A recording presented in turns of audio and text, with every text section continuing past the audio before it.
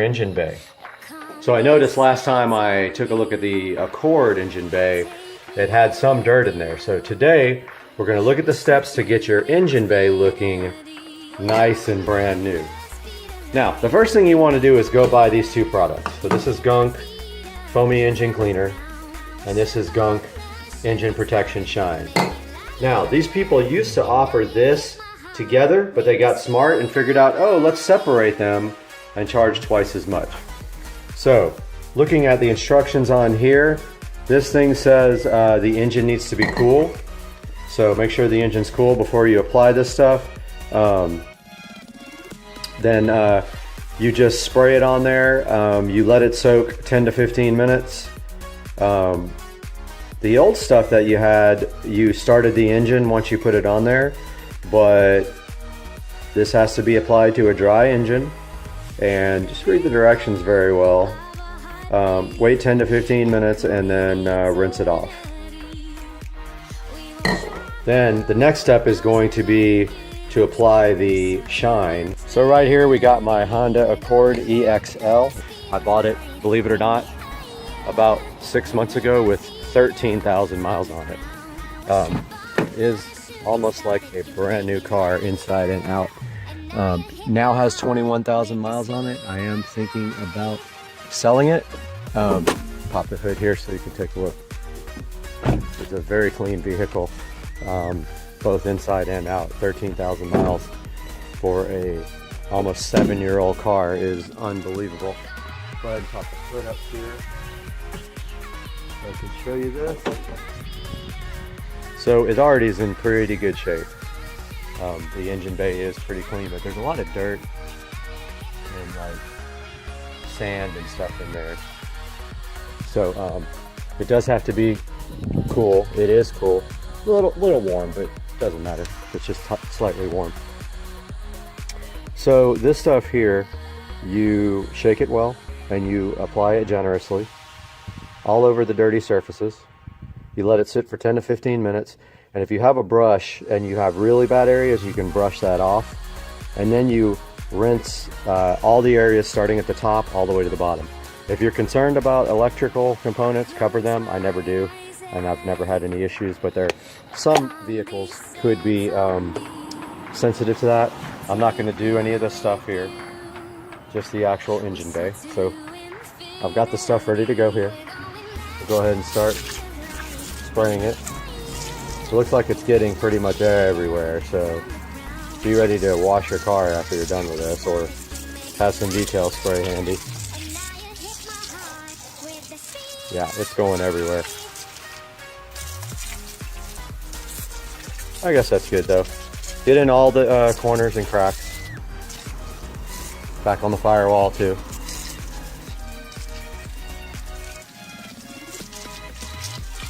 See how I'm getting everything really good, including the areas that you can't see. A lot of the dirt will tend to build up on the intake manifold and things like that. Get the firewall and the wheel well's good.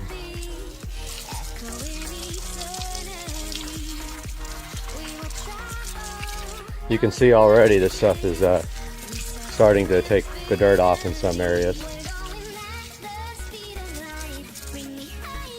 Get those areas down there that you can't see. Don't forget that. All inside there. Down next to the transmission. Over here. Another thing that helps is to go from every angle. Gets areas that you can't get from, the front. So walk around the back. Get all the places that you can't get from that angle.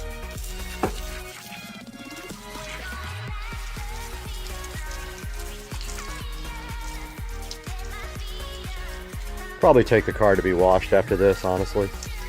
So not going to worry too much about getting it on the exterior.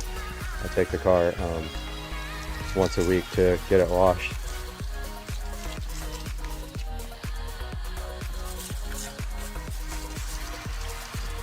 And now from this side. See all the places I missed when I was spraying from the front because of the angles. So this helps you get everywhere. Don't forget the back of the engine too.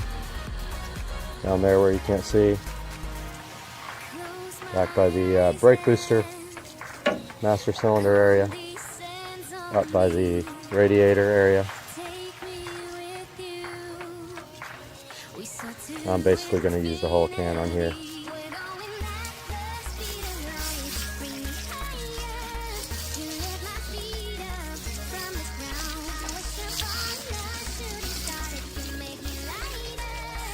Can's almost empty.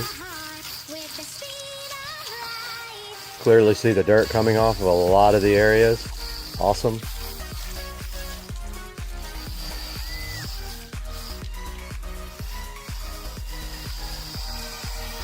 And that's that. So, use the entire can of Go Foamy Engine Cleaner on the engine, and now I'm going to let it sit for 15 minutes. Got a brush right here that I'm going to throw away or reuse just for car stuff after this. I'm going to hit these top areas here that are right in view that maybe this stuff won't be able to get off. You can see already that's making a huge difference. It can't get into it can't get the big stuff off without your help. But look at that. See how that's getting all that off? Hit all the areas that you can with a brush if you really want it clean. Hit your wheel well areas, top of the wheel wells, that is. Anything in sight here that you want really clean, go ahead and use a brush. I'm using a brush from the sink that I'm throwing away. Look at that. Also, if you have a really bad engine bay, you can do this twice. You can repeat the process, and that will get even more off. So keep doing that until you get everything in sight that you really want clean. Got the hose right here, which just so happens to be close to the car. I've got it set on jet. And I'm going to go ahead and start spraying everything down. And it's supposed to start from the top to the bottom. You can see the dirt coming off of it. It's working really well.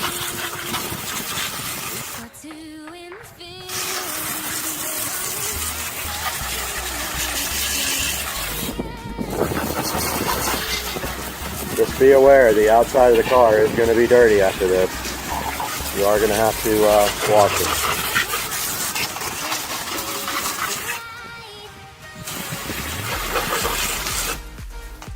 Go ahead and get some more hose over here and clean it from all angles, just like when you sprayed it.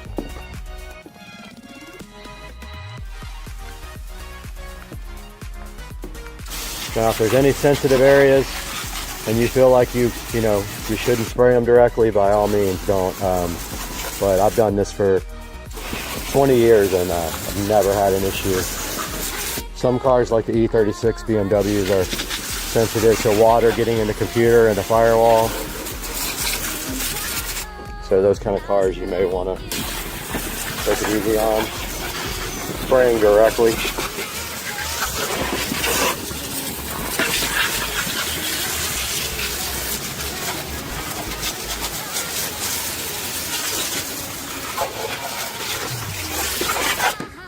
Alright, so got it all rinsed.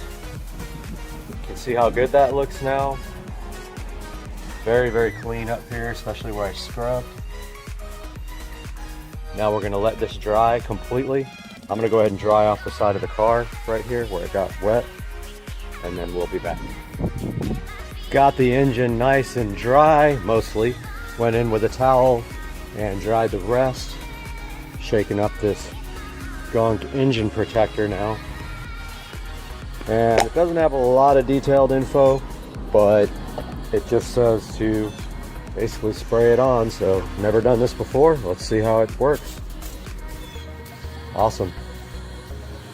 Looks like it does leave it nice and polished.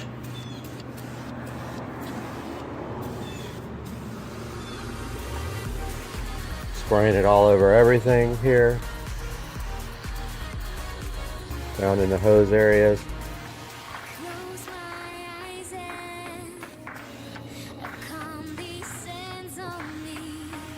Looks awesome already.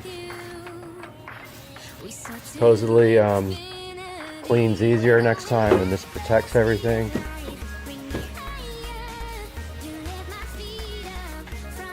Pretty cool.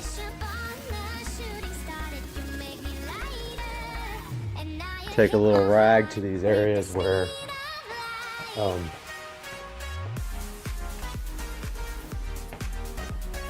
up front where I don't want to spray the actual car down. I don't want to get it on the paint. So these areas here, I'm just kind of wiping the stuff on. It's almost like Armor All when you bunch of water right here, but you can see like you can help it in some of these areas here where I just don't want to spray it directly on my paint. So in these areas, I'm just wiping it in by hand. You see how it acts just like Armor All?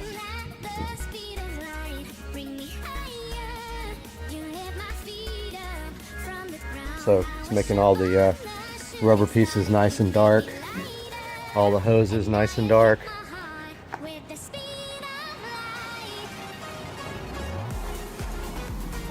Really awesome looking already. See how that is shiny? Now there's no instructions after that part. Doesn't say whether you can start your engine now or whether you have to let it dry first. I'm gonna let it dry for a little bit before I start. But as you can see, I'm just kind of wiping it into the areas that it might have a problem spreading to, and some of the areas that are kind of hard to get to. So there you have it. Next time you clean your engine, it will be much easier because supposedly this stuff protects the engine from getting dirty. We will see how it acts over the long haul though. Time for the big reveal of how to ultra clean your engine. This has had time to dry, and wow, look at this. This looks like a brand new car. This is amazing. I've never used this stuff before, but it is really good. I highly recommend the gunk cleaning system, which is right here. So we've got the foamy engine cleaner, and then the engine protect shine, and it came out like this.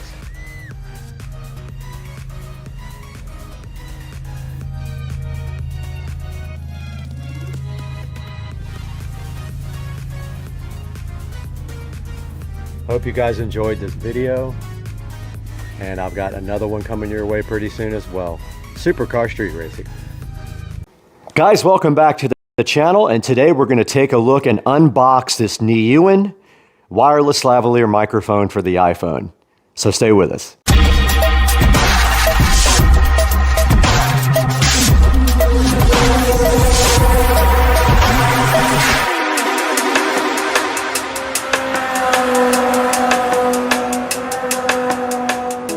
Welcome to Supercar Street Racing. If you're new to the channel, thanks for joining us. Go ahead and hit that like and subscribe button. It helps us out tremendously. And welcome back if you've been here before. Today on the channel, we're taking a look at the Nylon wireless lavalier microphone for the Apple. This does have a lightning connector on the back, so it is only for Apple products. And I don't actually own an Apple product that I can plug this into. So today we're just gonna be taking a look at the unboxing and giving you guys a low-cost alternative to an expensive mic like this DJI right here on my hat. All right, taking a look inside the box for the Nylon wireless lavalier microphone, and we'll cut away to some pictures of this. It does come with an instruction manual. There's the instruction manual there. Also, it comes with a little charging cable, probably about 3 inches long. So it's just a USB-A to USB-C charging cable. You can use anything to charge it. You can use a computer or a little USB adapter to charge a phone. It comes with the microphone itself, which clips on your lavalier or your collar. And then it comes with the receiver that goes directly into the phone. And that is everything that's included with the microphone.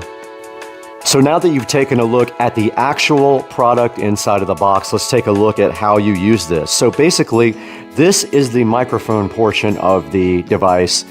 And you can see on the side right here, it does have a USB Type-C port. And what you do to charge that thing is just take your USB-C cable and plug it into any device that has a USB outlet that normally powers a USB device. You can use your computer, you can use your little USB adapter for your phone, or pretty much anything to charge this. And when you do plug it in, you will see a red light come on to indicate that it is charging. Then you take this lightning adapter here and you place it in the back of your iPhone or your tablet, and then you're ready to start recording immediately. So this microphone that I have right here on the hat is the DJI mic, and if you're wondering why it's up on the bill of the hat, it's because sometimes when I put it here on my collar, it is a little bit muffled and I don't have a pocket or a lapel here to put it on, so I just put it right here on the top of my hat. I know it looks weird sometimes, but I saw somebody else online do it and I thought it was kind of a cool idea just because of the muffled sometimes.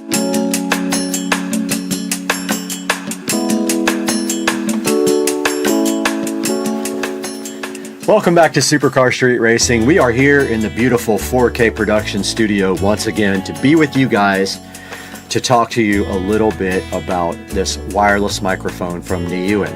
But first, I just want to encourage you guys to please like and subscribe to the channel. It helps me out so much. And please click through any of our affiliate links down below to buy anything you want on Amazon, as we get a small commission from it, and it helps me buy equipment for the channel. We do need a camera. Think about me when you click through the links and do us a big old favor. Now, today we have the I don't know if I'm even saying it right, but it's the Nylon microphone. Now, this is only for the iPhone, which is why we don't have an audio sample from it, because it is only for the iPhone, and I do not have an iPhone to test this with. Now, you can see right here on the screen, it does have the lightning connector there. And taking a look through some of the pictures here, we can see that it is a 65 milliamp hour battery inside of it. It says that it'll work for 6 to 8 hours, and it says that it will fully charge the battery in 1 hour. Now, I can also vouch for that because I did charge the battery with a USB Type-C from my phone, and it did take around an hour to fully charge. Now, when it does charge, there will be a little red light on the front of it letting you know that it is charging. Now, in our next picture here, you can see that all you have to do is just plug and play. And down here it says that the microphone and receiver cannot be used while calling, so you can't make a call and use this microphone to do that. It does record on to the actual recording. And you can see right here, right now, the 3 steps. Plug it in, power on, connection succeeded. And now, this is hilarious, exquisite fixed clip. Yes, it is a built-in windproof. It has built-in windproof, it says. All-round recording, so meaning it can record pretty much anything. Full and rich sound. It holds to your collar firmly. It is fixed but not rigid. And it has a flexible position on it.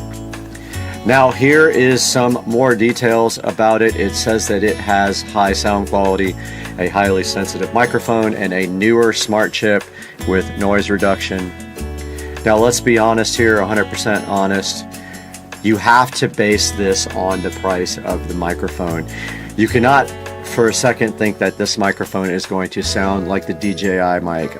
This is an $11 microphone. The DJI is around $300 if I remember correctly. So you're going to get exactly what you pay for in this case, and I'm sure you know that. Now this thing has 14 reviews and they are all 5-star reviews, so that says something about it. But down here it does say that it's a new upgraded microphone, unrivaled audio quality, automatic noise reduction, built-in windshield. I think it's supposed to mean windscreen or not a windshield, that's on a car. Wireless freedom, so I mean you're totally free with this, right? I mean you're free anyway with your phone, but this gives you a wireless mic to walk away from your phone with. Versatile for a wide range of applications, but hey, I mean I'm using it for recording audio. I'm going to be using it. Now looking at the reviews here, all 5-star reviews. Great little mic. I think they meant mic. It says mix for just over $10. Nice and easy to set up and use. Great value for the price, and they did put a picture of it in there.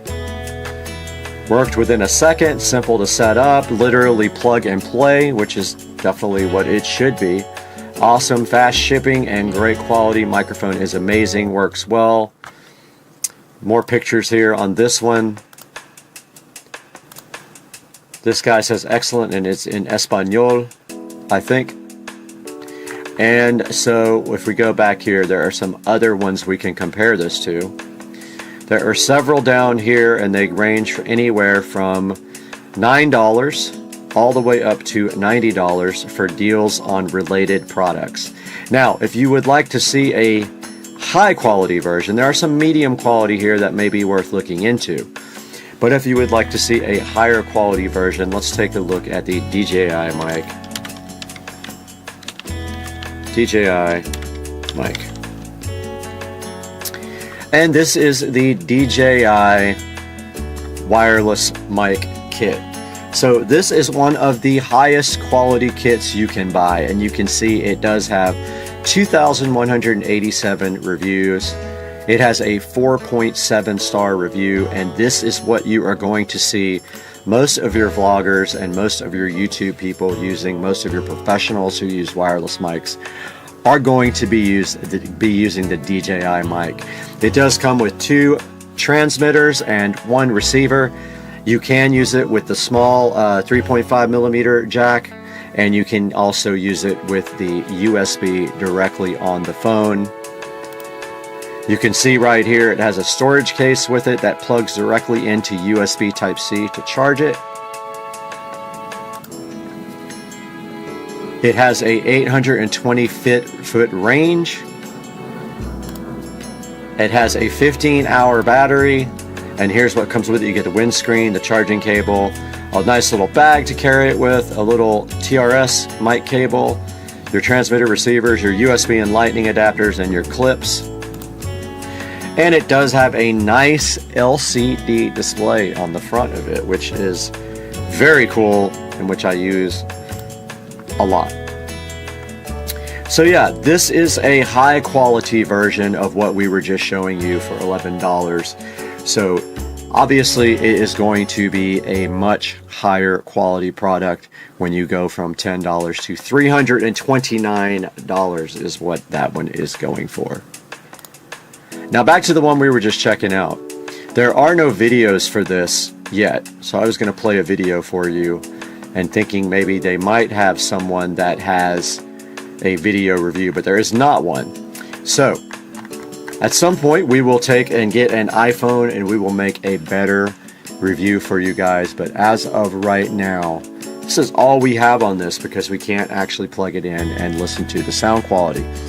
Buyer beware, it is an $11.48 microphone, so you know what you're getting for $11.48. Now let's talk a little bit about the channel again.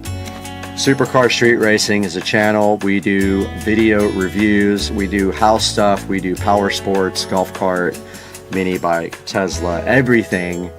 And we so much appreciate you coming to the channel and supporting us. And please, once again, like and subscribe. and click through our product links. Even if you're not buying this microphone, I'll have a link to it in the description. But even if you're not buying this, go ahead and click through that link and purchase anything on Amazon, and we will get a credit and we will get a small amount of money to put back into the channel, because as you guys know, we do lose money on the channel. Thanks again for tuning in. We'll see you next time with some more content on supercar street racing. See you guys later. Welcome to part 3 of the Avon E90X install video. We were just talking about File Manager, but I was just going to show you guys that this has an SD card slot right there, right on the side there, right there. You can see the kind of the reflection of it. Does have an SD card slot, and mine has a 128 gigabyte SD card in it, which is very nice. Yes, you can move applications to the SD card. That was my biggest thing, being able to move apps. So File Manager is ES File Explorer. Let's go to Car Info. No, let's not. Actually, Car Info is your factory navigation system. If you want to go to that, you hold down menu for 3 seconds and it switches over to your factory nav, where everything works like it did before. So we hold down nav or menu 3 seconds again, we go back to Android. Let's look at some more of these settings here. Browser is basically, I believe, Chrome. And you can see here I had a bunch of malware installed, but we got rid of that finally. But yeah, so that's Chrome. And let's go back to the menu. The next set of menus.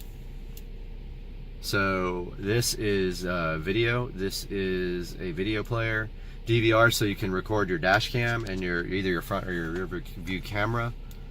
Settings takes you to a settings menu that looks like the BMW settings, but this is actually the settings for the unit, and this is where you set up what navigation app you want, your language, and by the way, the iDrive control works. The time, by the way, use original time and set it up in your Android settings. This is how you set the volume levels. This is how you set up your rear view and front camera.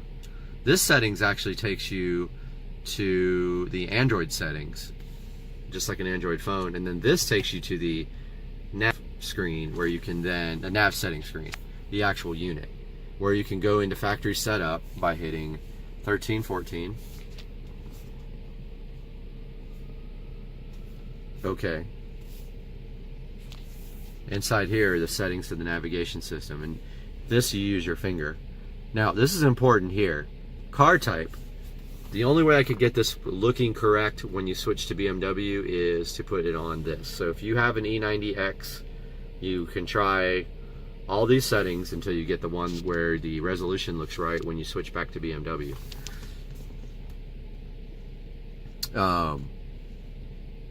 There is also a boot logo change screen here. This is where you set up the GUI. I have it set on Evo New, but if you set it to NBT, that is the new BMW look. So let's go to menu again. So dashboard is interesting except for one thing. So dashboard is where you get information about your car, and you can see it actually works. But the problem is that it's in kilometers per hour and liters. I mean, come on, dude, get this working correctly. This unit is for the US. It doesn't, you need a switch for miles per hour, okay? So hit back. Phone link is where you use your telephone, and apps is just like it says, it's your ta-da Android apps. And you can see some of the stuff I've got loaded on here. I did try to root this. I was not successful. And in the process I installed a billion malwares on it, which I removed later. But yeah, I have all my BMW apps here. The iDrive does not work on this screen. But so you have a BMW, you probably, and it's an E90, you probably know about MHD and you probably know about XHP. So let's talk about having MHD available to flash the car. So let's hit that. Of course, resolution looks weird until it boots up. Now here's MHD. Now let's look at, now every time it boots up it asks me if I want to use a USB cable, which is annoying, but it does it every single time. So let's look at where we would flash. So here's the maps, and I'm using that E85 mix down at the bottom for corn. And let's hit the back button. So yeah, this is the MHD flasher, and in the next video we're going to talk more about that. Hey, what's up everybody? It is Thursday. I got a long extended vacation right now for the holidays, so I'm just chilling out here in my sunroom, and as you can see in Florida right now it is raining. It has been raining for a couple of days now, so I've been making the most of that and working on the car and getting things done around the house that I need to get done. So we are waiting right now for some parts to come in from Italy. I'll show you a snapshot now of that tracking information from the courier coming from Italy, and this package sat in the exchange office for literally 10 days. So as soon as this package gets in, here's a look at what we'll be doing next to the car. I bought all replacement interior pieces in carbon fiber for the car, and my one pet peeve about the car always is that it has wooden interior pieces. Should look a lot better, honestly. I think the wooden pieces are more luxury, and the car is definitely not a luxury car, it's a sports car. So I'm going to overlay pictures of the carbon fiber interior pieces while we're talking about them, and also tell you a little bit about them. So inside of the car there's basically three wood pieces that come from the factory. You've got on the doors, you've got strips of wood. It's not cheap wood, it's really expensive, the actual stock pieces I'm hoping to sell and make some money off of. But you've got the door pieces, you've got the center console piece. Total of 3 pieces. As you can imagine, making these out of real carbon fiber, not some cheap stuff, but actual laying carbon fiber for these pieces is expensive. So you can expect to spend on the pieces, depending on where you get them. There's a good shot of outside there, the rain. Depending on where you get them from, brand new, they run about $1,700 US for just the 3 pieces. So they're not cheap. That was one thing that I was not too sure about if I was willing to spend $1,700. And also, coming across the pieces used is not very common. So I did get lucky. I found a guy who had actually 4. He has the shift knob too. Now the only thing about the shift knob is it's keyless go, and I do not have keyless go, the one option that I really wanted in the car. I don't have, but the car had a warranty, and that's what made me buy it over everything else. So I'm getting the keyless go knob, which looks way better than the factory knob, but it will not start the car, unfortunately, with the push button on the knob. But it is a full carbon fiber shift knob. Now I got all of these pieces for under $1,000 used, and they are lightly used. The guy who has them actually got brand new pieces fit in red carbon fiber. He has red interior and it looks ridiculous, but now he's selling these to me for under $1,000. Of course, the only drawback being that they are coming from Italy, and it is taking forever, and I'm hoping that they get here before the Cars and Coffee event in 3 weeks. Second Saturday of January, there's a big Cars and Coffee, which I will be documenting. So that's what's going on with the car now. As you can see from the pictures I overlaid, it's going to look pretty sweet. I'll also show you, actually I'm going to hold off on showing you how it looks completed. You can easily find that online, but I want you to see how it actually looks when it's done. So as soon as I have an update on the carbon fiber interior pieces, you'll see me again. Have a good one, guys. Make sure you thumbs up and subscribe. Thank you. But I think I have a new plan that makes more sense.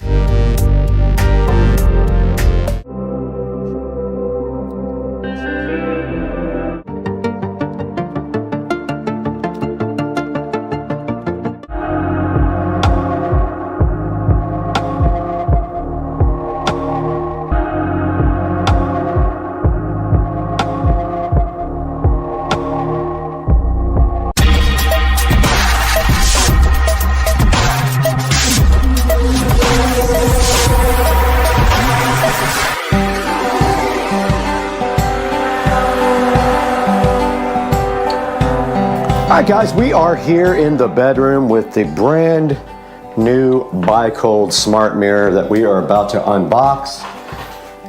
And I'm looking for my scissors or the SCSR knife, but I can't find them. So let's use this drywall saw.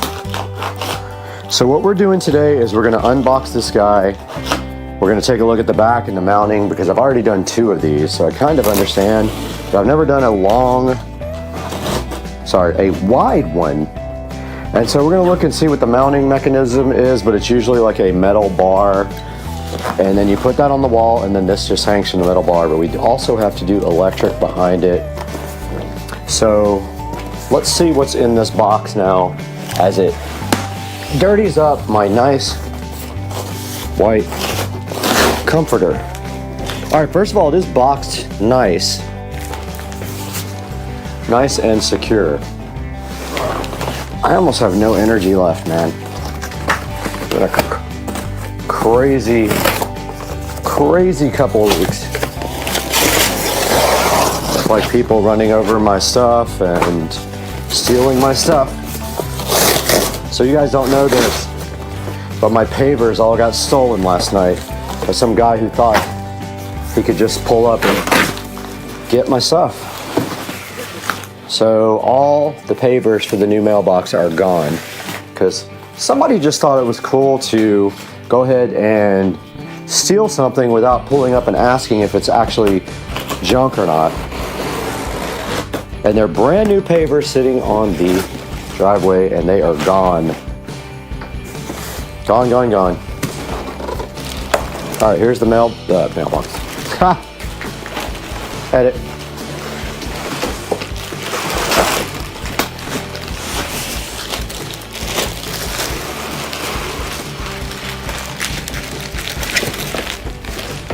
There is the smart mirror. So fresh on the bed. And as you can see right here and right now, it just mounts with 2 screws here and here. They give you inserts, but I have purchased some way better inserts that will be perfect for what we're doing. And then they give you this template. And so the confusing thing about the template is you have to know which device that you have.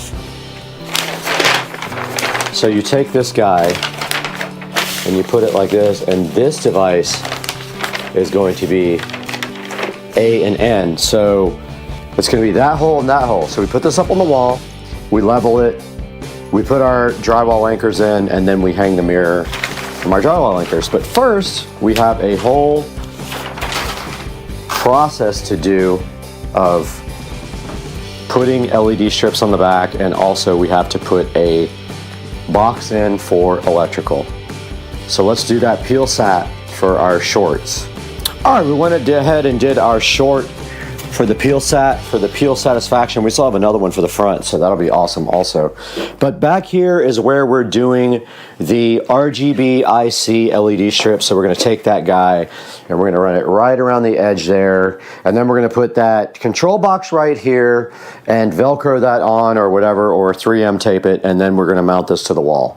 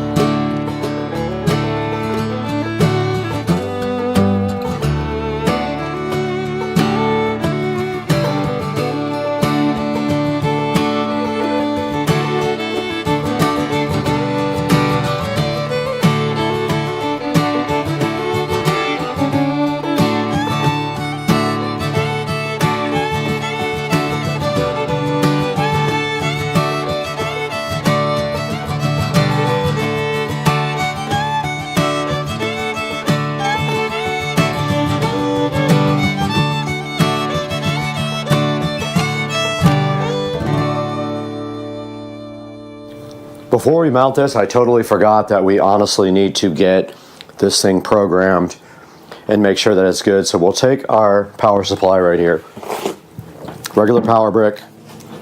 We're going to go ahead and plug that into the wall, open up the Govee app, and get this guy all set and tested before we actually mount this. The last thing we want to do is take the mirror down if we have problems.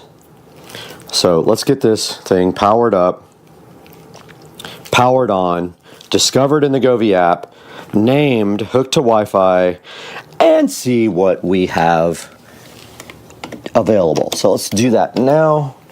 We got the power cord here. It should come on when we do this. It did, so it does actually work. And it looks like it's set to audio, which they all kind of default to, but let's open up the Govee app. We got the Govee app open here, so we just have to discover new devices. So you hit the plus. It already knows it, so we add. It's probably going to want to update the firmware. Let's see.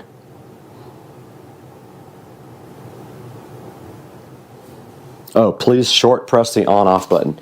So in order to pair this, you have to do this, that, the power button. Finally, device is pairing after like 18 tries. Please press the off on. Alright, we finally got the device to pair after I had a small heart attack, and it is the guest bathroom smart mirror. As you can see here, we'll hit done. It's looking for Wi-Fi. We're going to go ahead and connect to that Wi-Fi network. It might fail because I just rebooted the router. Let's see. It did connect. Let's see if it wants to update firmware. And here goes the upgrade, so we will come back when it's done. Now the whole thing is getting the mirror template lined up so we can cut the box for the power and then also get it lined up correctly and get it mounted to the wall. So let's go do that. Back in the bathroom here, and we have our template. Sorry if it's echoey, but basically I have also reskimmed this and just sanded that, so they need paint before we do anything. But I guess that's kind of the next step. We wait for this to dry, wait for that to dry, paint both.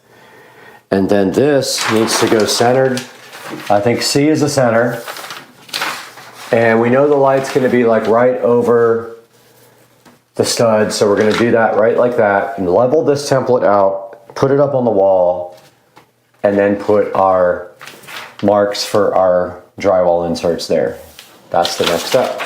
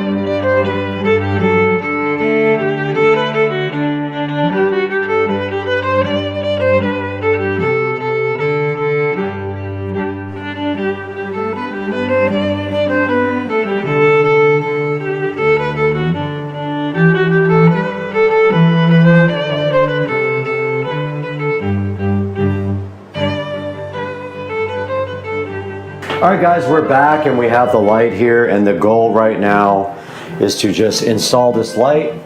So keep in mind there's a lot of weight on this light, and they give you like pigtails here and wiring nuts.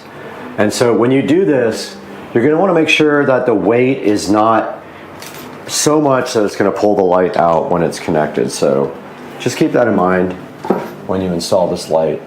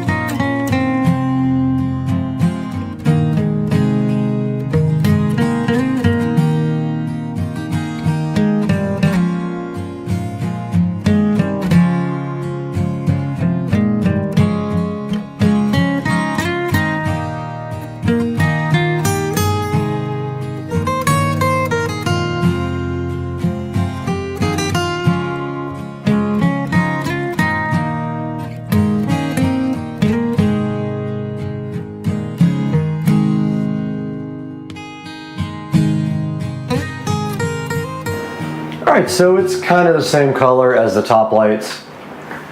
No, it's perfect. No issues at all. I just got to fix that little screw hole. This other one's completely covered, but yet looks crappy because I can't ever do good patch.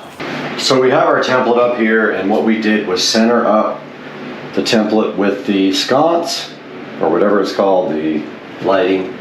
We leveled this guy right here very carefully. A little off. Level this guy very carefully. Yep.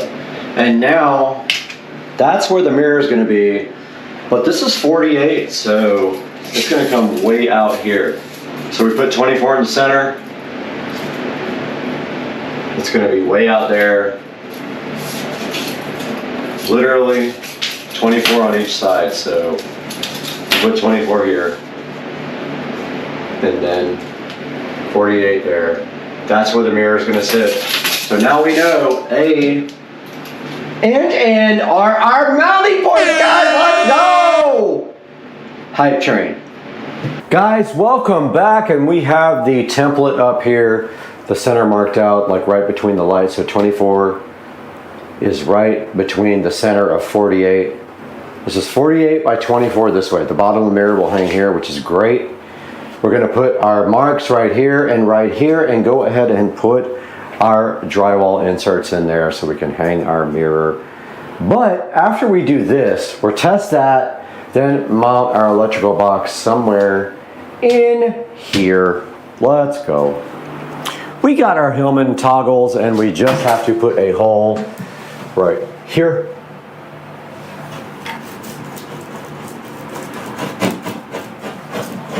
Large enough for this to go through, but not too large for this thing. Let's go.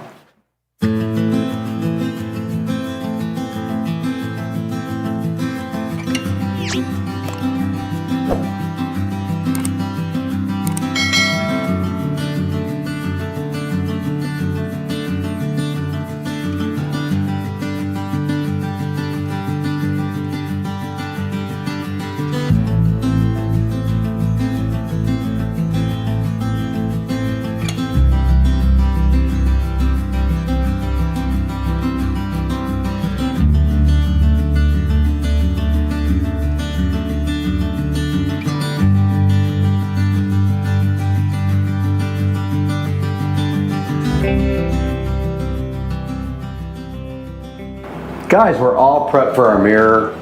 We have our hangers here, our electrical hole here, our false positive here, and what we're going to do right here and right now is figure out electrical through this hole, and we'll tie it into the back side of the wall. But I need to figure that out now, so I got to make a little extension cord to go through to the wall and make a electrical box, guys. Let's go. All right, so I had a meltdown yesterday and threw the mirror after it was broken. And I kind of scratched up my floor, so I ordered a kit to kind of touch that up. But giving a little update in here, my receiver microphone is dead, so I can't use the wireless mic, but I got everything painted in here. I got the new light put up yesterday, and I just repatched a couple of holes that were there because it looked terrible. So I'm going to try to do that better. That was my worst thing ever. I got the show mounted in the wall. And now I'm going to put these plates back on and work on this light here. All right, this is the new puck light to replace the one that is there. This one just literally will come right out probably. Yeah, I don't even remember how I got that thing in there, but this is the new one. It runs on 110 volts and it's LED, and this old one is incandescent. So this will be a upgrade for it, and here is the actual new puck light that is going right in its place, and it has a little, oh, that's interesting, it has an in and an out, I guess. I don't really know, I guess so you can chain them. And then it's got on the bottom, it has a adjustable color temperature. Very cool.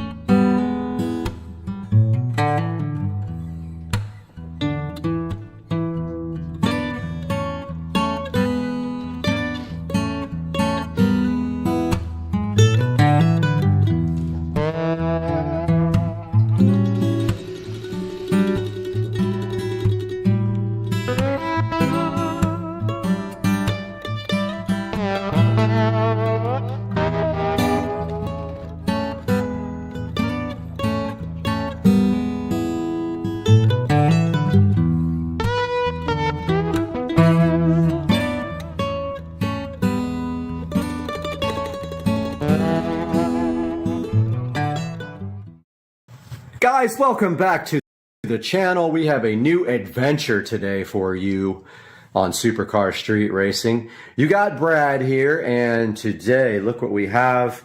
Here we've got this Mighty Max battery here. Pretty awesome. And we've also got this switch for the headlight, and we are going to get these both installed today on Supercar Street Racing.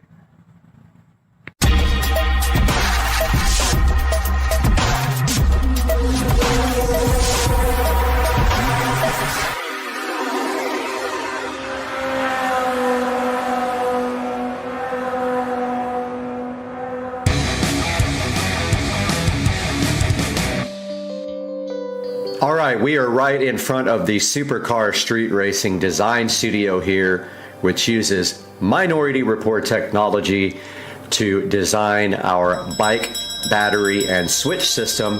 We've got Photoshop open right here. We've got our clip art over on the monitor that you guys can't see. So the first thing we need is the generator on the bike. Now the bike does have a generator and not an alternator. So let's pull that over. Put it down here. We need a battery. Let's pull that over.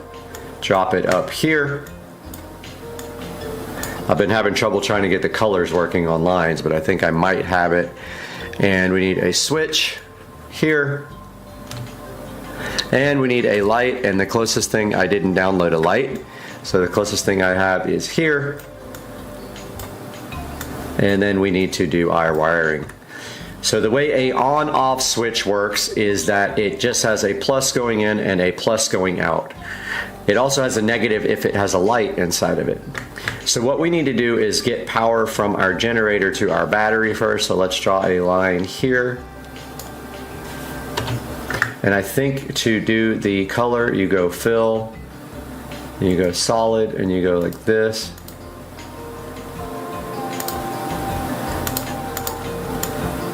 I have had trouble with this now 3 or 4 times. Let's see, RGB. Okay, there. So let's try that again. So you draw up here, stroke. Okay, yeah. All right, so you hit stroke and then you hit RGB and pick the color. So the positive is green on the bike coming out of the generator. The negative is brown. I don't know how we can get a brown on here. I guess it's close enough. Brown would be negative, and then green would be positive. All right, so we've got our positive and our negative feeding our battery. Now, the switch has a green, I think a black, a brown, and a blue, pretty sure. So then what we do is we go from the black from the actual battery will go to the negative on the switch.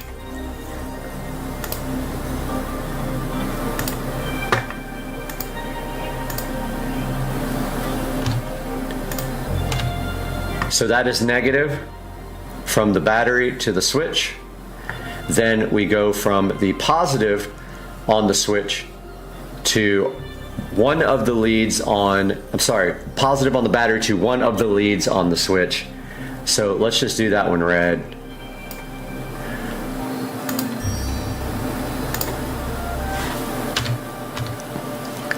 And then we will pull another one over here. Let's do that one blue.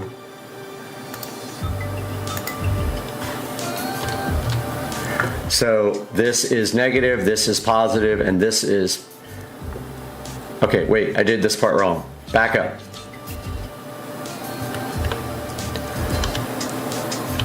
All right, so that's correct there.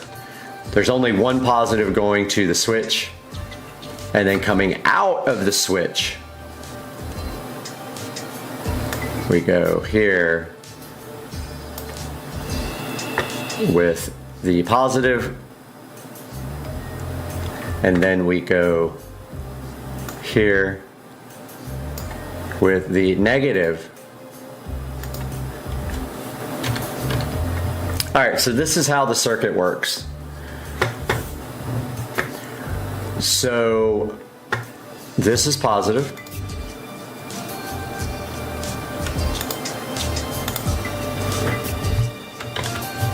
It's tiny.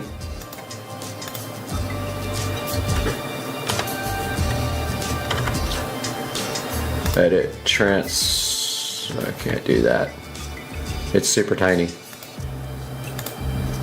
Let's see if we can make that bigger. Okay, this is negative.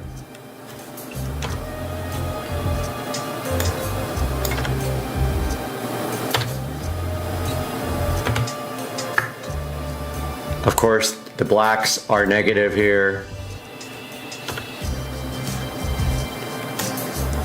What does lorem ipsum mean? I don't even know. I wanted to Google that. And this guy is positive here.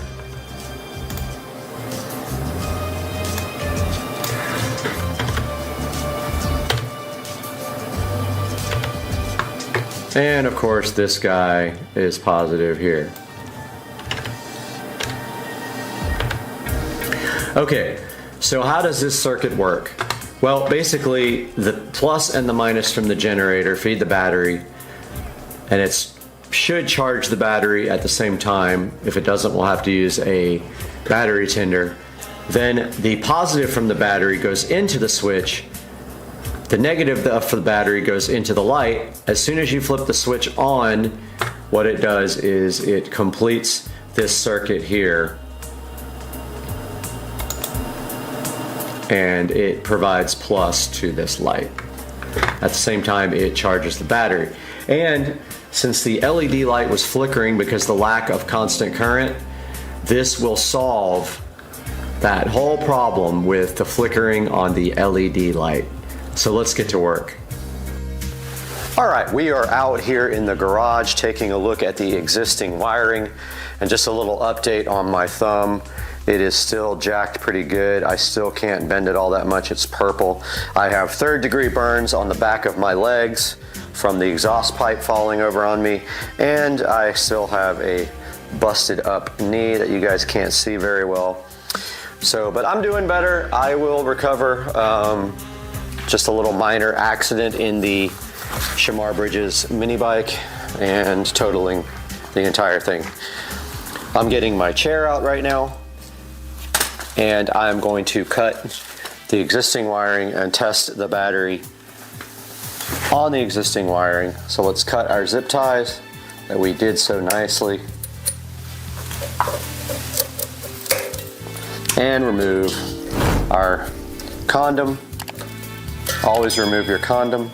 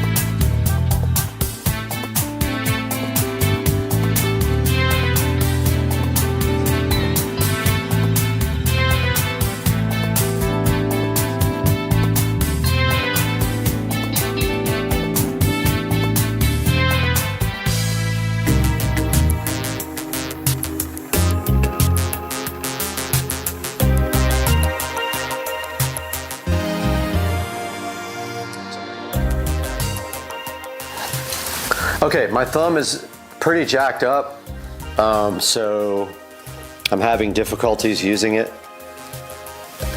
but I think I can handle this.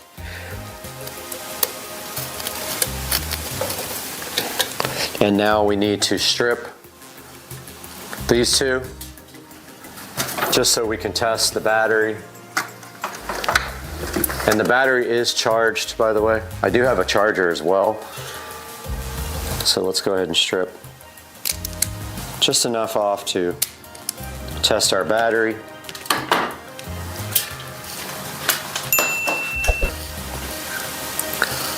And so here we are, and we have our battery is going to lay kind of sideways in the bike. This should be enough if I can hold on to it. Should be green to positive, and orange is negative. And now you see how adequate that is for power, and that's what we are attempting to do today.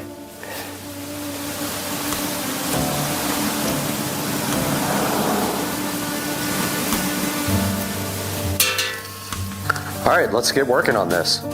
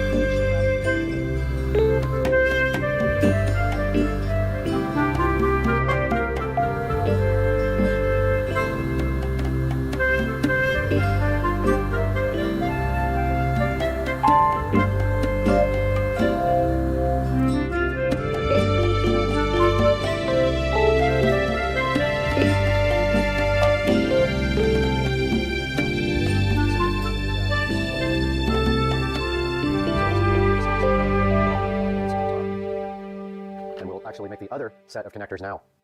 We're going to go ahead and run this black wire up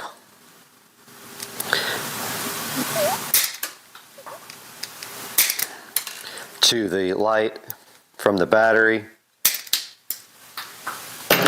And this is a little bit thicker gauge wire. And it's really hard to see, but there's a ridged side of this. That is the positive.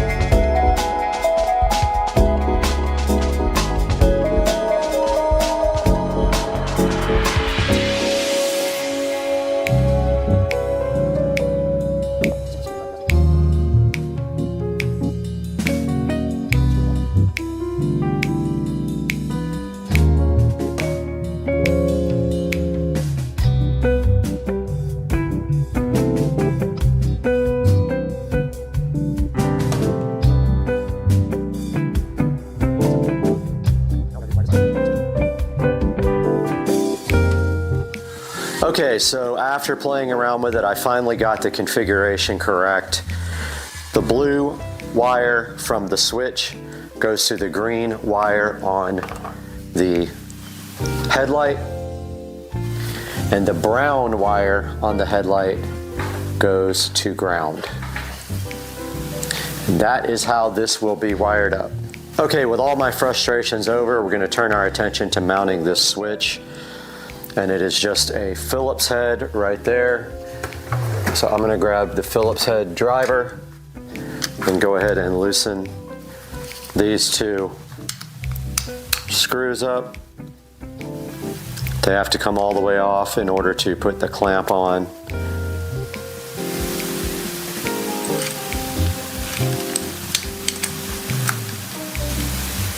It's very hard to work with one thumb. And I've already crushed my thumb 2 or 3 times and made it hurt.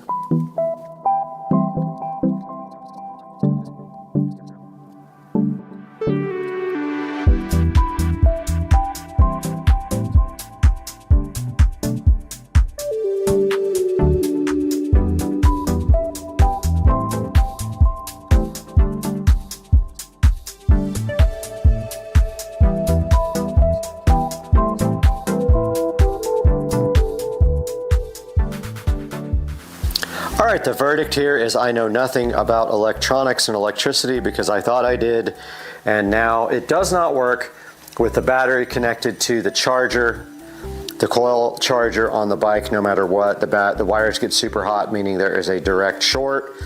So I have opted to go without charging via the bike. I will just use the battery to illuminate the headlight, and I will charge it in between runs, which should last for a while. I would guess it will last longer than I'm willing to ride. So now we're gonna pull the battery feed up to the switch and wire it into the headlight.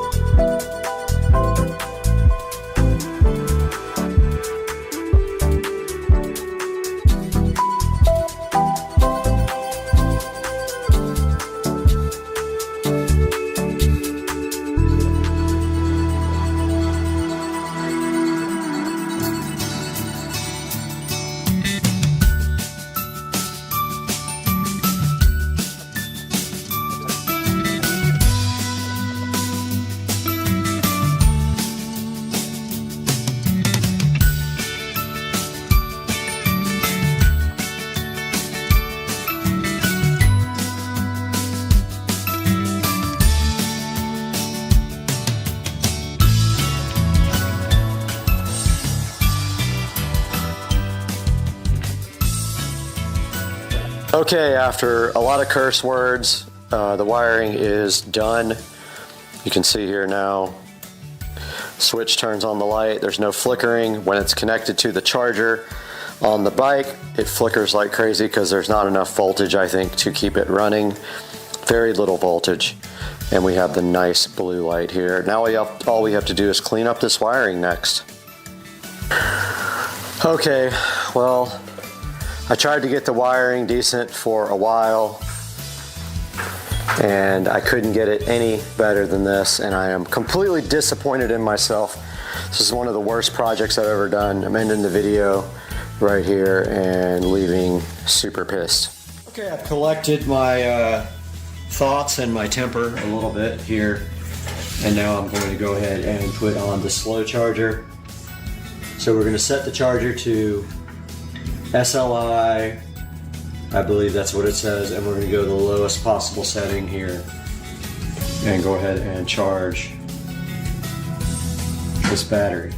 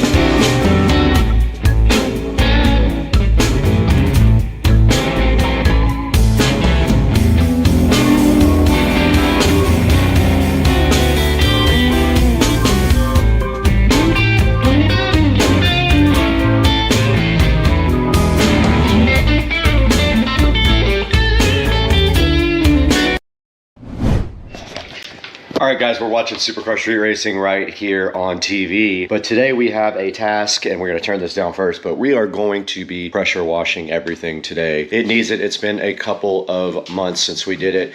And you know you have to do that all the time in Florida. So Patricia's coming over. She wants to do it. She loves doing pressure washing. It's like her therapy. We're going to go ahead and get set up for her, though. We're going to go grab the pressure washer, get the hose connected, and start looking at pressure washing. And this will be the first time we've ever pressure washed my new driveway. So it has not been pressure washed since I got it. So this will be a first on the pavers. Let's get busy and get to work.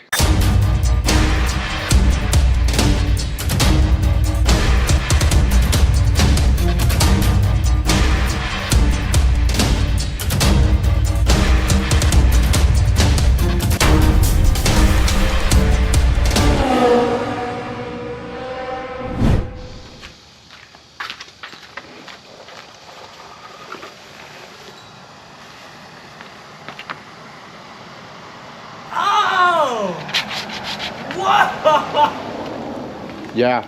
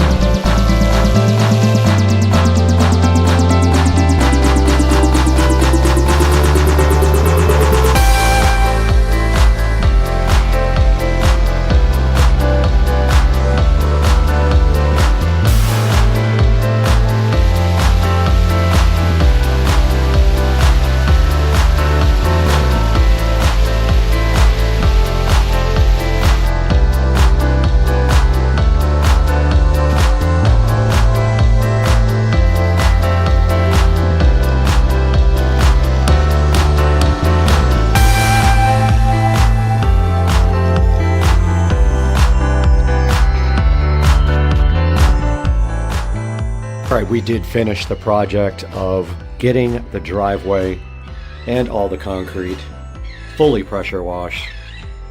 You can see how good this came out here in the front. The concrete is super white again, and then we will take you around the house and show you the other parts that did get pressure washed. Right, and it is raining a bit out here, but you can see we did get the pool deck done, all these pavers, and the entire side of the house right here on the same day. And all this got done here all the way up to the front. And that is the new pad that is supposed to run water off and keep it from going into the actual studio. But yeah, guys, hope you enjoyed this video and all the pressure washing stuff. I know it's satisfying for some people, but there's a good look at the pavers that got done there and the pool deck. And of course, everything on this side as well. All of this got done and it looks amazing. And that is going to do it for today, guys. Thank you so much for joining us one more time on Supercar Street Racing. Oh, I forgot to mention before I let you guys go, we did have massive problems with the GoPro overheating, so we lost a lot of the footage that we did because it just kept shutting off. It's so annoying. Even in the shade, it would not stay on. So yeah, guys, that's going to do it. Thanks for joining us today. We'll see you again next time. What is the deal with all the frogs out here? They're insane. Why? Why is it so loud? Why? Guys, the frogs. What is happening? We ran out of daylight last time. The guys are right behind me. We're gonna do the rest of the string lights.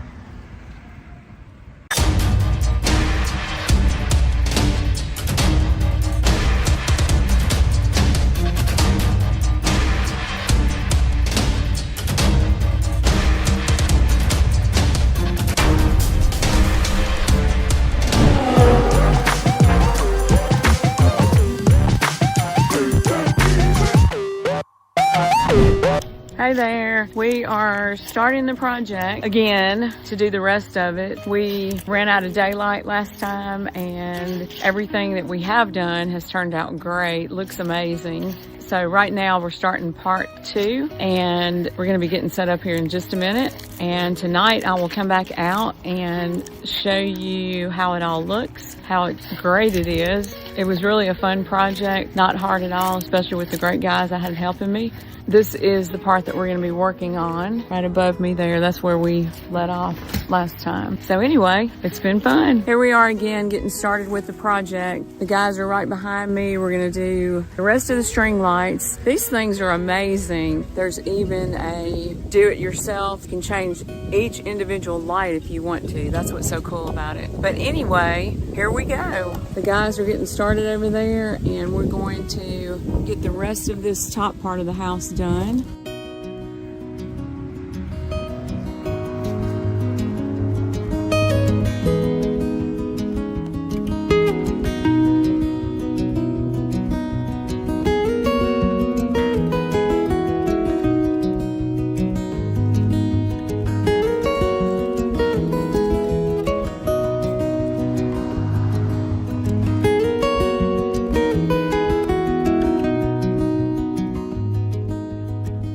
All we've got left to do is that top part, and hopefully we're going to have enough to finish. Not quite sure about that.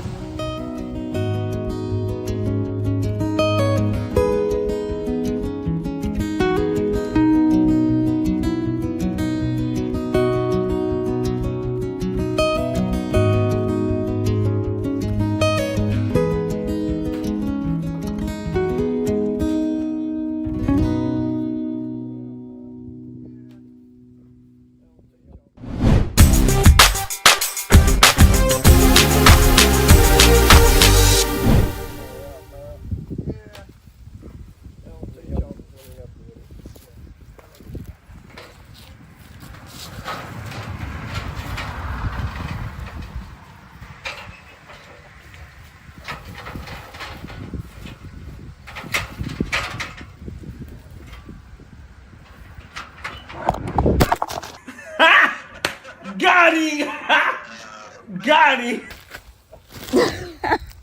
Camera's on the ground. Sorry about that, the camera fell.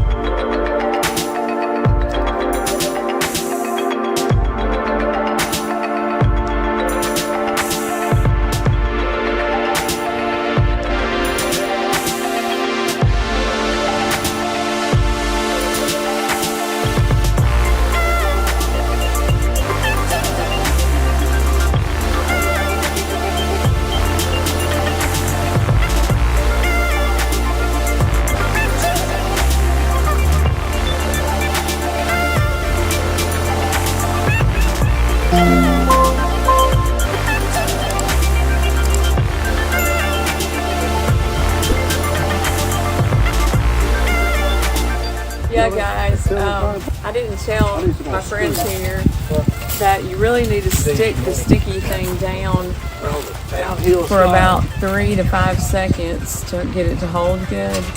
And I didn't tell him that until way into the project, so he's never gonna let me hear the end of that one.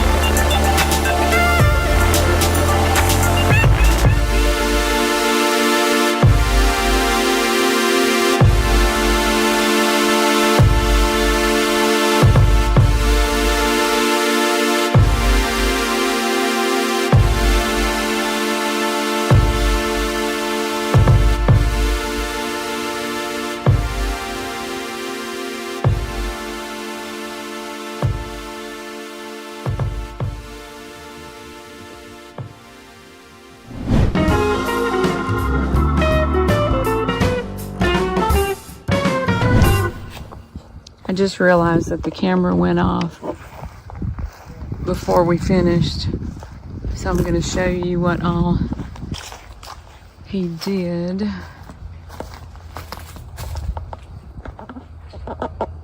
All that, and then we came around this corner and did that part, and this is what it wasn't enough to do the whole side, so we decided just to do that and see how it looks at night. Hey everybody, I am here in front of the Sister Car Street Racing compound viewing my new beautiful lights. Oh my God, I'm so excited. This is what I've got set up for Halloween. I've got it on blue, purple, and green. Kind of a Beetlejuice type theme. I'm a weirdo, whatever. I'm gonna show y'all some different things. This is what I did. I set up a DIY one on this, and that's what it looks like. If you go to that, you can see I've set it up to purple, blue, and green, 50% speed. Breath is the effect that I'm going for. It's not too fast, not too slow. It just kind of flashes between each color, and I just did this as my own. The normal Halloween colors were not showing up well on my house, so I'm going to show you some other different things. We're going to go back. Okay, this is where you can set it to your own custom color, kind of a yellow color. My house is red, so a lot of the colors don't show up as well as they would on a light colored house. It's kind of creepy. You can go up here to scenery. You have all different kinds of things. Willow, Glacier Express, speed, your own colors, whatever you can possibly think of. Let's try this. I haven't tried this one before, Dream. Okay, it is like a meteor. Let's try early spring. It takes it a second to change over. Let's try another one. Okay, this one's pretty cool. Kind of twinkling with blue and green colors. It's pretty awesome. Then we can go to life, which has trends, sports, meditation, dating. Okay, it's kind of a pink and red theme, I guess. Try sports. I guess you can set that to whatever color is your team. Let's go for a party mode. Oh yeah, that's my kind of vibe right there. Looks like a red, white, and blue party. I think we can change that to whatever we want, but I kind of like the red, white, and blue. It's kind of cool. See what work is. Looks like white. You can heart this, or you can go to this little 3-dot thing and you can set the speed of it. So many options, I don't even know. Oh, festival, I like this one. Okay, you have all these different things. Christmas, Valentine's Day, Halloween, Thanksgiving, Forest, Mother's Day, Father's Day, Football Day. Wow, let's see what Christmas looks like. Okay, let's get some green. Oh, there's our, I don't know what color that is. Doesn't look like green, but we can change that if we want. Okay, for Christmas, it's doing all these colors. But if I wanted to, I could just delete any one of these right here. Just click on it, delete it.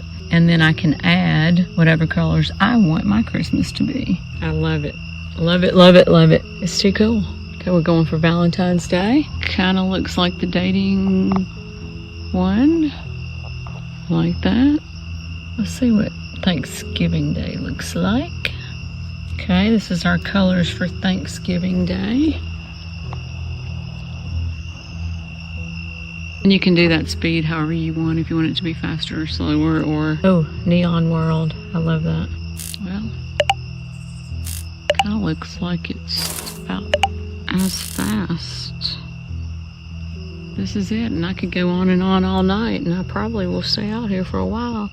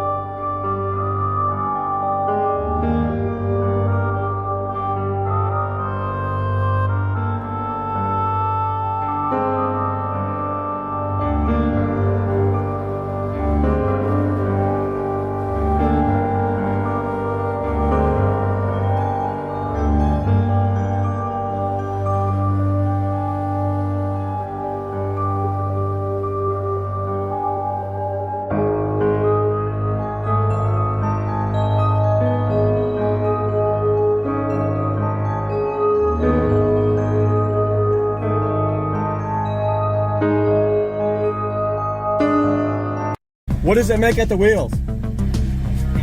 600.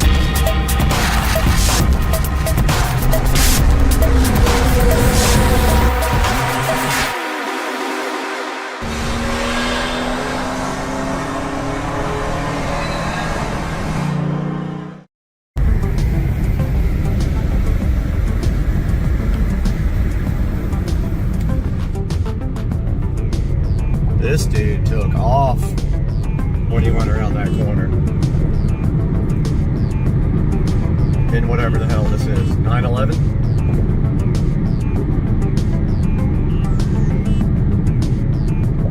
Turbo? Yup.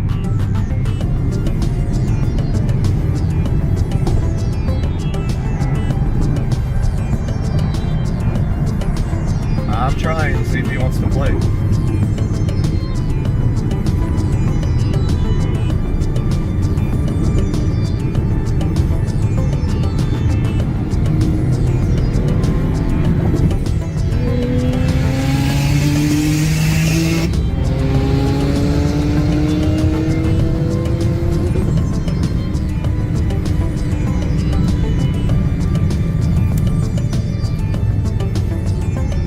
Got smoked. Thing's fast.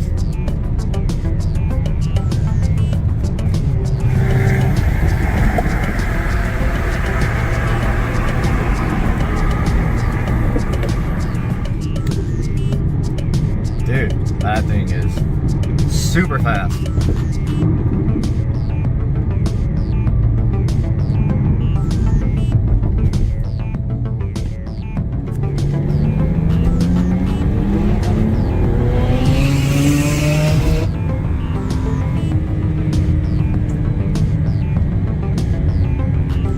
Two in a row lost.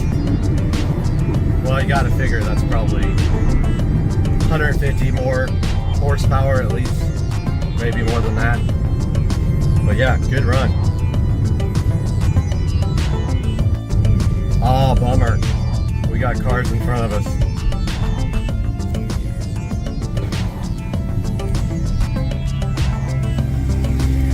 Modified? I was gonna say, that's. What does it make at the wheels?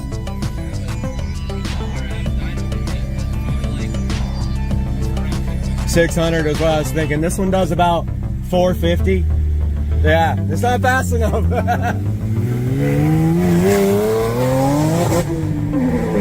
Dude, that thing's sick.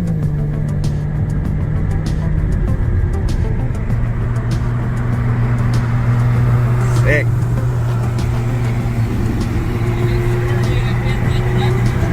It sounds good, man.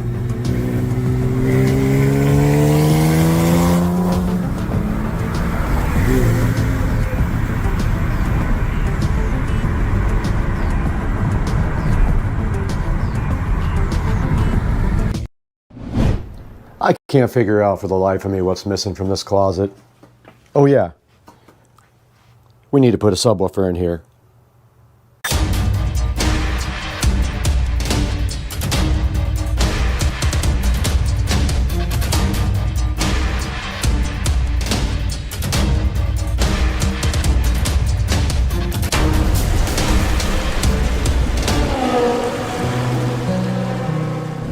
Guys, welcome back to Supercar Street Racing. Brad is here on a beautiful Monday in Northeast Florida, and we need to get this Sony subwoofer installed today, and we're going to put that thing right down there by where we have power. So our goal today is pretty simple. This guy has a section on the back for speaker level inputs. We're going to go ahead and get up in the attic, drill a hole in that cap, stick a hole in the side of the wall here, and go ahead and hook up this Sony subwoofer. So let's go ahead and get that sub down now and take a look at it.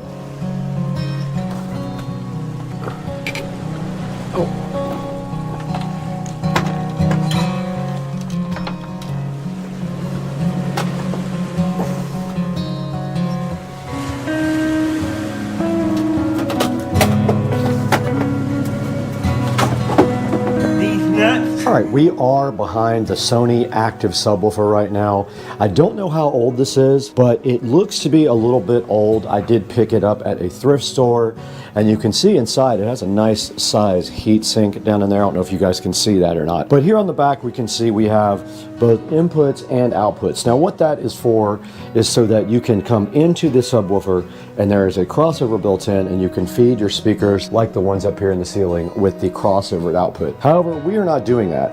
We are going to be giving these guys up here the same feed as they had before, and this guy will just come off of those to go ahead and provide input to the Sony subwoofer. Now in the back here, they also do have a level control. They have a subwoofer cutoff frequency. Now what that is the crossover level.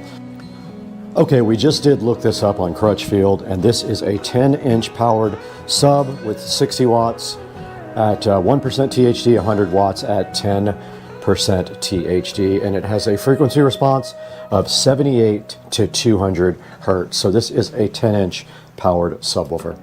I just wanted to discuss with you guys, when you are putting speaker wires in and you have to run wires down a wall, if you are on an interior wall, there should not be any kind of problems drilling a hole in the cap with a paddle bit and just dropping straight down with your wiring. Now, if it is an external wall, like the one in the bathroom going out to the garage, it could have insulation in it, which would make your job more difficult. And it could also have fire breaks, and those are studs that go left to right in the wall to prevent fire from breaking out as fast. So this wall here has no insulation whatsoever, and we are super lucky because it's literally right next to the attic.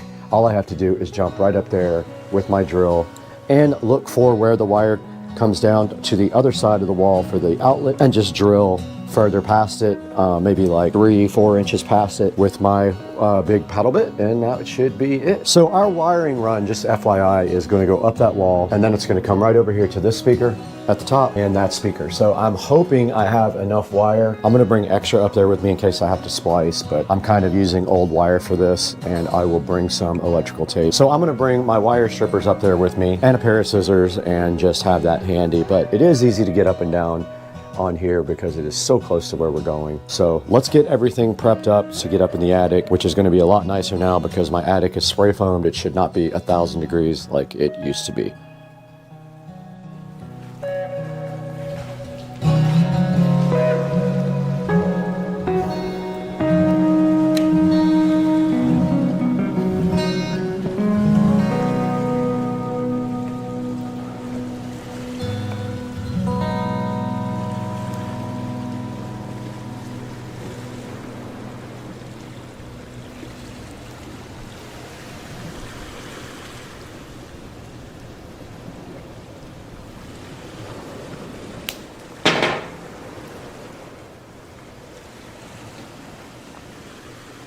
Okay, we did prep our wire for going up in the attic. This simply gets it so it can just go straight down the hole, and then all we have to do is drop the wire all the way down and pull it out of the hole. Now let's go check out our supply of wall boxes and see if we have anything to use to cut into the wall.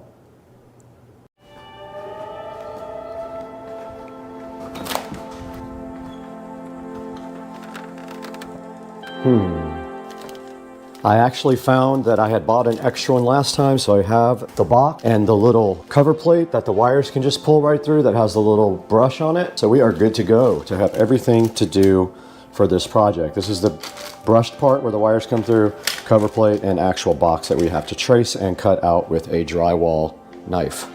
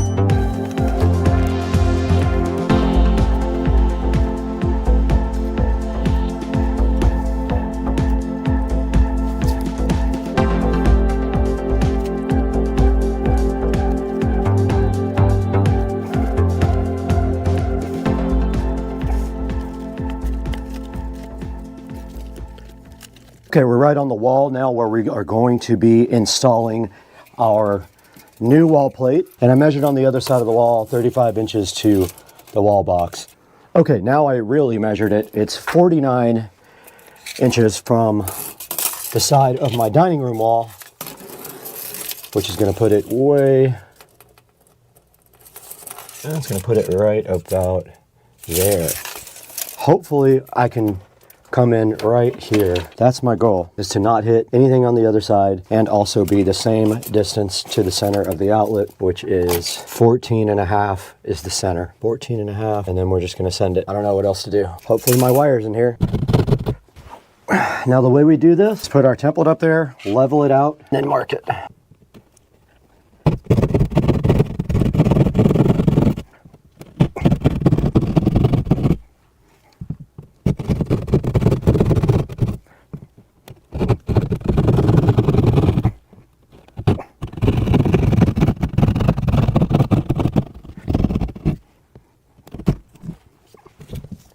We went ahead and got our wire pulled through, and now all we have to do is take our brush plate and poke the wires through the center of it because it goes on last. But we need to get got my impact now, so we can go ahead and put the swap plate in. So this is the kind with the flaps that open.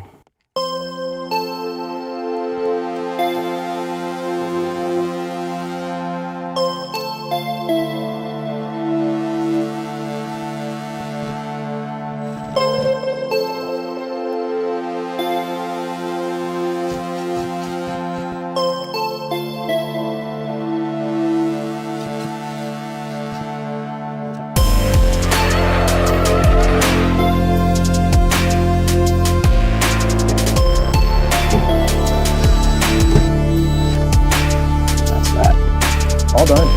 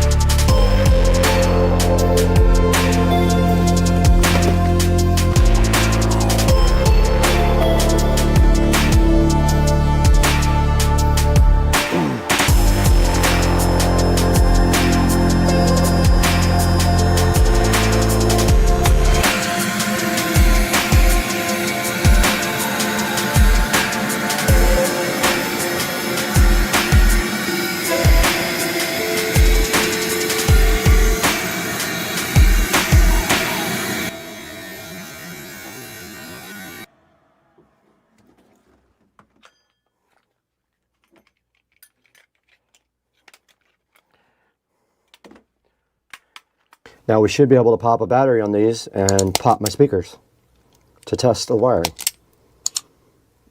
Let's see.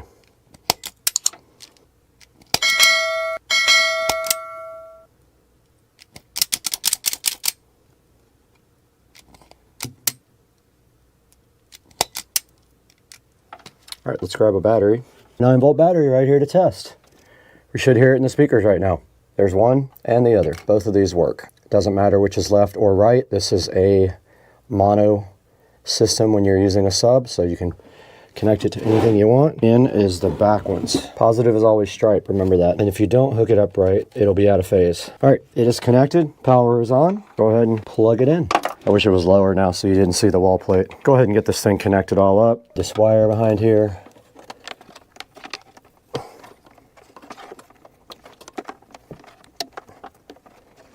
If we wanted to, we could slide over my shoe rack to hide it more. And we see the power light on. All right, there should be no copyright music playing right here. And it does hit pretty darn good for a 10-inch Sony sub. And this is designed to add some bass fill back around the bathroom area where I have speakers in the ceiling. And it'll also help out the entire house. But that is going to do it for this project. And I hope you guys enjoyed yet another subwoofer build inside of the house. 8 total subs with 6 being connected to the main house audio system. And we'll see you guys next time on Supercar Street Racing. Please don't forget to like and subscribe to the videos. And I'll put a couple of good subs in the description for you from Amazon. Go ahead and grab those. Click through my links. It helps us out so much. We can do more projects like this, more fun things with you guys. We'll see you next time.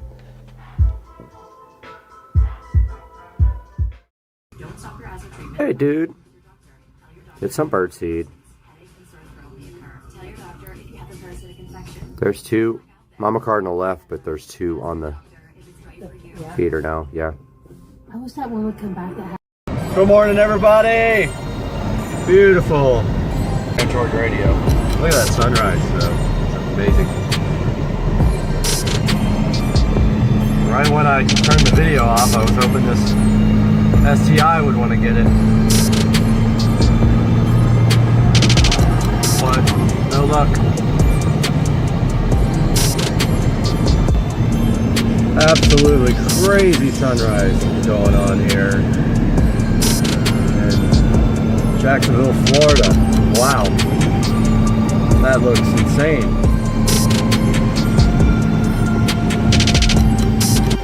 Out here at Cars and Coffee, taking a look at all the cars.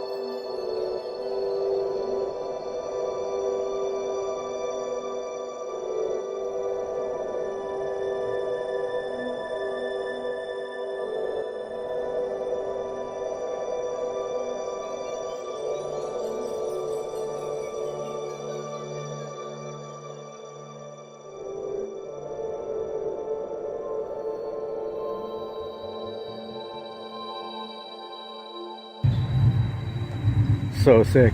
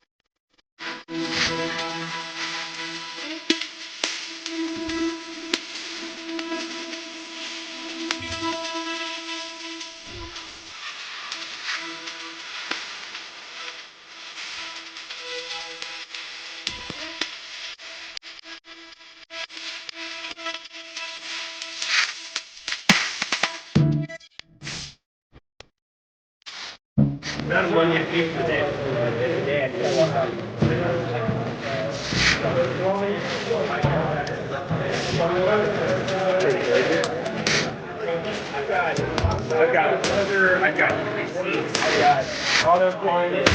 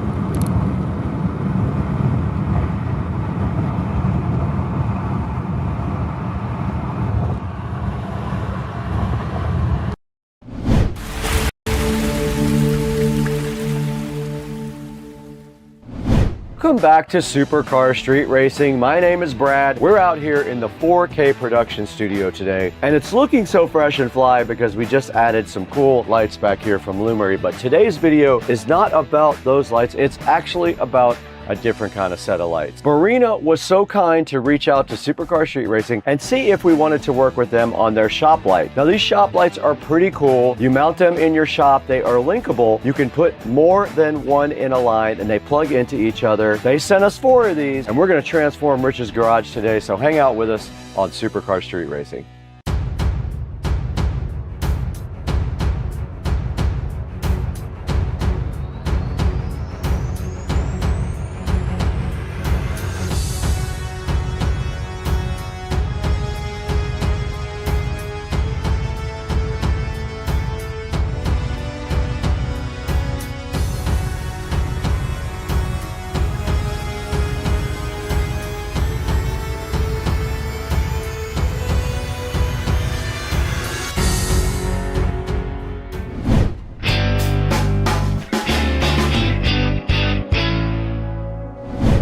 Today on Supercar Street Racing, we have a very cool project lined up. Barina was so kind to reach out to us. They wanted to know if you guys would be interested in their shop lights, and I think you will find a use for these. So I told them I would love to work with them. Now, it won't work for my garage because I don't have enough power in my garage. My power is at the limit. Can't add them there, and I already have cool lights above the Tesla. I have those hexagonal lights out in the garage. But I did have an idea for Rich's house because Rich needs better lighting in his garage. So Barina was so kind, they sent us 4 of these awesome lights to check out. These lights are each 4 feet long, hanging up from your shop or on your ceiling if you want to mount them there. They are 5000 K color temperature. Now what that means exactly is when you get into the 5000s, you're into more of a bluish color temperature. 3000 is more of a warm white, so that is kind of typical for indoor light. 2000-ish K are very warm white. These are going to be approaching the cool blue spectrum of color on their Kelvin rating. 800 reviews, and they have a solid 4.8 star rating. Now I took a look at these lights already. They do have a pull string for them, but what I'm gonna do is I am gonna wire them up permanently in Rich's garage and also hide all the wiring. You're not gonna be able to see the link wiring going between the lights. I'm gonna do that up in the garage. They have a little keyhole mechanism for mounting the lights themselves as well. I'm going to use that on the ceiling of his garage and just use drywall inserts and the little screws that come with the insert. It also came with a bunch of mounting hardware. We're going to do a little unboxing of these next, but I wanted to go ahead and tell you about this whole project and what these lights are all about first. Now you can hang these lights from a chain just like that picture shows right there. We're going to mount them directly to the ceiling. They are very light. I don't think you really even need drywall inserts. They'll probably stay up with just a screw into the drywall, like a drywall screw. No need probably for heavy duty mounting because they are LED, so there's not a lot of weight to them. They come in 1, 4, 6, and 10 packs. So depending on how many you need for your shop, you'll see that in a link in the description. These guys have a huge amount of output too. 10,000 lumens is pretty bright. 4 of these in Rich's garage is going to be absolutely awesome. Now the power cord is 59 inches long. If you were wondering, that's how long you have between each light, but you can always put your own wiring in.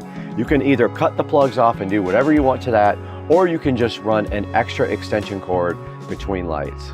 Now it says you can link up to 3. I'm gonna try 4 and see what happens. I don't think it'll be a big deal. We'll see. This ad up here also says that they are lasting anywhere up to 50,000 hours of illumination. They do give you a ton of hardware to go ahead and mount your Barina lights, and I'll show you guys that when we do the actual unboxing here momentarily. Now let's throw it inside to Brad. We'll get the unboxing done inside the house and show you guys what comes in the Barina lights.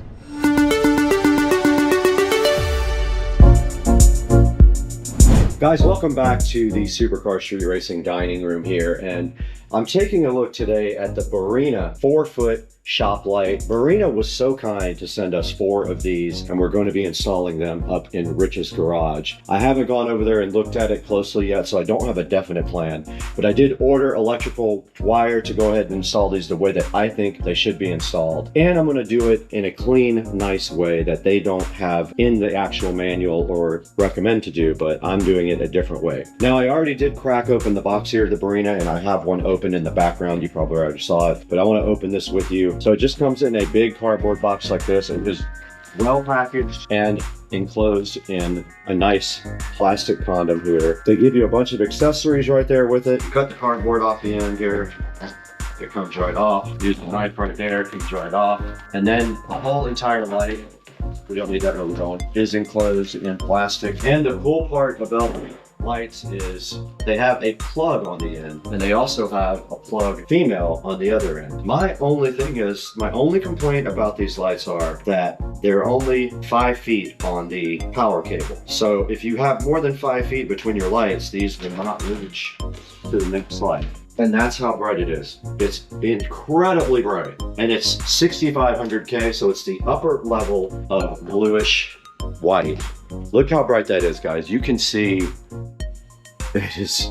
I have 4 of these. That's going to be insane in Rich's house. There is a pull string right here that turns it off and on. We are not going to be using that. I'll probably just leave it there or remove it somehow. You can also use chains to hang these if you want to. I'll open up this package in one moment. So basically you can use anchors or screws or anything you want to install these. Or look at that, it's shining through the table to the ground, glass table. But you can see here there's a keyhole right here for the screws. So you basically put your screws in the ceiling, the right length apart. You would slide the light either left or right to make the screw work there.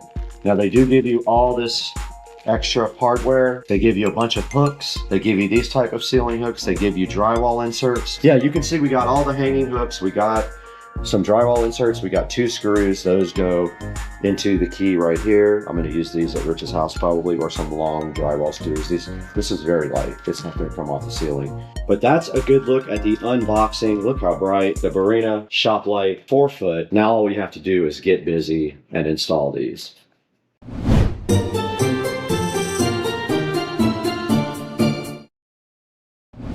You guys just saw these awesome Barina lights being unboxed. We went through the whole box and checked out everything that came with them. They give you a lot of cool mounting options inside the box. The packaging is great. It's very solid. No complaints there at all. Now we have to figure out what to do next. Part of that involves ordering some other parts. Now we did order some Romex wire. We ordered some plugs because we're going to be cutting the wires on these and adding our own plugs on the end so we can extend and go up into the garage and not see these ugly wires on Rich's ceiling. So that stuff is on the way. Once that stuff gets here, we're going to throw it directly across the street to Rich's house to start this install.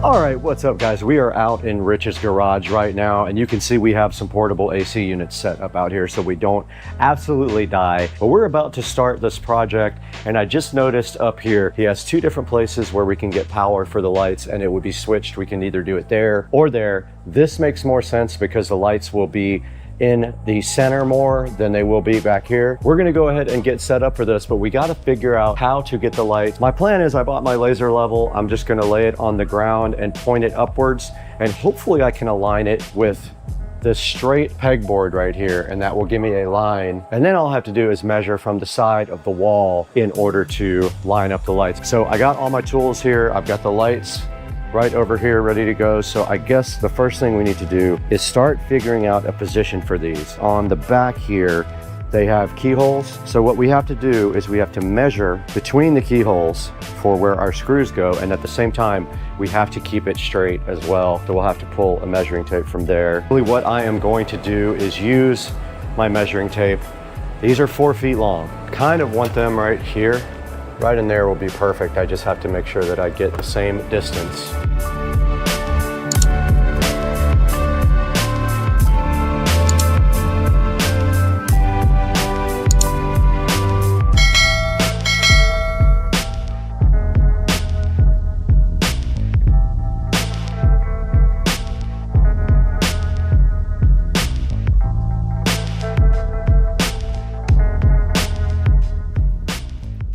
So I'm just gonna aim for 3 feet. I'm gonna go right there.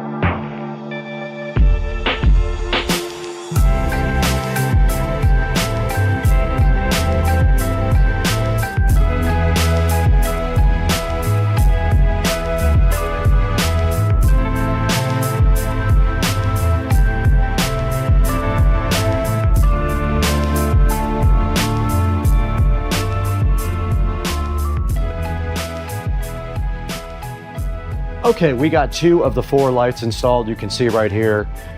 I did pretty good on the measurements. I know that I have to be 3 feet from that wall, and then I have to be 47 inches from the wall in front. So what I'm gonna do now is try to get my laser level.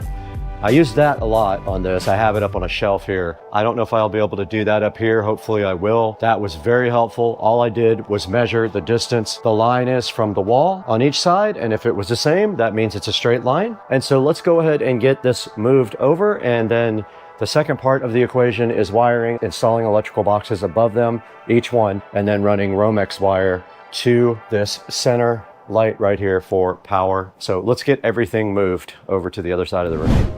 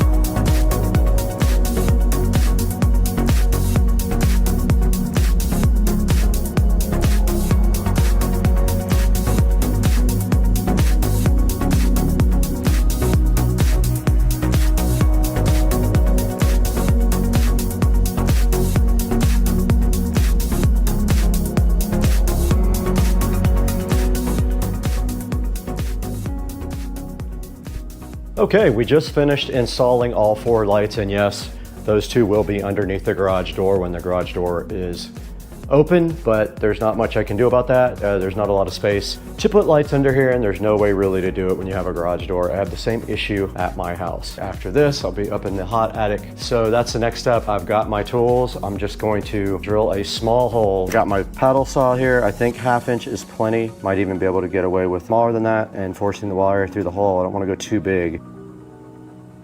Perfect. Just like that. No. Oh.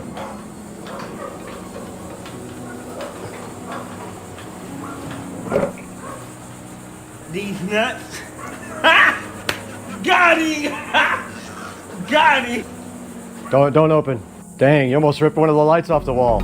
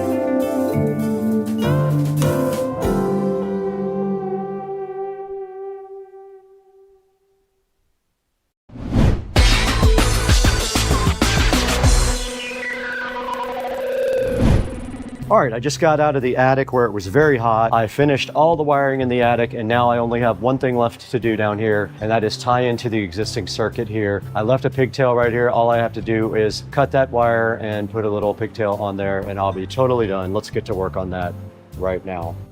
All right, I was able to finish the whole entire project. I wrapped this up just now, tested everything, but I wanted to show you guys. So let's go ahead and close this. Now just the light that's on now is just the LiftMaster light, so not much light in here. But you can see all 4 of the lights there. If they want to, they can pull the chains off or cut them off. And then here is the finished product.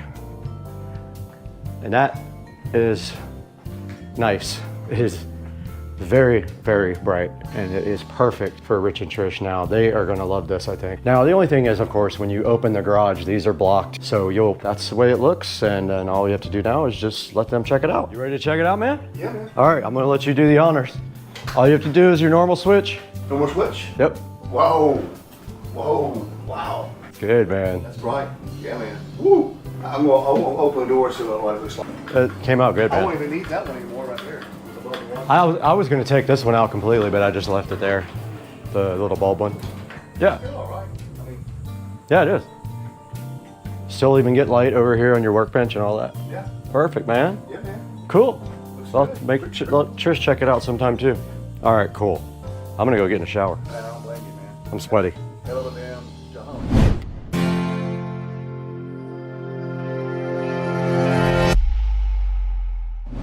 You guys just witnessed the whole thing. We were across the street over at Rich's house. Rich was not there, but I went ahead and wired up and mounted his brand new lights. I lined them all up perfectly by measuring from each wall to make sure that they were lined up properly. And I went ahead and cut the plugs off of each one of them, and I ran all the wires in the attic. That way, when Rich turns on his regular lights, all of these lights will come on, no problem whatsoever. They're really bright. I showed you that at night, how bright they get inside of Rich's garage. They're very convenient, very strong, and I highly recommend you pick some up from the link in the description. All right, now that we have taken a look at installing the Barina light, there's only one more thing left to do. Let's toss it over to me, Brad, and see where you guys can get these on Amazon from the link down in the description. Please like and subscribe. Buy everything from our product links.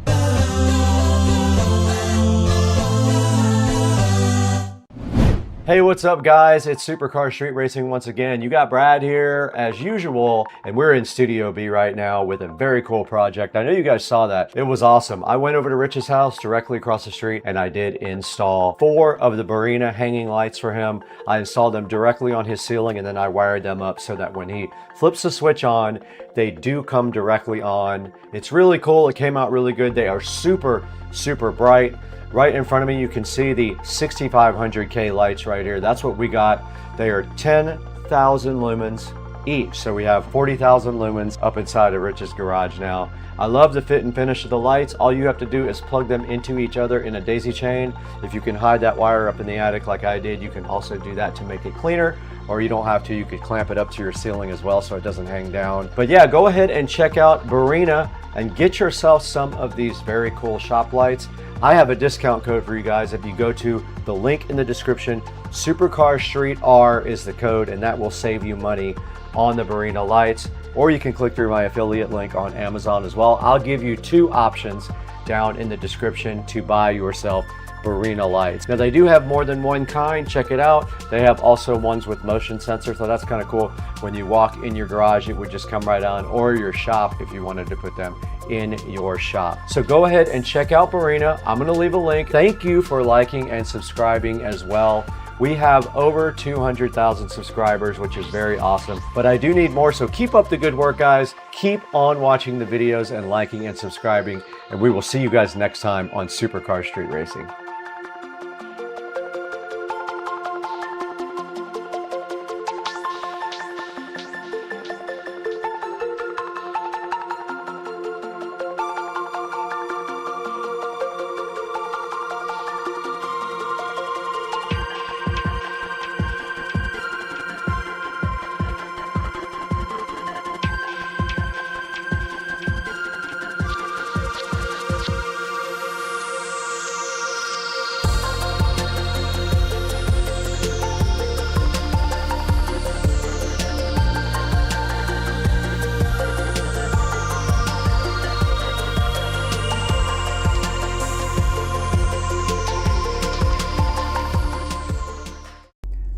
Here we are inside the Tesla, about to watch a video about me buying the Tesla. Pretty crazy, and we are watching it as it premieres on YouTube. I love this car. Supercar Street Racing here. It is Tuesday. Beautiful day here in Florida. And right now we are working on the joying, upgrading the OS from 5 to 6 on this. So what we did basically is we got the update from joying. We extracted that update to a USB stick. So we unzipped it to a USB stick in the root directory. Now I'm going to turn the camera around. So here is my joying Android head unit.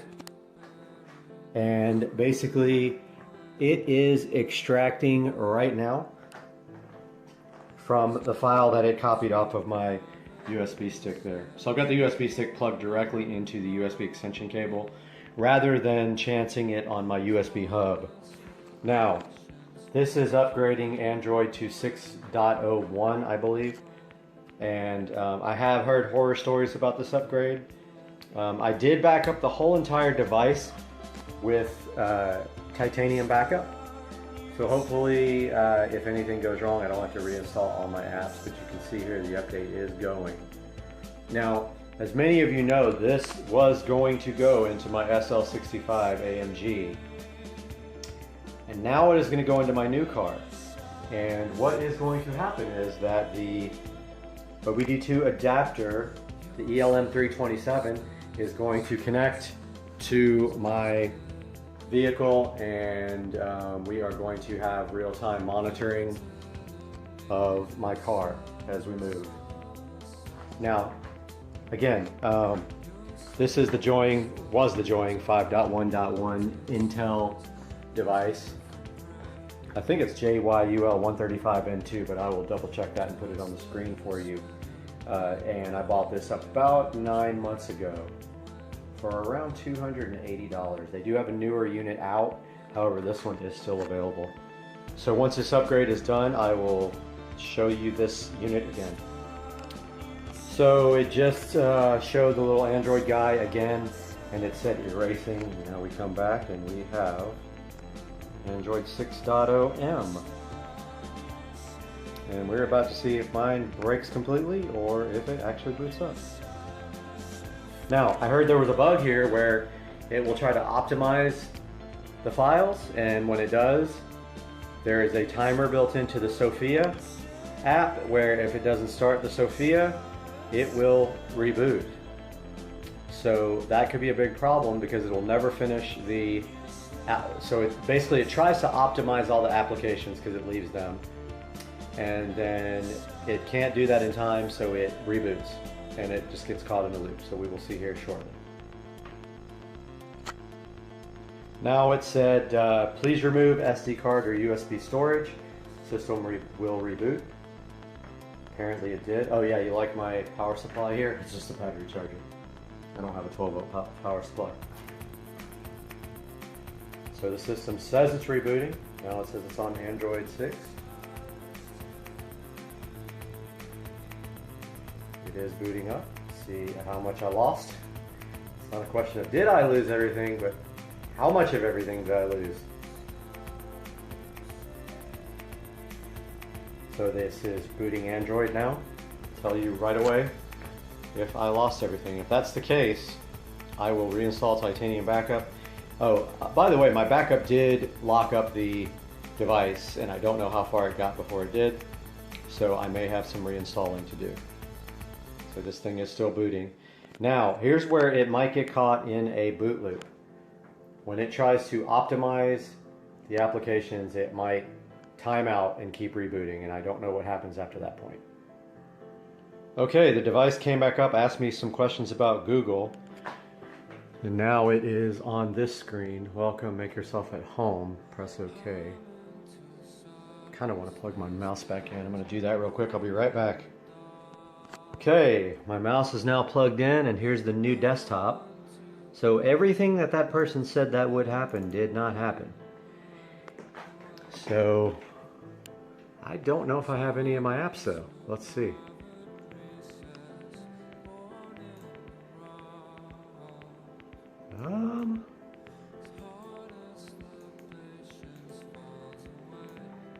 let's see. It looks like I might not have my apps.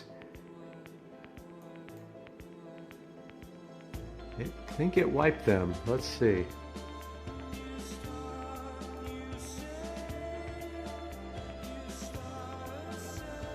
I believe it wiped everything. It did. It wiped all my apps, so I'm going to reinstall Titanium Backup and see how much I have to do, because I spent a long time on this device. Okay, so yes, the upgrade did wipe out all my apps. Secondly, I lost root access. You will see how to get root access in the description of this video. Some nice gentleman on the Joining forums has figured that out. Once you have root access, then you can grant root to Titanium Backup, and it is now restoring the apps that are missing. So there's a little bit of quirks with 6.0 Android on this join unit. However, I think this is worth the update. I'm excited about this. So all my files are restoring now, and when they're done, I will restart the video.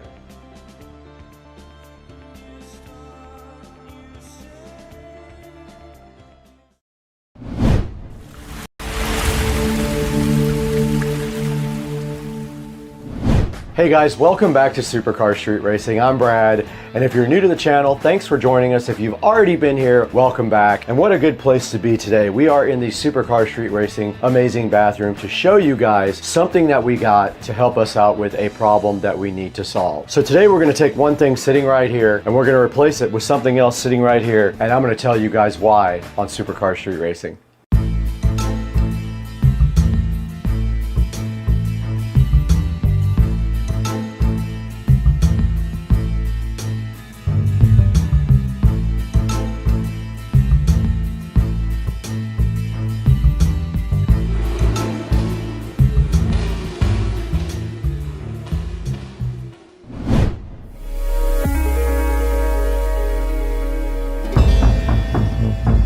Alright guys, welcome back to Supercar Street Racing, and you can see here that we are in the beautiful Supercar Street Racing bathroom with this fit index scale right here. Now this was my scale over the years when I was losing weight. I actually got it at a thrift store for about $4, and it does have an app-based thing and all that, so it works pretty good, and it does body mass index and all that. But however, this thing has stopped working recently. It is erratic and quirky, so we had to figure something else out, because I am going to tell you why we need this and a replacement for this. So traditionally I've been trying to eat well, I've been trying to eat low carb and everything like that, but over the last year I have really let my diet go. Even though I exercise daily, I'm on the treadmill every day for 1 hour and doing weight, that has come to a close to keeping me in a good amount of shape. And as you can see, as you've been watching me for the last couple of years, I have gradually gained weight back on, and I think that I'm probably about 20 pounds overweight of where I need to be. My comfortable body weight where I'm nice and fit is in the 150s, low 150s to high 140s, no lighter than about 147, and I'm a little bit skinny right at that point. So I'm only 5'6", so a good weight for me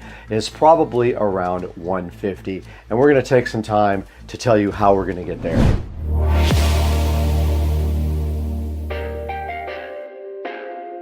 Now, as I told you earlier, I've kind of let my diet go over the past year, and I need to start getting back on keto. Keto is very effective for me, and the first step to getting back on keto is dedicating yourself to actually doing it, and I have started that, and I started it 3 days ago. This is my 3rd day on keto, and I'll explain what that is going to be about here as well. But the first thing we need to do is get rid of this Fit Index old scale, which no longer works properly. This is going to go directly in the trash in favor of this Runstar Smart Body Fat Scale that I picked up from Amazon. Now let's get rid of this, we don't need it. And it just did break.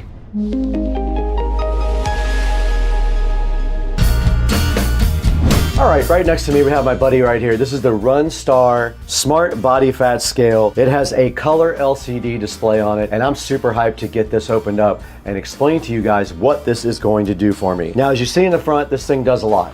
It does weight, body type assessments. It shows your body fat rate and your BMI and your heart rate all on the front of this scale and with an app. Now this app does work on Android or iPhone, so if you guys have either one, you'll be good to go. Now this scale is in black, as you see right here. It says that it does 15 essential body composition metrics. Now I put some pictures up while I talk about this, but on the side of the box right here, you can see that it says it does weight and body fat trends, 15 essential body composition metrics, syncs with popular fitness apps. Now you can share this actually with 24 people, so 24 people can be using the same scale here. It has a good, nice, slim design. It does come with batteries, that's a plus. You know, if you don't have to buy batteries, that's always a good thing. And it is made of tempered glass, so it won't get broken like I just broke that one. And then right here on the other side, I'll throw a picture up. This is the model FG2019LB scale. Its capacity is 400 pounds. Keep that in mind. If you are over 400 pounds, you will not be able to use this scale. And there's a web address here, vip.runstar.store, that you can go to if you have any questions or would like to check out their store. And that's pretty much all that's on the front or the side of the Runstar box. Now I guess the only thing left to do is go ahead and get this box open and take a look at the actual scale.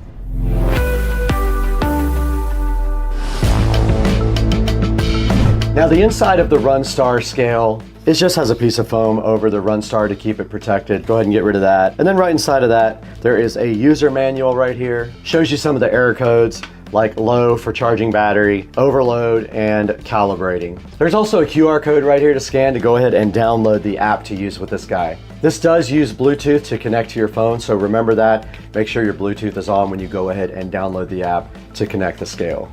All right, a little bit further in the box and there is a pamphlet here, and it just shows you again how to get started quickly with the scale. Downloading the app, opening the StarFit app, you've got to go ahead and register on that app. And for Android, you need to have your location on as well. Now there's a measure page on the app to go ahead and weigh yourself. You just hit that measure and step on the scale. And then there's some simple troubleshooting steps down at the bottom. Now deeper in the box, you can see we have actually gotten to the scale here. We go ahead and take it out. It is very nice. I love the fit and finish of this. And it wants you to go ahead and peel satisfaction this, but in order to do that, we have to do a short. We got this huge bottle of lotion right here. We got this scale and we got the peel sat. And this is for your satisfaction. And if you need this lotion that's next to it, go ahead and get that too and use that. But this peel sat is so good in your life and you love it. And we just peeled the sat and there's some lotion sitting next to it if you need. All right, now when you get your scale, don't forget to go ahead and pull off the protective battery thing from the bottom. There's simply a plastic thing here that keeps you from discharging the batteries if you don't open the scale immediately. Just pulls right out like that and the scale should be on now. And it did light up and it did say hello. All right, we are back with the Runstar body fat scale, and today I'm gonna do something I'm uncomfortable with, but I am gonna go ahead and step on this scale with my clothes on and tell you how much I weigh today. And to do that, we do have a second recording device right here. What we're gonna do is put this directly down on the floor, right here on hard ground. We're gonna go ahead and tap the scale. It says hi, it's at 0, let's stand on it. Now this thing says I weigh 172.1 pounds. That is the current state of my physical fitness. It is about 20 pounds overweight of where I need to be. So let's go from there and talk about how we are going to fix this.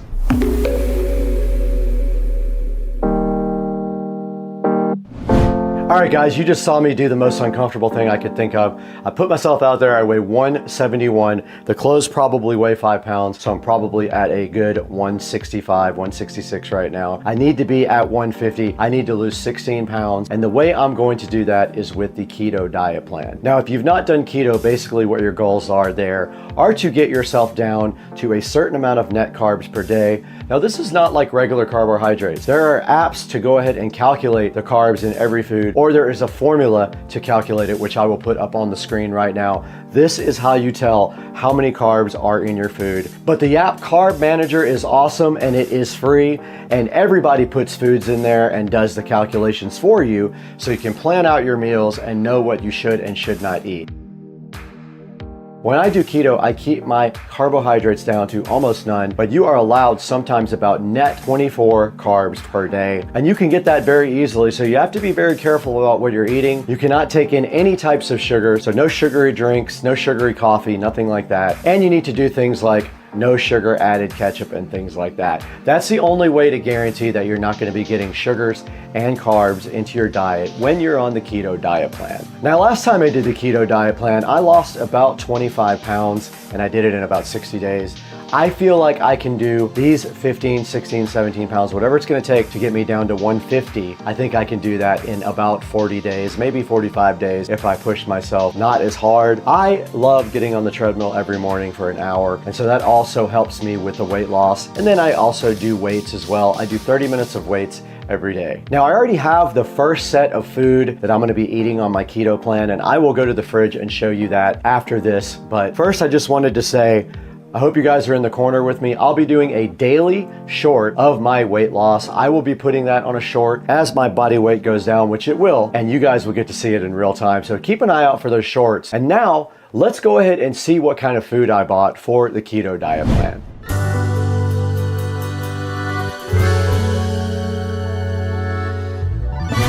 So before we go into the kitchen, we're just gonna take a look at how this app works with the scale. All right, guys, we have the operating instructions right in front of us, and you can see right here, all that we need to do is go ahead and download the app. So let's go ahead and go to the phone real quick. Did scan. Now it's going ahead and going to the Play Store, I assume. There's StarFit. We're gonna go ahead and install that. While that installs, I have the scale down here. Let's go ahead and open the StarFit app, and we're gonna go ahead and register. I'm gonna go ahead and put my name in, put my birthday in.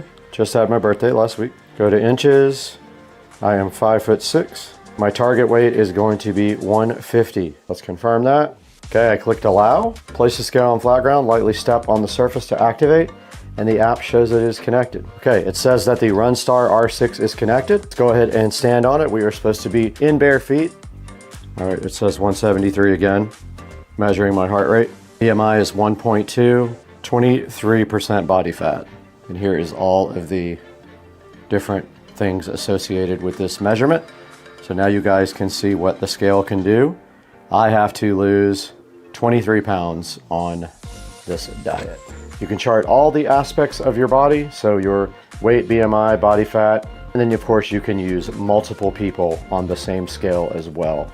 But there's a good 91.3 pounds of water weight, 39 pounds of fat, 7 pounds of bone mass, 31 pounds of protein mass. Pretty accurate, I think. That's about what I weigh. And it's pretty cool that you can get all this on the app. So now you guys know how the Runstar works and how you use it with the app. Now let's go on into the kitchen and see what kind of food that we got for the keto diet.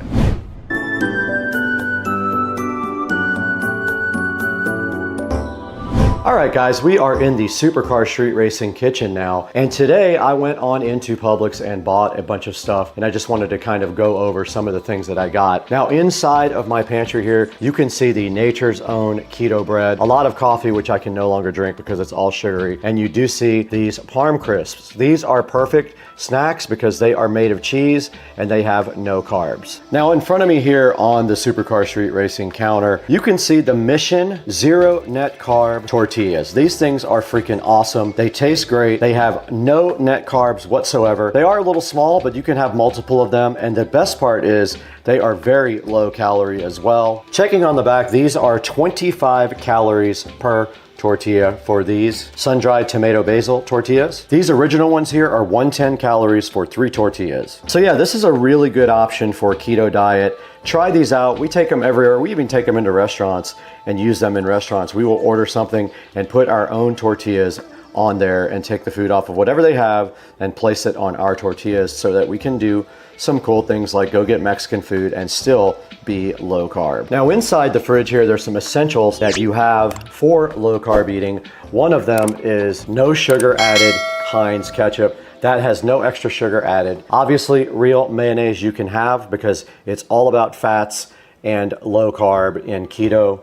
We also have some zero sugar creamer right here, which will be perfect for low carb. We have some, I can't believe it's not butter, but you can actually have real butter as well. Butter is on the keto diet. So we have butter up here. We've got some Land O'Lakes right here. And we've got some, I can't believe it's not butter right there. And then moving into the fridge here, we have some quick steaks, some cube steaks inside of this bag, which are perfect. You can have any meats you want. Meats are unlimited on keto. We also have some Publix zero sugar soda here, some diet root beer, and some diet cherry cola to complement that. We have some Sprite Chill zero sugar right here on the side of the fridge. And in the deli meat section here, we have some boar's head chicken there. We've got some other deli products in here. We've got some carving board chicken. We've got some Gouda cheese. We've got tomatoes, which are keto friendly, and we have another pack of cheese there. We have enough food there to go ahead and make sandwiches every day, or we also have some quick steaks there. Now moving into the freezer area, I only bought one thing today to get me started, and that is a pack of Bubba Burgers here. I bought Bubba Burger turkey burgers there, and I will be putting those on the Nature Zone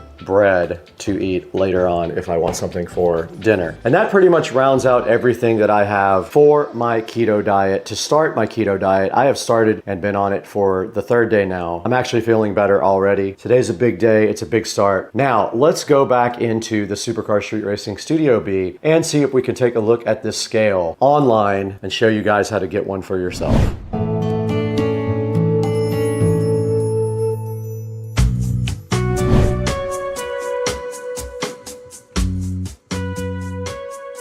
What's up, guys? Thanks for joining me today on my journey to weight loss. This is a special time for me. It's a time of uncertainty, but I think that I have the willpower to do it this time. I really have to just buckle down and not go out to eat as much and not order a bunch of fried French fries and seafood and things like that. That is my weakness, and I try not to do that anymore, and I cannot do that starting now. I ordered my ketosis strips on Amazon. I'll put a link in the description to that, and also to this scale. Now, the scale is pretty cool. It's the Runstar Smart Scale. It does body weight, it does fat percentage, it does BMI and heart rate and all that stuff for $39. And if you order it right now, there's also a 10% coupon to go ahead and save a little bit more money. Now, it does have 4.6 stars. 1,866 people have purchased this scale, and so far, so good. Let's take a look at some of these pictures here. That's just a picture of the front of it and the color display there, and the fact that you can use it on a watch, and there is the app sitting there. And then here's the all-in-one screen that shows you body weight, fat, BMI, body type, and heart rate. Right here, it says it's accurate to 0.1 pound. It weighed me at 172 to 173 pounds, which might be accurate. We have 15 essential body composition data that they show in the app, things like your cardiac index and your muscle rate, and things like that you might be interested in for your health. You can go ahead and download the StarFit app on the App Store and start tracking your progress. I went ahead and tracked it already. I'm gonna do a check-in tomorrow morning with a short right before I get on the treadmill. Now, this guy says it only needs batteries every 90 days, which is awesome. I can understand that. You only use it for a few seconds every time you get on it. I encourage you to go ahead and buy all your products through our product links at the bottom in the description. It helps out the channel a little bit, gives us a few dollars here and there. We get more sponsors, we get more revenue coming in, and we can do more cool videos like this for you. I hope that you stick with me on my weight loss journey and you follow me and see how I do. I expect to lose probably 20 pounds in the next 60 days. It might take me 75 days or so, but I expect by mid-August, I should be where I want to be, back at about 150 pounds. And I'm going to do that through keto and exercise every day. I'm just going to watch what I eat. I'm not going to do any more breads, any more potatoes, any more rice, nothing like that. I'm going to limit myself to about 15 net carbs per day. I'm gonna try to limit myself to that much. I'm gonna be eating a lot of meats, a lot of cheeses, a lot of eggs, and it's gonna be great. I can't wait to get started on this, guys. And I already am started, but I gotta get on that treadmill tomorrow. Okay, we're taking a look at the channel metrics now, and you can see we have 147,374 subscribers. We did do a video about the Tesla Model S Plaid 2-year anniversary. That video is sitting up at 100,000 views, so thank you so much for watching that video as well. And thank you for liking and subscribing. Pass the word along to your friends. Now we got to get out of here. I got to get cleaned up and get some dinner because I am already starving and I have keto food.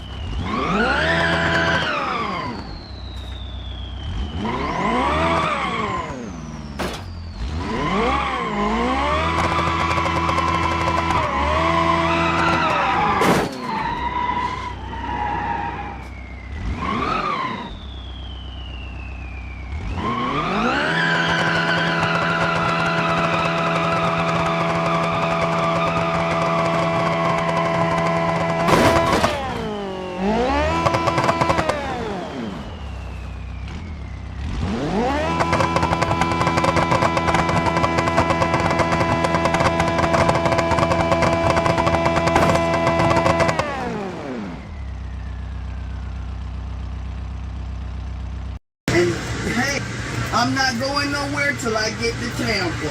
This man come from the other car to come right here. I'm talking to you cars. Come from the other car to come over here to talk to me about some bull crap. Yes, girl, the demons is out today. Cause that's all it is. Ain't doing nothing. Man say don't put the bag on the chair. The bag ain't on the chair. My dog is in my hand. The dog in the next seat. Ain't nobody in the next seat. I'll be getting off in a few minutes. He told me that I couldn't put the dog on the bag on the chair. Wait, hold up. These men walked in here with a dog. These big dogs loose. I'm holding my dog in a chair. The bag is not in the chair. It's on the floor. It's over here. But I'm holding my dog. The dog isn't barking. It isn't crying. It ain't doing nothing. Did they dog have the vest on? She's right. She's a service dog. You got your licenses and stuff? Yeah. In the As long phone. as you got that, then you're good. You don't have to worry about it. That's why I ain't doing Like, nothing. they asked me to just keep it in the bag. They didn't ask me to keep it in the bag. They told me that I couldn't put the bag on the chair.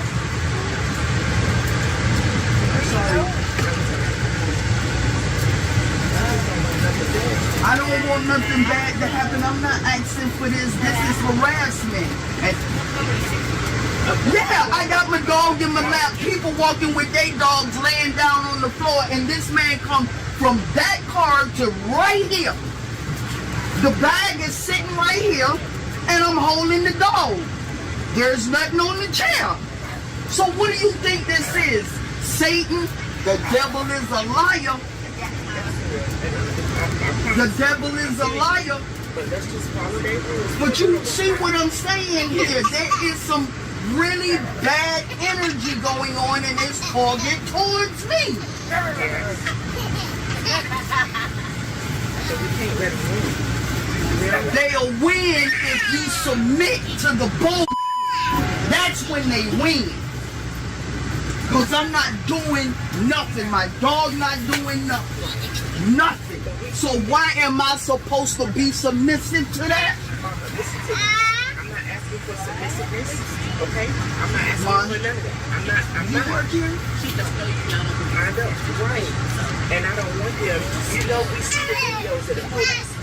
Yeah. I don't want stuff like that to happen. I got my right camera. Where is it? I don't want that I'm to going to happen right take now. this. I'm going to take this. And I was just sitting We're in here. Florida. They will do that to us. Not even far from right where we need to be. We're not far, and I understand you are supposed to be ready. It's not far. I just want that the people come in here and do it. There is nothing that I'm doing. The girl come from over there and then she said, I'm trying to protect both me and you. That will give me an anxiety attack if the police come up in here and do stuff like that. Talking with passion, they're gonna think you're being aggressive. They're gonna think that you just being outraged and insubordinate. Those are the words that they're gonna use. You feel me? It's not about submitting. It's just that sometimes I don't own the train, so we can't control their rules. I'm finna put this on film and hit it on TikTok. TikTok. This is one of these things that's going on, and then I'm gonna take it to this is Ron DeSantis and show it to him. This is your train, Amtrak. Bring it, cause I will film it. And they can't say I can't film nothing because you can film wherever you want to. I'm filming this. But you understand what I'm saying? I do understand, I'm protecting you. I'm trying to. I'm trying to get to a funeral. They're going to take the dog from you because they're going to separate you from the police. The moment you give them a heart, they're going to take your send your dog to the town. You got to get it back. You got to take another train, and they won't reimburse you. All they're going to do is pull you off the police to the city. You don't have to wait out there. They're going to take your dog. But she's talking about it's going now. It's about to stop right now. It's not going to stop, and the police is going to wait you to punch you off. Just like they do on the plane, because you're going to separate from the dog. That's what they do. You can watch your arguments. The moment they do the cuffs on you, your dog will separate. You gotta take that foot and go on to the side. After all you're doing is your dog. That's all I'm saying. I'm a dog person. I breed the dog. I do too. And they're gonna interrupt your life on an emotional level. So for that, for your dog, you gotta remain. It's not about submissiveness. It's not about submissiveness. It's exactly.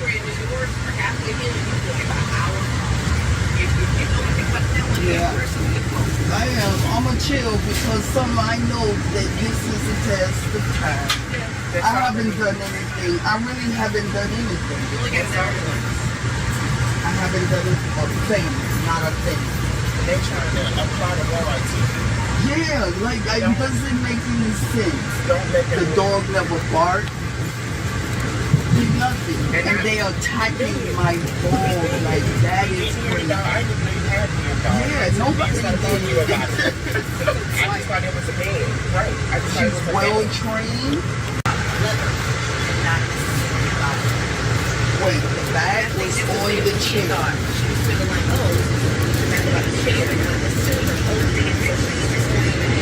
Yeah. It's the principle. That's the principle is you got dogs walking in here, laying on the floor, communicating, and here my dog been for the whole trip been in a bag. Orlando. But they hold the idea for them is you're not following my rule and I'm the conductor. Look, you're saying yeah, I know. As you know, there is a conductor though that he see what was going on and he took the complaint, but he came back here and he sat down, he talked, you know, so I get it, like I really get that, but you know, I'm at a place in my life where when you give up your freedoms, your rights, they won't. I haven't done but you already see exactly when they stop and they ask you, is she trained? I mean, is she trained? She trained. You show them the paperwork and that's enough. The only thing they should say after that, you don't have to show me, I believe you. You don't have to show me nothing. I believe I'm a psychiatrist. I believe you. You don't have to show me anything. But as long as you got your paperwork for her. Guys, welcome to the channel. And this happened.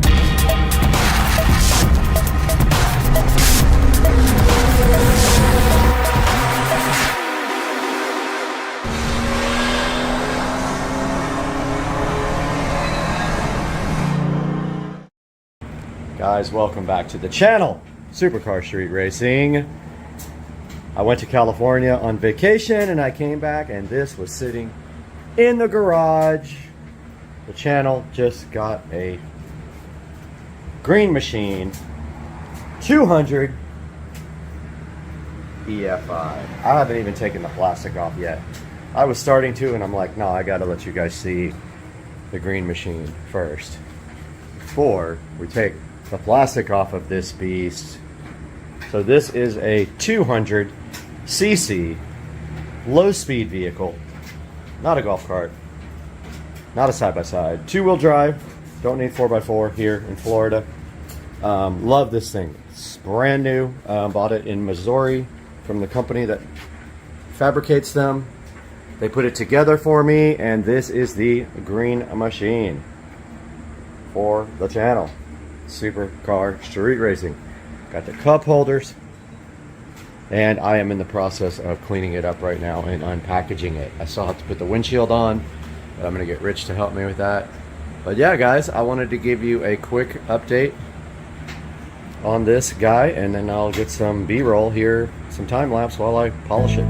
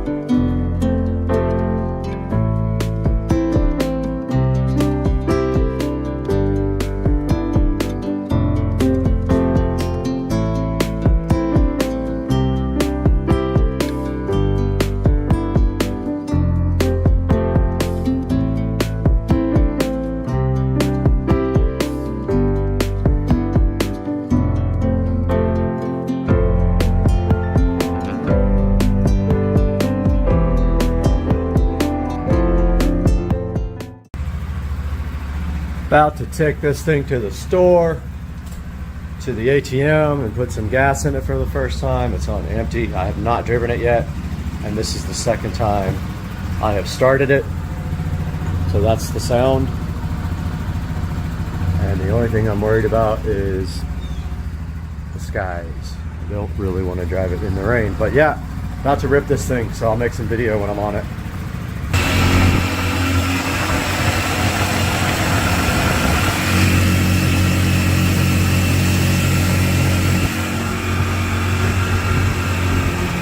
So it's a lot louder than I thought it would be, honestly.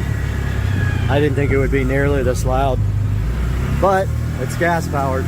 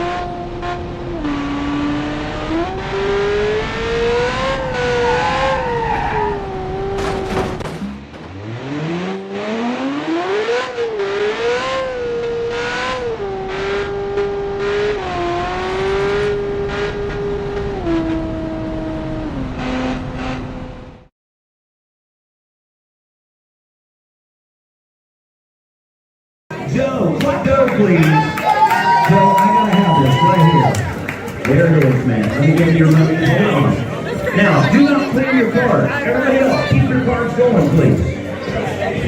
You're saying why? Because that was just a rip-off. That was screwed up. I've never seen that. Has anybody ever played a game? That's epic, man.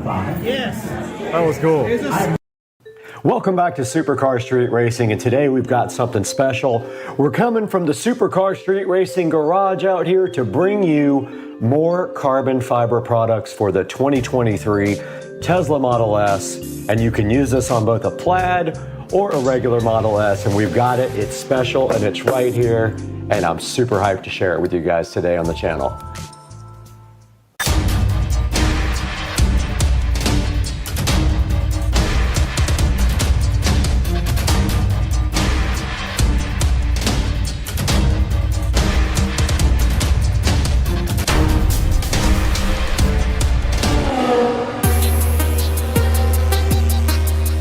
Welcome back to Supercar Street Racing, and right here and right now, we're out in the Supercar Street Racing garage bringing you some more carbon fiber fun from RPM Tesla. Now, RPM Tesla makes a lot of aftermarket accessories for the Teslas, and one of the things I love about them is they have a lot of aftermarket carbon fiber. The great thing about having a Tesla is there's so many companies out there that can provide you with aftermarket accessories, but you gotta trust a company like RPM Tesla who've been doing it for a long time now, and I have a bunch of their products and they're all very high quality and they always fit perfectly, so that's why I went with them again. One thing that's really cool about the Tesla Model S Plaid is it has a lot of dry looking matte carbon fiber. I love that, it's my favorite thing. Enhancing the look of your Tesla Model S is pretty easy. You can do a lot of things to the outside like wheel and tires, but one of the things I really love is adding more carbon fiber to the outside of the car. And with this next accessory, we're gonna be able to take that one step further. Okay, right in front of me, we do have a product here from RPM Tesla that we're gonna be opening today and showcasing on Supercar Street Racing. So let's go ahead and get it opened. Right here in this box that I struggled to open, it was taped so well, is the charging port covers for the 2023 Model S. They will fit both the Plaid and the regular Model S. I believe these guys were about $130. I will link them in the description. Here is my order form. 2023 Model S charging port overlay, dry, real molded carbon fiber. And they also included a aftermarket accessories brochure, which is very cool. So we'll be taking a look at that as well. They have all kinds of accessories for the Plaid and the regular Model S. And then inside of the box here are the overlays. And there is a QR code here to watch the installation video, which we will put up on the screen now. So let's take a look at the passenger side, what we already have installed, on the driver's side. So over here on your charging port, you can see that when you touch your charging port, it still opens like normal, especially when you have the door unlocked. These are our awesome tail lights. These are the Night Rider lights. So these are great. They're already smoked, and they have a great boot up sequence. But let's take a look at this. So you see we've installed it on here now. This is an older version with a lightning bolt, but it fits great. It doesn't interfere with the opening and closing of the charging port. It wraps all the way around the edge. And now we're gonna proceed with the installation. Let's go over here. We'll do this real quick. What we need, of course, is a clean vehicle. And when you do the passenger side, you can't open and close it. So we're gonna remove all the tape, but we're gonna clean it first. Now, all of our cars in our showroom have a ceramic coating on them. The ceramic coating needs to be removed, just like wax or anything like that. So we're gonna really clean this until we hear that squeaky clean. All right, so we're done with that. And again, we're not gonna give you adhesive promoter. We don't think it's needed. We also think that adhesive promoter is great on paint, on plastic. It can damage it in the long run. So just make sure you got it really clean, no oil, no grease on here. Feel it with your finger. It should be rough. It shouldn't be smooth. And if you clean it with alcohol and removed everything, it'll look just like that and feel like that. So here's how we install it. I'm going to switch And again, we're gonna hold that same angle. So we got our before photo. Now, you just put it right on like this. Put it right on the top. Look how you can remove it if you don't like where you put it. But hook the back of it over the edge like this and go all the way up to the top. There. And we're on strong. And we're on here. And it's fitting perfect. So you're just going to peel and stick. And if for some reason you need to move it, I'm going to switch with you again. If you have to move it, you can still raise it up and move it. Okay, again, it's made out of 2x2 twill carbon fiber. It matches the spoilers perfect. It's wrapping around the car. Notice the direction and the flow. So airflow is going around the car. Same thing on this side. The direction is going around the car, just like our spoilers and all of our other products, like our new diffuser coming out soon for the Model Y. And again, this fits the 3 and the Y. So let's keep applying pressure. And if you hear ticking sounds like that, it means it's not sitting flat. So you got to keep pressing and pressing until the pressure sensitive adhesive double-sided tape is fully grabbing. So please just keep pushing. Push, push, push. There. It's almost perfect now because it's not resisting. Now when you do the driver's side, it'll be open. So just support it underneath, apply pressure. Now, normally you should put some tape on here to hold it down if you're going to drive the car immediately. It takes 72 hours for the tape to fully bond. So that was a look at how to install the 2023 Model S charging port overlays. Let's go ahead and get them out of the packaging. They are packaged with a little plastic thing around them. Then there's some protective, like styrofoam-ish light cloth over the charging port overlays. Here's a good look at the Tesla charging port overlays for the Model S, and you can see on the back here, they do have 3M tape all around it, just like they do their other products, and all you have to do is peel off this 3M tape after you wipe down your charging port and stick this directly on, and it should fit perfectly. Now, these did come in a protective styrofoam sealed envelope type thing, which is like a, it's just like a soft styrofoam cloth, and they were protected very well with that, and they came out looking very awesome. Now that we've seen the product and what it's going to do for the car, we're going to go ahead and take a walk around the Model S and check out all the other carbon fiber. Out in front of the Tesla Model S Plaid, and we see at the very bottom of the bumper here, we have the carbon fiber bumper cover there, and we also up front where the Tesla logo is have the V carbon fiber overlay. We're out here next to the Model S again, and we are on the side, and you can see right here we have the turn signal / camera cover overlays here, which were a major improvement to the way the side of the Model S looks. In my opinion, the Model S does not have enough carbon on the outside, and these camera covers here made a big difference in the aesthetic and the look of the Model S Plaid. They match perfectly with the factory rear little lip that is dry matte carbon fiber and added a very nice look to the side of the car. What do you think? These are the Tesla Model S carbon fiber mirror covers and add a very cool look to the side of the car. It's such a large amount of carbon that it makes the car look better and more expensive, of course, because it is real molded dry matte carbon fiber. It also matches the weave of the factory carbon fiber from Tesla perfectly, which adds a great touch to the car and just overall makes the car seem a lot more sporty, and I love the way it looks on the outside of the mirrors here on the Model S.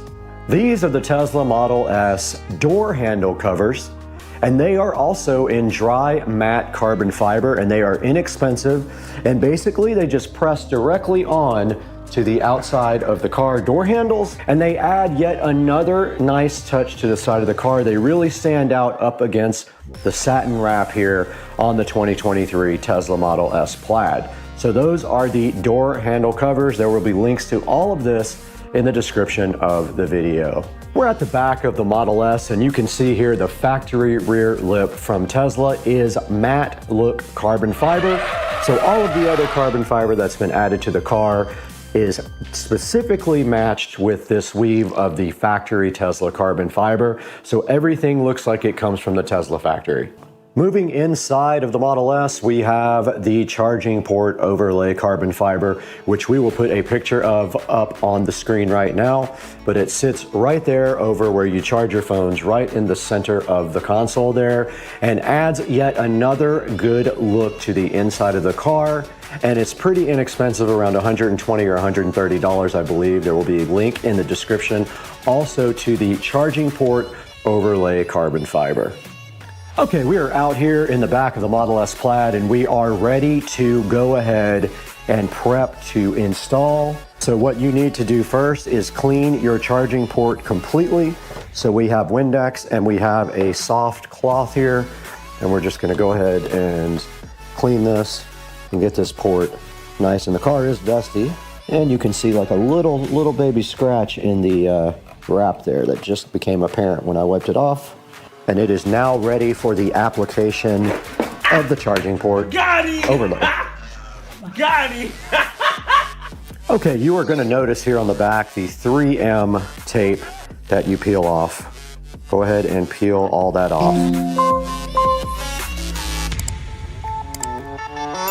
Yeah.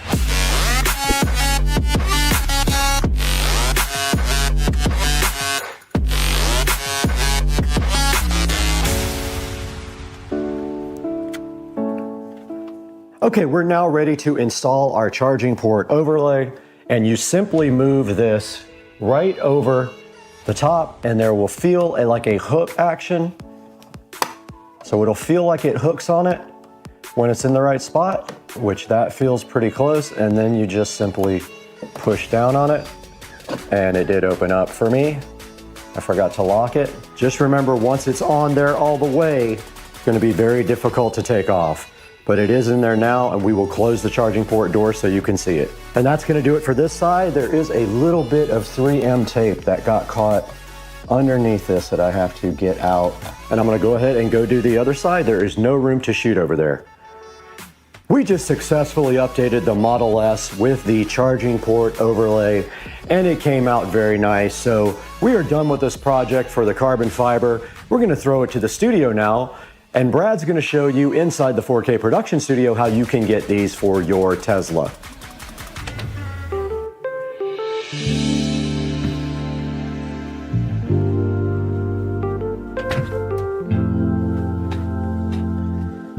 Back in the Supercar Street Racing 4K production studio again with Brad. And today we've got the special carbon fiber for the Model S. Now, right here on the screen, you can see the 2023 Plus Model S charging port overlay sitting, looking so fresh and so fly.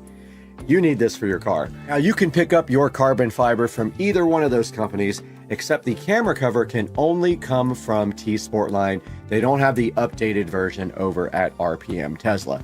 But you can see here, you can go to the links in the description and you can order your Model S or other Tesla carbon fiber accessories for your car. And there's a whole lot of them available here. And I think there's some interesting ones like the carbon fiber yoke steering wheel cover. I do like that. It is matte carbon fiber, and it is on one of these pages. And they also have a few other things that I like the carbon fiber rear splitter.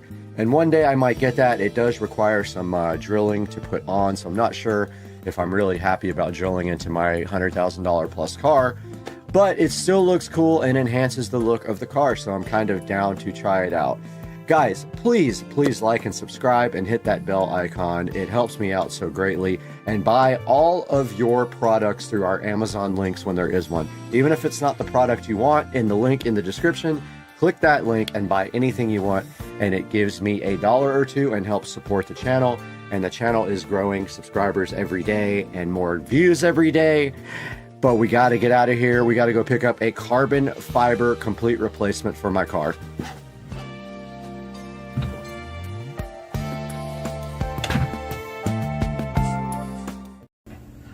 All right, this is the best baked chicken you'll ever see in your entire life. And I mean it. It's $4.25 for about 45 minutes. It makes it crispy. It makes it good. And you need this in your life. You need my baked chicken in your life, my friend. Yes, you. I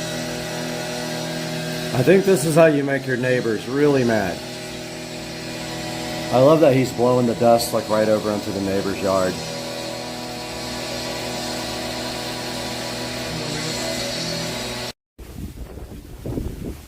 Out here with the hurricane in Jacksonville, Florida, and we are streaming live on the channel. If you guys want to check it out, go to my channel, check out the live stream. Autopilot. Full self-driving. This dude. What's in the cup? How am I doing? Candy. Water. Now turn right.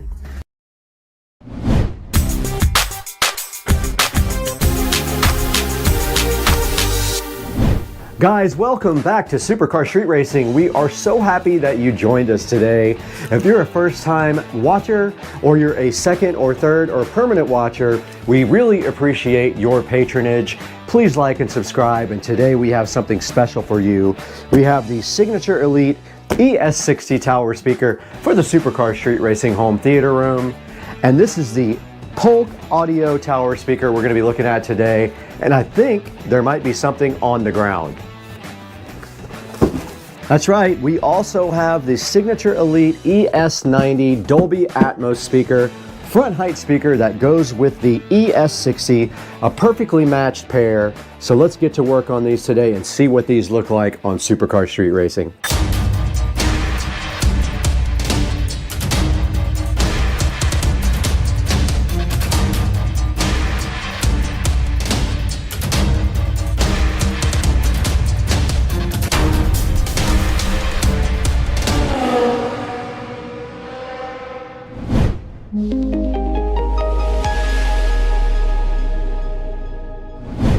We are back in the Supercar Street Racing awesome home theater room today with some upgrades. You saw before that we upgraded our receiver to the Marantz Cinema 50, which is a super high-end upgrade for Supercar Street Racing Studio right here that you see in this room. And now today in front of me, we do have the Polk Audio Signature Elite series. We have the ES90 Dolby Atmos speakers up here on top.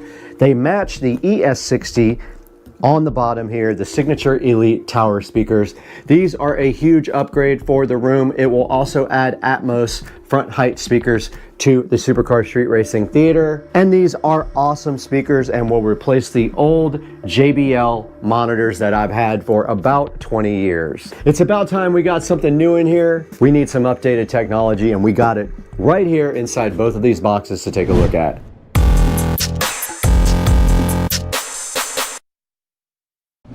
Now, going along with these two guys right here, we also do have some pre-made wiring with banana plugs. It was supposed to be flat, and we also have some Amazon Basics banana plugs right here. These are the best. The ones that I have now are junk, so these will be replacing them as well if we need them. And I got both of these on sale for Black Friday. I don't recall the price, but this was around $300 and this was around $300, a little bit more possibly, but about around $350 on Black Friday. Got both of these at the same time and did the Amazon payment plan with 0% interest. Look into that if you've never done it. They will allow you to pay with your credit card on monthly payments, and they charge you 0 interest. There will be a link in the description to both of these, but now let's get busy getting these things unboxed.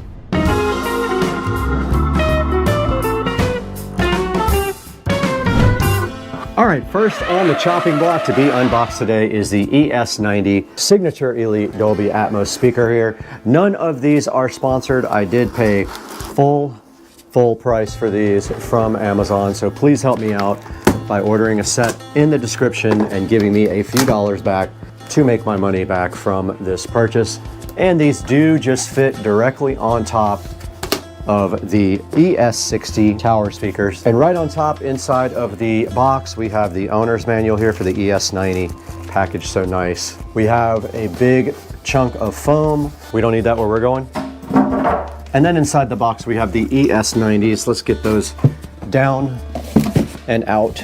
And we just knocked over the old speakers. Fortunately, those are going away. Okay, right on top of the box here, we got the ES90 Dolby Atmos speaker getting unboxed here. And there it is sitting so fly and fresh. And it is angled and molded for the Polk Audio ES60. It has a angled back here, as you can see. It has a cutout to sit straight on top of these. But that is a look at the ES90 Dolby Atmos height speakers. There's the way it looks with the Polk Audio badge up. This guy does feature a Terraline tweeter and a mica polypropylene woofer for a two-way experience on Dolby Atmos. So these sit just like this on top of these tower speakers, and the sound does go up to height. And then they do have speaker connectors right on the back for you. So yeah, these are the Polk Audio Height Atmos speakers. Now let's get this tower speaker unboxed.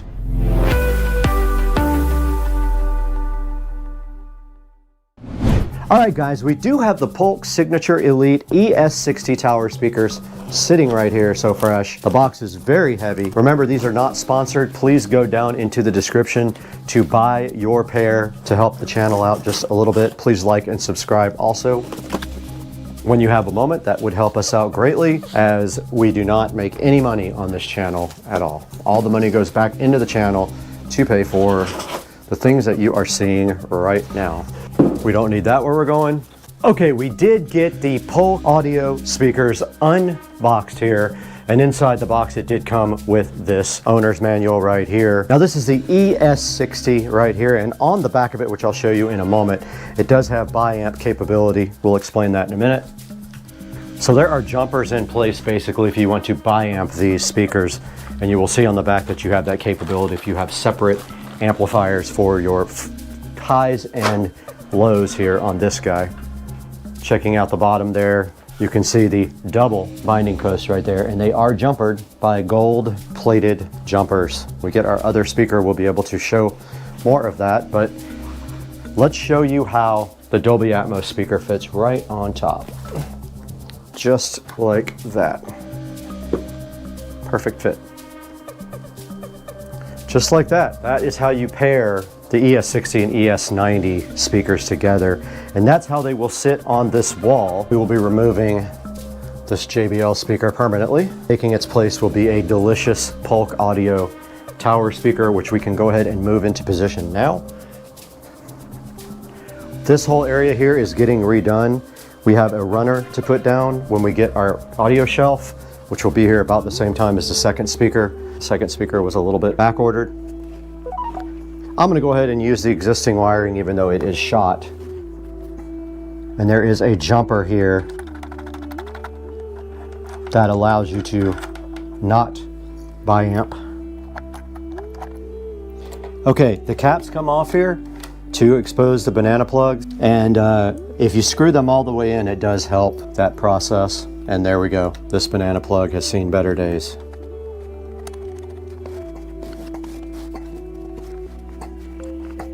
All this wiring will be replaced, but for now, we got our pre-made connectors here for our front height speakers. These are the same way. They have caps over the banana plugs. Look right here. All you have to do is pry these out. So if you screw them down all the way, the caps are exposed a little bit. Take a small screwdriver and then just pop these off. They come right out just like that, these little caps. And then your banana plugs go in super easy. So there's just plug in like that. Those are very stiff. And then the speaker does sit just like so. Pretty cool, dude.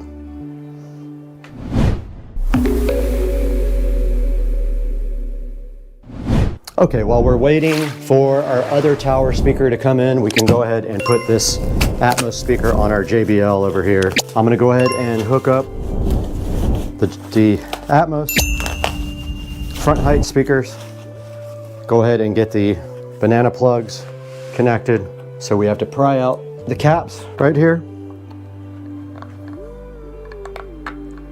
Just like that. Here's our other set of pre-made 10-foot speaker wire. Comes with the ends already on. All you have to do is just twist them to tighten them up. I don't know why they don't do that from the factory, but they do not. A lot of questions here today are not being answered, but yeah. They're a little difficult to get in, take a little bit of pressure. That's the way they're designed to work. And obviously this is not going to be perfect till we get our tower.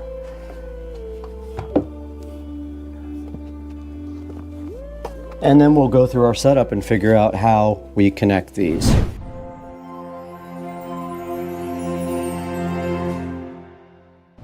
All right, we have set up the Dolby part of the speaker system. Now we are good to go. Once that second tower speaker comes in, we'll get the rest of it set up and we'll give you guys another video with the full setup. Let's send it into the studio now with Brad to show you how to buy these online.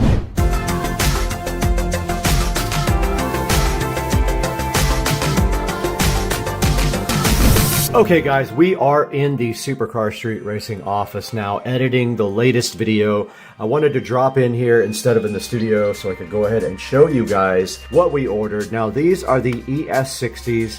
You can see right here they have 3 6.5-inch woofers there, and then they also have a tweeter up top. These are bi-ampable, and if you look right here, it says they have a 2.5-way cascading crossover, a Terraline tweeter, and 3 6.5-inch woofers for the tower speakers on the ES60s here. And if we go to the next tab here, we have the ES90 height speakers. These guys right here have a nice set of drivers, two-way, a 1-inch Terraline dome tweeter, and a 5.25-inch mica fortified polypropylene mid-range woofer with 75% more surface area than typical 4-inch drivers do. And then I also did order the center channel, the ES35 here, which has six of them, now count it, 6 3-inch woofers, and it does have a 1-inch Terraline tweeter as well, and they are slimline. And so these are all actually on the way right now. The second tower speaker will be here shortly. It will be here, I think, between, I don't know, in the next week and a half or so. And then this center channel will actually be here on Friday, I believe. So we'll have something to show you guys on Friday when we go ahead and look at the center channel Elite. These are all Holt Signature Elite speakers. They're all part of the same family. Now, of course, I don't have any of the other ones because I have in-ceiling speakers for the rears, and also that we don't need. So we just have these. We've got the Atmos. These are the ES90 Atmos speakers that fit right nicely on top of the ES60s here. They're form fitted to fit right on top. And guys, that is going to do it. Please like and subscribe and order these from the affiliate links down in the description. It helps out Supercar Street Racing so much when you support the channel, and we really appreciate you guys tuning in. Like, subscribe, and we will see you when we get the center channel speaker in for a nice unboxing and review. Look at this guy just chilling with something in his mouth, heading towards the salad. And then there's another dude back there who took off.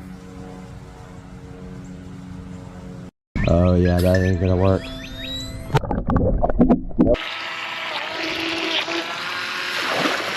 Guys, in the Supercar Street Racing kitchen, and we have this amazing RC boat that we bought. And we did buy 2 of them, one for me and one for Joe. And we are going to be unboxing this today and having a blast with this. I know it's going to be fun, and I am super hyped. Let's get it done.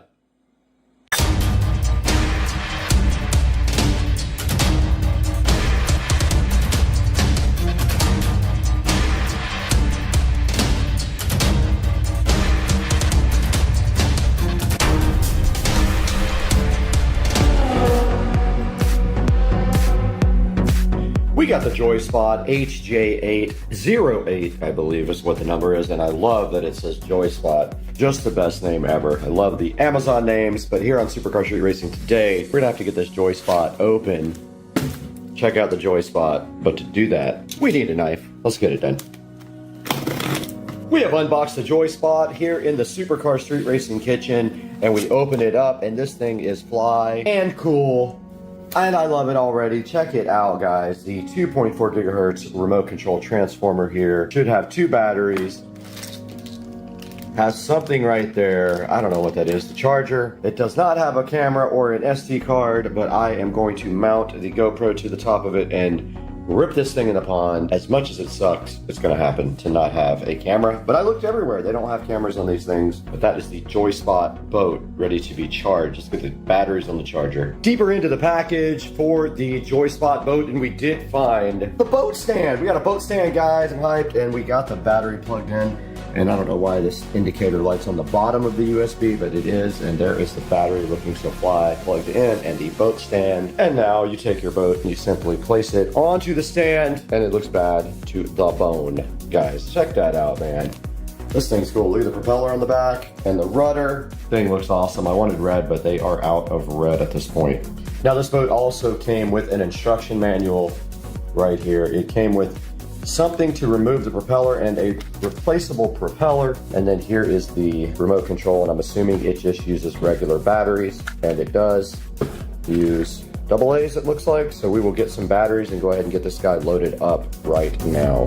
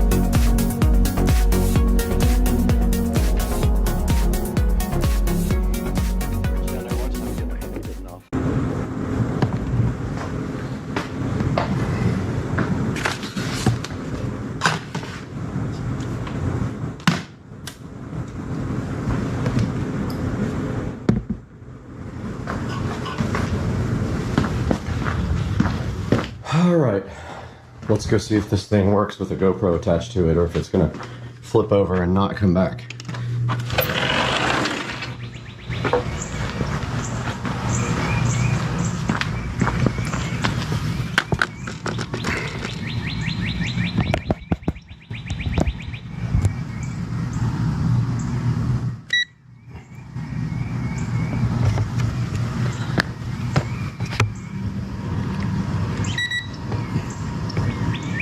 Oh yeah, that ain't gonna work. Nope. Got him! It's not gonna work, it's too heavy. Too top heavy.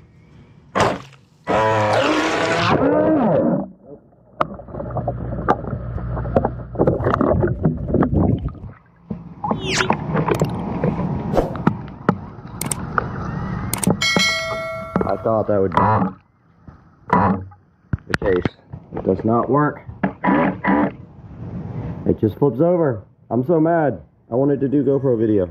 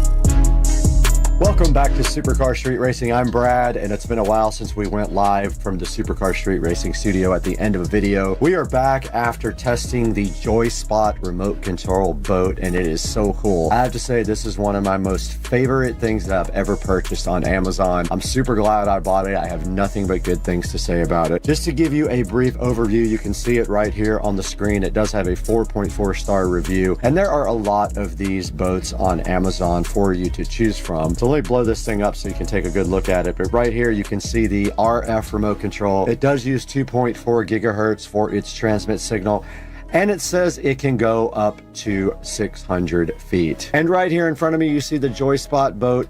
It does come with 2 battery packs, and they are 7.4 volt battery packs, and they are lithium ion. And you can see also in the picture here the USB charger that does come with it. My only complaint is the USB LED light for the charger is on the bottom, which makes no sense. You can't even see it. And you do see right here and right now it does come with a case as well, which is very cool.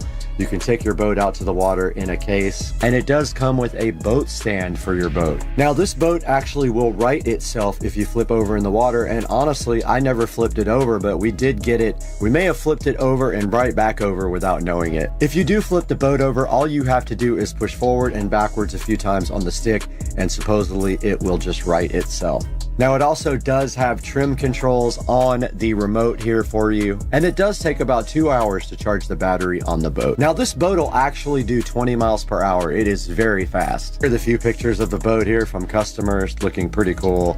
I do love the red one, but unfortunately it is out of stock and not available for a while. I did buy 2 of these boats so that we can go race them, me and Joe. And taking a look at the reviews, it has mostly 5-star reviews. Says speedy, says kids and husband love it, long range, very fast. Blew the motor though. Quality's about 3 in this one for the quality, but I disagree. I think this thing is very high quality. And let's see what some of the 1-star reviews say. 1 didn't work and 1 stopped working after the first run. Now back on the main page here of the JoySpot RC boat. If you look down at the bottom, you can see there are a variety of different types of boats for you to choose from, and they are likely all kind of the same thing. But the JoySpot boat is very cheap at only $65 right now. Now I highly recommend the JoySpot boat. I hope you go pick one up soon. And when you're shopping, please shop through my links. You don't have to buy my specific product that is in this video. You can buy anything you want through any of my product links, and it does help the channel out greatly as it gives me a few dollars. Also, please like and subscribe, and we will see you guys on the next one, and we will put some more video up when we actually do some boat races with me and Joe Dukes of Duval. Now we got to get out of here. I got to go get my captain's license. See you later.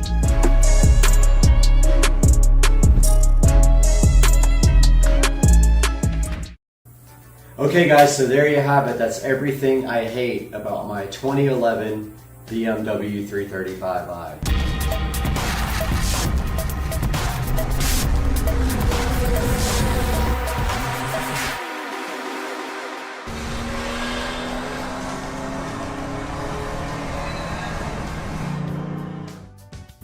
Hey guys, Supercar Street Racing here again with another video, and welcome to the channel.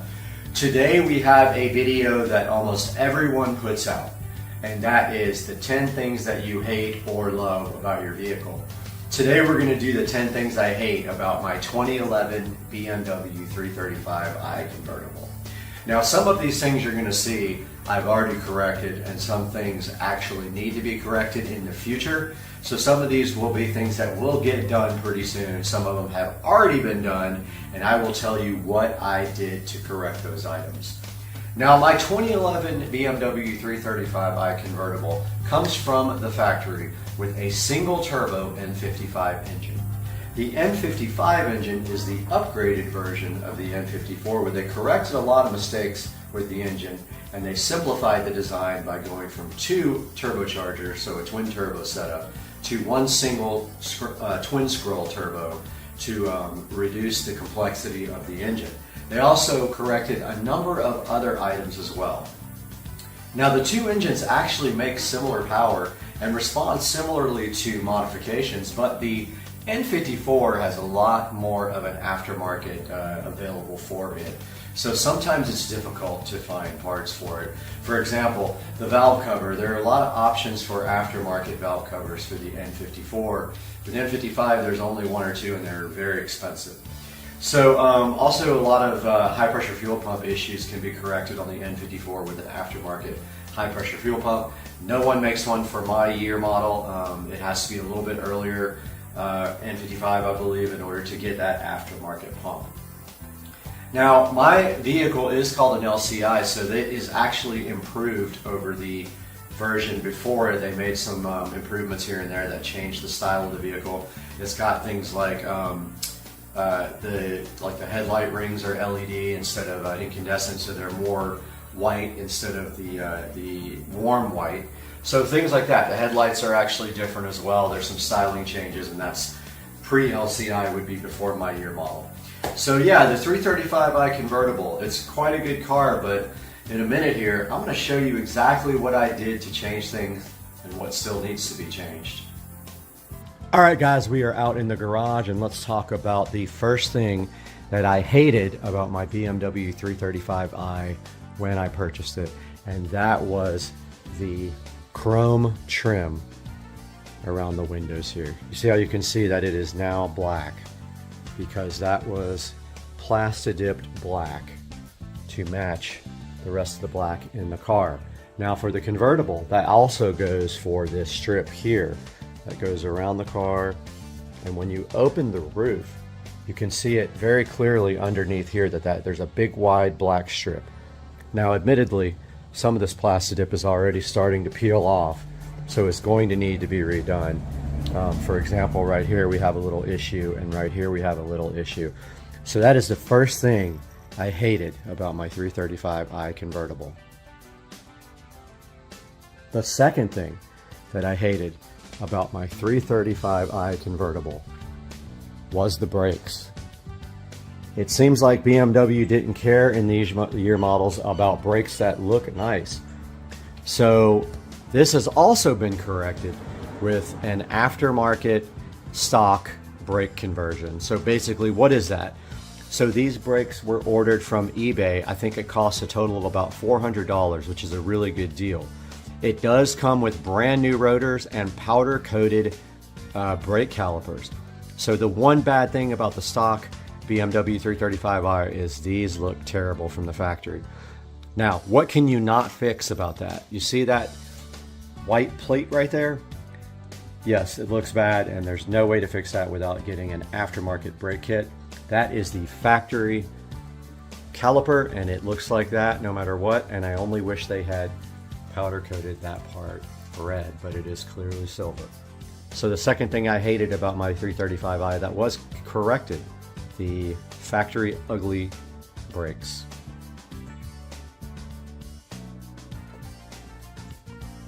The third thing I hated about my BMW 335i and was corrected, the chrome emblems. That came as silver, looked terrible. That was Plastadipped to black. And let's go ahead and include the exhaust pipes in those as well, because those were also silver, as well as this valance down here. All that has been Plastadipped. The exhaust tips were treated with high temp silicone spray. We're going to go ahead and include the front grille in that last thing I hated, bringing our total up to 3 now, I believe. The fourth thing I hate about my 335i and hated it, and it has been corrected, is the factory navigation system. The factory nav is outdated. It looks bad. The maps are terrible. And now we have this very nice Android unit that has replaced the factory navigation system. It does connect to a phone via Wi-Fi, so it can do everything that an Android phone can do, and it is such a freaking awesome piece of equipment. And if you hit the menu button and hold it down, you can still access your factory navigation system, not that you would want to anyway. So that was the factory radio replaced with an Android navigation system. The next thing I hated about my BMW 335i was the factory instrument cluster that is very dated. As you know, most cars now, sports cars, come with an electronic display. So we have fixed that. We have this ID4 digital instrument display that replaced the factory display. It is fully programmable. You can change the maps. Sorry, you can change the display.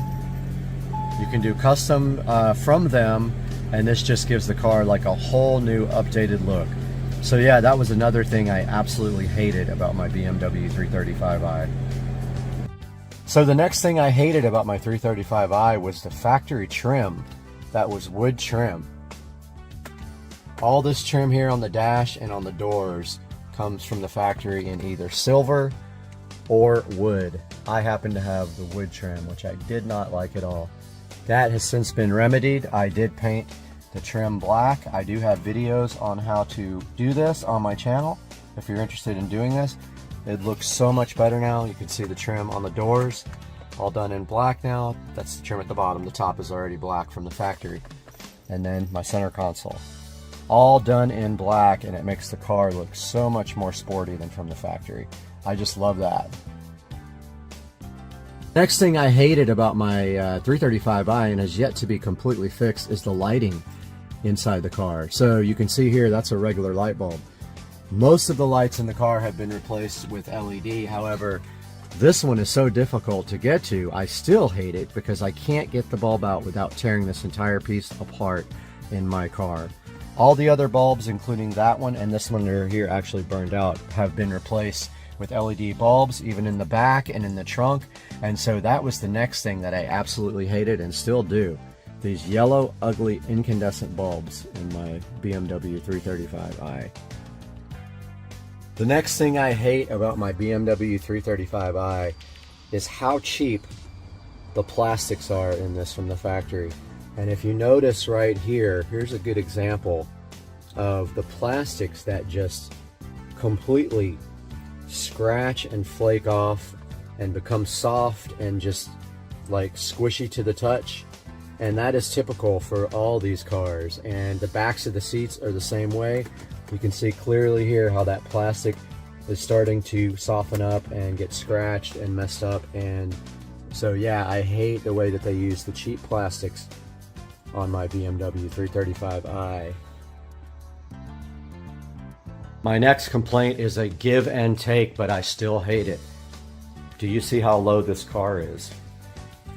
This car is so low that you can't get a jack under it to get it up in the air to change the oil. So the next thing I hate about my BMW 335i is how low the car is. On the flip side, it does look good and it handles very well. So I can only be so mad about this, but it still makes for a very difficult oil change, or anytime you want to take the tires off or do anything to the car, you have to struggle with the lowness of the M Sport suspension in my BMW 335i. The next thing I hate about my 335i is the convertible top and the way it breaks constantly. So I had a piece like this break. That is actually a cover for the hinges. When that breaks, this piece has to be replaced and it has to be repainted, which will cost you. Every little piece inside this top is very expensive. For example, there's string kits that hold the upholstery on. They're super expensive. So the next thing I hate is that when the convertible top breaks, and it will break eventually, it is extremely expensive to replace the parts inside of the top. And now the final thing I hate about my BMW 335i, the extended warranty is expired. And I know that's cheating because that doesn't really count against the car, but yes, my extended warranty expired about 6 or 8 months ago, and I actually almost maxed out the policy. They will only pay as much as the car is worth. So yeah, I hate that my extended warranty is is totally gone on this car, and everything costs a lot to fix.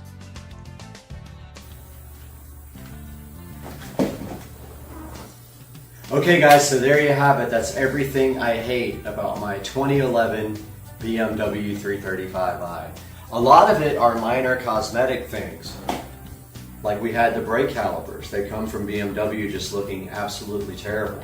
Getting them powder coated can help, but make sure you get the little plate inside the caliper powder coated as well. BMW started changing that in newer models, like the 135i has some really nice looking brakes. There are swap kits available out for the brakes as well if you want to do that, and you can actually swap in other model brakes into the 335i. The trim pieces, unlike the 335IS, which has black trim pieces, the trim pieces are all chrome or silver, along with the exhaust tips. I do not like that. The grille is also silver. I don't like that. The emblems are silver. I don't like that. So you can remedy that. It's not going to last forever unless you get painted by a body shop, and that's what I recommend. Take your trim pieces to a body shop and have them sand and paint them. Your slide marker lights, those are also ugly. I didn't put that in the video, but that's all part of blacking out your trim. You can actually Plastidip those or sand and paint them matte black. On the inside of the car, the plastics are very poorly made and they will start softening up and peeling off over time. All you can do really is either sand and paint them or buy new pieces. On the inside of the car also, the trim is all wood trim on my car, and you probably have that if you have a 335i. I believe silver was optional, and I don't know about black. The navigation system on a 2011 335i is completely dated, so there's not really much you can do about that except get an Android aftermarket system. And fortunately for the E90, E92, E93 is very, very available out there. Even on eBay, you can pick one of those things up for $200 and replace it yourself and get rid of that old dated BMW navigation system. The instrument display, some of you might not agree, but I think the instrument cluster is completely outdated in that car, and so the ID4 Motion instrument cluster is worth taking a look at, even though it is incredibly difficult to install and the support is lacking on that device. I just want to warn you ahead of time, it still does not fit, and I still have battery drain issues with the ID4 instrument cluster. So that's about it. That's all I can think of at the moment. If you got any other ideas about what you hate on your BMW 335i, please throw them down in the comments. We will do about 10 things that I love about my 335i following this. Guys, have a good day. This has been Supercar Street Racing.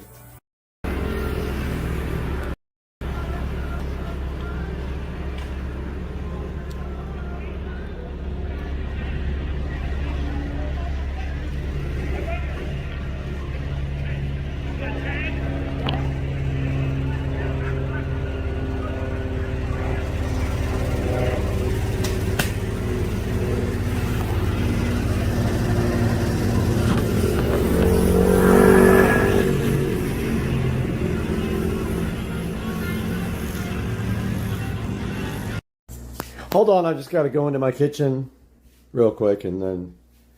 Oh. Okay.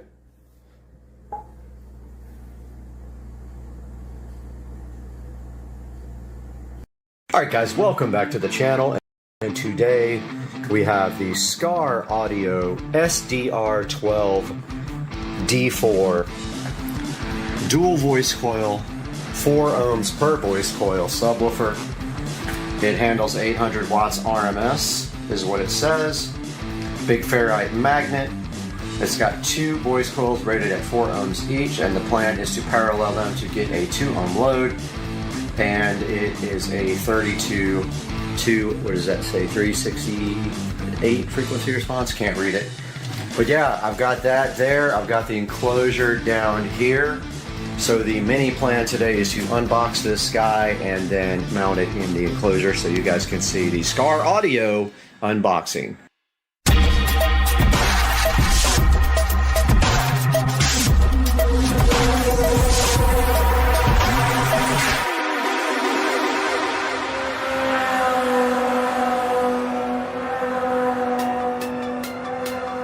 Guys, here we have the Scar Audio SDR12-D4 to take a look at here on the channel, and I have opened it once, so you guys are getting gypped this time, but I had to open it. I can't tell you why, because then it wouldn't be a secret anymore.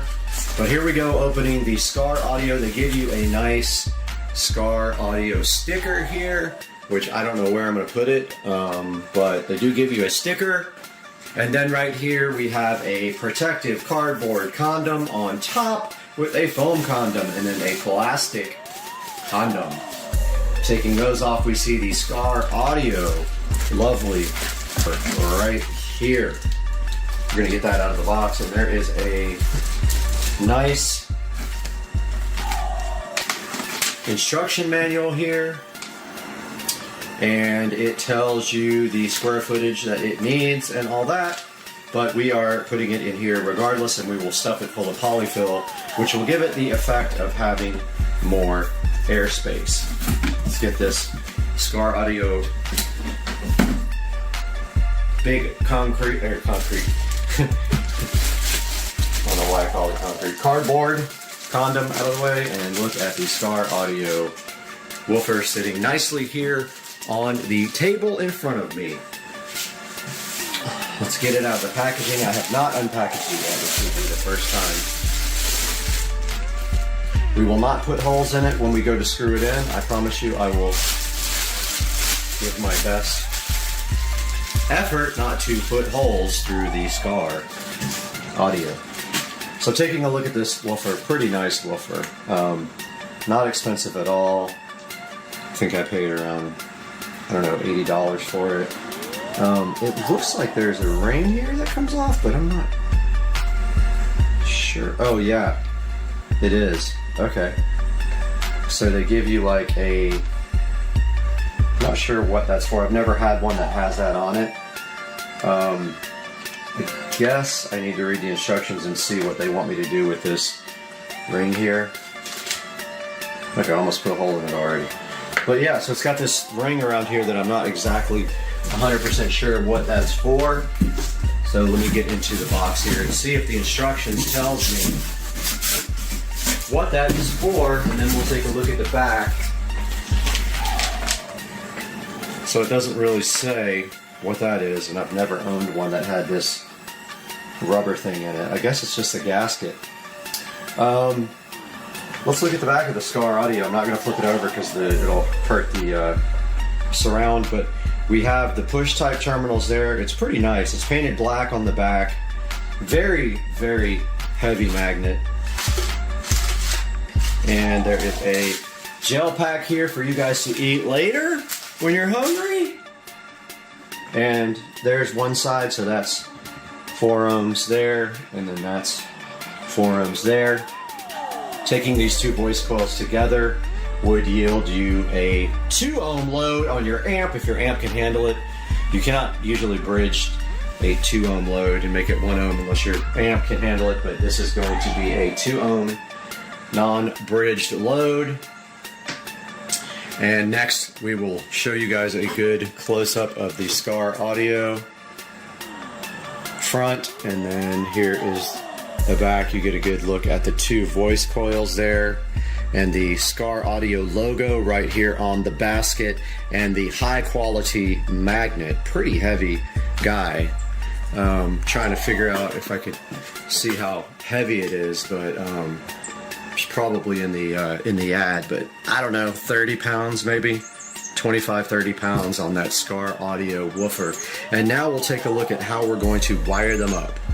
Alright, this may be overkill for the amp I have, but if I ever upgrade amps and get a nice subwoofer amp, I want to be sure I have the enough wiring to handle it. I ordered some 12 gauge wire, but I don't have any now, but I want to go ahead and get the woofer mounted, but I've got plenty of 16 gauge wire, so I'm going to double up from voice coil to voice coil, then double up from this voice coil to the actual speaker input on the box. So I'm going to grab all the tools to do that now.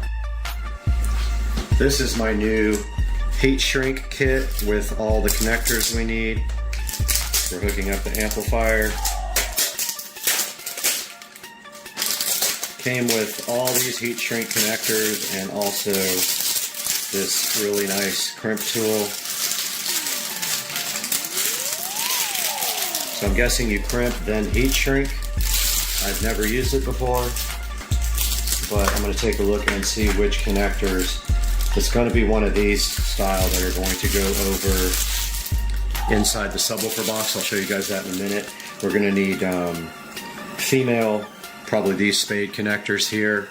And it looks like you crimp up here and then heat shrink here, which is awesome. So I still need my heat gun, but I'm gonna go ahead and test and see which size fittings fit inside the speaker box. Here we have the speaker box. I've got the yellow, which would be the largest connector that is available, so we can put the most wire inside. But let's see if those work.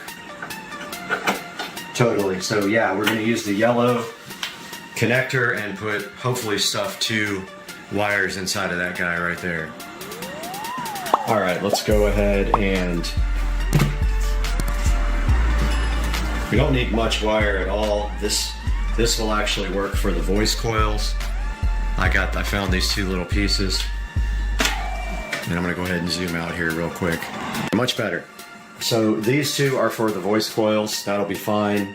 And then this piece I'm going to double up on and use for the connection from the other voice coil to the box for our 2 ohm load. It doesn't have to be that long, but if you want extra to be able to wire up your woofer, you leave extra. So I'm just gonna use this and go ahead and cut it.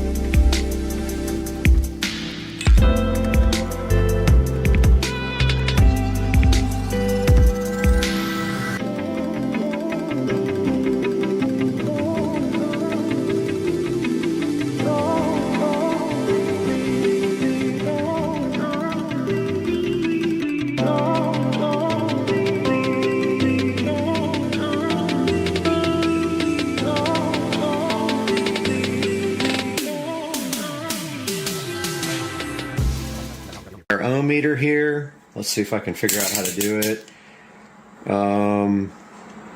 200 ohms. I think I've got this on the right setting. Let's see what happens. We should get a 2 ohm load.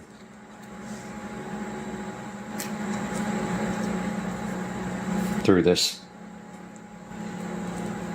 2.0 ohms, and that is perfect. So those wired in parallel, those voice coils, gives you a 2 ohm load. We have a visitor, Mr. Binks.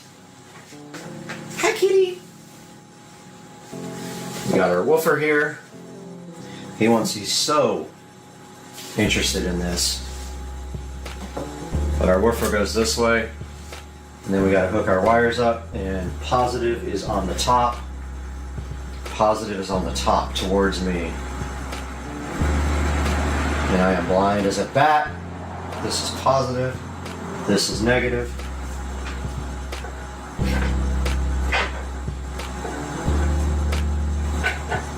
Mr. Binks is purring like crazy. Okay. That's that. The woofer is officially hooked up. Now all we have to do is screw it to the box. Ah, there it is. And we got to try to get it centered. Gasket's a little off. Not that worried about it. There we go. So there's a good look at our woofer mounted in the enclosure. It is wired up and ready to go. It looks so sick. Love it. Forgot the polyfill.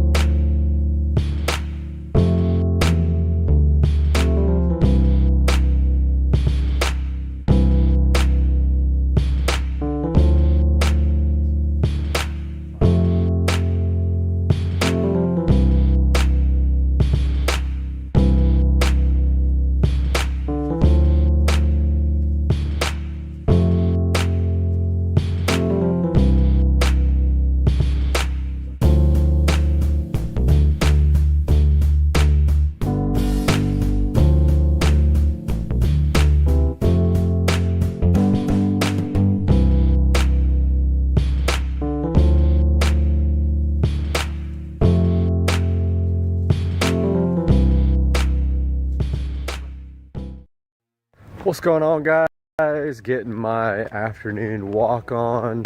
It's Friday, and on Friday I get to work from home. It's pretty amazing. So I'm getting my hour-long walk going in the neighborhood, and then who knows, maybe a little car meet later on tonight. Not sure, still checking out the scene, but I'll know here in a little while. Happy Saturday morning to you guys. Another weekend. I know it's gonna fly by, but enjoy it while you can before you have to be back at work on Monday morning. So today I want to talk a little bit more about this battery tender and the way to hook it up. So I'm going to show you guys the pigtail on the battery tender. I also want to talk about window tint a little bit. You know, tint is extremely popular on cars. There's a lot of reasons to get your windows tinted. Primarily, when you live in the state of Florida like I do, the heat can be a huge issue. So the tint really helps keep the temperatures down in the car. Excuse me, guys. Secondary, privacy, and it definitely keeps the wear and tear inside your vehicle from the sun from destroying your dash and your leather, or, you know, vinyl seats if you have those as well. So I did get the windows tinted on the SL65. When I got some performance work done on the car, I asked the performance shop for a good tint shop. They recommended one here in Jacksonville. Took the car over to them. Took them about 5 hours to do it. I was surprised. Now here's the thing, a lot of tint shops will hand cut your tint, meaning they will actually hold the tint up to the window they'll measure it out, and they will hand cut it with a razor blade. Most modern tint shops, if they're any good, will have a cutter that almost looks like a printer. It has all the vehicles stored inside of it, the patterns. They'll go in there, they'll press a button, print your tint right out. It's awesome. Then all they have to worry about is putting it on the car and getting all the bubbles and stuff out of it. So let's take a look at non-tinted vehicle versus tinted vehicle. So here we go, taking a look at the two vehicles here in the garage. This is a 2009 335i convertible. Notice all the 335 convertibles were hardtops, which is one of the reasons I bought this vehicle. Unlike the 1 Series, which is a soft top convertible. Now, you do sacrifice a little weight to have a convertible. They weigh 200 or 300 pounds more than the coupes, but I absolutely love having a convertible in Florida in the summertime. So anyway, off track a little bit, but here's the 335i. Now, notice here, this car has factory tint. It's not very dark. You can see through the car. It's okay. It's not terrible. I have not had this car tinted. That is on the list of to do. In fact, I might go do that this week. Let me go ahead and close this garage door so you might have a better idea. First of all, let's look at the other car though before I do that. So this is the 2005 SL65 AMG Mercedes-Benz. So this car has 70% on the front, and I can't remember the percentage on the side. I want to say 20%. And have a look at the difference there. So that one versus that one. And it'll be much more pronounced once I close this garage door and the exterior light can't get through the back window. You'll be able to see that much better. So notice here, 20% versus factory tint. Same on the back windshield here. Back.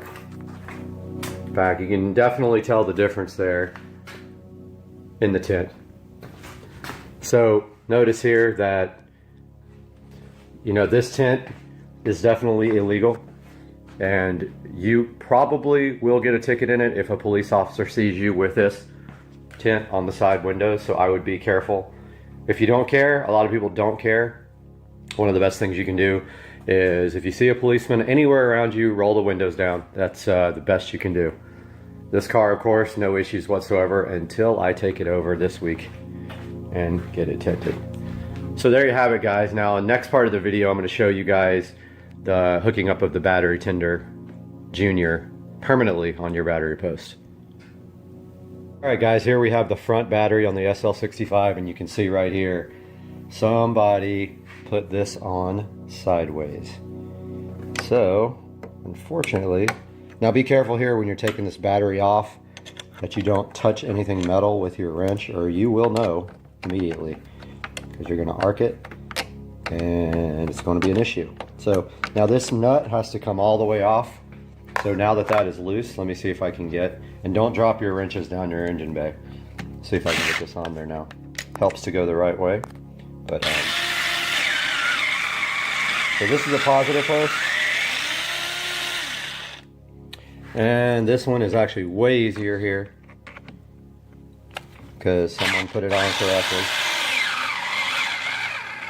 Now, of course, this little driver here thing doesn't have any torque whatsoever, so it's not going to get off anything tough. That's what my big Hitachi drill is for.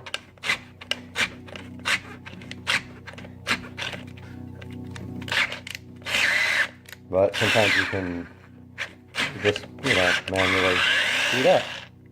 This one's going to want to fall into the engine bay, so I'm going to do the rest of this part by hand. And now, notice I'm going to twist that back. Twist that where it's easier to get to next time, because someone torqued it down sideways. Next thing we're going to do, come over here, grab our pigtail device thingy, whatever it's called, and got to be very, very mindful in this part not to cause any arcing. Now notice here that the plug is undone, the cap. So first thing I'm going to do here is put this cap back on.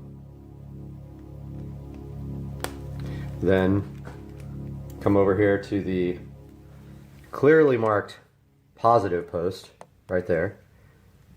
And that thing's going to want to push off. You're going to have to help it.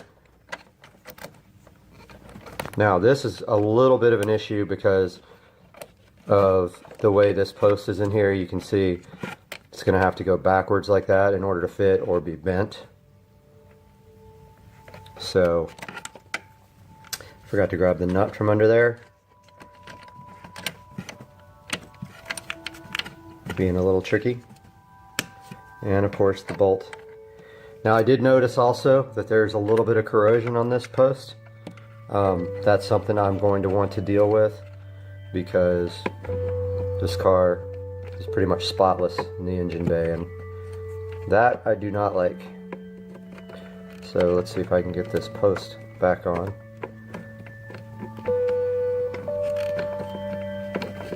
Okay, so now that I've got it on there, we can kind of tuck it down. Get your trusty drill back. And I tried to turn again, so I'm going to try to force it that way and hold it. Not much more to it besides that. Second one's pretty much the same as the first one.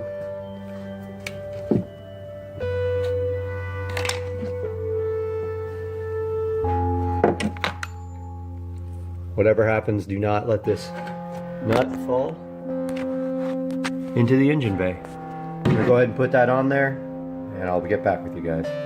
Alright guys, so the next thing we're gonna do is take some of these zip ties. I think black works good, it matches the engine bay. These are a little long. I mean, we don't need 12-inch long zip ties, but this is all I have right now. And so here's what we're gonna do in this case. We are going to take this cable and we're going to nicely tuck it out of the way. So, let's see if I can get a good shot of this. So the first thing we're going to do is, looks like there's a nice place here to tie this off to the battery bracket. So I'm going to do that right here. Throw a zip tie on it right here. Get it nice and level, make it look presentable. To me, the most important thing is that the car be immaculate. So there's the first zip tie right there. I'm going to put another one right next to it down here on the battery post. It's going to run right along the battery post right here.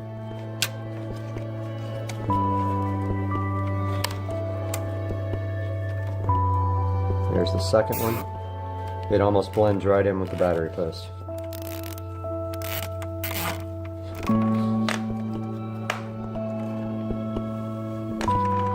Now, so you have this extra pigtail now laying in here. Best thing to do is kind of just tuck this away, get it out of everything. You can't even really see it now. So let me show you.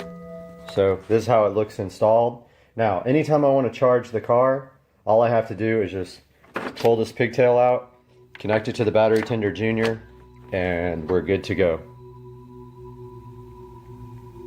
Now the next part of the step is we're going to come over here and maybe we can cut it with these. Of course, I don't have any good cutters. I think they're inside the house, but these will do the trick, I believe. It's going to take two hands. I'm going to go ahead and cut these zip ties and be right back with you. So I ended up using these kitchen type scissors to cut them. That was the easiest thing.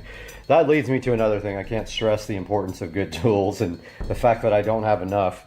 I am working on that.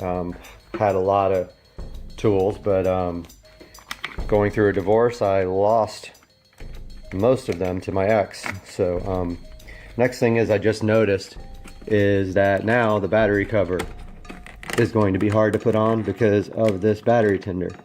So I'll either figure out a way to get it on there. Yeah, it looks like I got it. Did get it on there. It turned out actually pretty good. So there's the finished product of the pigtail installed. Wow, the car is really dusty. That's what happens when you blow your garage out. So there you have it, guys. That is all for today about the tint and the battery tender. Please like this video and subscribe. I'll be coming out with videos almost every day. And we'll see you very soon. It looks crazy out here, dude. The camera does not do it justice at all. But this is post-hurricane Florida life.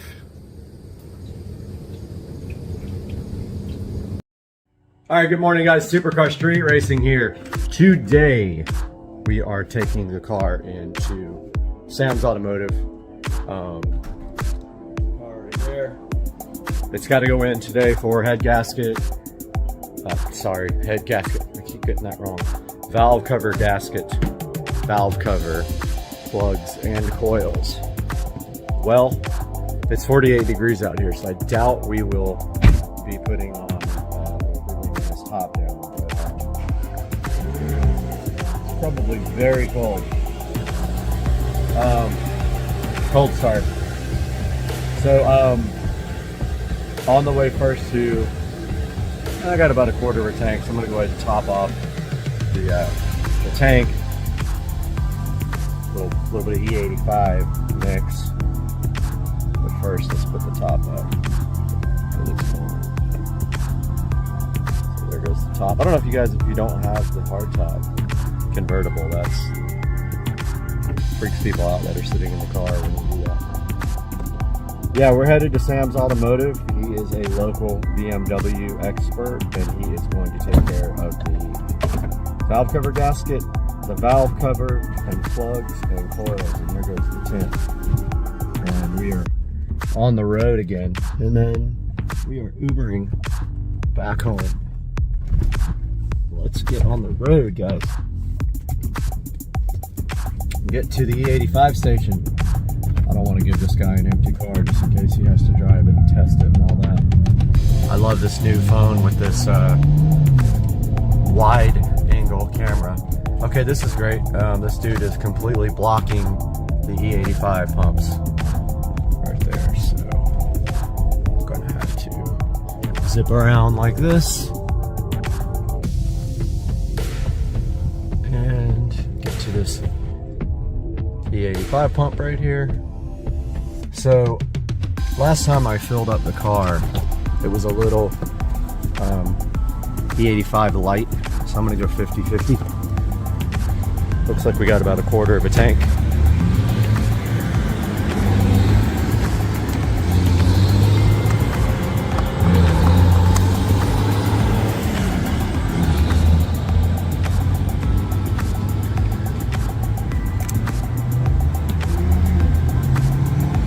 Gotta put my card in there.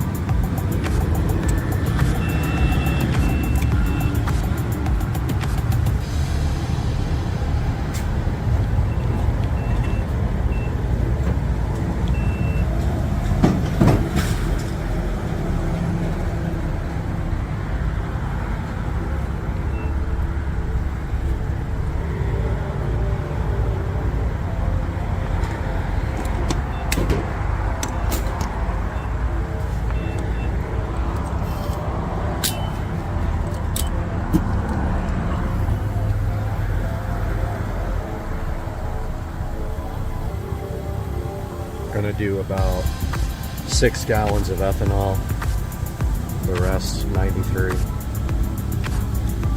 See if that fills the car up. Probably about, probably do about, yeah, about 6.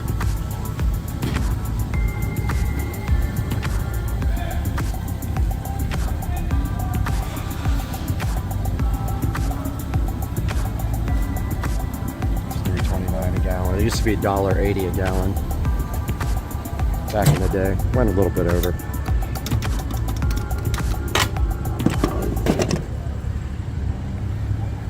Do this again now with 93. Hopefully I didn't show my credit card earlier. We don't have to blur it out. Alright, so putting my card back in for 93. I got to do this every time I get gas.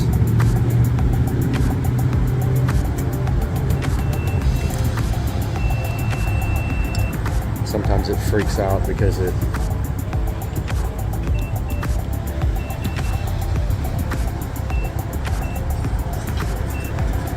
it's 2 transactions in a row, but hopefully it's good.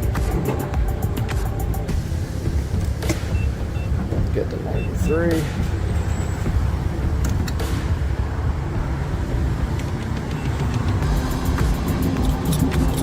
Let's see how many gallons we get with this.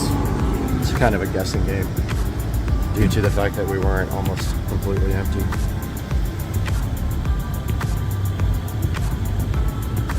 Then we got to get the car over to the shop.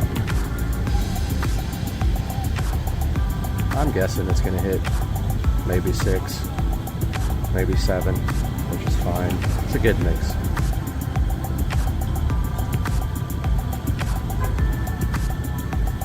Like I said, last time we weren't E85 heavy, we were light on E85. So we were probably at like a 40% ratio, so this might bring it up. No, we're going to still be a little bit light on E85. That's fine. 7.2 gallons, guys. That's what we got.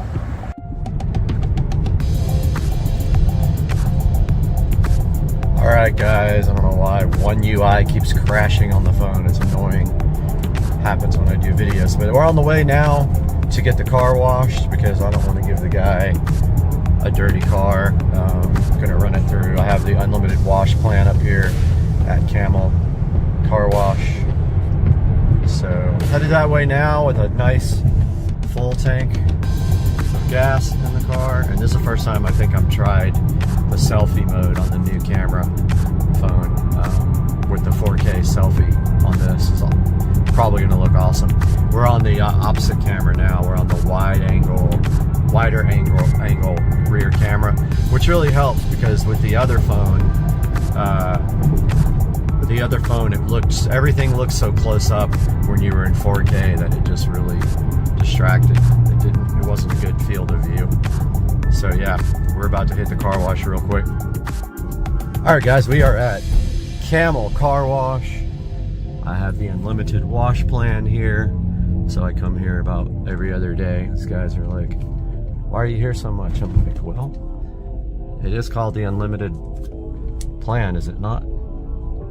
So we are here, brothers and sisters.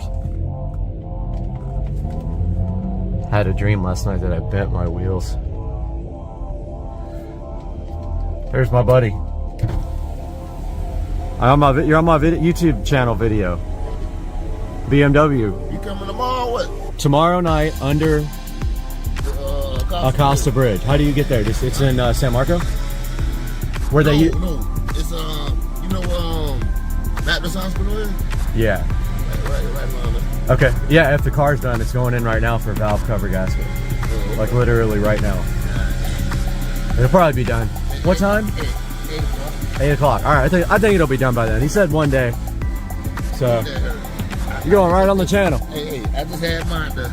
Yeah, you got to get a valve cover too, not just the gasket. I did it. Yep. All right.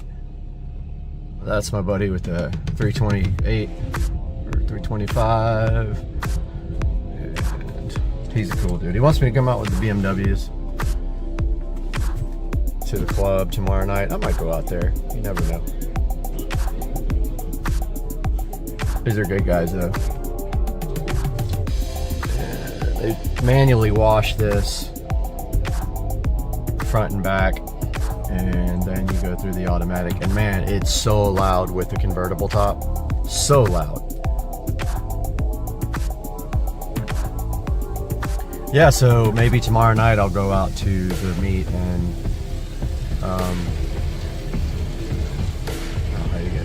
Baptist Hospital is what he said. I think that's in Riverside. I'll have to look that up. Uh-oh. Stopped. What the heck is happening? car wash stop?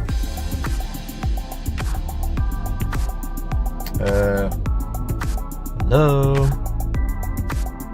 Well, we're sitting here stopped. I don't know what's going on. I'm gonna pause this until we go again.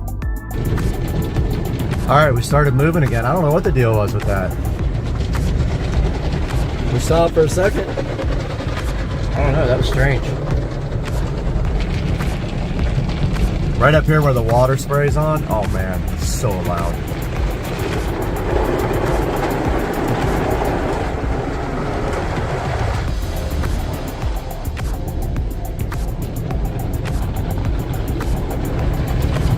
Right here. I have to hold my ears during this part.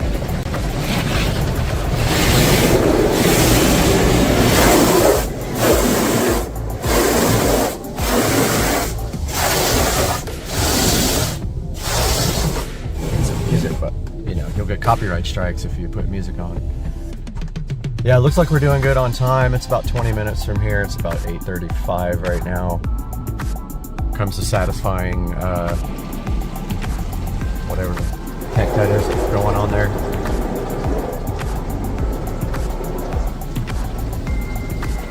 They got the scam ceramic shield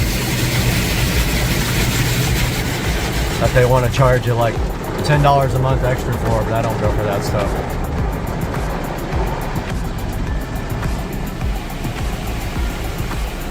Satisfying.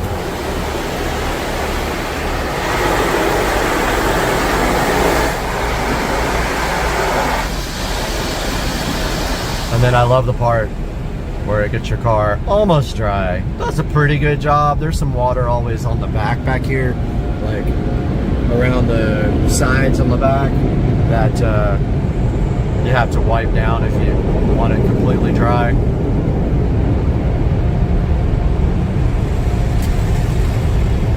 Dude up here is blowing off the thing. Oh, this is where it puts the tire shine on. The LEDs are broken.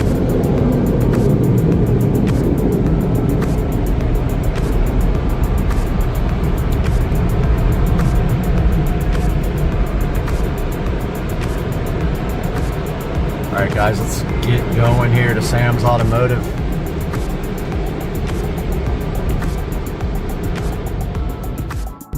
Alright guys, we're almost pulling up to Sam's Automotive. It's about 8:48, so we're on time. Wanted to show you guys this place as we pull in. It's got a crazy amount of BMWs in the front, like an insane amount.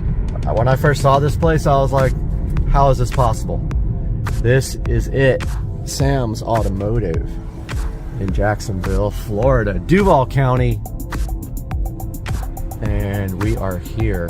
I'm gonna show you guys the parking lot here real quick. They're not open yet. Do have to get everything out of here. I really don't have anything in here that I need, honestly. Yeah, I don't have anything. We are here at Sam's Automotive. Beautiful day. Car looks good, just got washed, but you can see where it leaves the streaks in the back. This is Sam's Automotive. Tiny little sign sitting on Parental Home. There's all the BMWs, but it gets even better. You can go down on this side. The entire back is filled with BMWs. Back here, where they do the actual work, and a cat. And so let's see if it's open yet, and I'll ask for permission to film a video in here. Let's see. It's open. Let's see. They let me. There's nobody there yet, but here is the lobby area heading into Sam's Automotive. So take a walk back here while we are waiting for them to get here, and we'll get a little interview. Man, they got a few cats back here. This is the back area where they have, I think, 2 or 3 different kitty. They got kitties for sure. Right here. Hi, kitty. Cute cat. Hi, kitty. Cat's like, nope. Check out all their BMWs back here. I found the BMW graveyard. That's going to be what the title of this video is. Look at all BMWs back here. There's probably 150 different BMWs back here. Check this out. Oh, there's a 335i. Convertible? Dang, those wheels look exactly like mine. That's not a convertible. That's an IS. DCT. Looks like it's been here for a minute. 335 IS. That's a rare find. And then of course we got this Jaguar back here. Dude, some interesting cars. Look at this Rolls Royce Silver Spur. 540i. And there's an auto refinishing and restoration that doesn't look like it's open anymore. But check it out, guys. It's just crazy. Oh, this is actually a British car shop, and I forgot the name of it. But look at, I think that's an MG. There's some Mini Coopers here. Yeah, that's a British car shop there that uses that bay. Because there's a Jaguar here, Rolls there. I don't know what that is underneath that cover, but it's sick. Here's a 128, just like my friend who passed away. Here's an M5, really nice M5. I'm gonna ask you about this IS over here, what's going on with it. If you guys don't know, the IS, even up to the last one made, was an N54, and it has DCT, and it looks like the shifter is out of it. This might be a 6-speed manual. Not sure. Look, there's a bunch of wrecked cars back here too. Full Z4, I think it is.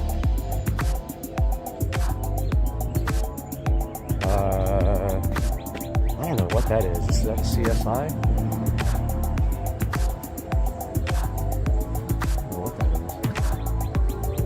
Says L6 on the back. Weird. Old E30.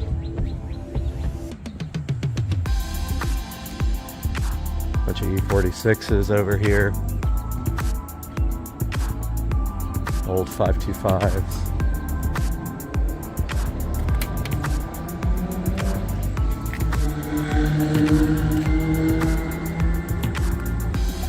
Another cat.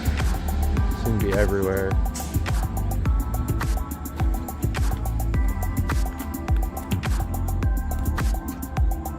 Here's a wrecked, I don't know what it is, 5 Series? 535i. Some more.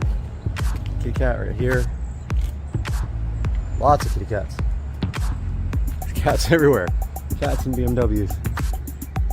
Old 320i over there. Cat. Mini Cooper. 528. Here's an old 325 IS.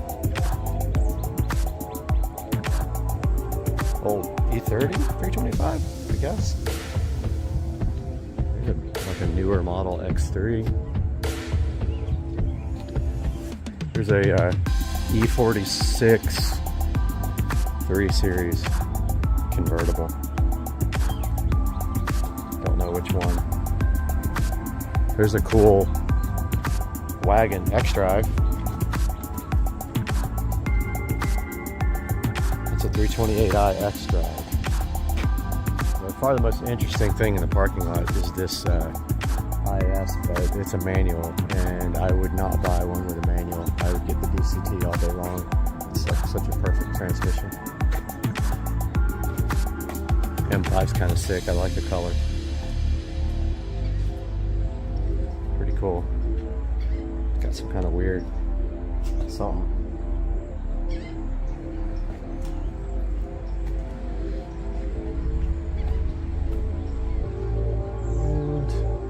Cats literally everywhere. Look at this little Jaguar. Oh, there's a Bentley. There's a few guys back here in the back. In the woods, there's a few completely wrecked vehicles. Yeah, I wonder what Finish Line auto refinishing and restoration used to be, because it was always closed when I came last time. That thing is just crazy. And of course, up there's more in the woods. Well, it's 9 o'clock. These guys should be here by now. I gotta remind them. Boy, those wheels look just like my wheels. Those might be my wheels. Those look the same, and he's got the same carbon fiber center caps. Good grief.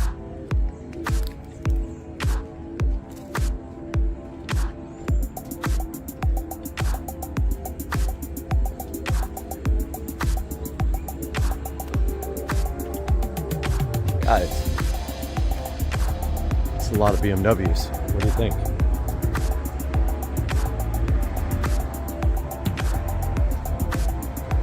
I found the BMW graveyard and the cat graveyard. Kitty, kitty, kitty, kitty, kitty.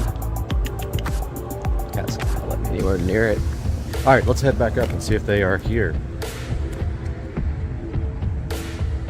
All right, they are not here yet, so show you guys what's in the front. Here, we got quite a few up here too. Here's a 740, or like I call it, a 74 oil. Probably burns a ton. So 325 CI, which I think there was one in the back as well.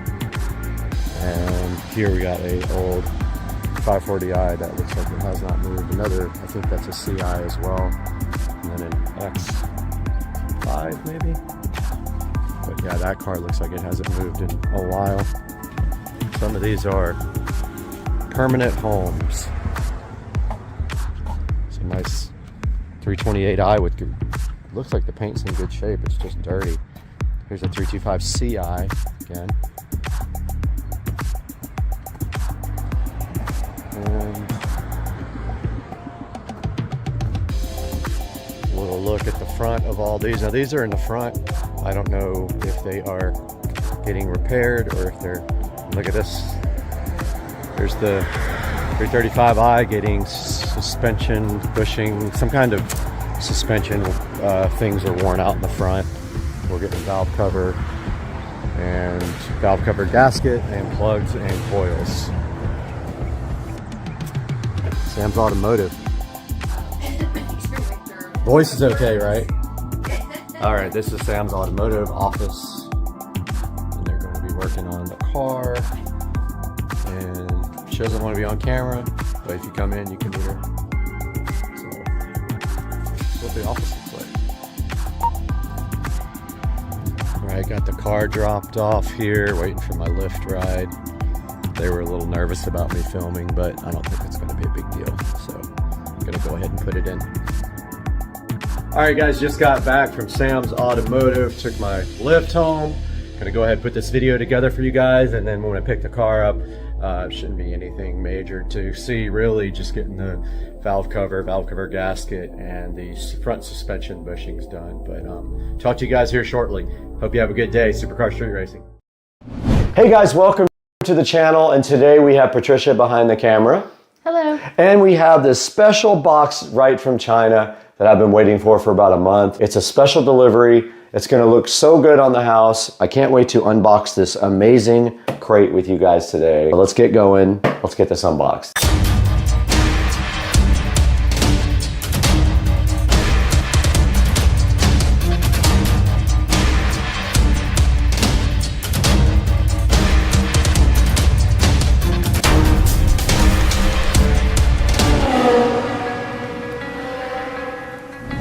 All right, we're back on the channel today with Patricia behind the camera doing all the videography. And today we have this special box that came directly from China. This was purchased off Etsy, and you can tell right here that they have actually packaged this very nicely. It's made of plywood and has like 8 screws in it. So we have our DeWalt cordless drill today. We're gonna go ahead and open this right now and see what's inside because I'm super hyped to get this going. All right, we got the DeWalt cordless drill here.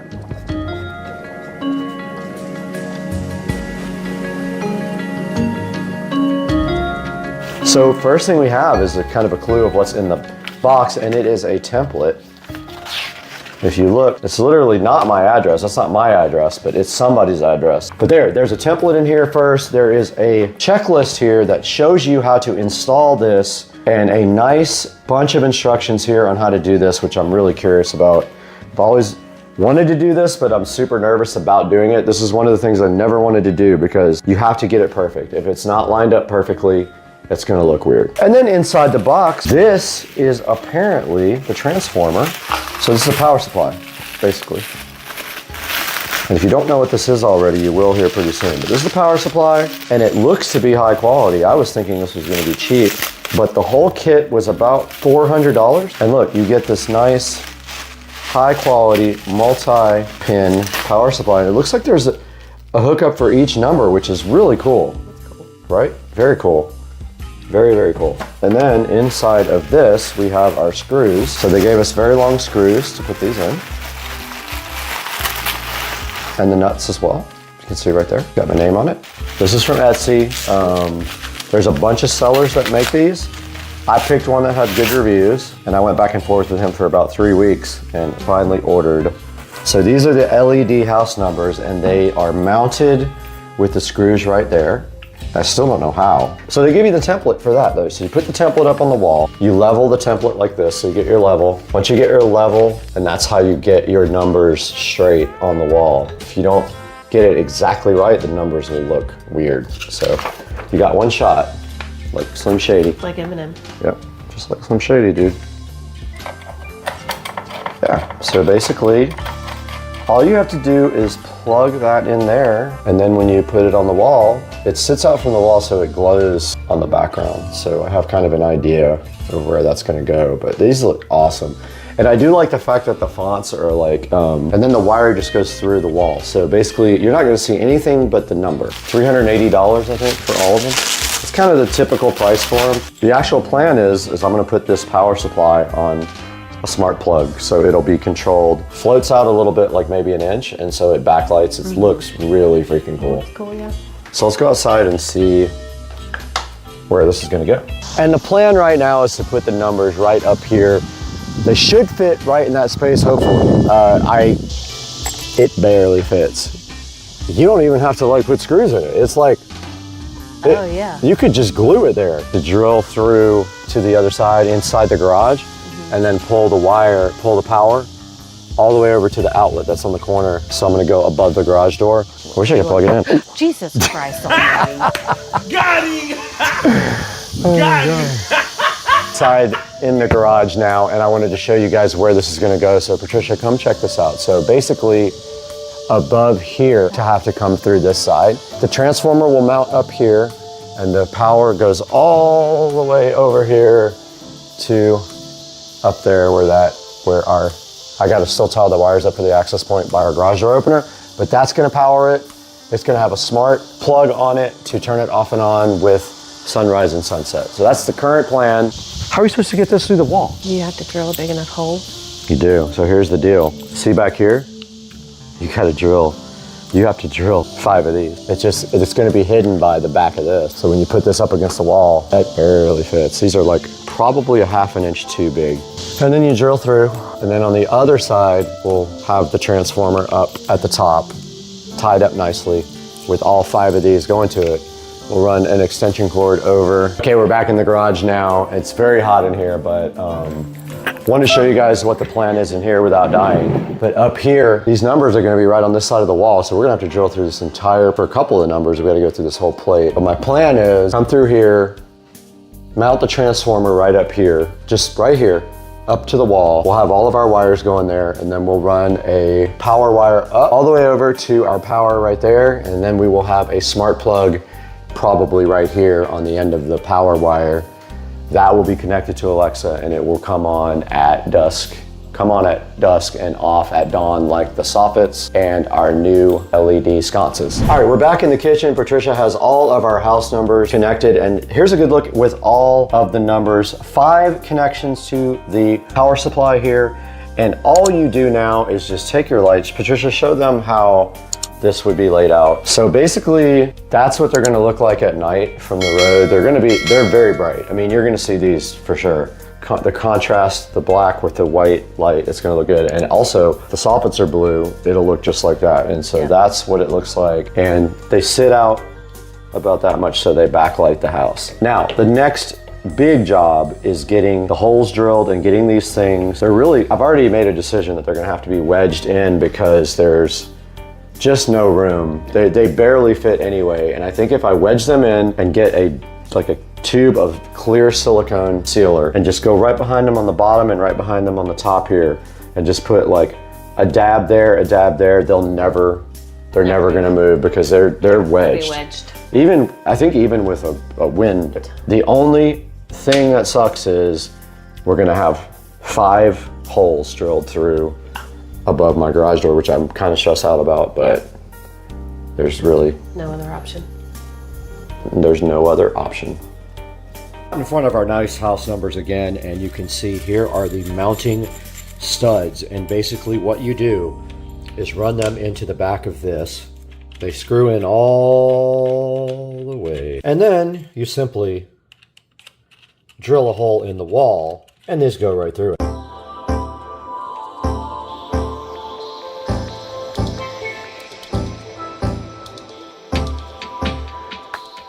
All right, so we have a problem here, Houston. I don't have a big enough drill bit because this has to go through the stucco and all the way through to the garage. So that's fairly large. I would say that's probably a 1/2 inch, but I'm gonna check it right now.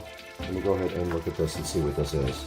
All right, so on the end of these connectors, you're going to need a 3/4 inch bit to get through whatever surface. Mine is masonry, so I'm going to go ahead and order a masonry bit. This only goes up to, let's see, a 1/2. So we need a 3/4. Let's get online and order that now on Amazon so we have it.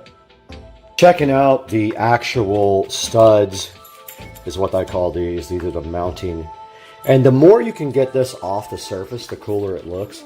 If you can get it to stand out like that, or even a little bit less, it's going to look awesome in 3D and it's going to project better on the house. But I think that one of these is just going to be money. I want it to be snug enough where I put a little epoxy on each one and then it just is perfectly straight and stands up on its own.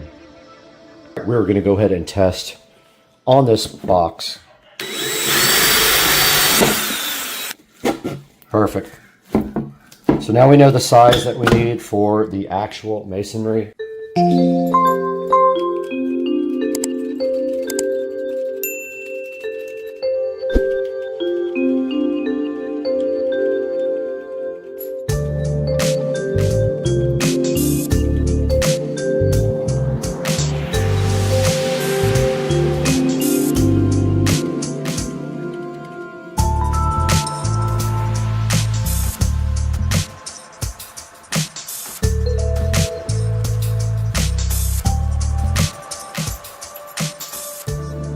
Do have our template right here, and so basically we got our big bit in for going through the stucco. So this bit here will be how we get in the power supply wire, and we may have to wallow it out a little bit to get it through, but this right here hopefully is big enough to get this wire through all the way.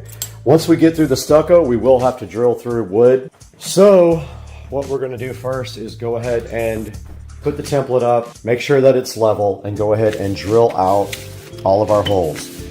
So we have to drill out our small holes with our tile and masonry bit here. We have to drill our big power holes out, which are the red ones here, These are for the standard bolts. These are for the red ones. So we're going to drill all that out after we get the template up and leveled. That's also going to be tough because there is almost no room for this. And there might not even be enough room for this. I might have to cut the bottom of this template off to get it to flush mount up on the side of the house. Let's get out there and see what happens. All right, we're out in the front of the SCSR compound now, and the first thing that we have to do is find the center of this garage door.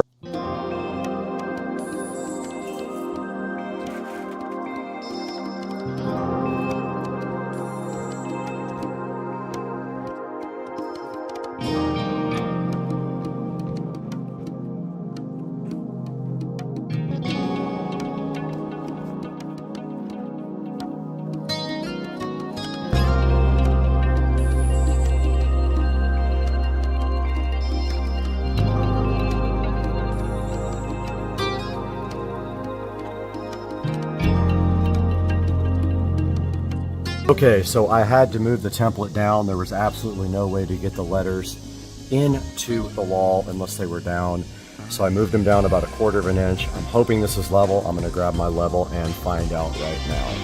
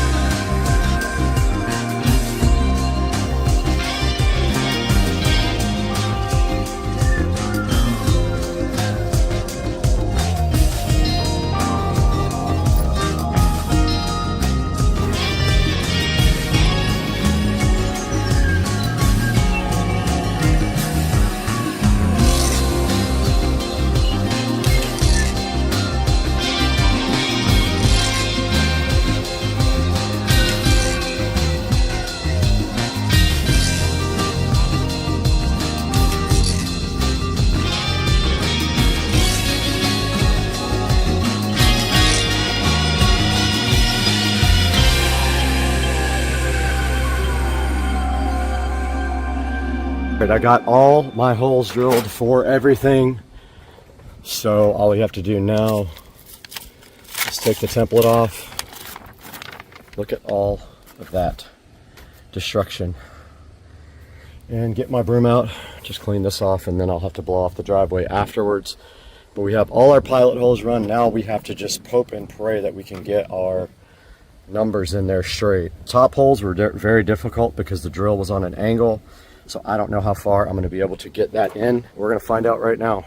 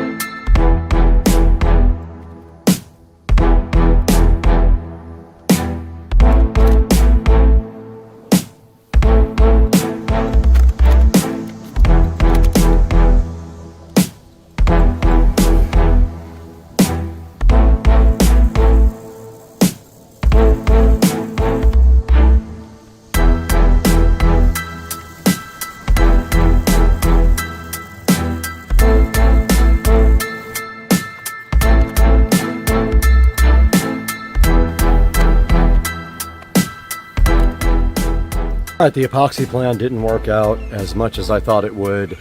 The stuff got everywhere and dried really fast, so even though it says it sets up in 30 minutes, that stuff was set up in like 5. So I've got the Alex fast dry now. I'm just going to go ahead and caulk in all the holes up there and around the screws and see if I can do that without making a complete mess. So I'm gonna get a bowl of water.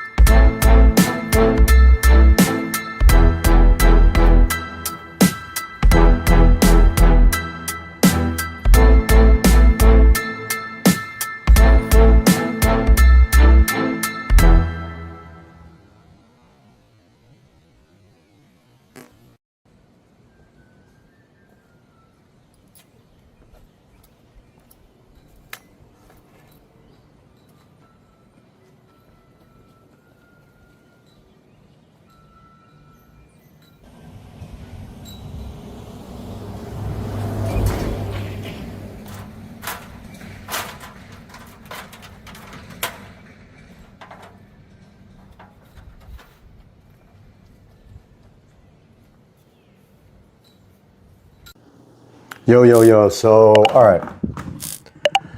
So the outside part is mostly done. It's just drying. So now I have to figure out the inside part. I think if I have any black caulk, I'm gonna put my black caulk in that hole right there, all those 5 holes. Then I'm gonna tie everything up really nice with wire clamps as far over here as I can, and then connect to the power right there. I need an extension cord though, and I ordered a smart switch as well. Let's start getting this together. We're inside the Supercar Street Racing garage now, and we can see here all of the holes that were drilled for the new LED house number. So our first mission today is going to be to tie these wires up nicely and not disturb the mounting that we did on the outside because it is drying. If we move the wires, we might move the actual numbers. So I really want to get the mounting done on this transformer, but it has no mounting brackets. So it is a rectangle, and I am thinking right about here. And then I don't know how I'm gonna keep it on the wall. I guess I'll just put screws to kind of wedge it in. I'm literally gonna have to wedge this thing in the wall, onto the wall.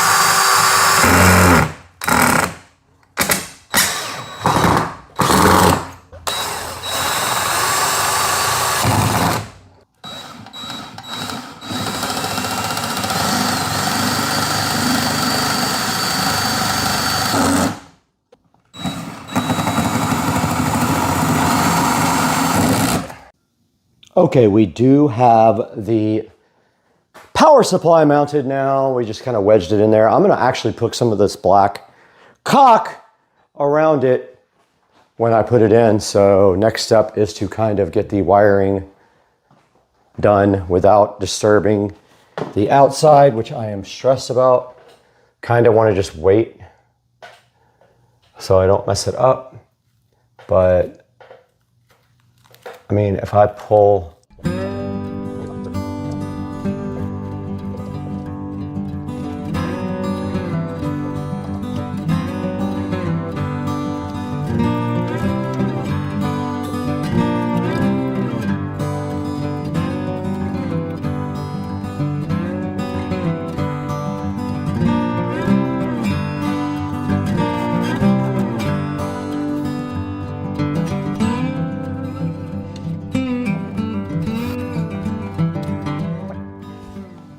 all right, I got all the wires tied up nice. Now I'm gonna work on the power wire, but first I wanna go ahead and get the caulk in there so it can dry. So I've got my caulk gun ready, and I've got my big tube of black caulk ready to go. Let's go.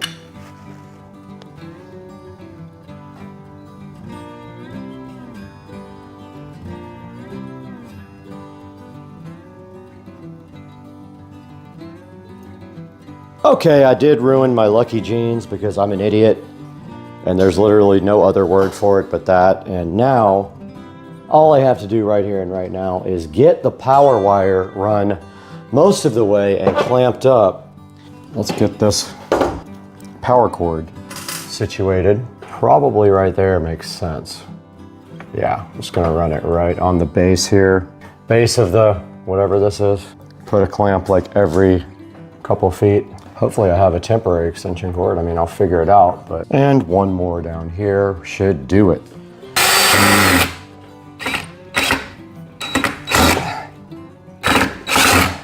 All right, so this thing just needs power to test. And my smart plug will be here probably today.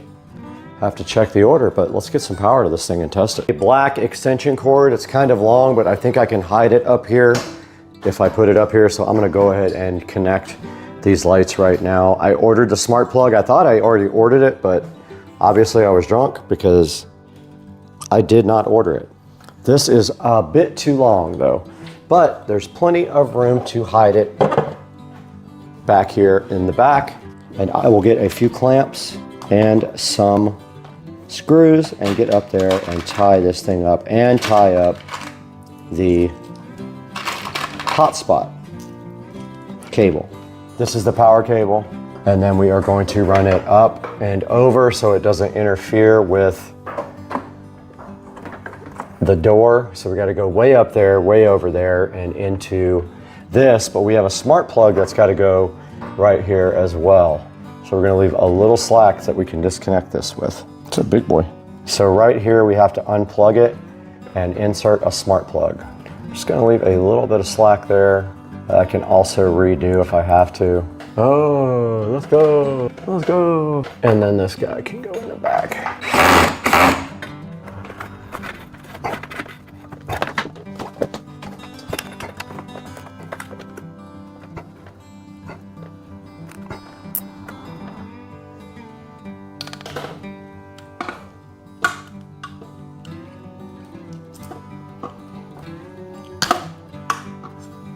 Guys, we did finish this project and connect it to power.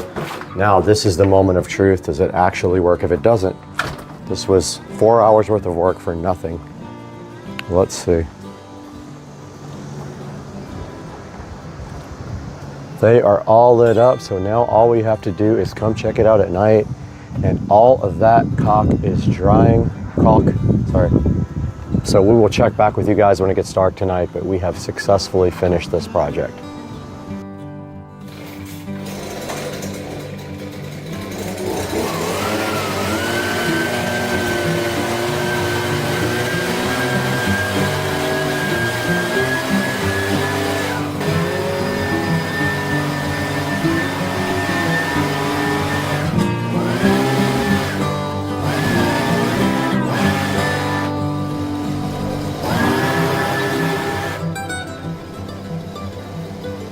Guys, we are out here at night with the house numbers, and that's how it looks on the house at night. And yeah, I mean, guys, hope you enjoyed another project. And yeah, it is what it is. It's staying like that. Okay, the final piece of the puzzle for the outdoor lit house numbers came in, and it is a Amazon smart plug. I buy these now because they're just so much easier to set up, and they just go right in and they just work, and you don't have to use a third-party app. They work directly with Amazon. I'm not going to set it up inside the house because I wanted to connect to the Wi-Fi in the garage. So let's get out there in the garage and get this thing hooked up. Okay, I did get the smart plug installed, and it is rather ugly. I will probably paint it black so it kind of blends in. And it needs something to kind of stick up against the wall, like some 3M tape or Velcro. I'm gonna go ahead and set it up and configure it now and add it to my routine for all the rest of the lights. We'll start to the studio with Supercar Street Racing and Brad.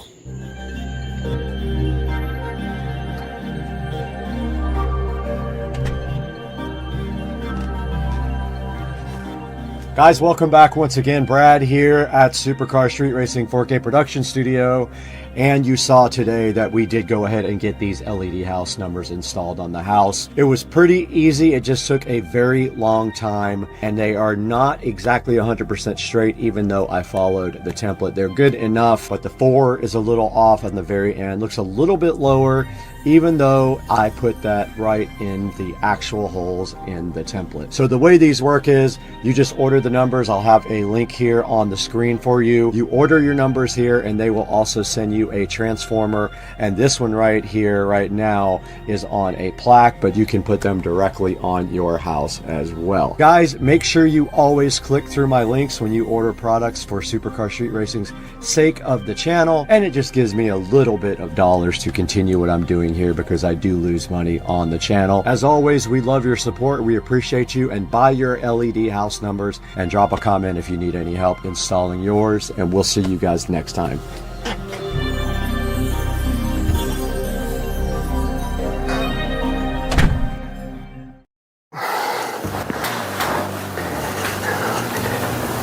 Guys, I am so hyped to tell you about our new channel called The Incredible Universe. You can see it right back there on the screen, and I wanted to tell you a little bit about this channel and why I'm so excited about it. So as you know, I've been building Supercar Street Racing for about 4 or 5 years now, and it really started taking off in the last year, and I've had some good success with it. It's not going to make me rich by any means, but it's a hobby for me, and I enjoy doing it. But now we're going to be reaching out to a little bit of a different audience with our second channel called The Incredible Universe. You can see right back there. There will be a link right down below here, and also in the description. I would really appreciate it if you guys would go like and subscribe to the new channel, and just telling you a little bit about what's on the channel. So we're going to be dealing with some things like social things, crime related things I'm really fascinated with, like the solar system, which I'm always fascinated about and I always like to do research on. We're going to do things about mystery, like the Bermuda Triangle, a lot of things about SpaceX and other NASA things going on, and anything that you guys would like to dive into. I'm excited about doing it. I'm enjoying writing the scripts or creating the scripts. I'm enjoying doing the editing, and I also am enjoying putting my own little touch on all those videos. We already have a good selection of videos on the channel. We plan on doing one video per day out there, and that is the current rate at which we are able to produce videos, and we plan on doing that non-stop and publishing one video per day. I think we have about 5 videos already published now as I'm starting to build the channel. The great news is we already have 1,050 subscribers as I looked this morning, and we're looking for that watch time now to get over 4,000 hours so we can monetize that channel and start building the channel and making it good. And part of that is you guys. If you could do me the biggest favor, go click the link in the description, go to the channel, and go ahead and subscribe for me and like some of the videos and watch some of them and give me some suggestions there on what you would do to make the channel better. So yeah, The Incredible Universe is kicked off as a second channel on Supercar Street Racing, and I'm inviting you all to come check it out, and please like and subscribe, and we'll see you guys on The Incredible Universe. Coming up today on Unboxing and Reviews. This is fine.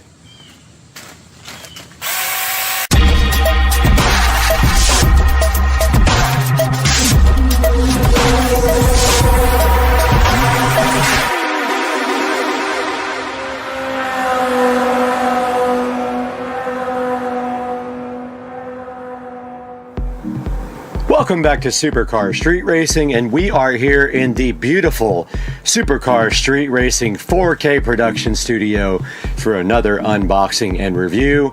And today we have the TUMSUG mini chainsaw, and I am so hyped for this.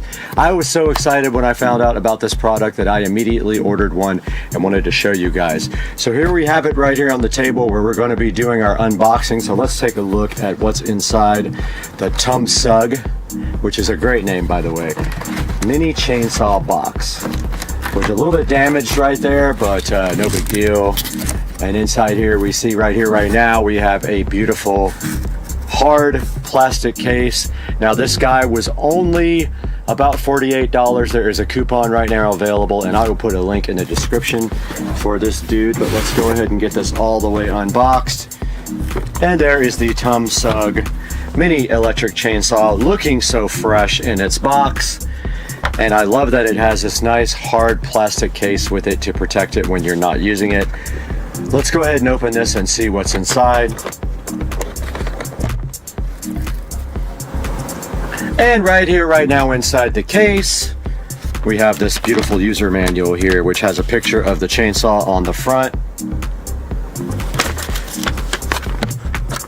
Moving deeper into this packaging, we have what appears to be an extra chain and a screwdriver, a cleaning kit, and probably some chainsaw oil. So that's cool. It comes with an extra chain, apparently. Moving forward more into the box, this looks like the power adapter for the charger, and wow, it feels like it's hollow. Very, very light. Not much to it. Moving forward, we have this lovely, you even get a pair of gloves with this. Pretty cool. Inside of this, I'm assuming we have our actual chainsaw.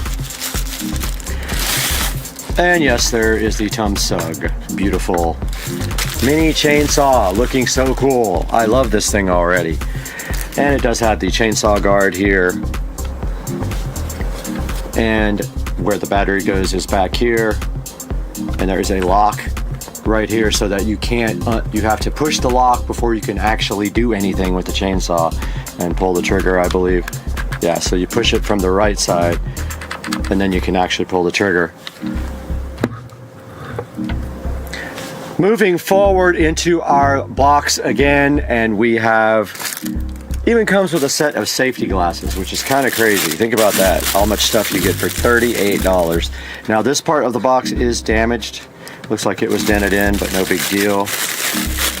And then inside of the safety glass condom, we have these beautiful, lovely safety glasses that were included at the low price of only $38, which is pretty insane.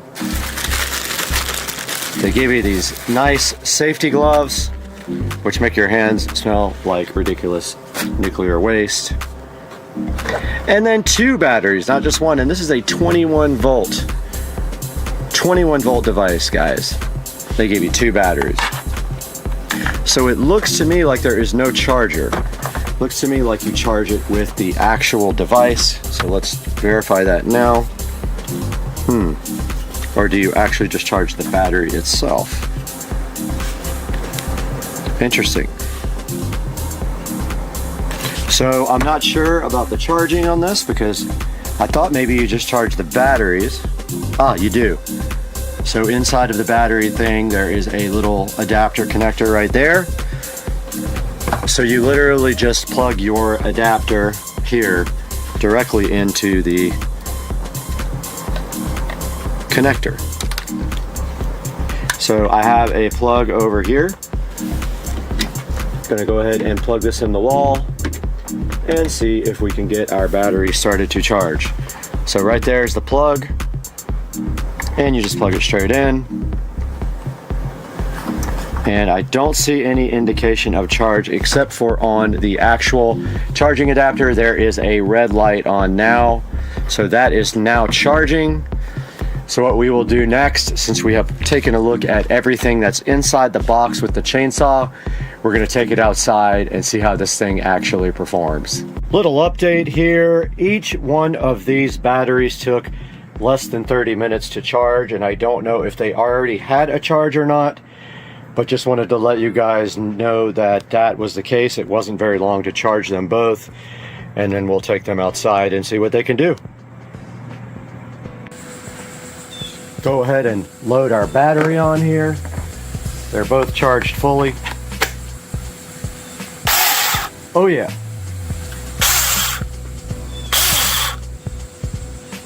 Let's get this thing out there and see what it can do. But first,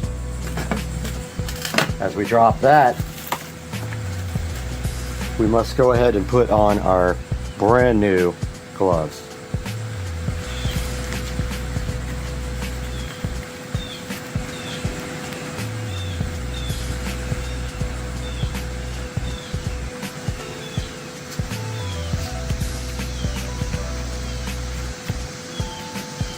and our safety glasses.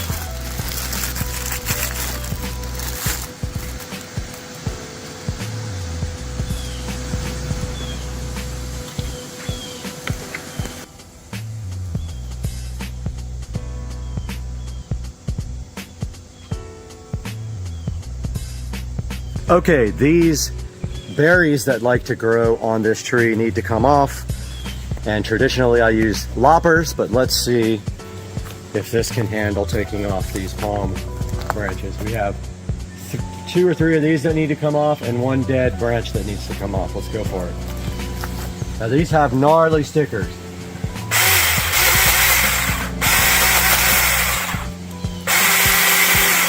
All right, it hopped a little bit on it. I don't know if that's my fault or what. Okay, if you get it closer down to the bottom of the blade, it works better.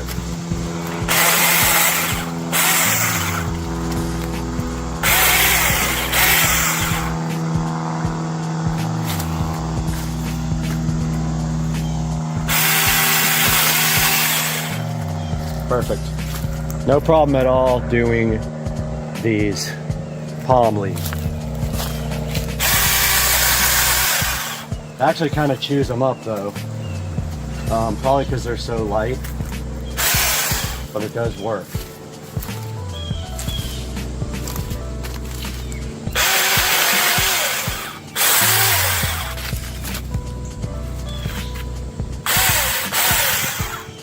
No problem.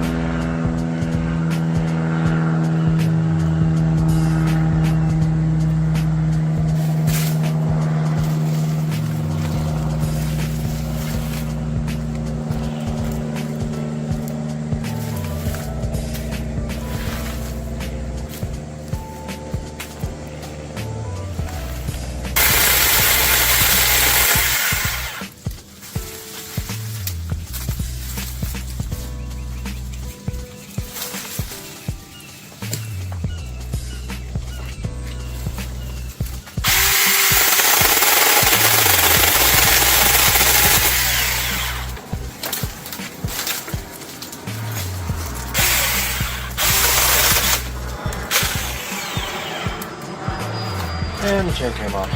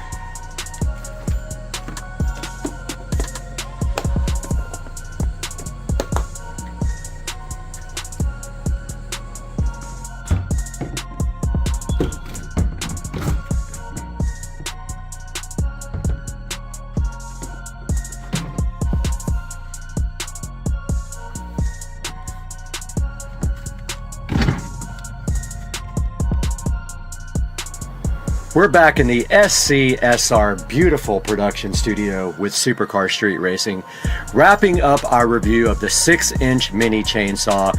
And let me tell you something, that thing absolutely rips. I highly recommend this. We took that thing outside. We tested it on both regular palm branches and also regular tree limbs.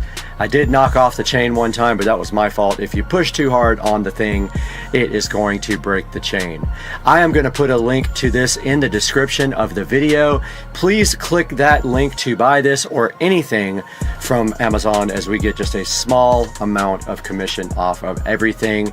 As you saw on the chainsaw unboxing here, it comes with everything for about $45 to $48. You get the chainsaw, 2 batteries, the charger, the gloves, and the safety glasses. It's a really good deal, and I highly recommend it, so go get yourself one right now, and we'll see you next time on Supercar Street Racing.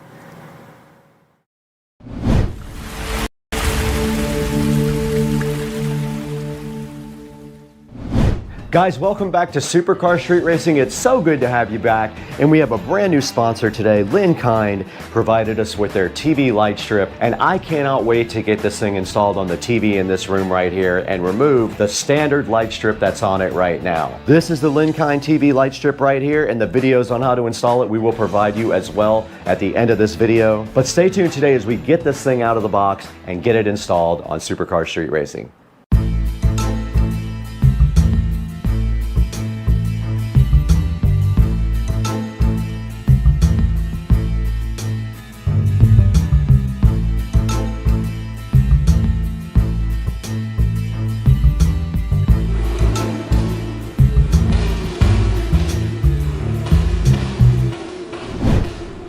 Guys, directly in front of you right now on Supercar Street Racing, you have the Linkind Smart TV Light Strip with HDMI sync box. This thing works with an app called AI Dot. It is compatible with most smart home systems. This has TV sync, music sync, and preset colors, and can also sync to other Linkind devices or AI Dot devices. You can see right here, this one is up to a 90-inch TV, and on the side here, it does show you the model number, shows you what's included in the box. So it works with things like a TV stick, a cable box, and things like that. And on the back, it shows you once again how it does TV sync, music sync, and preset colors. Delay-free performance here, and it does use both Bluetooth and Wi-Fi. It does not use a camera like the Govee stuff does, so it provides more privacy. It's saying that is a more secure model. Now let's go ahead and get this thing directly out of the box now and see what's inside.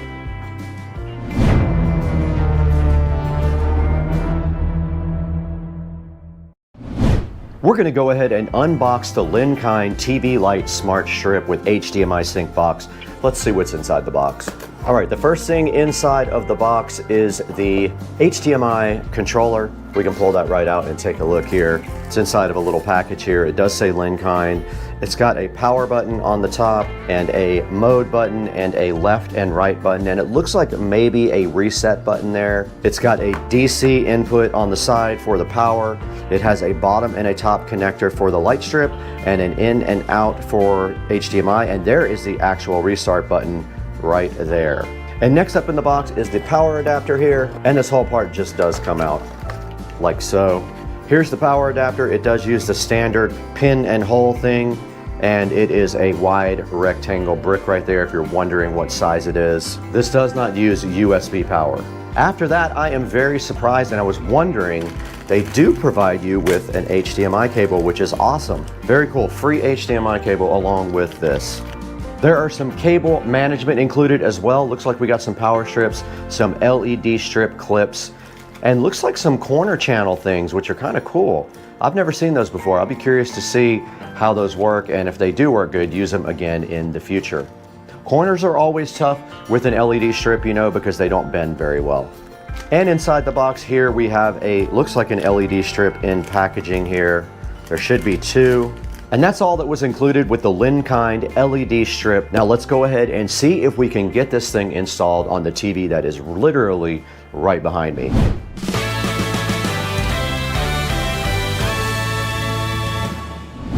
Okay, we're directly behind the television right now that we are going to use, and I forgot this TV does not have an existing LED strip on it at all because we changed TVs out before and I did not put it back on. Now this should be interesting. We are going to be using our Fire TV stick right here to connect to the sync box.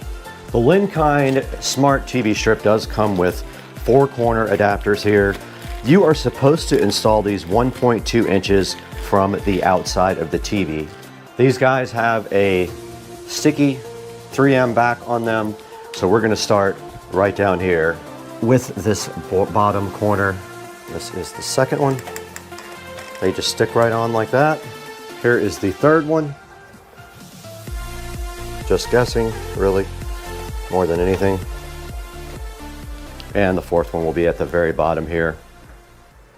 Today's sponsor is M-Mobile with their OBD2 diagnostic scanner. Now this diagnostic scanner right here allows you to plug into your standard OBD2 port on any car and get valuable diagnostic data through an app, and it does use Bluetooth connectivity as well. Now this thing's pretty cool because it allows you to check the performance on your car as well. You can create a digital dashboard and put that in your car. Let's say if you have a tablet or extra phone, you can arrange a digital dashboard and check out everything about your car in real time. And it just uses an app. You go ahead and download their app. You connect to the app with Bluetooth from your phone to this OBD2 scanner right here. It has a nice power indicator on the front and a link light to let you know that it is linked up with your phone.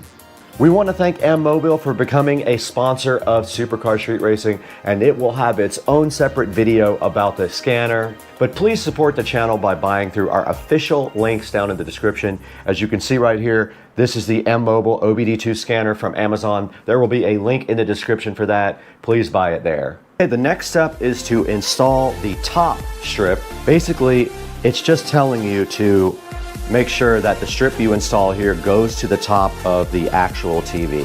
They give you a generous amount of extra cable on this, so I'm going to go ahead and unroll a little bit of this. And it is the kind that has a coating on top of it, like a waterproof style coating. Not that this is waterproof, it does not indicate that it is.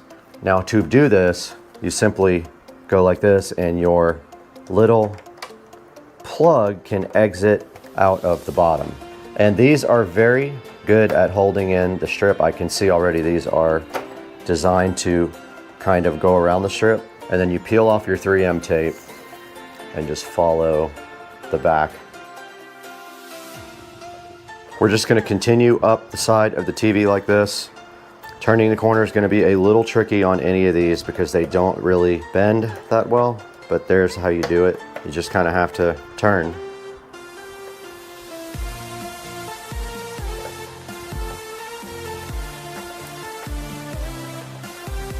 Just like that.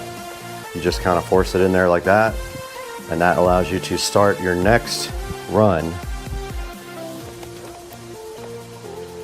But this guy is just going to end right here, wherever there's a cut point. Looks like it's going to be right here where the gold is. That's where you cut. I'm going to be cutting right here. Okay, where we have our overlap right here, because our next cut point is right here, we're going to go ahead and cut right here on the copper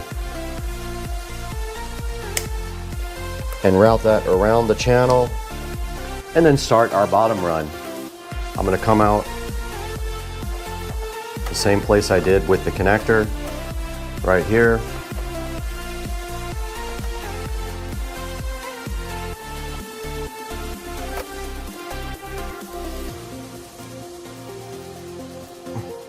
This one does run around the little hump.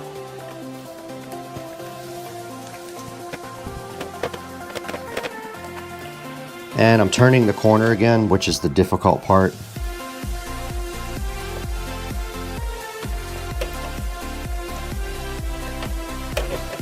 But I did get it. If you pull on it too hard before you got enough sticky on there, it will pop out.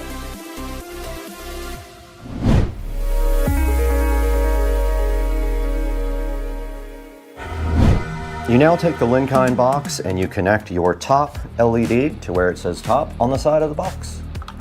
You connect your bottom to where it says bottom. You apply power with their power brick. Okay, let's go ahead and apply power to our box. It did come on that time and the strips are on. Well, let's try to feed it HDMI. I'm gonna put our HDMI box in the input, and that is definitely gonna block the output, isn't it? Oh, maybe not. I'm gonna power this with the television, my USB Fire Stick. So here's our HDMI cable for output, and it is 100% blocked. If we use this dongle here that came with the Fire Stick, yes, this will work. So this just places the Fire Stick enough where you can now get your HDMI adapter in. So we're gonna go from the output there to the input of HDMI input 8 on the television right here. Okay, for the next section of this, we're gonna try moving over to the app. Let's do that now.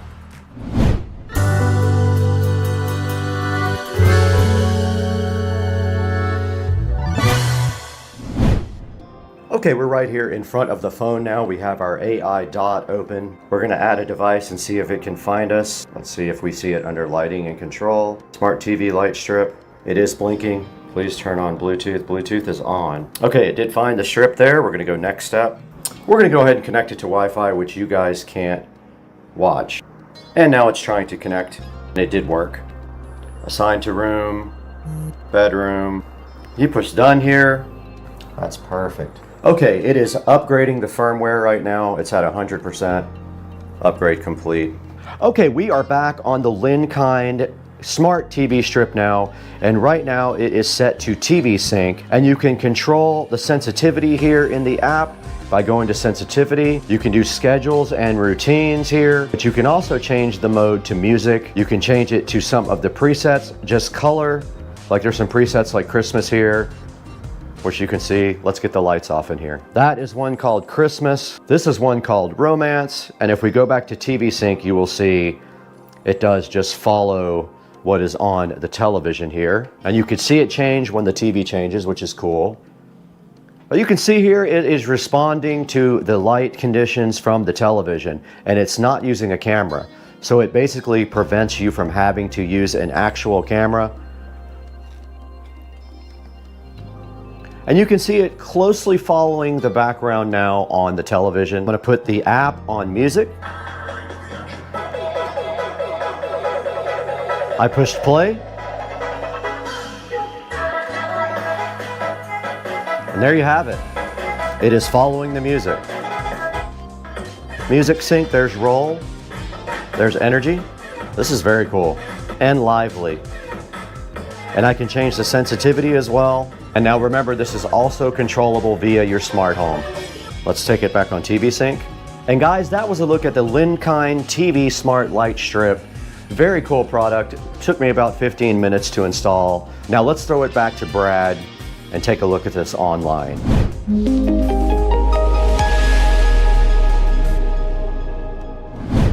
Guys, I hope you enjoyed this comprehensive look at the Elecan TV light strip with HDMI sync box. This thing is pretty awesome. It allows you to just put this on any television that uses an HDMI input, and you can put your device onto the box, and this thing has algorithms that involve scanning all of the content and then producing a very cool effect on the LED strips. Now, this is compatible with up to a 90-inch TV. This guy uses the app AI Dot, which is available on the App Store, and it is compatible with most smart home systems. You can see right here, it does give you an immersive visual experience, unmatched visual precision with an HDMI 2 sync box. This thing has preset scene mode so you can enjoy an immersive viewing atmosphere for any occasion. Also does music syncing, so that's pretty cool. You can allow it to sync to your favorite music. Even like if you have a video up on TV, this thing can sync to the music. This thing is also able to sync up with other AI Dot devices so that it gives you a full immersive space in whatever room you're trying to put this in. We encourage you to go ahead and order through our affiliate links for Supercar Street Racing. Go ahead and support the channel and support Elecan for being a generous sponsor. And that is going to do it for today. Make sure you pick this up and put in the comment how you like the Elecan TV sync box.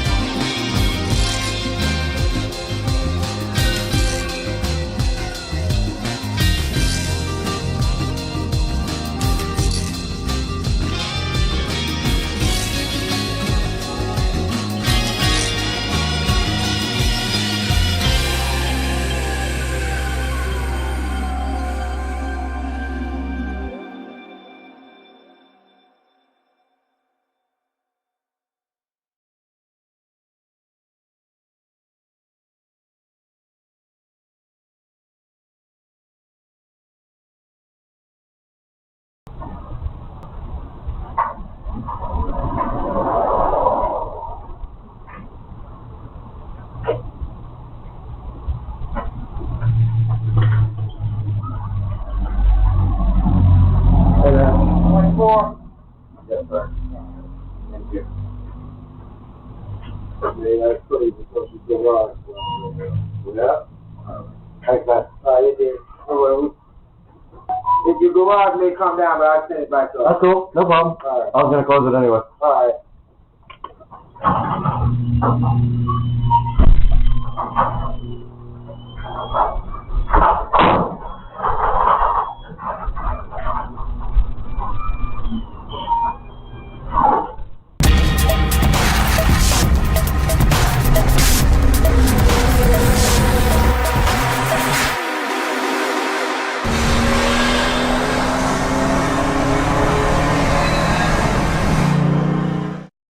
Hey guys, welcome back to the channel. Today we're taking a look at this 8-inch in-ceiling speaker that died who knows when, but the sound has been gone for a minute. First I thought it was just a bad connection on either the switch side or the speaker side, but I grabbed my test speaker and I tested and the actual speaker died. It was a Polk 8-inch in-ceiling two-way speaker. I did order a replacement speaker, and I am pretty sure if we walk out here, we might get a miracle. Because I saw, yep, I see it. There's the Amazon van. So my speaker is on that van. It's a Micca, I believe, M-I-C-C-A, 8-inch in-ceiling, about 44 bucks. So today we're gonna get that thing installed and replaced, unboxed, and see how it sounds. All right, here comes Amazon with my package. Yup. He is pulling straight up in front of the house to deliver. Actually, he's going into the neighbor's driveway to turn around, and then he should have my package. And he left and hurt my feelings so bad. Is he like thoroughly confused or what? Nope, he gone. Bye bye. I think he's totally lost. I think he's back and looking for my package. Super hyped with all the air horns on earth. And he is on the way to the garage. I don't want him to see me because they'll think I'm weird. We have the Micca M8C in-ceiling speaker here to open up. So this is replacing a Polk audio in-ceiling speaker. Wanted to try a new brand. Probably a little more expensive than the Polks, which is probably a good thing. Of course, the more money you spend on a speaker, the better that's going to sound in your home, and the more power handling usually they will handle. So if we take a look here at the box, we can see the Micca M8C two-way in-ceiling speaker. Tells you what's in it. It's got the speaker, a painting template, and installation instructions. And on top, they've got a new product seal to keep you honest. So we're going to go ahead and open this guy up and then install it. And this is replacing a Polk audio speaker that failed after a certain amount of time. Now, to be fair, this is in the bathroom. It's moist from the shower constantly, so I'm not surprised it actually failed. And looking inside of the box with the Micca M8C, we have a nice little instruction manual here for you guys. And kind of explaining how to mounting of the speaker, mounting it and painting it. If you do so, feel like you want to paint the grills, match. And then let's go ahead and get the Micca, or Micca, however you want to pronounce it, open in typical fashion for these cheaper speakers, they have a very small magnet comparatively. There is a notification that this was delivered. Now, if we notice here on the back, this is how it mounts to the drywall. They all do this. They have little ears that swing around when you screw it in, and they swing and then clamp down on the drywall. And right here, we notice we have a crossover. So we have a passive crossover. An active crossover would be, you would have a crossover before your power amplifier, so you would only send low frequencies to this speaker. So a passive crossover takes the full range amplified signal from your receiver, crosses it over with the full power output, and then sends the rest to the speaker. One thing of note already I see that I don't like, very small wiring from the crossover to the speaker, and that is something we could remedy. If it has distortion or anything, this could be a good clue as to why. It's a short audio cable run, so the shorter the run, the less the wire matters, but it's probably like 18 to 20 gauge wire they cheaped out on here. If you want to remedy that, you could make a small jumper wire here and put your own higher gauge audio wire. It does kind of sound like something we might want to do. Let me look into that. I might do that right now. All right, I wanted to give you guys a better look at this inferior wiring from the actual crossover. So actually we cannot change the wiring from the crossover to the voice coil because it is permanently wired, and actually the wiring from the terminals. Okay, that's interesting. Huh. Okay, so I'm not sure what this is about, but your inputs go here. Yeah, I've never seen a design like this before. So usually you have into a crossover and then a speaker. It looks like we have, this would be the normal input for the speaker coming from the crossover. That's confusing to me.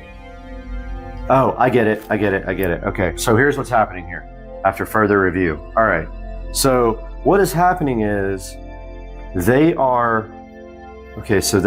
this crossover actually as a two-way system. Yeah, so this output feeds a woofer, and it is a very, very tiny cable. Funny thing is, this feeds the tweeter. Oh no, opposite. The thin wire feeds the tweeter, the thick wire feeds the woofer. There's nothing we can do here to make this any better. So I brought all my stuff out here, but we cannot do anything to this design to make it any better. They just opted to use very crappy wire on the tweeters, and they used a little bit bigger wire on the woofer. So what we're gonna do now is go ahead and pop off the grill, but I wanna zoom out for you guys. Okay, we're with this out view, and to get the grill off of these, you can either just pop it off with a little included tool, which they give one, which is pretty cheap. They usually have a tool you can push in the grill or put inside the grill and pop these grills off. But the easy way to do it is to rotate the tabs like that. So you rotate them away from where they're in the lock position, and usually, okay, that didn't work either. Usually you can push down, but that does not work. So we need to get our grill removal tool, which I saved from our other speakers. It's right here. And that just literally goes into one of the holes on the sides, if it will fit. And you just pull up on it like that.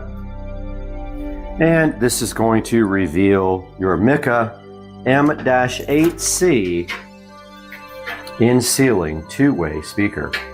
Now, take a look. The grill is white. The actual speaker is a gold color, and I think that's deceiving to make it look more expensive than it is. You can see the small magnet here. There's no way this thing's going to do anything amazing. And take a note that this is actually not an 8-inch speaker. This is a 6.25, I think, or 6.5 actually. But the rest of it is actually the mount. So you're not getting an 8-inch. You probably have to order a 10-inch to actually get an 8-inch woofer. Now to get ready for the thing, you go to these mounts, rotate up and around, up and around, up and around. Now these guys are ready to be screwed in with a standard drill right here. There's 4 points here that you get your drill to put them in. But first you use these push-in speaker clamps here to put the wire in. You push it in, put the wire through the hole, and then let go. Afterwards, you go ahead and put this grill in, and I just noticed they gave you a little indention here to pull the grill off, so you don't have to have, well, actually that's probably covered. You still need this tool, and I don't know why they wouldn't give you one of these for free. So let's go ahead and get this thing into the bathroom and get it installed in the ceiling. We're back in the bathroom, and unlike the other brand speakers, these stay pretty firm. You rotate this thing to get them ready to mount. The other side, they tend to move. Here's like the most challenging part for this, and we have to hold the speaker while we wire it up and have our drill ready at the same time. Fortunately, we have this little resting place here, and I have already, well, I thought I did. I thought I prepped the wires to be inserted, but they're a little loose. So if you just get those things nice and tight, the wires, just go ahead and spin them. If you have pins, you can solder and do pins. But I am going to put, obviously, black into black right here. All I'm doing now right here is pushing on the clamp and then letting the clamp go. Make sure all your mounting brackets are rotated, and then we'll see if it actually fits. And it is going to be a close one. This I have to be a little bit.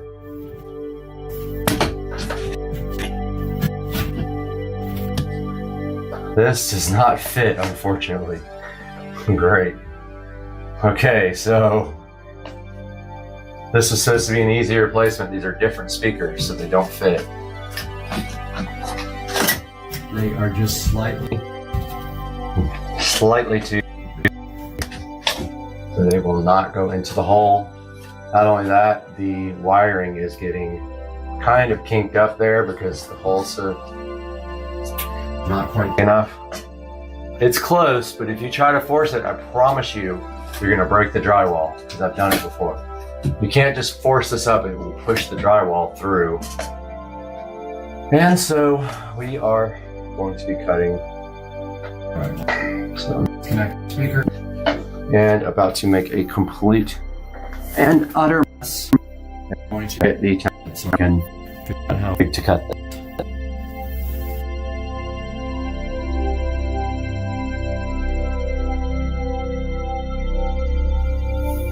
Okay, we went ahead and got our template, our drywall knife.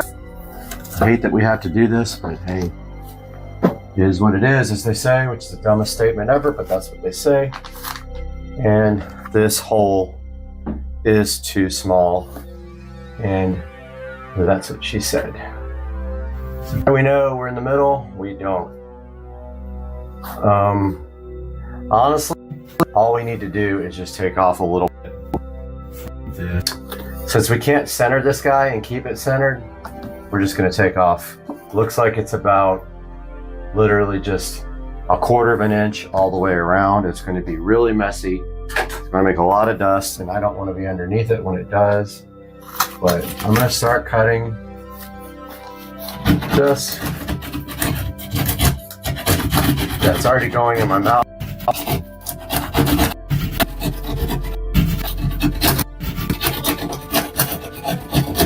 So I'm just trimming off 1/4 of an inch all the way around.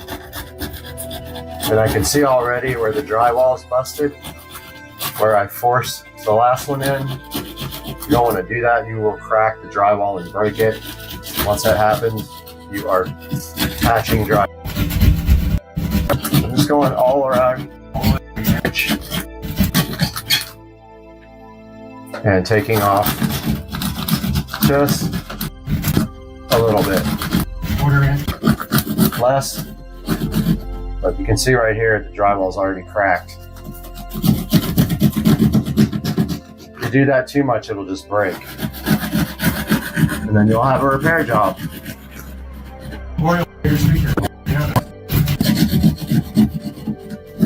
It's always nice to just cover stuff up. I'm getting covered with, speaking of getting covered up. Covered dust. These are some of the most messy things to put in.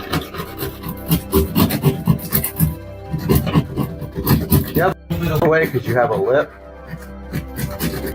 You don't have enough where you can go crazy.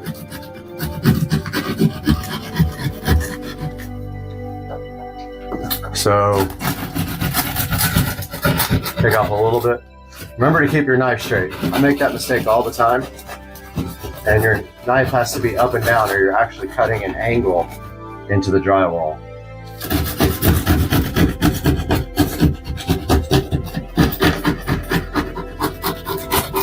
Okay, so we made a complete mess. I'm covered with drywall dust. And let's see if that is closer to fitting. I've done probably 1,000 of these in my time.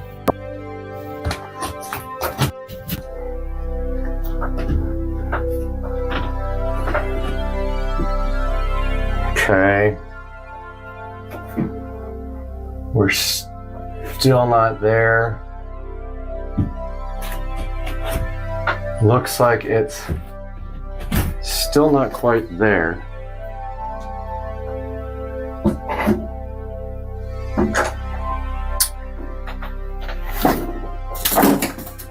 Oh, that's not good. All right, so we're still not there.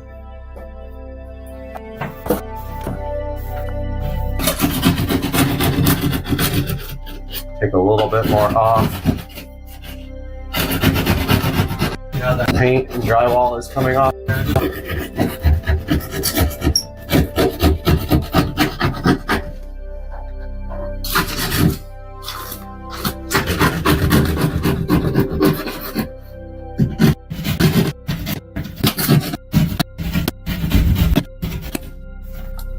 Make sure you try to take this off uniformly. Again, keep your drywall soft, level, meaning don't tilt it to the left or to the right.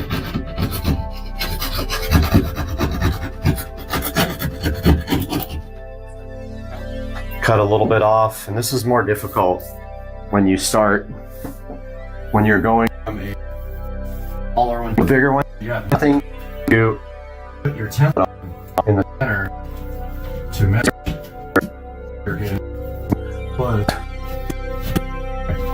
That will work. That'll work. Still a tight squeeze, but I'll go ahead and call that a success. And find my wiring. Black is on the left.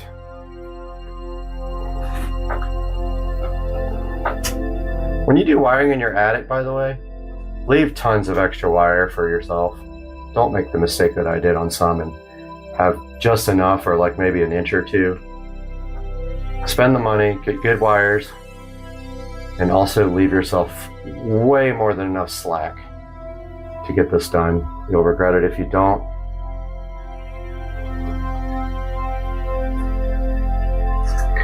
We have that ready to go.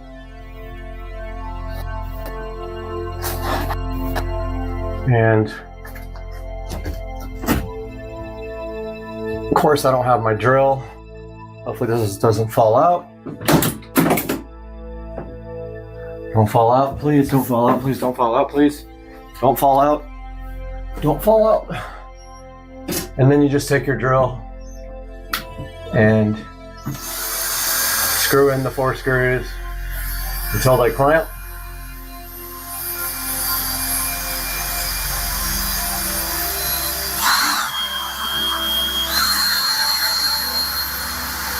Or don't clamp, like that one. Let's see if these clamp. Okay, so this clamp didn't work at all.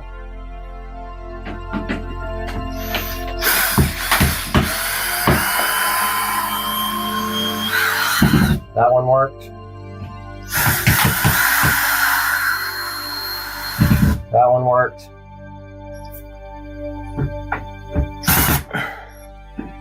That one worked.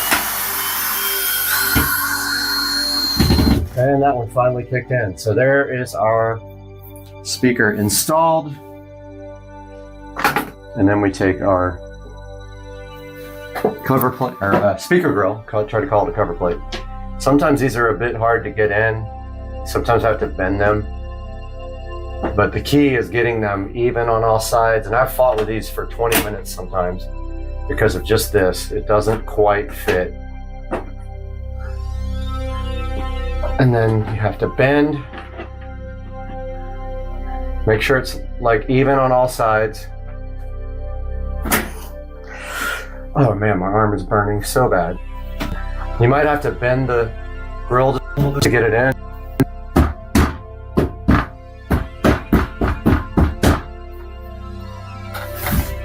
Let's see if we can get some non-copyright music. Alexa, play non-copyrighted music on Audio Echo Dot. I couldn't find any non-copyrighted songs. What other music do you want to listen to? Alexa, play songs with no copyright on Audio Echo Dot. Here's some music by no copyright on Amazon Music.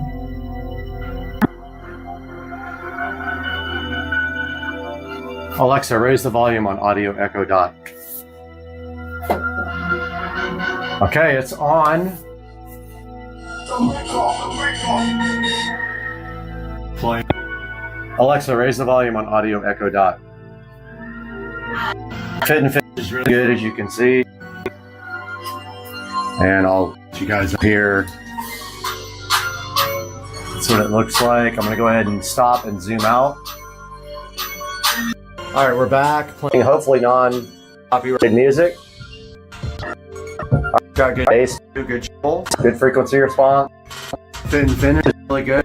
You can actually see the gold through. I don't mind that. I kind of think it's cool. This one is black. This is I think that's an old school pile or polk. While this one is a newer one, you don't see the actual tweeters anymore. Alexa, stop the station on Audio Echo Dot. All right, so in conclusion, the Mica is actually, sounds pretty good. And I also am going to be putting a subwoofer in both of these rooms in the ceiling here. And in my outer bathroom, I want to do two 10-inch subwoofers. And that's going to be it for today's video. The Mica will be in the description if you guys want to pick it up. And I hope you enjoyed this video. I'll talk to you guys soon.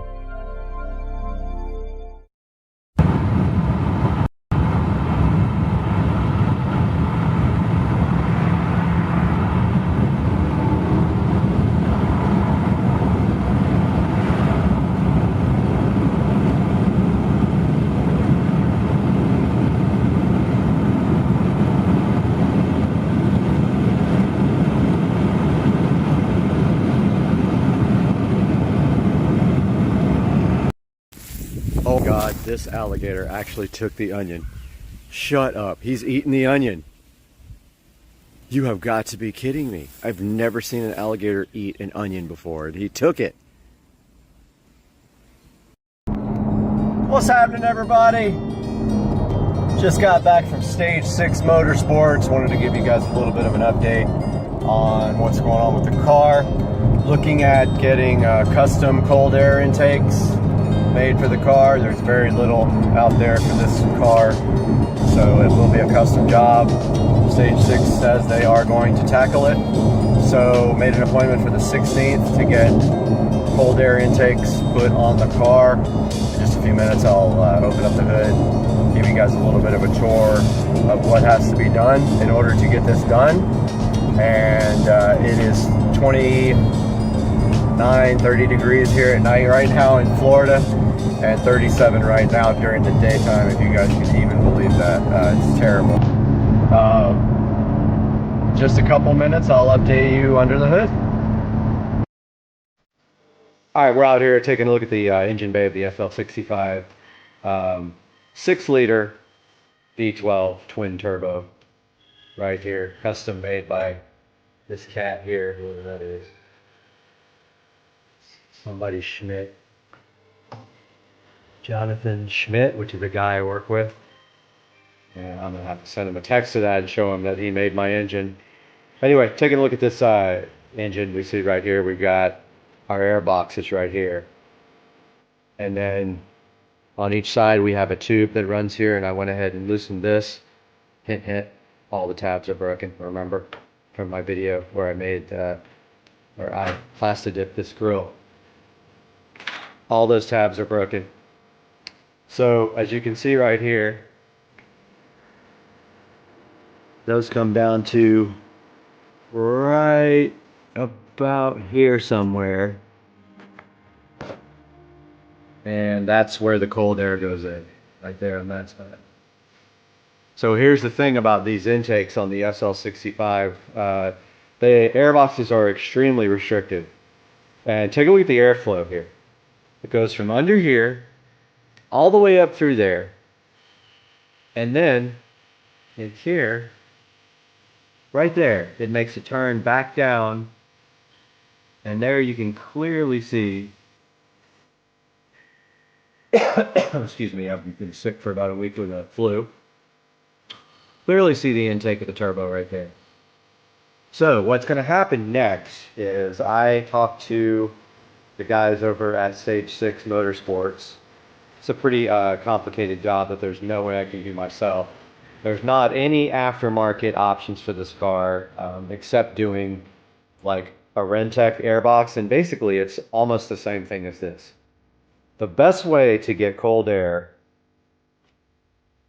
to this engine is to come out of that turbo intake, turn straight up where this is, make another turn there, go down and in here with 4-inch filters.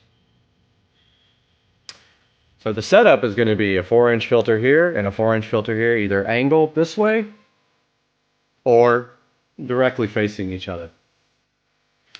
What that's going to accomplish is cold air being fed directly straight down. It's going to make that turn somehow. Now, as you can see, you can't go straight down because there's accessories in the way right here. You have to go over those. So I'm not quite sure how they're going to handle that. And all the other ones I've seen where they did this, they had to remove part of this carbon fiber airbox. So I don't know. I'd hope they could retain at least some of that and maybe cut it, but I'm not sure what they're going to do about that. So that's coming up on the 16th of this month. And you will get an update from me. And now I'm going to cut in some pictures of some other custom cold air intake options that people have done for the SL65 AMG. We'll give you an update on the 17th or so. Sorry for the lack of content. I've been really sick for about 7 days now. Hopefully I'm get over this. Go ahead and subscribe for me. Click the like button. Appreciate your views.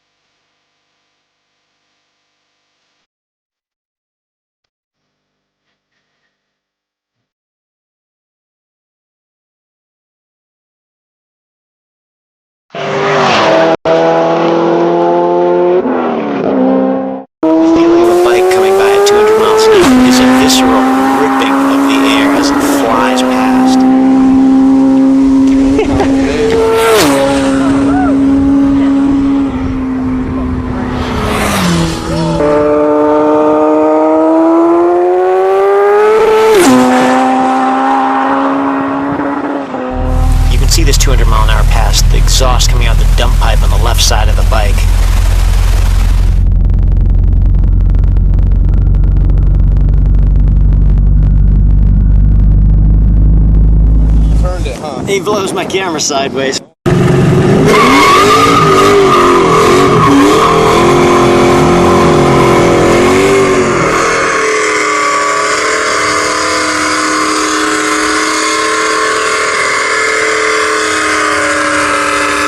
Ah, yes. There are very few things that rival the sensory overload associated with the burnout. You've got the smell, you've got the smoke, you've got the vibrations. It's awesome. People love burnouts unless they happen to be wearing a law enforcement uniform or something like that. Burnouts are necessary for drag strip runs to heat up tires. Generally on the street, you don't really need to do anything like that, especially with roll-on races. So burnouts are just for pure pleasure.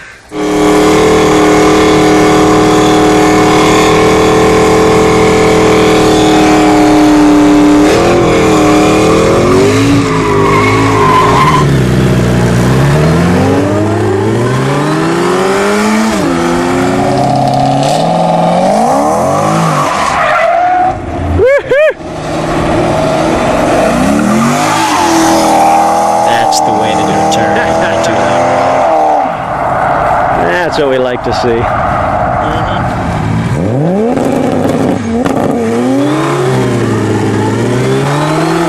The impressive thing about these burnouts are the fact that they start at about 40 miles an hour. So this black Supra has enough power to break the wheels loose at about 40 miles an hour, both wheels. It gets a little sketchy sometimes.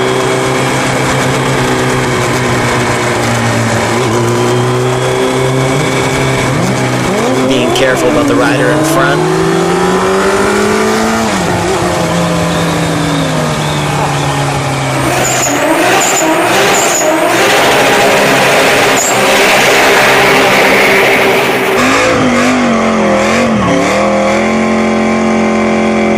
It's majestic seeing the smoke just pour off the wheels in the back and disappear behind the car. Keep in mind there's a camera bike back there.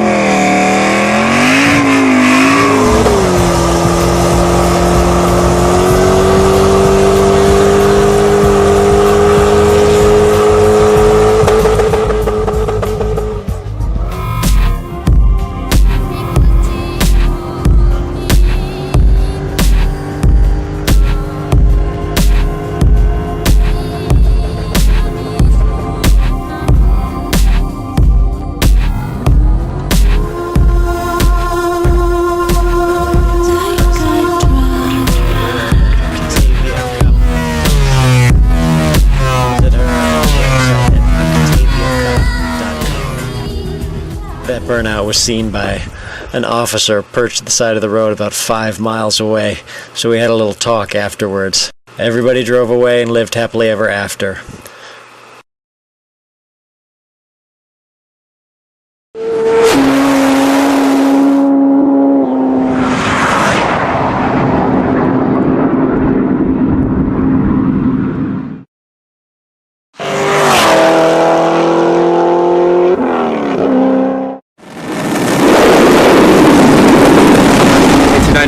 Supra hardtop, very rare. There's only a few hundred hardtops made in that year. Running 74mm innovative turbo, 1000cc fuel injectors, and I have 264 cam springs and retainers on stock motor.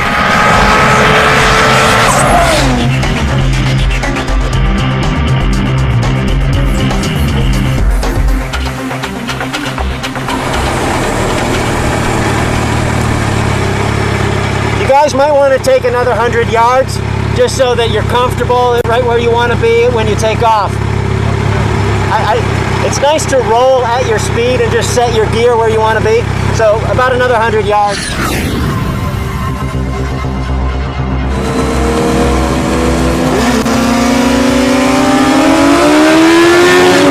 This is a great matchup. The rider on the ZX-10 is a fairly large guy, but still the ZX-10 managed to squirt away briefly before the 900 horsepower Supra takes it down well before the finish line, and then just adds to his lead as the speeds get up higher and higher, and the ZX-10 begins to lose steam aerodynamically.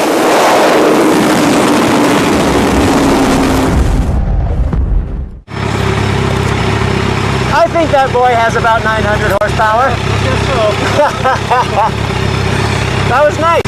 That was actually really good. You just squirted past him, and then he was trying to hold. You're losing, you're gaining ground just a little bit, and then he just took you in. 189 miles an hour, 28 pounds of boost, which is about 7 psi into my max.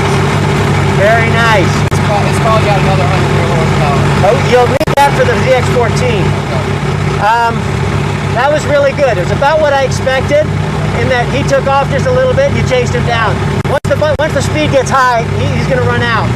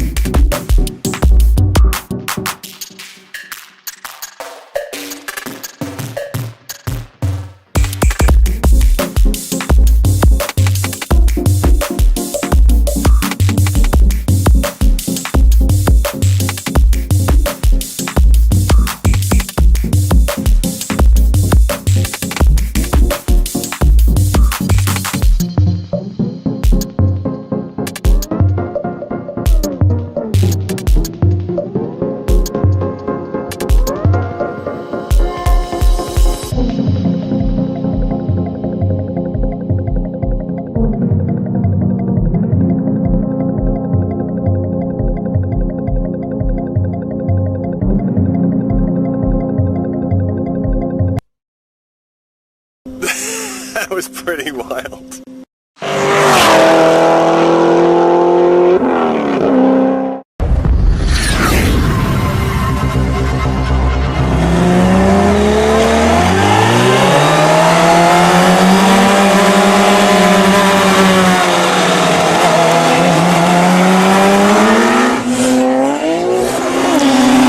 The Supra allows the Lamborghini a little bit of a jump, knowing that it's got enough horsepower to chase it down, which it does quite handily as soon as the boost comes on.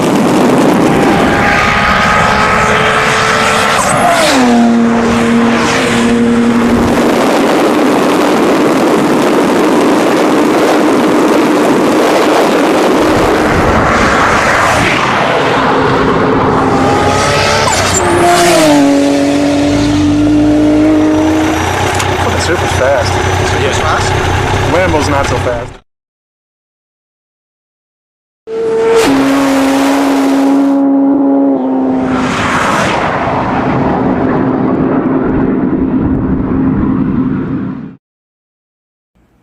Here's another look at that air fried chicken. You know you love that air fried chicken, but you don't know anything about making it. You even watched my video and you still don't know how to make air fried chicken. You wish you had this air fried chicken in your mouth though, because you love my air fried chicken. And just got a text. Can you believe it? Oh boy. Looks like we got a present out here we need to bring inside. Well, I accidentally hit stop there. Package got to the U.S. and got lost in Philadelphia. Never heard from again. And of course, you know UPS. If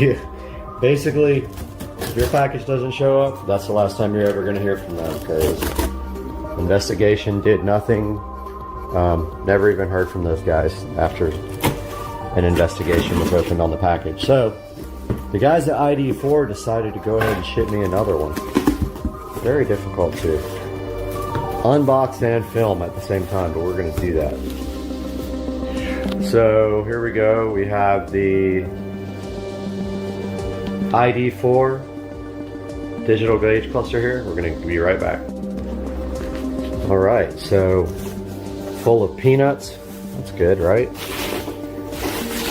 I'm going to dump some of these peanuts out and then start the video again. All right, I really meant for this unboxing to go smoother. Literally. Here's the first thing I see. Looks like it might be part of the yeah, so it looks like the top part of the instrument cluster there. Yep. Set that aside over here so it doesn't get damaged. Sorry, the dishwasher is running. There's that. Took some of these peanuts out. You can see it is well packed. Now we've got a box here. Let's take a look at this and see what this is about.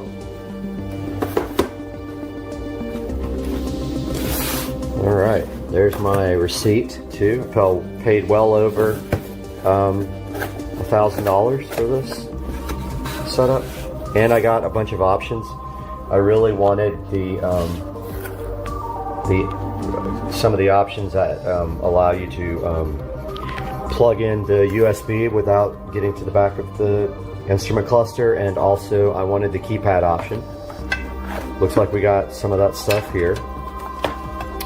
We got the USB cables. We have the keypad, which goes onto your dash there. Yep, there's the. Really want to get that into the actual dash underneath where your leg goes. I want to up underneath there Dremel that out. Looks like here we have, I'm not sure what that is. We have a template to cut the vent, I believe, right there. I think that's what that is. We have the backup camera. The RCA adapter for the backup camera, which I already have that. We have the right angle adapter for the USB here. And not sure what that is, but I'm gonna figure it out. Oh, that's for the keypad. And then I think this goes to over your vent once you Dremel out the vent plate, I believe that goes on top of that. All right, let's see what's next in here. All kinds of goodies on it. Underneath a bunch of green peanuts here. All right, so this seems to be the main unit. Let's get this box out of the way. And the peanuts.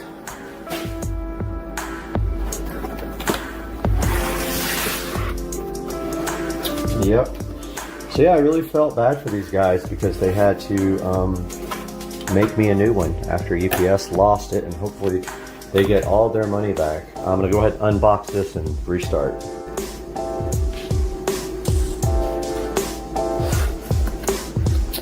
Trying to get this open without stopping the video. I had to stop it once, but all right, I'm trying this one more time. All right, got this beautiful packaging undone. Here is the actual digital gauge cluster by ID4. This is probably the most exciting modification I've done to the car yet, or am going to do. Take a look at the back of it. So there it is. There's all the connectors, the USB, the little fan. Yeah, so this thing does not fit without trimming the plate from the back. I'm assuming there's instructions somewhere or a video for me to watch, but here is the plate. I believe that the plate template that you put doesn't even say which way is the top, but I think you tape this onto the vent behind your stock gauge cluster, and then you use your Dremel and you trim out the back so it kind of fits in there. Now I do also have, that's interesting. Yeah, I also have the Android head unit, which uses a backup camera. I have not installed the camera, so my plan is when I go in here, I am going to Y-adapt here and finally connect my Android navigation to the backup camera, which I've been wanting to do, I'd say probably for over a year now. So I'm going to look into the paperwork right now, see if there's instructions for this guy, and go ahead and update you guys after that. All right, so I'm watching the video now on ID4 site. Don't know how old it is, if it's updated or not. The first thing it says is I need a Torx tool set. Now I have this Torx, and I think this is the right one, so I'm gonna go in here now. It's super helpful to have a convertible, obviously, because, you know, so much more room to do things. But apparently you go up under here to remove these screws. Wouldn't you know it, that's the right one. So you know why? Because I used it to do the Android radio there. So going to grab a light also so you guys can see better, and I'm going to do the first step in the video.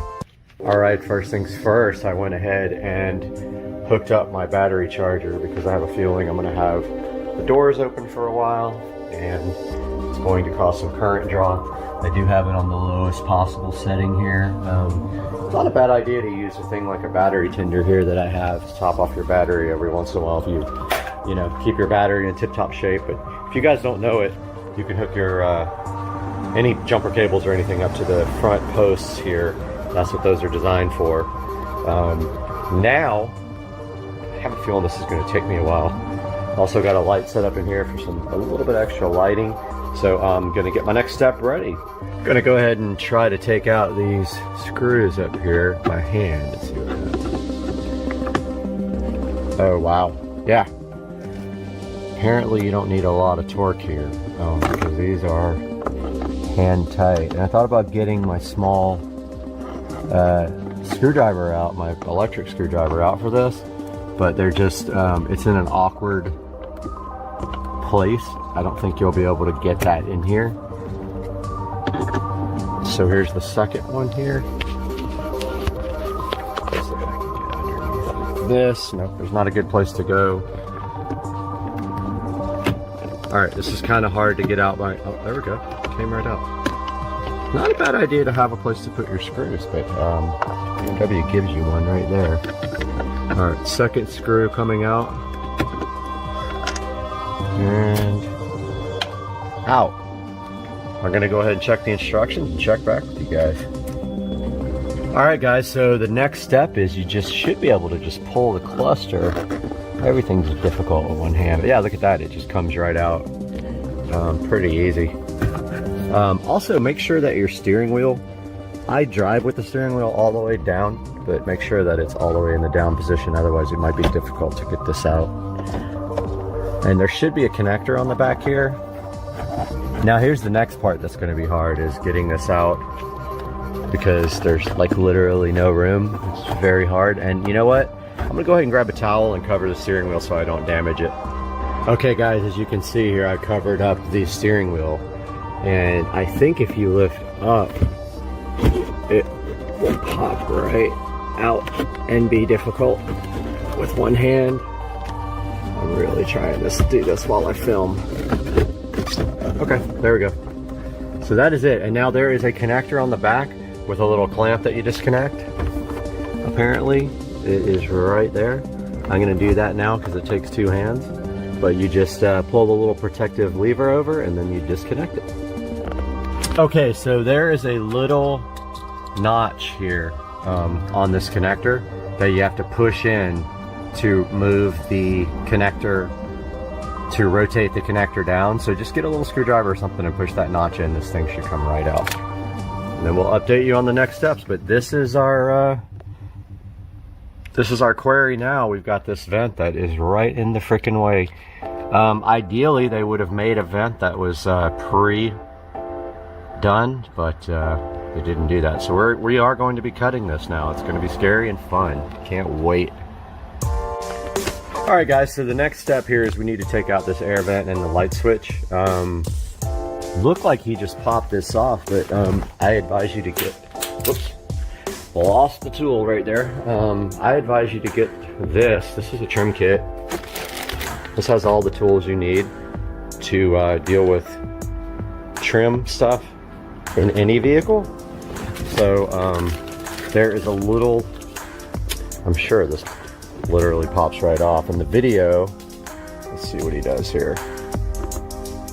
They make it look so easy. He's like, yeah. Is removed, take out the air vent and the light switch.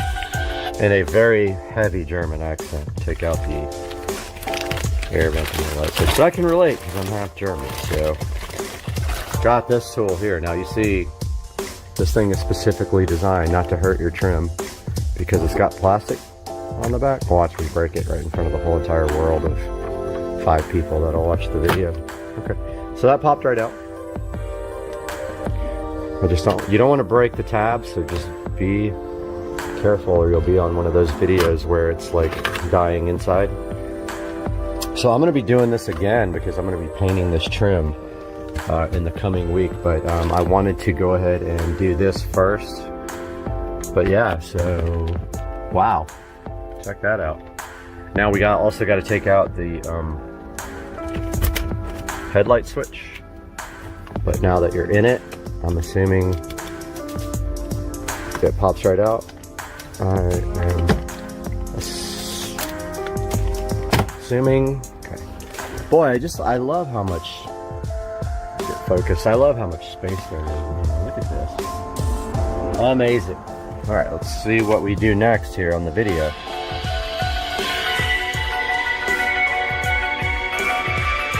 All right, so he's popping out that headlight assembly switch.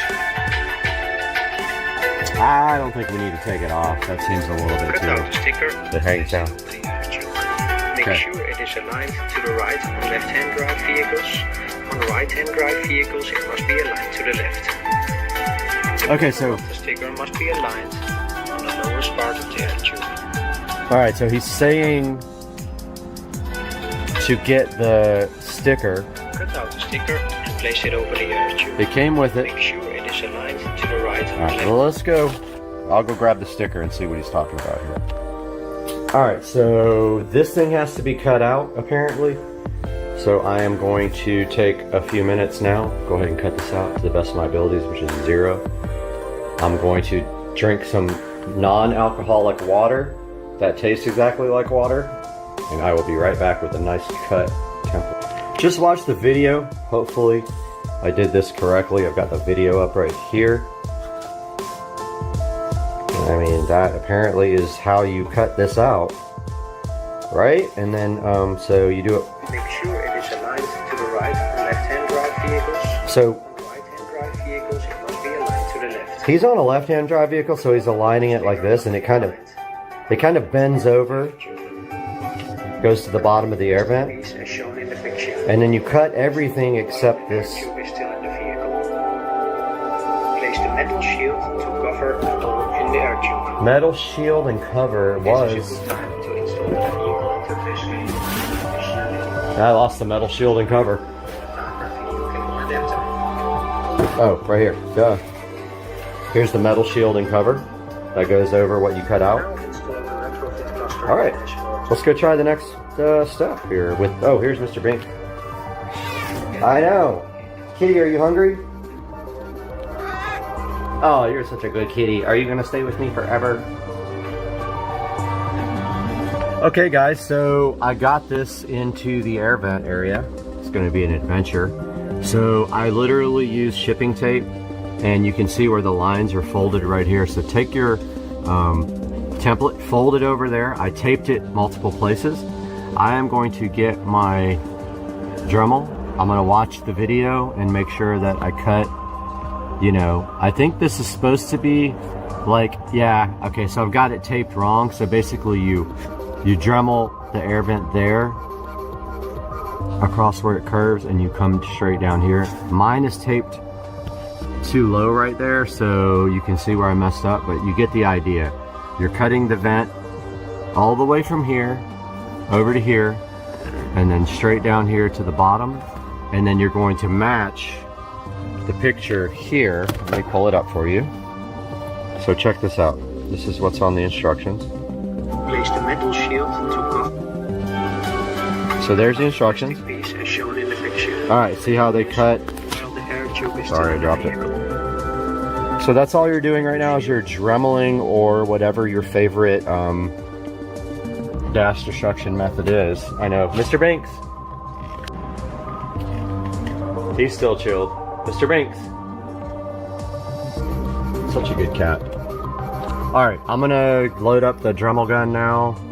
I have to turn the light off for that, unfortunately, but I am going to work on that right now. This is scary. Kitty! Alright, so I got the Dremel. This is what I'm going to use for it. So I've got this Dremel. I think I lost like the real attachment, but I'm going to use this cutting disc right here and really destroy that dash. So I'm going to go ahead and put this. What? I know, dude. So I'm going to go ahead and put this disc on the Dremel. Get back with you guys. Got my Dremel tool all set up here, even though it refuses to focus. Good grief. Come on, man.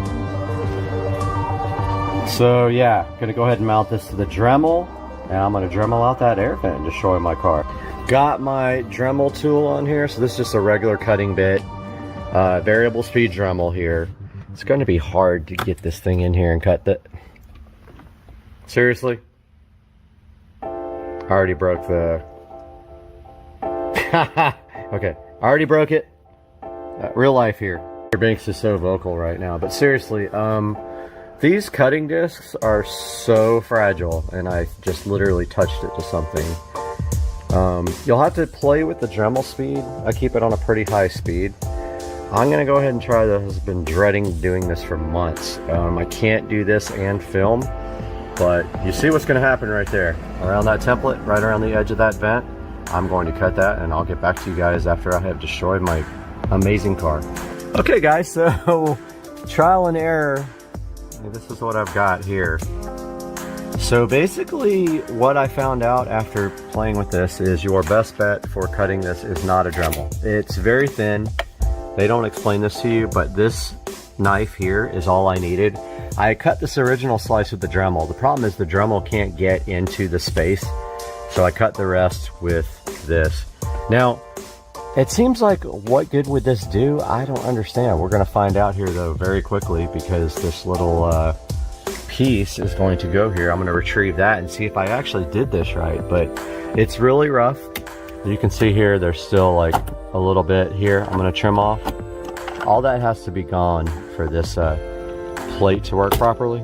Yeah, I missed a little bit right there. I'm going to go ahead and trim that off and I'll get back to you. Okay, I wanted to update you guys. This is the cable for the backup camera. I am splitting that cable to go to my Android head unit. So I've got a Y adapter here. I went ahead and taped these up with electrical tape. That's a Y adapter. One of these will feed to the backup camera. The other one will feed to my Android adapter. Now I'm going to go ahead and tell you right now, I'm having a lot of issues getting the cluster in. It's very difficult to get it. I know, man. I know the feeling. It's really difficult to get it into the area. The steering wheel is in the way. It's tilted all the way down. I'm going to work on that for a minute, but I wanted to go ahead and get everything connected to it. So once I do get it in, I don't have to worry about connecting everything now. So I'll get back to you guys if I can figure out how to do it. Okay, so I connected all the cables that came with it. Obviously one of them is for the stock connection to the instrument cluster. The other one is for the keypad right there. Just the keypad here that mounts on your dash with double-sided tape. And then the third one is for the backup camera. So there's also this USB. I did get the right angle USB, so this will only go, the cat's so vocal. So only go in one way because, you know, lovely USB. So this makes it so it sits more flush, like that. Then you take this additional adapter and you mount this into your dash. So this is an extension for that.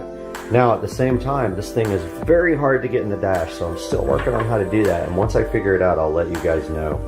All right, so I'm having a lot of issues getting this cluster installed, and I figured out from a different video for the 5 series, maybe it would help if I got rid of these little edges on the dash. So I went ahead and broke those off right there to see, because I got it almost in, but it's just very difficult. So let me try to do this now that I've got these little corner edge pieces broken off. I've got all the wiring run through the dash here, coming down through the dashboard and through the headlight jack.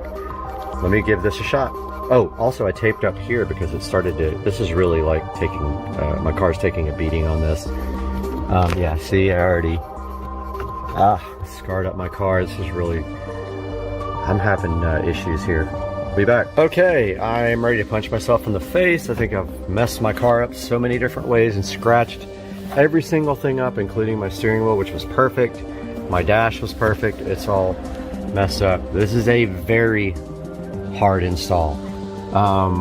I come to the conclusion that it has to fit behind the little tabs in the corner. I tried to Dremel them out so it could lay back a little bit more. It's not going to. I don't know if the cover is going to go on or not, but we're going to do a power on right now and see if it was worth it. Okay, well that's pretty freaking awesome. And if we go over here, we can get the Android.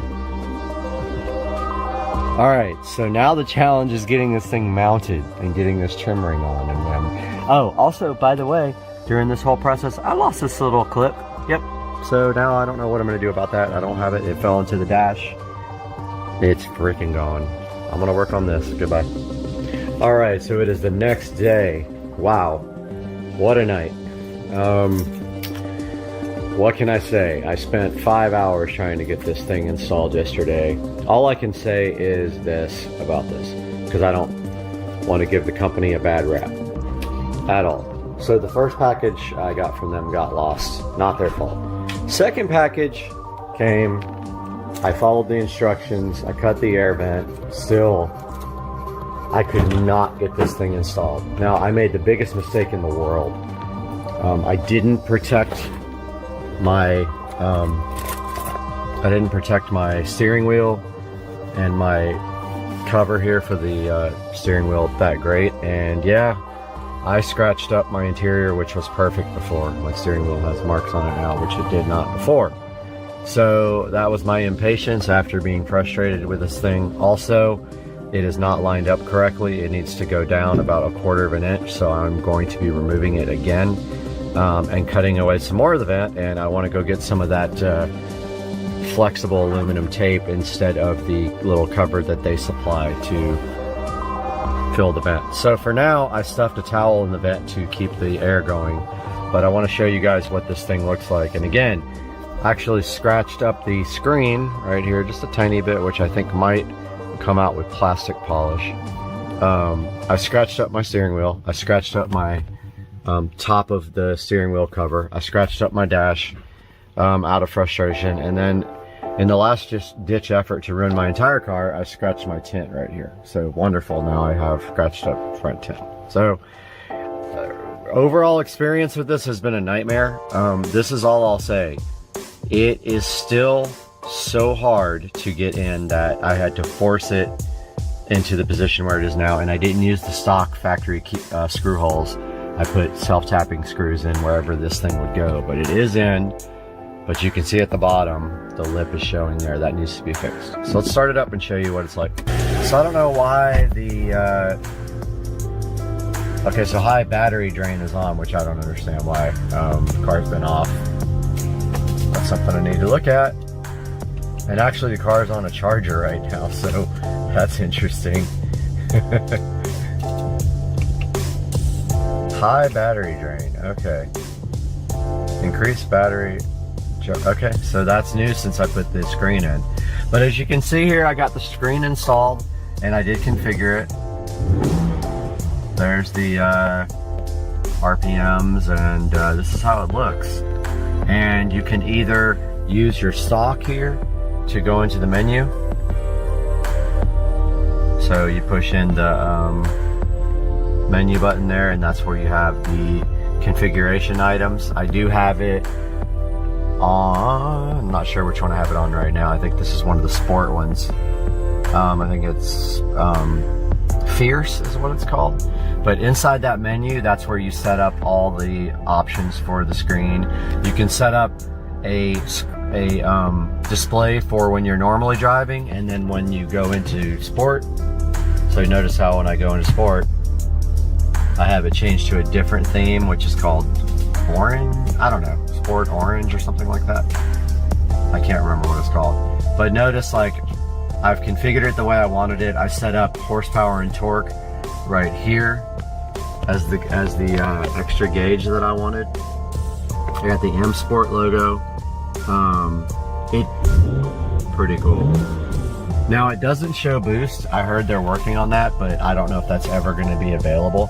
But I wanted to just show you guys because I had such an experience with this thing that was a nightmare, and still not right. I did not install my camera yet. I've got the cables all back here. The keypad for it, I did not install either because I was so frustrated. At the end of my night, I literally just wanted to throw it out the window, and that's why I threw something at my front windshield. But honestly, my front windshield needs to be replaced anyway, so that's probably gonna happen soon. But wanted to show you guys this, and if you go in here and you go into appearance and you go into themes,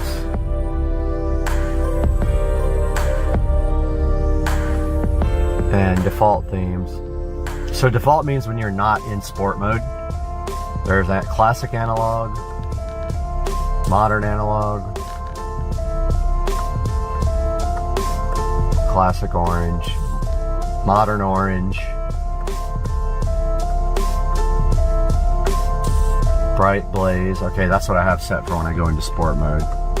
And fierce blaze is what I have set up all the time. And so there's plenty of other options for this thing. You can set up an extra gauge like oil temperature, oil pressure, whatever you feel like you want. But it's cool so far. It's definitely an expensive purchase, and this is all I can suggest to you. I would personally probably get a professional installer to do this. And honestly, I would ditch the plate that comes with it to cover the air vent, and I would just use the aluminum tape. Like, it's, you know, it's like flexible metal tape, because you can also push on that a little bit if you have to get this thing in. And I'm not kidding you, I had to force this thing in where it is right now, and still this bottom lip is showing, which is bothering me. So I'm going to take it all out. I'm going to Dremel out the vent pretty much completely out of where it shows up behind the cluster, and then I'm going to put the cluster back in, hopefully. So I'll update you guys when I do that, but I wanted you guys to see how the display looks, and I want to get this video edited and up. If you have any questions, post them in my comments section. Have a good day, Supercar Street Racing!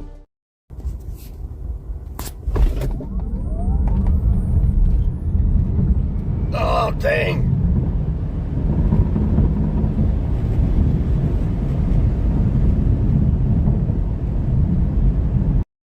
Alright guys, bad news. Last night coming home from a work event, there was a big huge box in the middle of the road. Did all I could to avoid it, but unfortunately I swerved to miss it, and this is what happened. I hit the corner of it and it looks like it broke my bumper pretty hard. It didn't get my headlight. It did get this whole entire bumper though, and this fog light is in the car. Not good. I think at this point I'm also going to get my hood repainted since it's already going in for this. So we will see. In the Supercar Street Racing kitchen, and today we have a project to clean the fence again. It is time to do it again. It needs to be done about once every 3 months. And you see we did break out our ortho sprayer to mix up a combination of goodness to go and clean the fence. What we're gonna do is mix a tiny bit of Dawn and some cleaning vinegar, spray it on the fence, and then use a scrubbing brush to brush the fence off and then rinse it off, and that should do it. And so I have my ortho here ready to go, so let's get busy.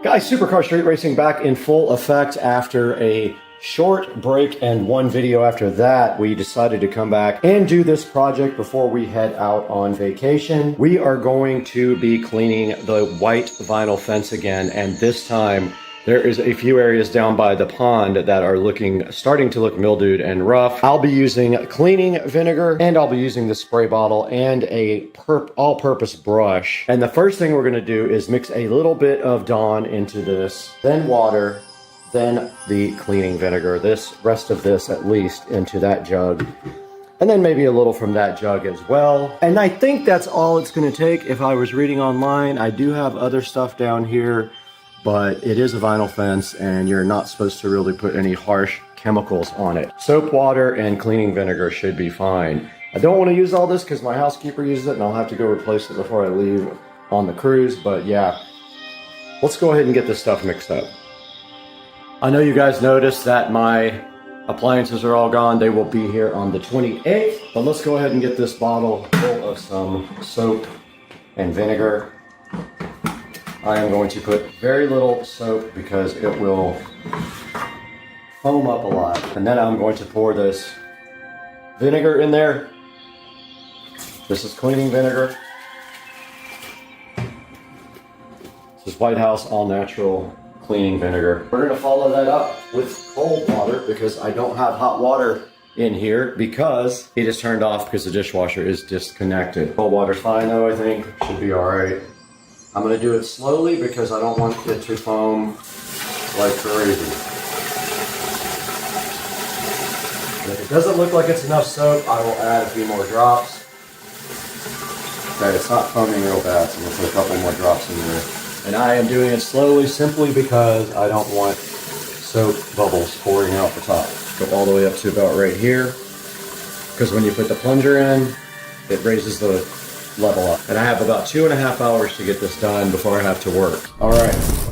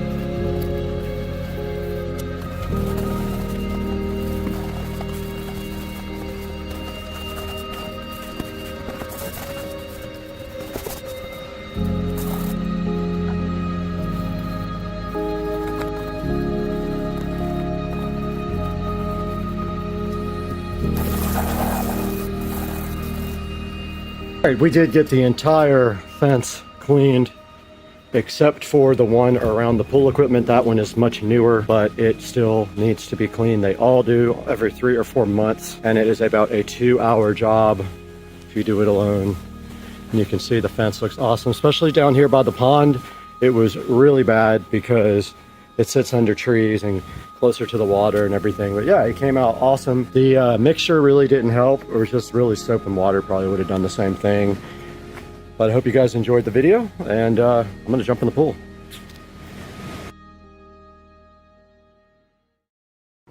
What's up, everybody? It is Monday, and I am so frustrated right now with UPS.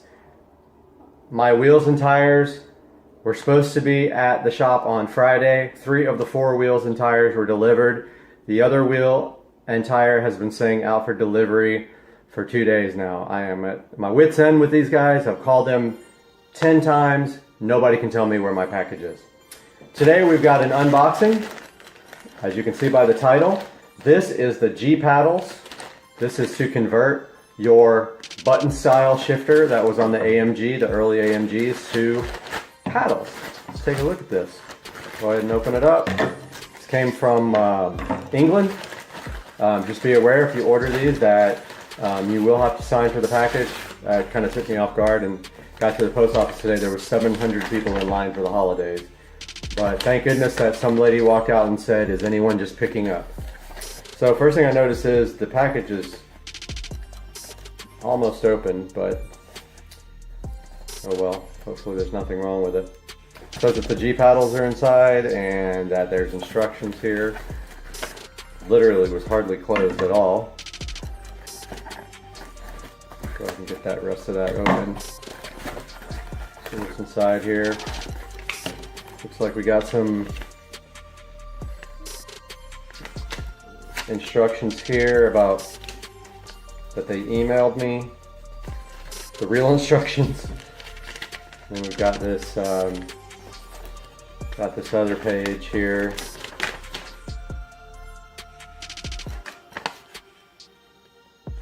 So there's one thing you got to know about this.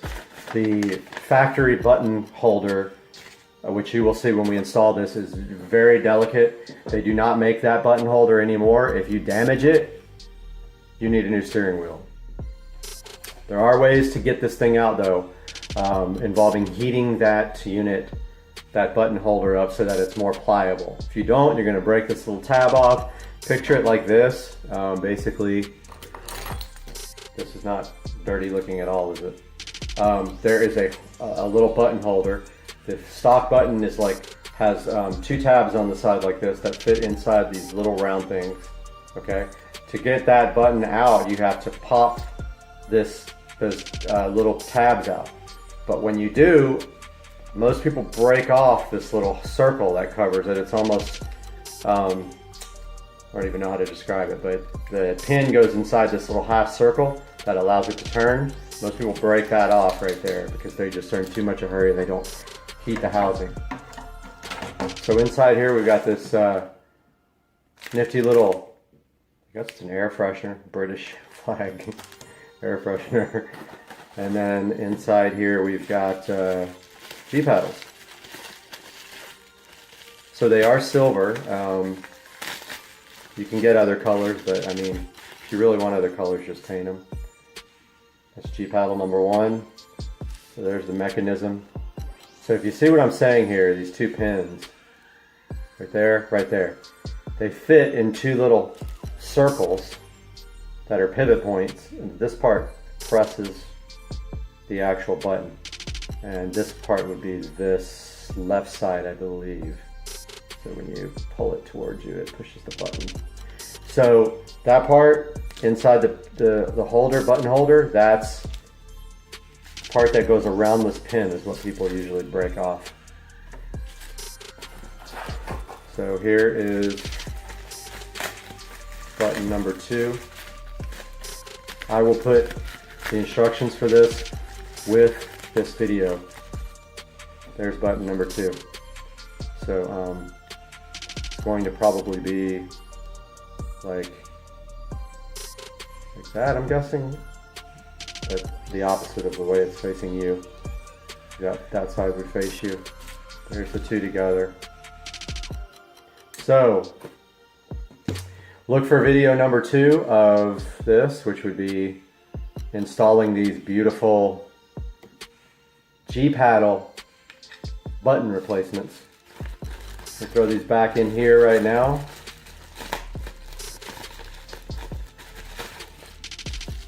And any day now you can look forward to a video of brand new wheels and tires. I won't tell you anything about the wheels except that they are matte black. And I was kind of trying to save that, but I gave it away in another video. So look for that video coming up soon, and we'll see you guys in the next day or 2. Oh! Ow! Shit.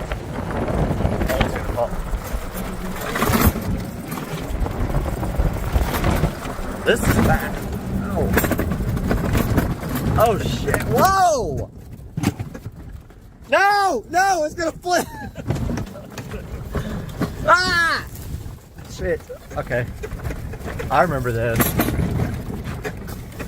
4K. Let's do it. Oh shit. This thing would be so cool. Oh! Drifting! Drifting! I don't want to get stuck in the mud. You're gonna have to go pretty fast to get through that. Shit. Are we fucked? No, but I'm not going to sit here and push this thing, so I'm not going to back and process Okay. Alright. We need a 4x4. Oh shit! Already? Yeah. Hold on. No track. Oh, we got it. We got it. Yep, we got it. Ah! It's spinning. There's another path. Hold on. Dude, wheels aren't white anymore. Used to be. Shit.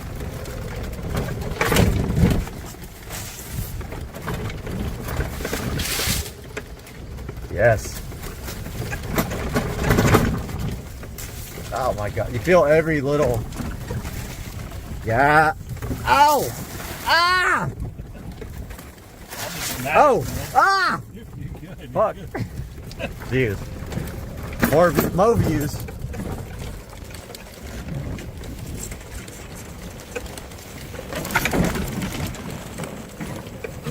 Best air ever. Oh.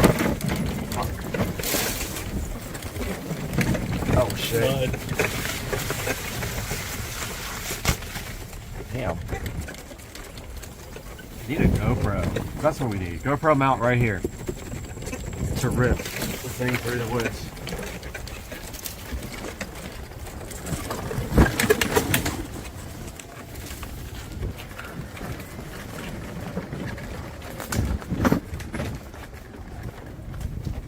Okay. Oh! Hold on! Hold on! No! Oh no! Oh my. Oh shit. Okay. Now, straight up off-roading. I haven't been down here in a while. Oh, this is still something. We need a mount for this thing.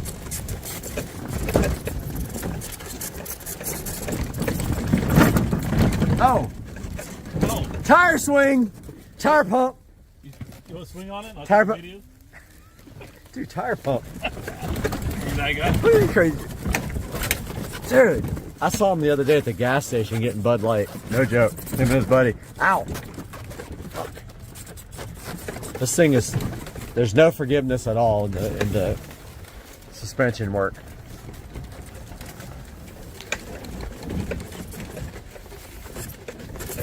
This is going live.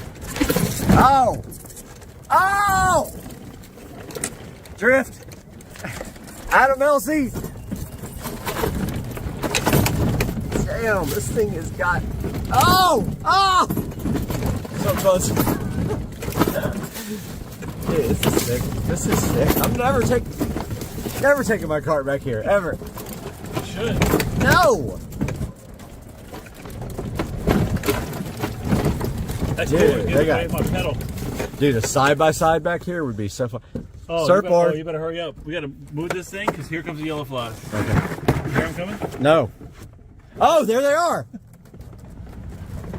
Why are they coming after us? Why are they chasing us? Fuck. Ow. No. Ow. Okay, that was not drama. That was real. Hell yeah. Rip it. Dude. Oh, it's just a fucking circle. Shit. Why do we go down this fucking... This thing's fucking cool, man. This thing gets down. I love. Ow.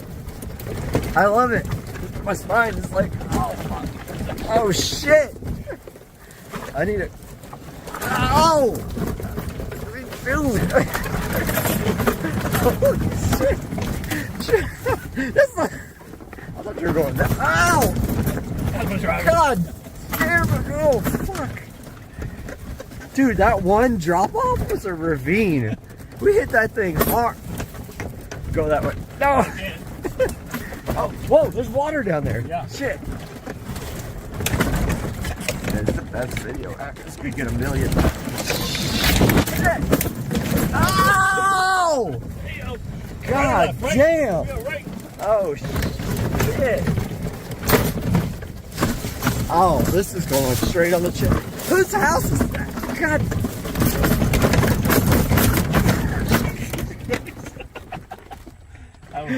I think it's broken now. It's broken for sure. There's no way this thing still works. Damn. That was sick. Now we just launch in the river.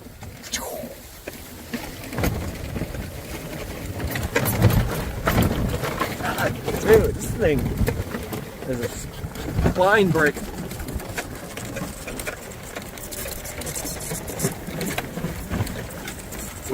We definitely need like one of those fucking like, what is it? Shots? Oh yeah, that. But like, no, the camera mount. The what do they call it? The one that like gimbal. Oh yeah. Gimbal. We need a gimbal. Oh. You want to see something crazy? Okay. Watch this. Watch all the yellow flies. They're gonna come straight to us. They're coming to us. There they are. You see them? Yep. Look at them. Look at them. I got them. Got him. You see them? Yep. Here they come by the droves. Dude, this thing's will fucking bite the shit out of you too. Later, Gator.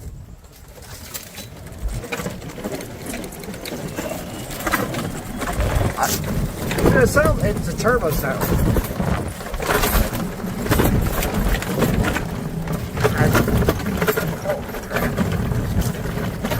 Oh, my back.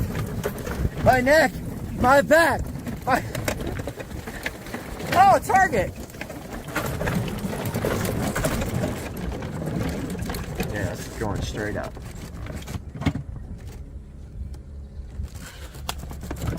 Dude, the flies are crazy out here. Oh! Ow! Oh, shit! Oh, shit! We're gonna flip this bitch. This is so cool. I remember we came up here last time. Oh, shit. Somebody left their fucking container out here.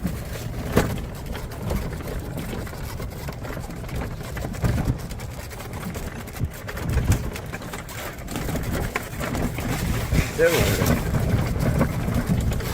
You can't even tell on camera. Like when we upload this, it's gonna look tame, but like in real life, yeah, you're feeling the shit.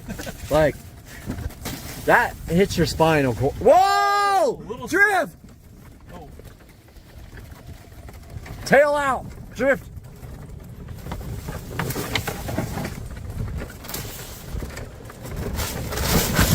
Ow! God. What's in here though? Here, you want one? Yes. Uh-oh. Yep. I'm gonna get stuck. That one's empty, that one's empty, that one's empty. There's like 2 left. All the ultras are gone.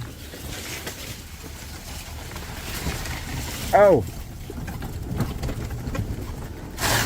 Oh, fuck. That thing hit me in the face. What's gonna be? Oh, shit. Everything's... It's all shook up. Oh.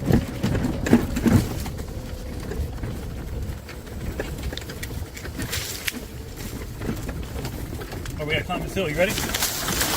I mean, not really. Oh! Ow! I almost lost the beer, for real. Beer. Pour it out the sides. Beer. Beer almost went bye-bye. All right. Okay, we got Mr. Binks here on the bar. Mr. Binks? Look it. Mr. Binks. Binkster. Kink, kink, kink, kink.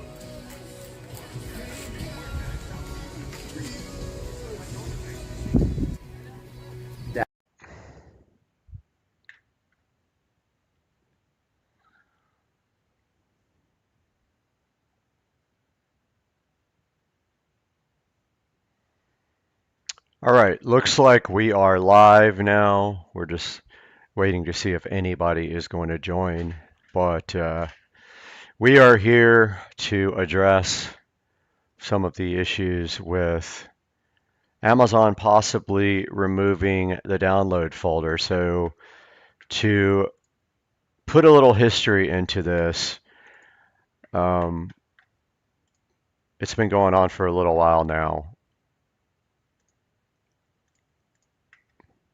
Getting comfortable here with the stream, but basically, so I got my Echo Show 15 a few months ago, and the first thing that really I was curious to find out is that I didn't know, first of all, that they had the Fire TV mode coming on the Echo Show 15. once that launched, I was really curious about being able to sideload apps, but immediately when I noticed that trying to sideload that it basically would block the installation of the apps. Now it would let you get to the app and you could hit the button to install it, but then after that it would just fail and there was no way to do it. So I did a little bit of playing around with it, and I was able to come up with a way to sideload. And let's see if I can get that video pulled up. So that's this video here.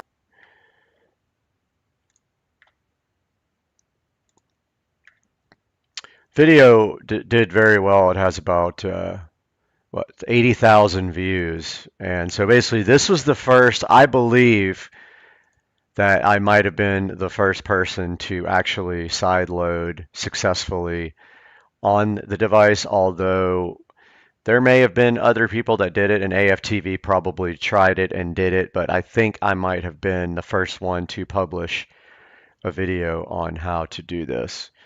So yeah, this video has about 79,000 views, and it has 146 comments. It no longer works because Amazon has decided to block the downloader app from the Fire TV. So you have to have a different way to get the software from the internet or from your house onto that Echo Show 15.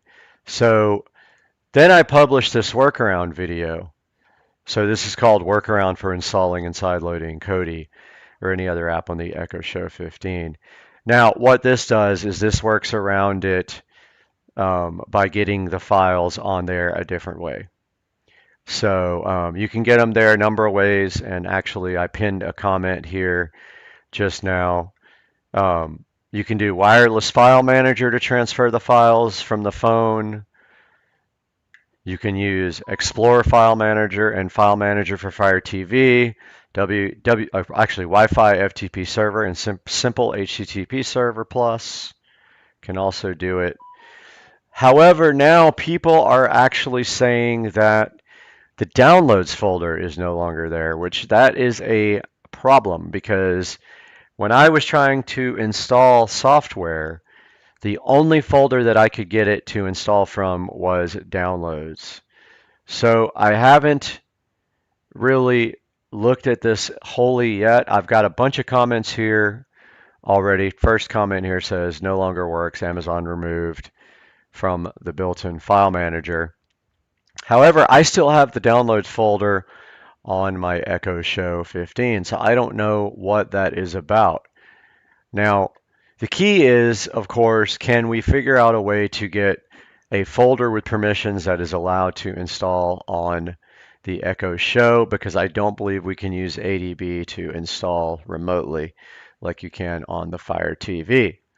So I'm going to be looking into this. I don't actually have a way to show you here while we're on the live stream here, but here's the two videos. So this is the first video right here, how to install Kodi plus sideload add-ons on the all-new Echo Show. And this is the workaround video I published, and then let's take a look at the article here on AFTV that was published. So this is after I emailed the guys over at AFTV News and let them know that I had discovered a way to install using their downloader app. And then right after I did that, about 3 days later, I had a message that they had blocked the downloader app, and it's sure enough, it says not available. So, you know, like Amazon is doing everything in their power to prevent you from sideloading on the Echo Show 15, which is absolutely ridiculous. It makes absolutely no sense at all. I don't know what they feel like they are accomplishing by doing this. All it is doing is making people mad, making people resent Amazon, and now we have to figure out a new way to get apps sideloaded on the Echo Show 15. Like I said, I'm on the latest software here. I still have the download folder available. I haven't checked to see if I can still install from the download folder. I can definitely do that. As soon as I get a workaround or I figure out what's going on with this, I will be back online with a fix. I did email AFTV News here about 10 minutes ago and let them know that this download folder was missing and if they knew of any other possible way to get this done. So I will keep you guys updated. I wanted to get online real quick and talk about it because we have a lot of people messaging me about this now. So yes, it is possible. I don't, and here's actually a look at the downloader app unavailable when they blocked it from the Echo Show, and they had forgot until my video came out. That's the only problem with doing these, is that when I do these videos, if we figure out a way to do this, they're going to immediately block it. They're going to figure out a way to prevent this from happening unless we can lock it down and not get updates. That would be the only way that we can prevent Amazon's future blocking. I'm going to go check right now on my Echo Show, but I had the download folder as of yesterday when I checked. Keep an eye on the channel, and we will go as soon as we have a fix. I'm waiting for an email back from AFTV News, but let's see if I got anything. Last time he didn't email me back. He just literally posted a post on the website, and he does actually have a link to my channel right here, and I have posted in the comments. Let's see if there's anything. Yeah, I have an actual post here for the workaround video, but it looks like to me that they have, for some people, the downloads folder is now gone. Please post your experience down in the comments section. Let me know if you have a workaround. I am working on it now. Going to start right after I post this live stream. And guys, thank you so much from the bottom of my heart for supporting the channel. It means everything to me if you can like and subscribe to the channel. It doesn't make me any money, but at least it makes me happy. So that'd be awesome if you guys could like and subscribe. And I will be posting an update about the download folder being possibly gone now on the Echo Show 15. So stay tuned. That looks like the car.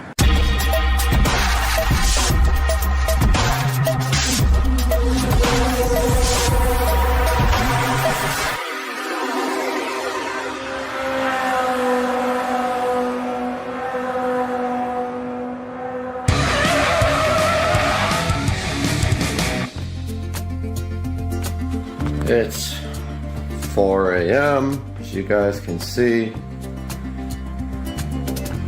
and I'm half asleep, but I'm waking up early today to get my workout in because I am going to look at a car finally,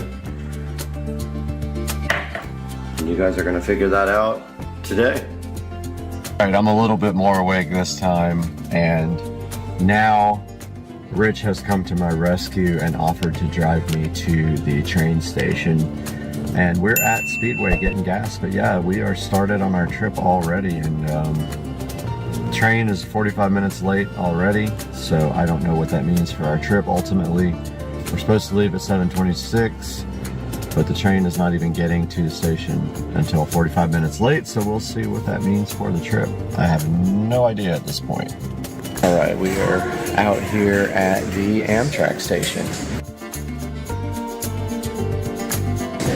But they said that the bus will wait in Tampa. So we are headed to Tampa as soon as the train gets here.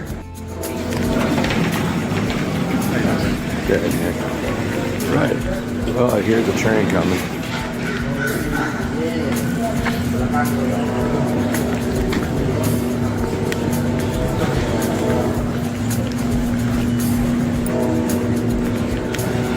See if we can see it.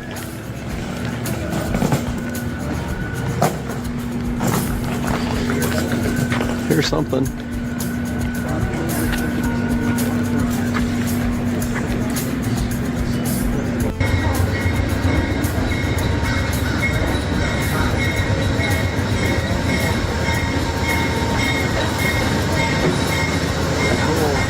Silver star.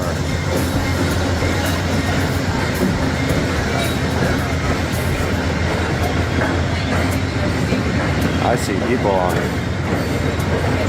I'm assuming a lot of people are getting off.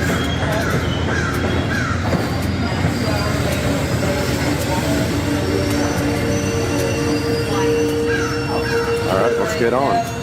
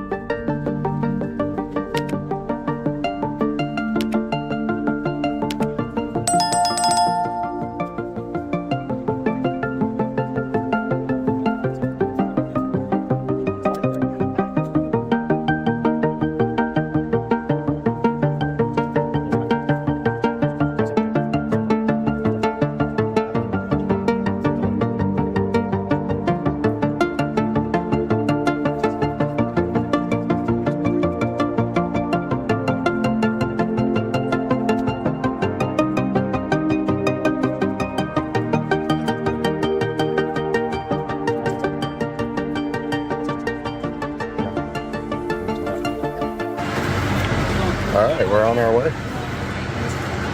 We got a bunch of wilderness out here. And here comes the conductor to check our ticket. We already had to clean all the junk out from the last person and then check for bed bugs.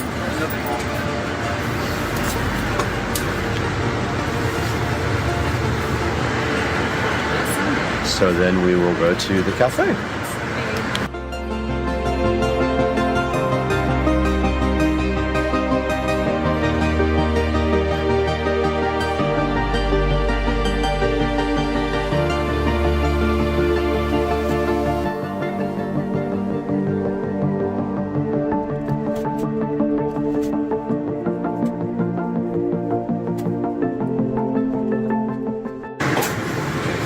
Alright, we are in the dining car now with our breakfast here of champions with this Tito's. And it's actually glass, pretty cool.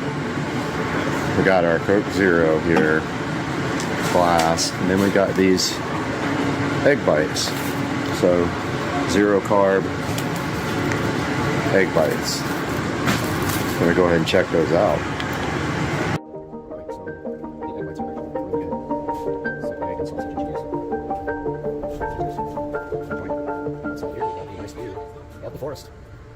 Alright, so I think we're on the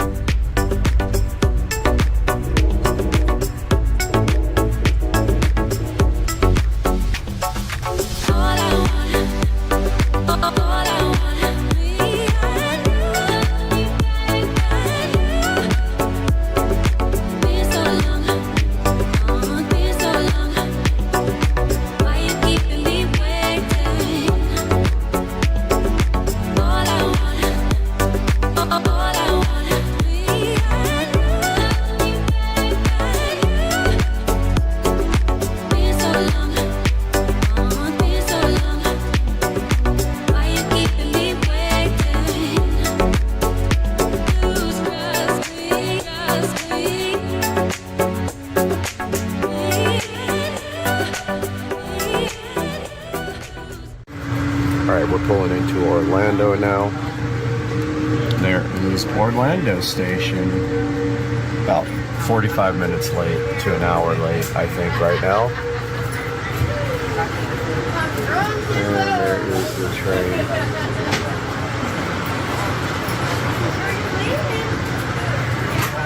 We're gonna see what happens. All right, we got our lunch here. Cheeseburger, Diet Coke, and we are gonna do this low carb style. So that's next.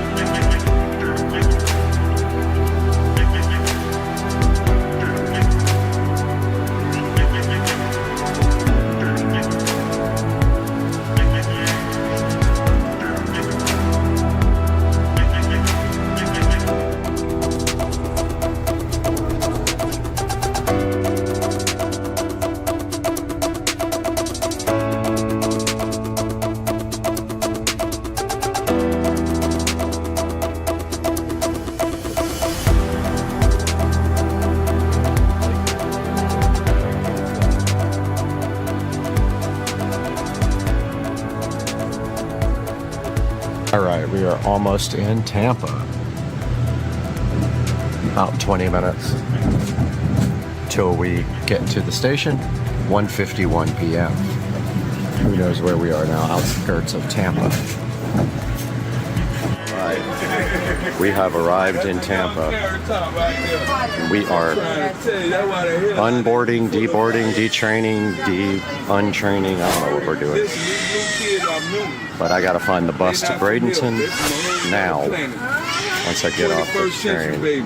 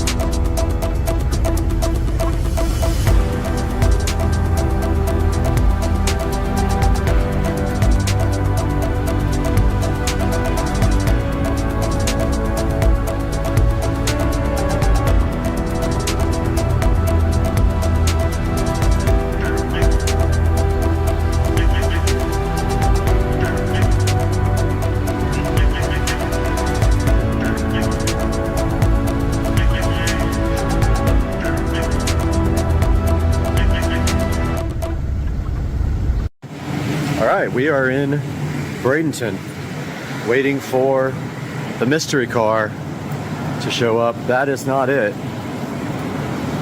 And we're gonna go in here and use the restroom real quick and wait on Travis. All right, we are out here with our non-sponsored C4 Starburst strawberry drink, waiting for Travis to come.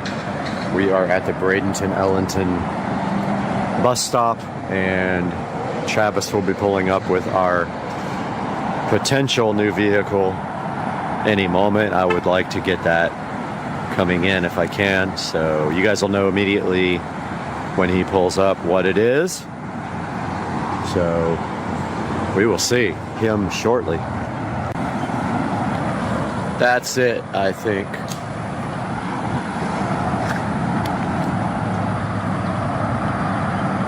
Yeah, that's the guy right there.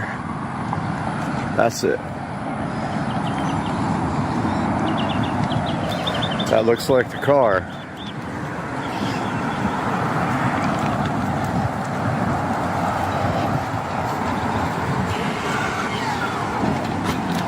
Right. Travis, what's up, man? How you doing? Good, man. Is it alright if I put you on? Yeah, I mean, I don't want to be like broadcasting my name.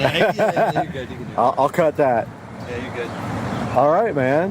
Dude, did you say it was Expel, the film? I think so, yeah. Yeah. I got a buddy that's up by my shop that did it. Okay. What did that cost? It was like $75. Yeah, that's what I was quoted for the same thing. On the windows, and I did it all. And I got the upgraded rims. Yeah, those are the Arachnid, the 19-inch. Yeah. What's the miles on it now? What's the miles on it now? That's driven a little bit. You can check it out if you want. Okay, yeah. Yeah, check it out. Dude, I like the, I mean... Let's go with the mat, doesn't it? Oh, yeah. That's the key to the whole car to me, you know, is the Expel stuff. I mean, that's kind of the reason I'm here, to see if the car excites me or not. Yeah. If it does... It's like the only car I've never wanted to actually sell. Yeah. No, dude, the car is immaculate. I had a Trackhawk before this, the Jeep Trackhawk. Uh-huh. And I loved it, and then I sold it and got this. And 707 horsepower Trackhawk? Yeah. Yeah. Yeah, I had that before. And so you went from using all the fuel to none of the fuel. Uh-huh. So this is the 2021 Plaid. And it has full self-driving option. Yeah. So if we go to software there. Yeah, so there's everything. I don't even use it that much. Yep. So I don't know a lot about that, as far as like that you have to follow certain rules and they can give you strikes and they can take it away and all this stuff even if you pay for it. But I have no idea. I'll be honest. Like I just use it sometimes on the interstate, double click it, and it keeps me in the lanes. Right, and a lot's autopilot too. Maybe Yeah. you're just using autopilot. So it's got 18,000. So it's got more, yeah. Yeah. I Okay. didn't even look. All right.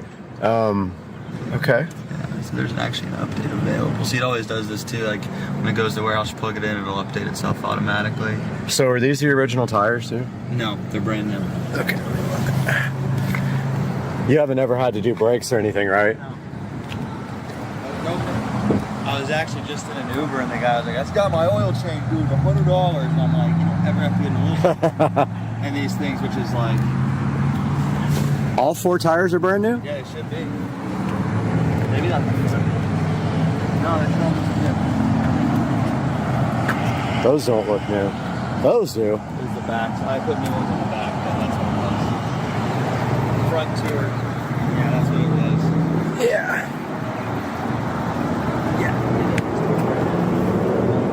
So I would have got like tire shine or something.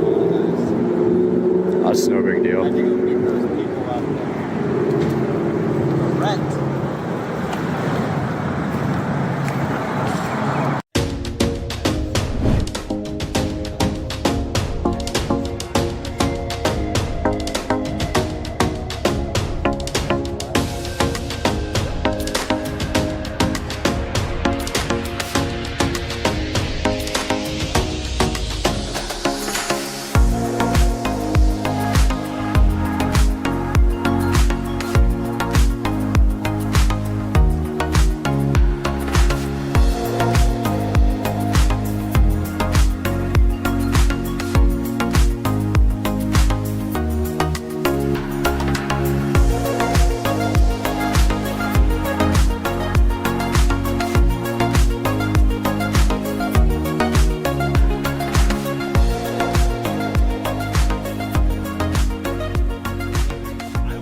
It's Monday morning. Had some time to sleep and think about the Tesla.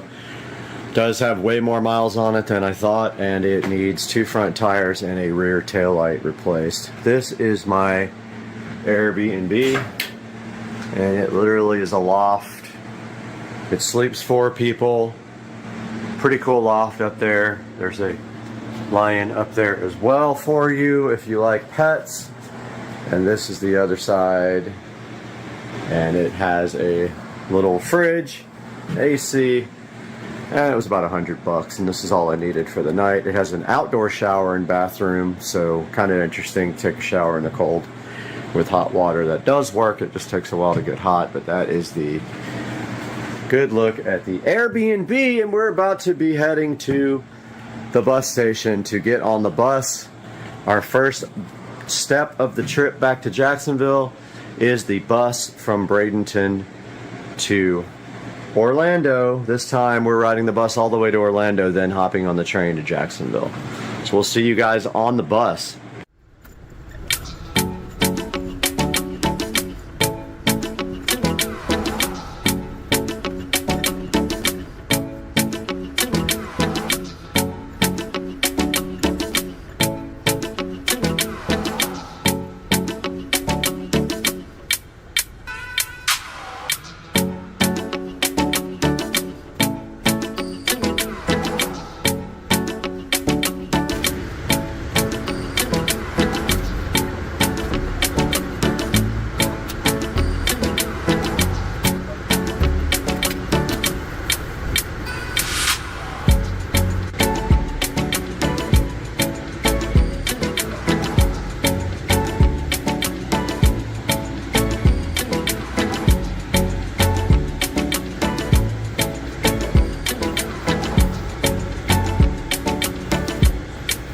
As you guys can see, I made it back to Jacksonville in one piece, although we did have a crazy Karen on the train. Take a look at my other video about that. I'll put a link in the description, but it was kind of annoying and it ruined my trip. But we're back in Jacksonville and we're here to talk about this 2021 Model S Plaid that I went to look at down in Bradenton, Florida. Talk about what I liked about it, talk about what I didn't like about it. So the first thing that I loved about this 2021 Model S Plaid was the PPF film. It has full paint protection film all over the car, and as you can see here, it is a beautiful satin paint protection film, and that is about $7,000 or more worth of paint protection film on the Model S Plaid. Now, the second thing I liked about the Model S Plaid that you see here, it had full self-driving. That is a $15,000 option from Tesla, and it can be transferred, or you can subscribe. It's like $200 a month, so the $15,000 option is awesome. This car has the $15,000 self-driving option. Now, what did I not like about this Tesla Plaid? So the first thing I didn't like about it was it had more miles than he actually said it did. He told me it had 9,000 miles back in December. About 2 weeks ago, he told me it had 13,000 miles. It actually has 18,000 miles, and he said his dad's been driving it. So that's more miles than I want. There are some out there that have about half that miles for just slightly over or the same price, but they're not the colors that I want. I want black on black, and I do love the PPF in satin. The other thing I didn't like about this car, the front tires are worn out, and they are the low noise tires right from Tesla. There are no, in this size, there are no tires available in the, the Pilot Sport 4S on Tire Rack. So I don't know what's going on with that particular size, but they are 21-inch Arachnid wheels right from, I think they're Arachnid, right from Tesla. They're either Arachnid or I forgot the other model, but I'll look that up for you and put it on the screen. So I'm not sure about the 21s. It takes off the range, but it does look a lot better. So I'll let you know down here on the bottom of the screen what wheels those actually are. And what else did I not like about it? Well, it had a kind of a cracked taillight with a weird issue. Like the cracks were all around the taillight, and I don't know what that was caused from, but he said he was going to get that replaced. So those are the things I really didn't like about the car. The other thing that I really loved about the car that I forgot to mention is the car is actually in immaculate shape. It has zero issues except for that cracked headlight. Or cracked taillight, sorry. It does look brand new inside and out. One more thing I don't like about the car though, it has the ash and wood interior trim instead of the carbon fiber, and I'm huge on the carbon fiber. In a car that expensive, I kind of want it to look sporty, and it does look more luxury with the dark black wood ash trim inside the car. So guys, I hope you enjoyed the video. I really want you to put in the comment section what you think about this 2021 Model S Plaid. Let me know if I should buy this. I have the money to buy this now, and he is waiting for an answer. I'll see you guys soon on Supercar Street Racing. I really appreciate you tuning in, and please like and subscribe. They're making fun. All right, we're at Hidden Hills right now with Marie and Joe, and Marie made this amazing, what is it called? I don't know. What do you want to call it? The Marie Special. The Marie This is Special. a Marie Special. Yeah. Joe, just drink it and love it. I love That was fun taking you to school today and delivering you into the schoolyard, because you don't understand about country accents like I do, because you're oblivious, because you have one and you hear it every day. But when I brought you and delivered you into the school and sat you down in your chair and told you, now you know. Blessed day.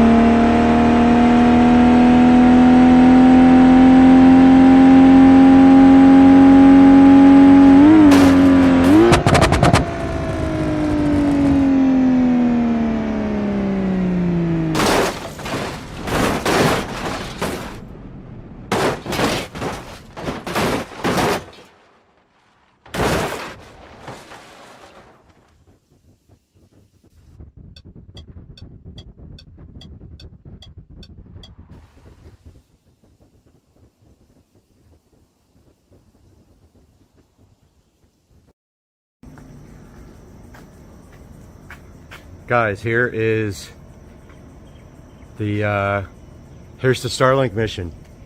This is the first time I've ever seen this from Jacksonville. This is absolutely insane looking.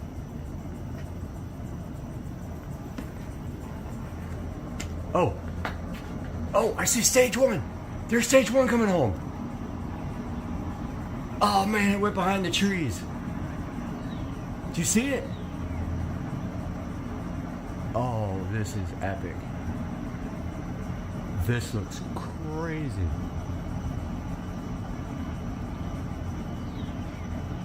Look at this thing go. I wish I could get on my roof right now. Wow. I have never seen anything that looks that crazy at night.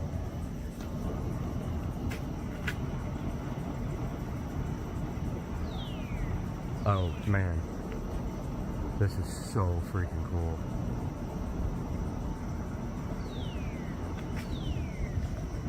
Alright, let me step back. It's going behind the tree.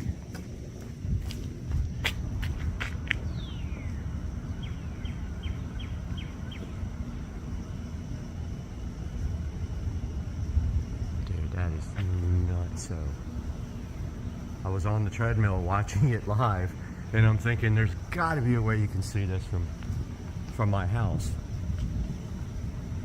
I think it's heading kind of downward. We're going to lose it here in a second. Yep, we're going to lose it. That's a bummer. Now I know though that it comes, I mean, you can see, look at the trail. It's just we couldn't see the landing.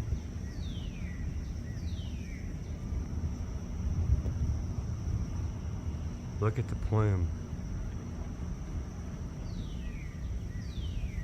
Man, that was so cool.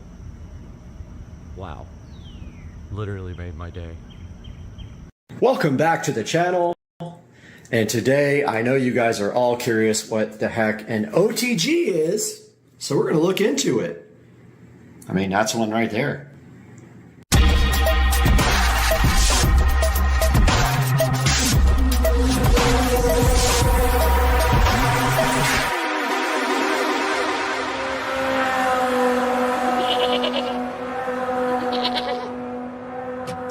Hey guys, welcome back to Supercar Street Racing, and you have Brad here, and this is the blue, and we have the appropriate blue light here to celebrate the blue USB-C to USB OTG adapter here, and that is a OTG adapter because it is called a USB on-the-go adapter. Now, taking a look at this USB OTG adapter here closer, you can see here it has a USB Type-C on this end, a male USB Type-C, and on this side it has a USB, it looks like 3.0 because it is blue, and then it has a female USB-C adapter as well. Now, what could this possibly be for? Well, we're going to take a look at that right now. Guys, here we are in the Supercar Street Racing kitchen, and we are going to be trying to figure out what the heck this guy actually is used for. And so we are in front of a charger, and now we are taking this guy right here and we are plugging it into the device that we are actually using right now. And I am telling you guys now that it is plugged in. And I am taking this USB-C charger, and now the USB OTG adapter is glowing blue. You can't see it because we're on the phone, and you cannot see that I am plugging in this charger to the end of the USB OTG adapter, and I'm going to tell you guys what happens. Okay, so on the screen, the charge indicator just went on. That is wonderful. So now The phone is connected to the USB on-the-go adapter. OTG means on the go. And it is glowing blue and it is charging the phone. Now let's go take a look at what happens next. Guys, in front of me right here, right now, we have the Kingston HyperX Quadcast microphone, which has a USB Type-C connector right here on the back. If you see through here, right there, USB Type-C connector right on it. I don't know why my focus isn't working properly. We have USB Type-C cables here, so USB Type-C on both ends, and we have USB-B to USB-C here. Let me get these open and we'll show you why. We now have one USB-C cable open, one USB-B to C cable open, and we are going to take this USB Type-C cable, plug one end of it into this super fast charger. This is a 10-foot long cable. Now we are plugging the other end into the USB on-the-go adapter, which you cannot see because it is connected to this phone. Let me get that plugged in now. Sorry for the craziness. I'll stop down and do that. Okay, we have the USB-C plugged into the on-the-go adapter, which is then plugged into the phone that we're on now, so we obviously can't show it. But now, what is this guy for? So this also plugs into the phone USB on-the-go adapter that is connected to the phone, but this end actually plugs in to the microphone here, or any USB-C device right there, which I cannot do with one hand most likely, so let me do that now. Okay, we've got our USB Type-B plugged in, or Type-C rather, plugged into the Kingston HyperX. Now the other end goes into the USB on-the-go adapter. Let's see what happens when I plug it in.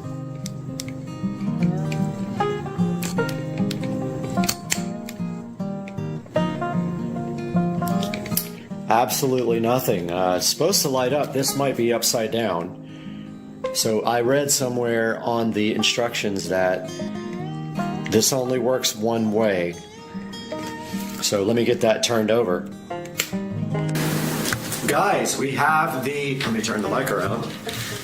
We have this working. It did not work at first, and I thought for sure we were gonna have to send this back, but yes, we have the HyperX mic now powered by the phone. Let me go ahead and zoom out. Guys, yes, we have this working. This USB-B to C cable is plugged into the phone. The phone is charging. Yes, I verified it just now. The phone is charging and the microphone should be working now through the phone. Now what that means is we can record directly to the phone and we don't have to go through the PC to record, and we can charge our phone at the same time because we have this on-the-go adapter plugged into the phone right now, and the mic is plugged into the phone. If you do this without the on-the-go adapter, you're basically just draining your battery and you're running the light on the microphone as well off your battery on your phone. So this allows you to do both. So this is exactly what I wanted you guys to see on this USB Type-C on-the-go adapter for any device, and we will take a look at it online now. Hey guys, welcome back to another unboxing and review, and today we are taking a look at this, whatever it's called, a blue brand, whatever blue brand is, USB-C on-the-go adapter, 2-in-1 USB-C to USB female with 60-watt PD charging port, adapter compatible, Samsung Galaxy, blah, blah, blah, blah, blah, Google TV Blue. And this is what it looks like. Now let's go take a look at what USB on the go actually is. USB OTG, USB OTG Wiki. So it says right here is a specification that was first used in 2001. So basically it just allows your phone or tablet to be a host. So you can use like flash drives or mice or keyboards or anything like that on your device. I know it sounds weird, but yeah, they won't plug directly in. Now, I don't think all of them will plug directly in. This microphone here that you can't see, this HyperX Quadcast, does work directly connected to my phone with a USB-C to USB-C type cable. Now, the reason that we got the USB-C on-the-go adapter is so we can charge the phone while we have a peripheral hooked to it. Now remember, your phone only has one USB port, so how are you going to charge it if you're using the port for something like a USB microphone? So yeah, the USB Type-C on-the-go adapter, it introduced the concept of performing both host and peripheral roles. So wherever two USB devices are connected and one of them is an on-the-go device, they establish a communication link. The device controlling the link is called the host, the other one is called the peripheral. And USB OTG defines roles, USB A and USB B, specifying which side supplies power to the link, which is usually the host. The OTG A device is a power supplier and the B device is a power consumer in the default link configuration. So that is how it works, and that is where USB on the go was initiated. And here is one right there, and it doesn't have a way to charge. So how are you going to charge your phone if you just have that? It needs to have a splitter on it as well. So yeah, you can see here a phone connected with a USB on the go to a bunch of stuff here. They've got a mouse, a keyboard, a charger, and you can even get one that has a HDMI on it, like a hub, and you can display your phone on a monitor. So here's some more information about USB on the go, which I will place in a link in the description. And now let's go back to Amazon and take a look at the one we just got. There is the beautiful blue OTG adapter, is what it says on the box, assuming because it's blue. I don't know, it doesn't say. It's a Asdor. And it has a one USB-C 60-watt charging port, one USB 2.0 port, and it says supporting connecting with USB port for high data transfer, and USB on the go 480 megabits per second. Use it for things like computer peripherals like flash drives, keyboards, hub, mouse, and more. It says it's widely compatible, and it lists a whole ton of stuff on what you can put this guy on. It says it supports 60-watt PD fast charging. I did not verify that on the phone that it was in fact fast charging. I probably should have done that. And it has nylon braided cable here for you. Taking a look at some of the other things you can purchase that are notable. This one right here is kind of the same exact thing. It just has braided pigtails instead of having it on a dedicated box here.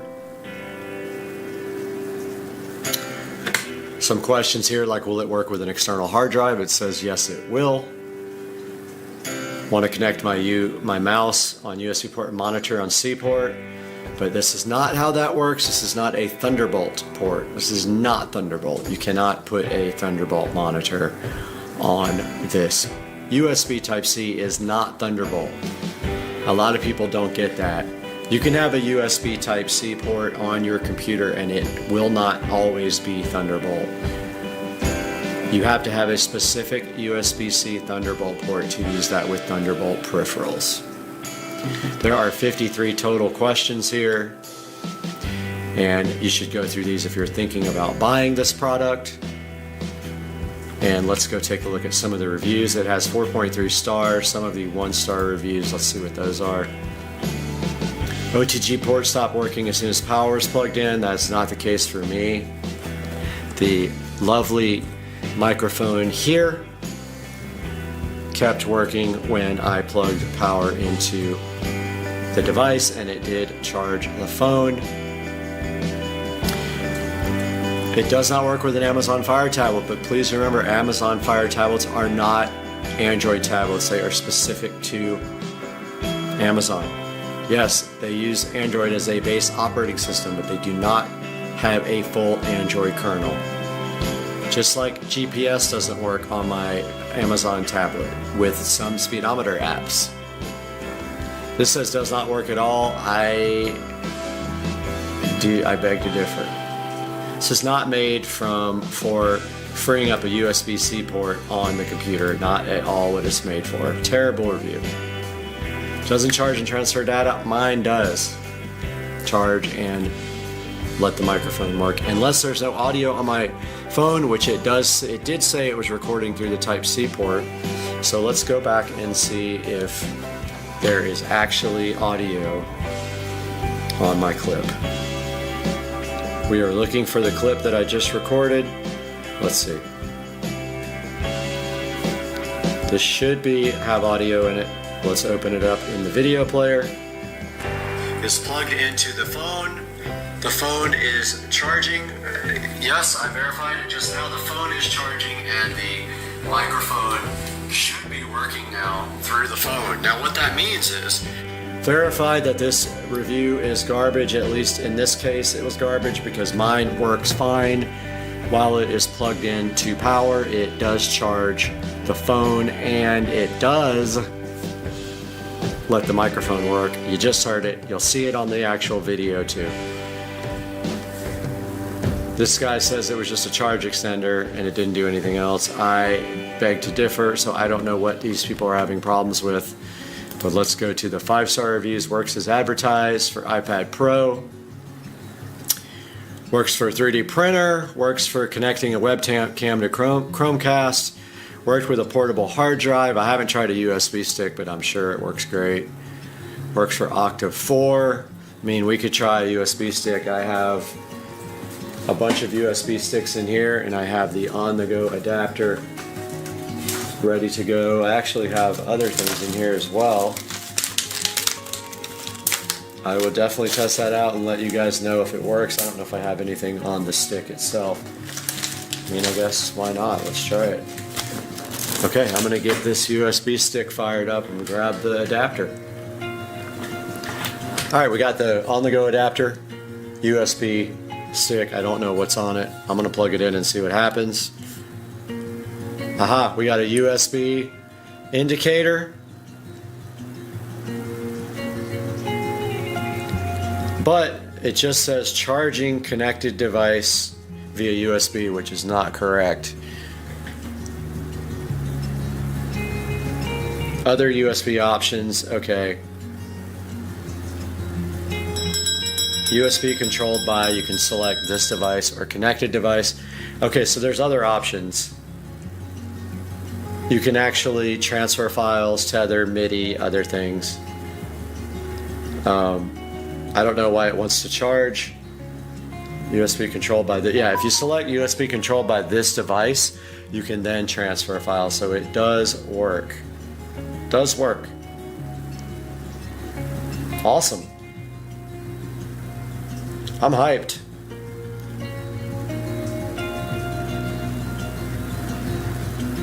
It is working as intended. So yeah, the USB on-the-go adapter, there will be a link in the description to this. It is from AZDDUR. Guys, please, please, please like and subscribe to my videos. Please, even if you're not buying the on-the-go adapter, please click the links in my description and purchase your products through them. It helps me and it doesn't hurt you one bit. You don't pay a commission at all. Amazon will pay me no matter what you buy. I don't make money off the channel. I lose tons of money on the channel. And we love you guys and thank you so much for tuning in to Supercar Street Racing and watching this review of this USB OTG adapter. And we'll see you next time. All right, it's my birthday in the Tesla Model S Plaid. Let's punch it. Oh my. Oh, this thing's pretty fast.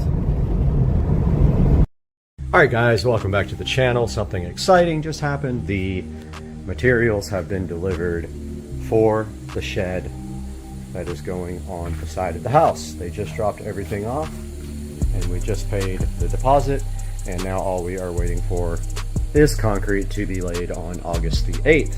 So yeah, just a little update. Here's all the materials for the big shed. I think it's a 12 by 8 if I remember correctly. But yeah, that's all happening. It's exciting. I'm glad you guys are all along for the ride.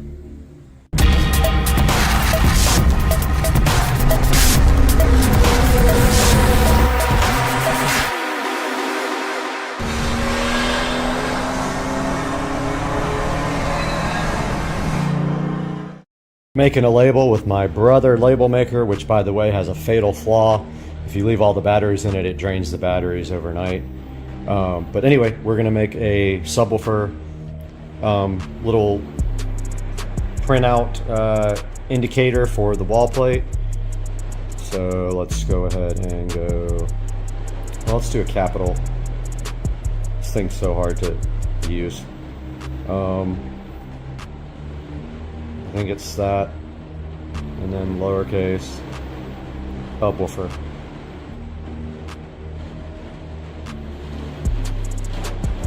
Let's see how that prints. I think it's black. Yeah.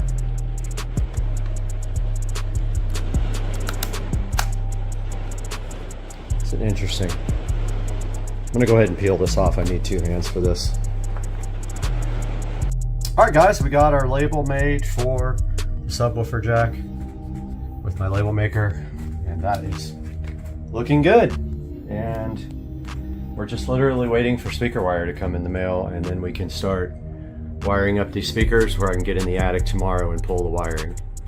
Well, they drained my pool to do some more acid washing on the finish because they weren't satisfied with the way it came out, so pool is refilling again. So I'm gonna go grab the other hose, so we have 2 hoses going. All right guys, making delicious keto burgerage. Oh, those are gonna be good. Guess what happened though? The mailman just came and he brought this, what I've been waiting for, package.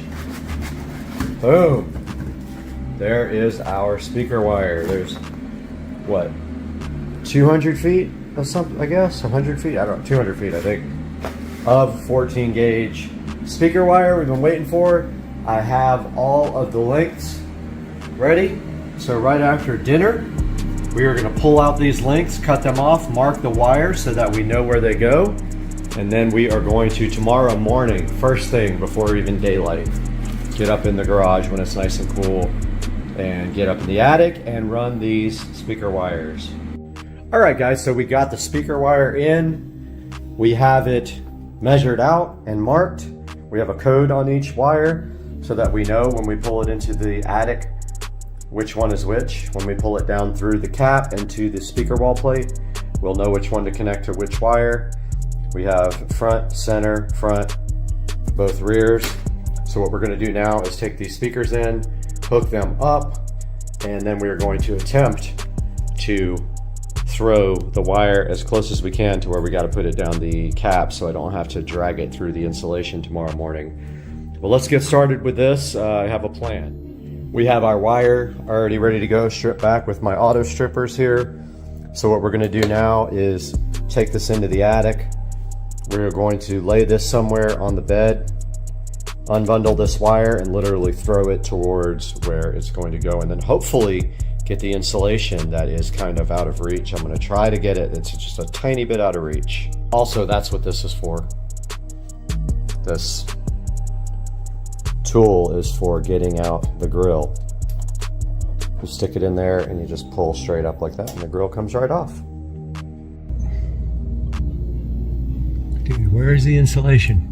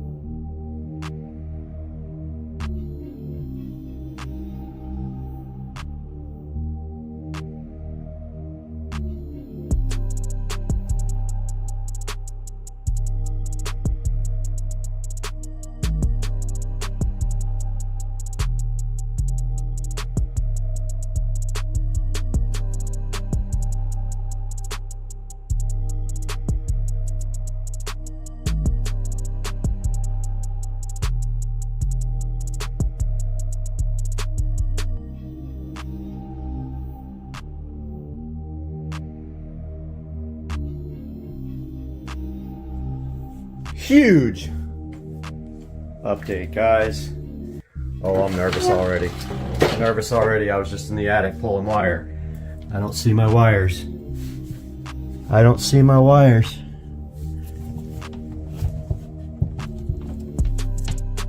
Okay, I see some wires. I gotta pull them through.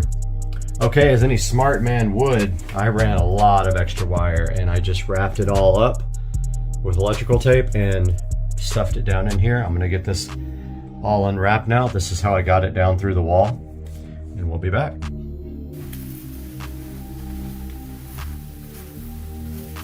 What's up, guys? We have some fun gonna happen now. We are going to install our home theater plate and prep all of our wires. We have a lot of wires to prep.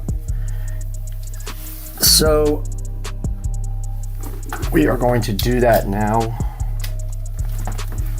We still have to pull a HDMI cable up to the TV from this plate. So we can't completely seal it yet, but we can get it mostly done. So first things first, let me take a look at the wall plate to see where everything is. Okay, some are, okay, that's not too hard. We can just,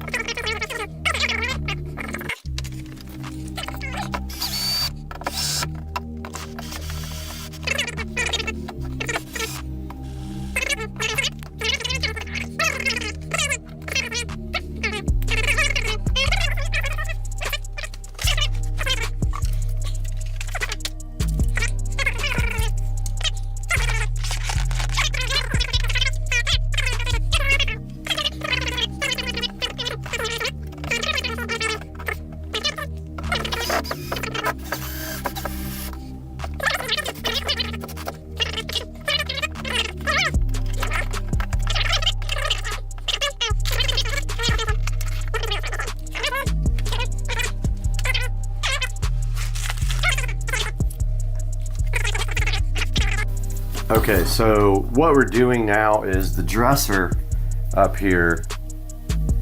The dresser up here is where the receiver, which is right here, is going to go.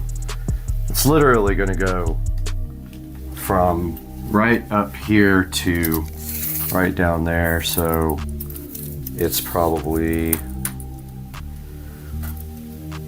it's 2 feet to the wall plate. The wall plate's not centered though. So that would be, I think if we do 5 foot or 5 feet would give us, that give us enough to get over to that side. 5 feet would get us to that side as well, with some room to spare. Let's do 5 feet chunks of wire.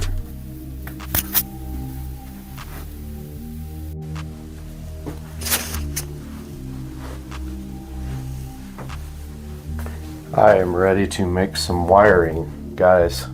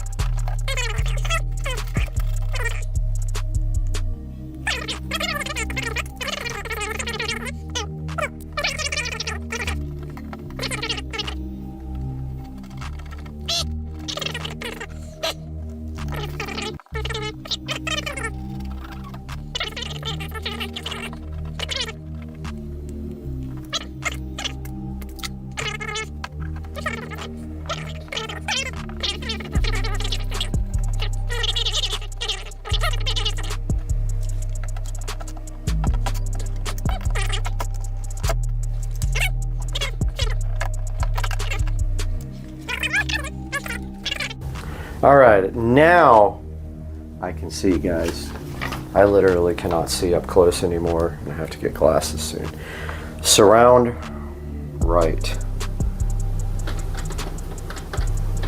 These things are fun.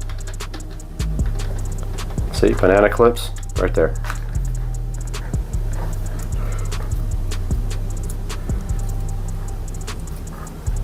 Makes it much easier, guys. I'm just saying.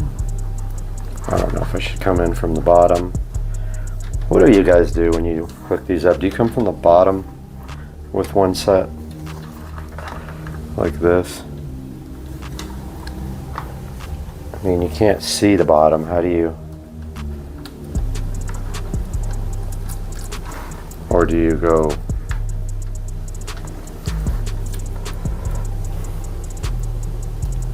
How the heck are you supposed to do the bottom when you can't see it?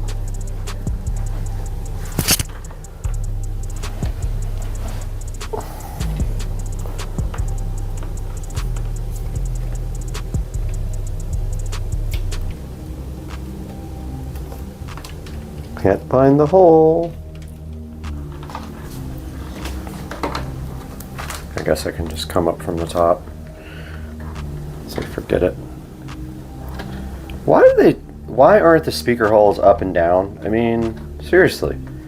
I saw a receiver where the speaker holes were up and down, and I'm like, thank you for actually being smart. And why didn't they do that on every single receiver? Why are they angled? So stupid.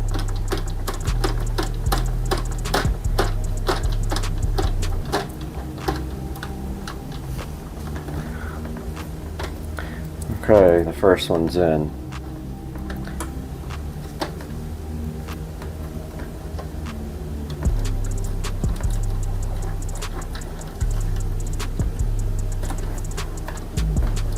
Second one's about to be in. Wish I had like a drill that had an attachment for these,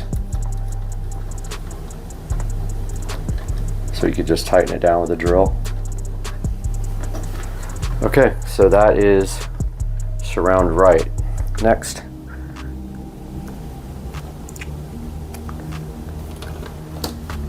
Let's see what this is.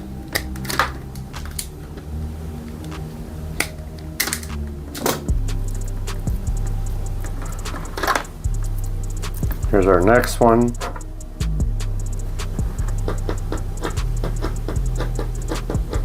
That's surround left. By chance.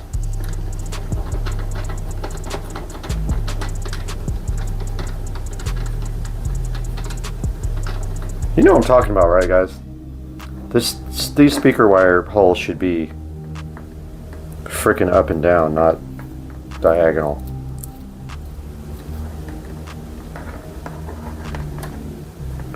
Surround left. Look how hard this is to get in there.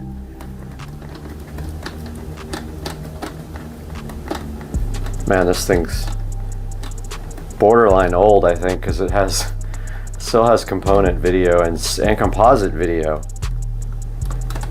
No Wi-Fi, but I have a little adapter to bring LAN for this. Got the little power line adapter. But yeah, you don't see, they don't put composite video and component video on receivers anymore because there are no components that use it. If you see one with S video, you know you got a really old receiver. They probably don't have HDMI either. Notice here there's a 5-volt output. Never noticed that. There's a wireless LAN adapter available for this guy. Wi-Fi adapter. No, I had a 5-volt out. That's awesome. Can use that definitely for something.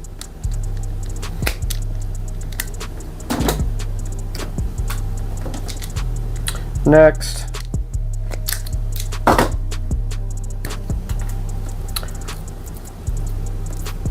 Three more left. Let's see what this is. Front right.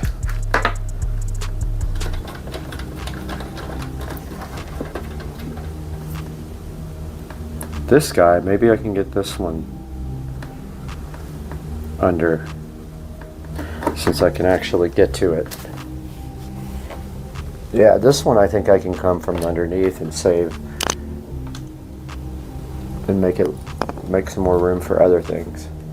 Well, I thought I could. Stripped off way too much wire on this one. Yeah, this one's going under fine.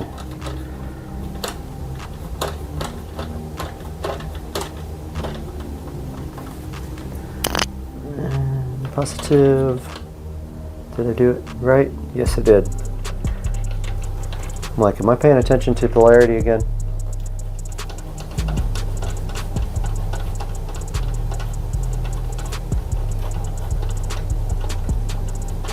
Got a lot of freaking analog audio too here. Does it have any analog audio outs for the front? No. No, it doesn't have preamp outputs. All right. Is this going to be center or front left?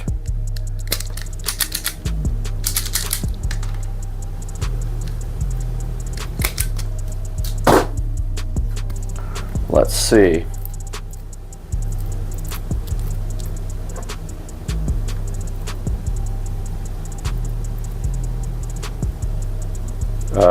What?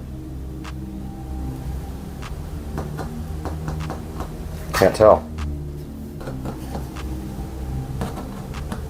Center.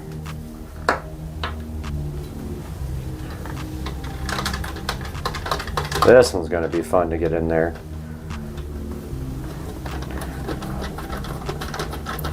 Yeah, this is not going to be a good time. I'm going to see if I can come in from the bottom, because this guy is hard to get to from the top. Let's see if I can feel the...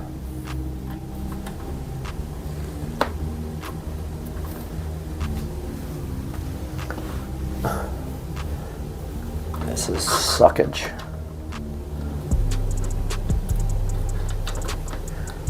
Of course, every time you touch it, you have to bind your wire. It's right there, dude.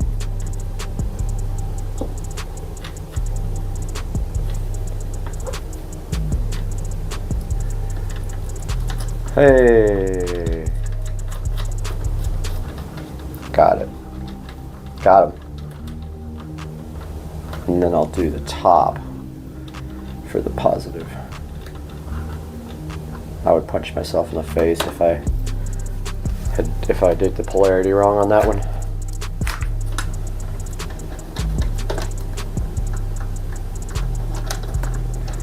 So for testing purposes, we will be using this receiver for video. So what we'll do is we will plug the Fire Stick into this guy and then plug this guy into the TV. Last one is front left.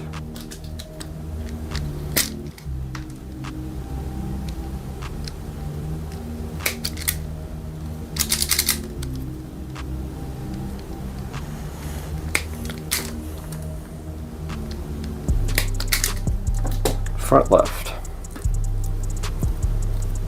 Let's see if we can get underneath that one. That's another one that's hard to get to.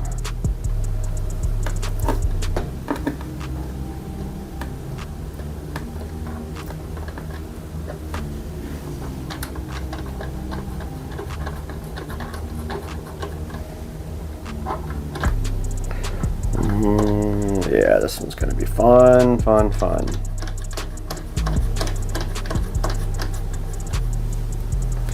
Okay, here we go.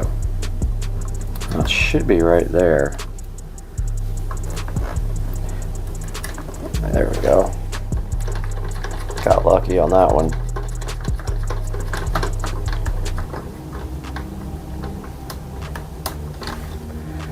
And we'll do the top on this guy. See why banana plugs are so freaking awesome? What would it take? 15 minutes? 10 minutes to wire this thing? Banana plug, 10 seconds.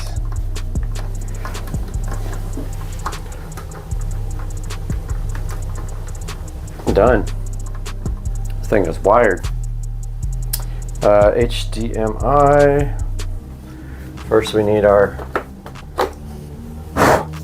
Fire Stick. Fire Sticks are picky about power, so you may not be able to power it with that.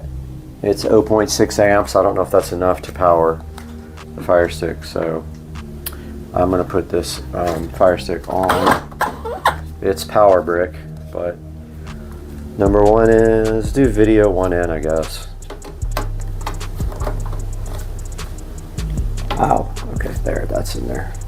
So we got our Fire Stick there. We'll come out of this guy to the television, and we will go to HDMI.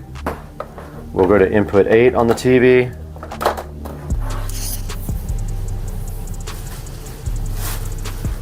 And go to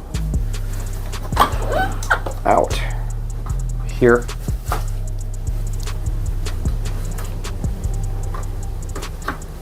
And that's that. Video and audio are connected. This thing is ready to be tested. I have a mess to clean up first though. Hey guys, Supercar Street Racing, welcome to the channel. Got a little bit to talk to you tonight about MHD. So, been with MHD for a couple of years now. These guys have been good to me. They have done nothing but positive things for the E93 BMW N55. Don't get it wrong, I know you got an N54. I got an N55. Last year it was made. Even the 335 IS still got the N54, but I got the N55. So N55 actually upgraded motor from the N54. They fixed a lot of the issues with the N54 when they went to the N55. However, the tuner market is more there for the N54, even though you can get good stuff for the N55. Let's talk a little bit about MHD. So there's two ways to flash your car. There is a plug-in unit called the JB4, old school, plugs right into your engine wiring harness and programmed with the flashes for the JB4. It interfaces through your computer or your stalk. You can actually control maps and things with the stalk on your steering wheel. And that is a plug and play harness application, and it's very popular. And before we had Android flashing devices, you had JB4. Nothing against JB4. However, MHD is a Android flash only application. It is a cable for DCAN. So DCAN is the BMW OBD2 port. DCAN to USB, USB to your phone or a tablet or a computer, whatever you have, it works. It's just, you buy a cable, plugs in your OBD2 port, USB into your phone, good to go. So what are the differences? So MHD has, just like JB4, off-the-shelf tunes based on your modifications. Now let's say you just have nothing, stage 0, I just want some horsepower. Flash the stage 0 map, you'll get some horsepower. A good amount. It'll feel way different than stock, trust me, it's a big upgrade. If you want the real power though, you're gonna have to do the downpipes and the intercooler. That's where the big power is. N54, N55, same power levels, close with downpipe intercooler. What are we talking about power-wise? So on 93 octane fuel, not the 91 crap you get in California, you're probably talking about 75 wheel horsepower, which is substantial. Let's say 100 motor horsepower. Motor makes 320, you make 420. What about on ethanol? So most places have E85 available now, so What can you do on ethanol? Well, depends on what you have. So the 2011 late model N55 has a better high pressure fuel pump than the earlier models. You can do a little bit more on that guy. You can make 50% ethanol happen. Probably on the N54, you're looking at 35 to 40% ethanol as your maximum ethanol content. I happen to have the N55, the later model. I have the upgraded high pressure fuel pump. I run 50%-ish ethanol, but you can never tell. I'll explain that in a minute. The problem with E85 is ethanol. It says E85, 85% ethanol. However, E85 can be anywhere from, at the lowest, I've seen 50, at the highest, I've seen 95. So you're lucky if you get the high end, you're unlucky if you get the low end. Usually you get 85-ish, a couple of points under or over. Now, so what's the positives of running ethanol? Ethanol's cheaper than premium, so it's about $3.30 right now. It used to be $1.80. Welcome to our current situation. It makes more power. It burns cooler. All three of these things lead to better ignition timing, more horsepower, cheaper fuel, and for you, that's amazing. That's what you want as a car guy. You want the cheapest possible fuel that makes the most horsepower, burns the coolest, and just feels good to run. It just smells amazing too, if I could smell. I can't smell anymore, so I don't know.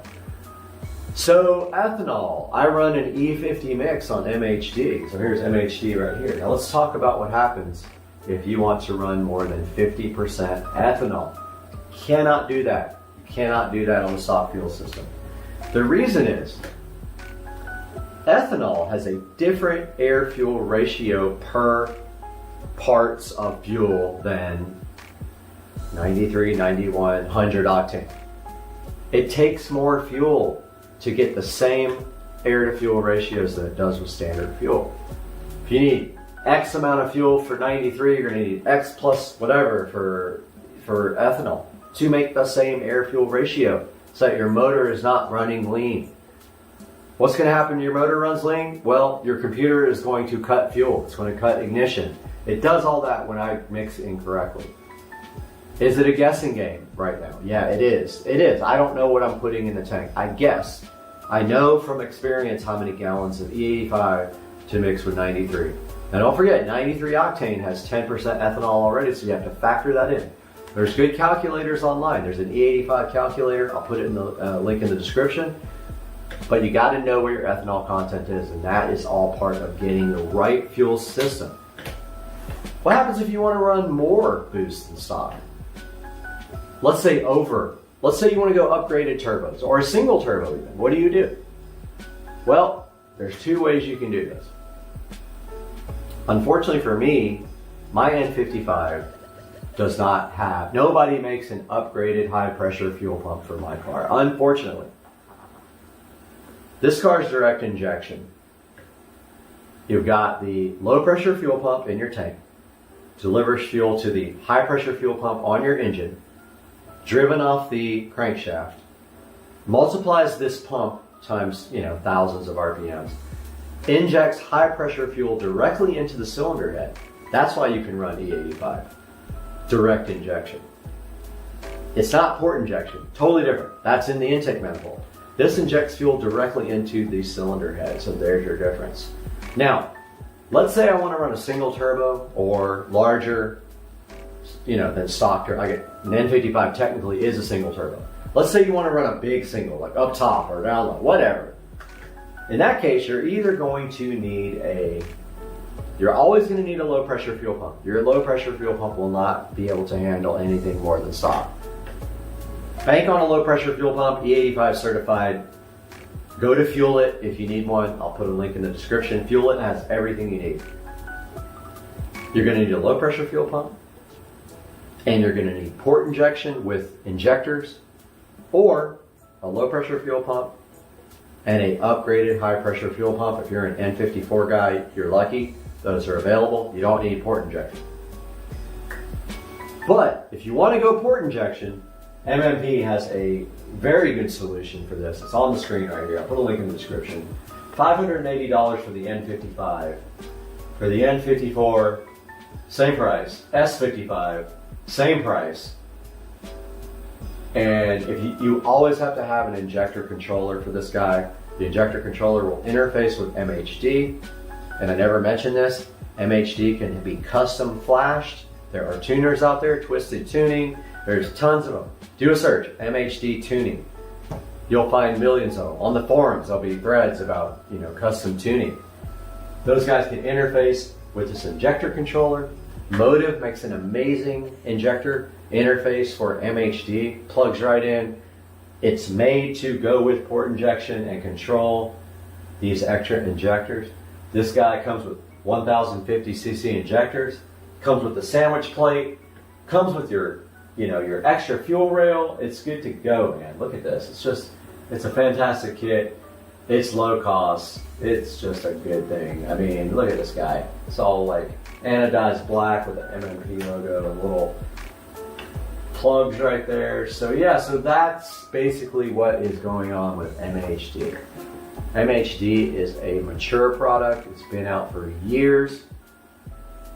It's an off-the-shelf tune, so let's not get anything twisted about this. It's not a custom tune for your car.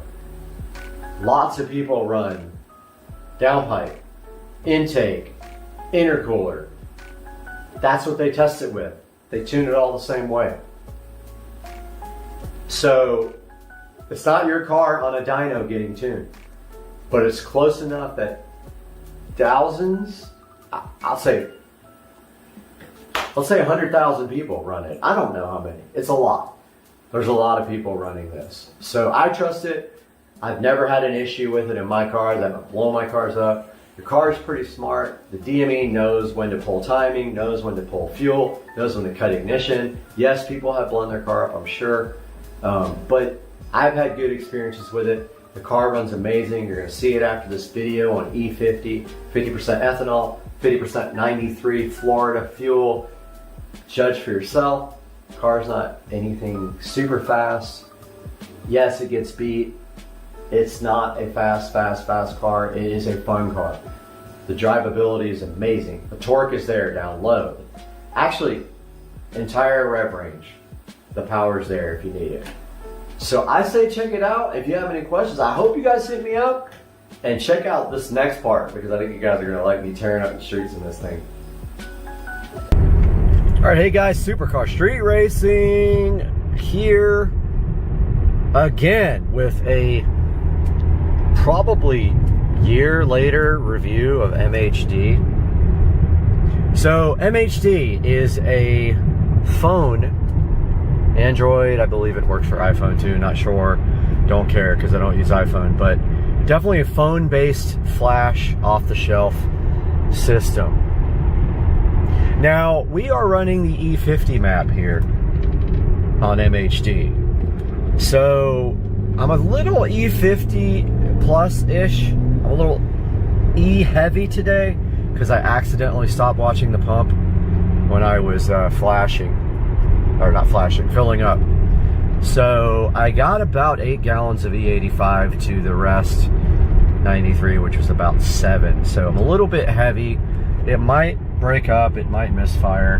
When those air fuel ratios get a little bit too lean, it will cut fuel or spark. And so that's where we are right now. We also have the flashed transmission here, XHP, not race, but the one right before race. I think it's like stage 2 or whatever. So living with this for a year. Definitely have had issues. Now, you got to know that the 335i is going to have issues with coil packs and plugs. When you modify this car, the first thing that's going to go is your coil packs. They get weak, they fail. So you got to expect that that's going to happen in this car, okay? Like, when you modify this car, you change the coil packs immediately. You don't need like aftermarket coil packs. You don't need any of that garbage. That's a scam.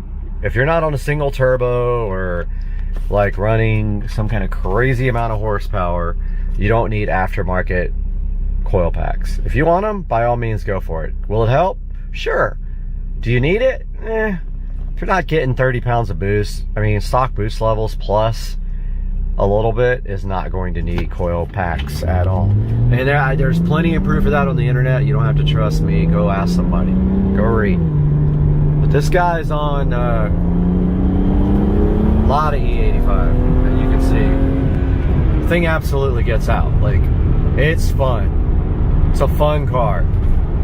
It's probably making around 21 pounds of boost, and that's hitting like the limits of the stock turbos are in the 21 PSI range, and you don't even want to really run that, because, I mean, you can, but just don't, you know, don't do long repeated runs, because your EGTs are going to be up there. Remember, you're dealing with a small single turbo N55. This is not some twin turbo setup, and it literally is running small diameter piping from the stock, you know, from the factory.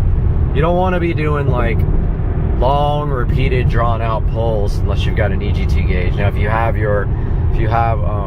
MHD, which I have on this, you know, on this Android, you can monitor everything with the gauges. I mean, I'll see if I can get it to come up, but basically, you know, the longer, the harder you pull on this guy, the more EGTs you are going to generate, because, you know, small turbo is working overtime to make 20 pounds of boost, 21 pounds of boost plus, and eventually that heat's got to go somewhere. So this is my data logging, and it always has to go twice, so you have to tell it, you know, yes, I agree to let me. Okay, so there's our gauges right there. If you're looking for a review of MHD, this is it. MHD is amazing. It's an off-the-shelf tune. If you want a custom tune, like, this is not for you. This is an off-the-shelf. This assumes that you know how to do E50. This assumes that you have analyzed the content of your ethanol. This also assumes if you're running E50 that you're post, I think the dates are late 2011 due to the high pressure fuel pump. So make sure, that's nice Porsche. Make sure that you're running the correct high pressure fuel pump to do E50. It says it in MHD when you go to flash. It'll say like a certain date and later. Make sure you have the supporting mods, and then you can flash the MHD E50 map. Just remember, ethanol content varies from fill up to fill up, from tank to tank on the fuel pump. You know, when you go to the fuel station, when you go to your gas station, E85 is not always E85. It can be E50, but there's like a little, I mean, barely giving it any fuel. Of course, these guys always come out because, you know, they don't know about yield. Yield doesn't mean anything to them. Did you see that? Got cut off by this stupid Tahoe right there with no mirror. His passenger side or driver side mirror is like literally fogged up to the point he can't see. So estimations in this car, it's got actually a horsepower graph right there, which really means nothing, but this car is probably making 380 wheel to 400 wheel, depending on, the guy's got no fucking taillights either. You know, upper 300 wheel, which in this car is really fun. I've had 1,000 wheel horsepower cars before. It's not like that. This car doesn't pull hard all the way to redline. It pulls really hard to maybe 6,500, 7,000, and then that's 6,000, and then it loses steam. The turbo is just too small to really pull all the way to redline. Now, the good part about this car is that the response is insane. Like, all the torque is literally available from zero. That's the best part about this car. Now, when you start adding bigger turbo, you start increasing the turbo size. It's a single turbo. It's an N55. It's a twin scroll or whatever you call it turbo. you're going to have some lag. You'll get some better top end, but you will have lag. I'll show you guys an update here in a little bit when I'm able to actually get on the gas. But for now, see you in a couple minutes. All right, guys, checking out the MHD E50 mix for E90 BMW. So E50 is designed for the later model N55 with the newer high pressure fuel pump that comes after, like, it's like late 2010, I believe. I'll have to look it up for you guys and put it in the link, but we're gonna check that out here in a minute. Let's get the MHD going here. So if we go over here to the, somebody's already playing over there, wants to mess around. MHD, where are you? Right there. Now, if we get to MHD, notice how it's all messed up because of the aspect ratio. Now we're gonna go to monitor, and it's gonna ask us if we want to allow USB. We have to do it twice. Okay, yes, we do. There's our gauges. So we've got RPM, coolant, gear, intake air temperature, battery voltage, oil temperature, oil pressure, and boost. And over here we've got horsepower and torque.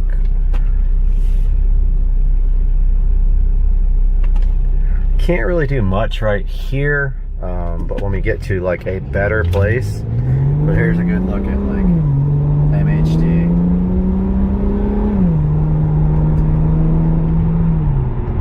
So we're definitely a little heavy ethanol, so it could be some misfires.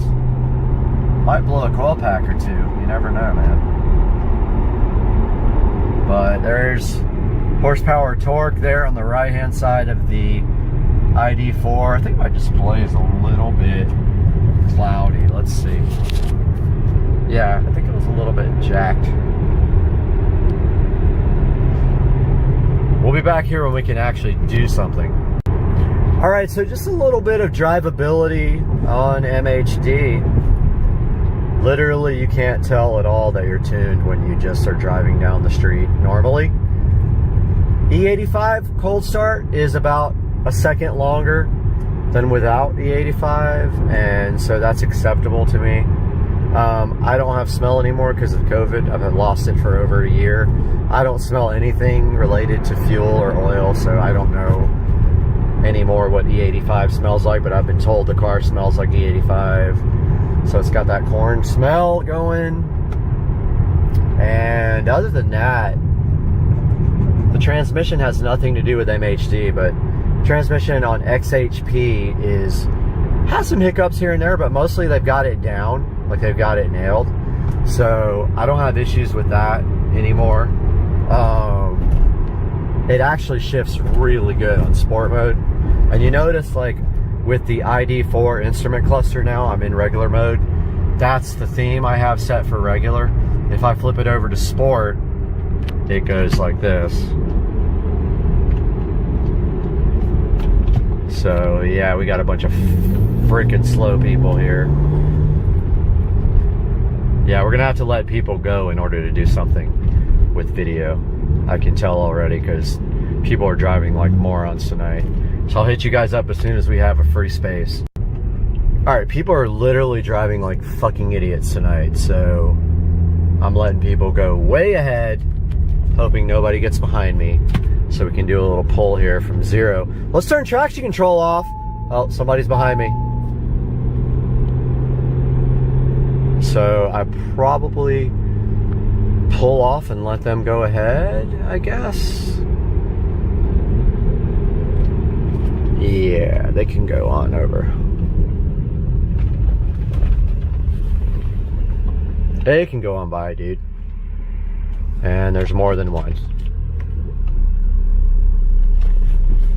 Here comes another guy. After he goes, well, we'll go on out there. Hopefully nobody will be coming. Oh, there's another one. These people just never stop. Come on. Go, go, go, go, go. Hopefully that's the last guy coming right there.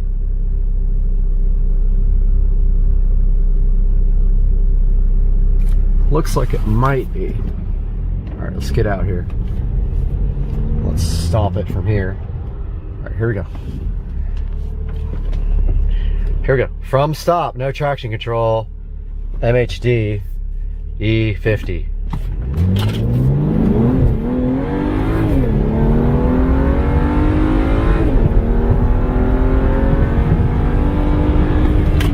Somebody like stopped right in front of me. Let's do that again. There's somebody behind me, so I'm gonna pull off up here and try again here in like 2 seconds. All right, so the car was a little bit cockeyed. The car's running really good though. Like, it feels great. I think they might have turned off. Yep, they did. They turned off. Okay, let's get out here.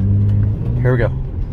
E50, MHD, E85. Here we go. 1, 2, 3, right from scratch. There we go. There's 60, 70, 80, 90, 100. And that's all we can do on this little road. So that's 0 to 100. MHD. E50. Car's running so good, even with a little bit too much ethanol in the mix. Good run, man. Good run. So there you have it. I mean, that was no traction control. Car broke loose at first gear, but this car hooks up freaking awesome with Pilot Sport 4S's. Yes, the car's not anything amazing. It's not like a supercar. It doesn't make 600, 700 horsepower. It makes 450 at the wheel. I mean, at the engine. 425 at the engine. That's plenty. Man, you're gonna get yourself in trouble with anything more. But I just wanted you guys to see how cool E50 is on this car, and it runs great right now. And you saw it. It's not like doing 0 to 60 in like 2 seconds or anything like that. Maybe 4, maybe 4.5. Who knows? But man, this car is fun to drive, and I absolutely love going out on the street and getting people who want to play, because it surprises a lot of people. And yeah, it doesn't beat everybody. That's not the goal.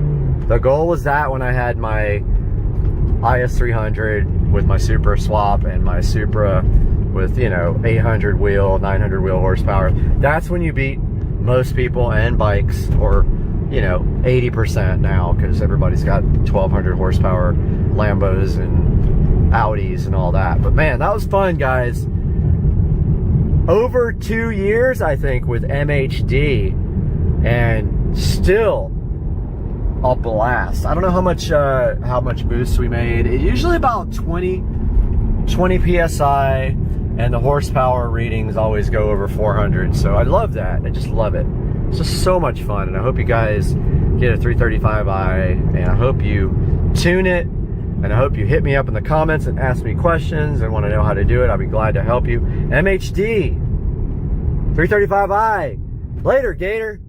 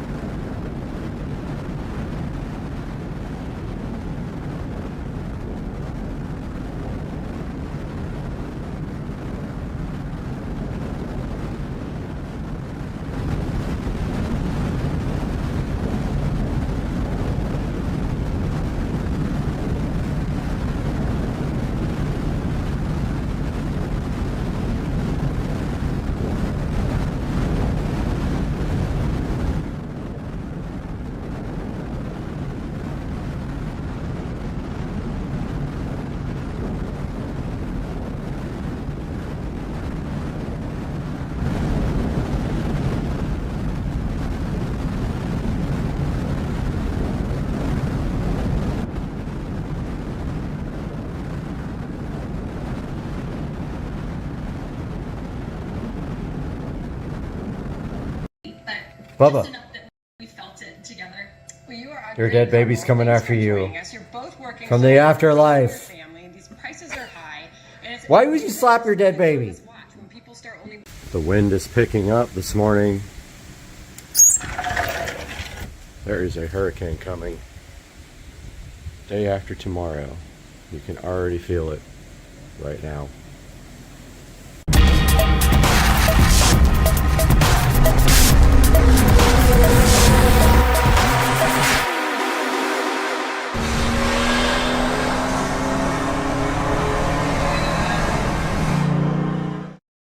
Hey guys, welcome back to the channel, Supercar Street Racing. What's up, people? Today we are going to start the process of painting my shed floor with elastomeric paint and then putting the Minwax coating on top of it, ultimate floor. First steps first, we got to clean this thing. Let's get it blown out. Leaf blower here, gonna get all this stuff out of here.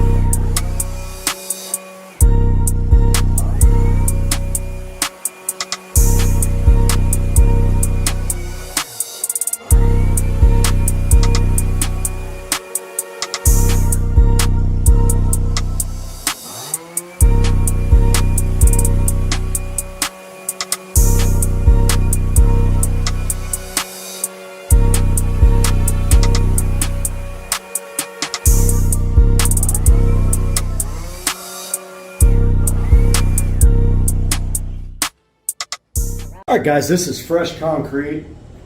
Always wear the thick rubber gloves when you are working with muriatic acid. It will burn your skin. If it gets on your clothes, it will eat holes into your clothes. So I've got a half a bucket of water here, hot water. I've got about, I don't know, 3/4 of a gallon of muriatic. I've got my broom, and don't breathe it in either, and don't let it splash on you. But pour it slowly. You'll see the fumes coming out.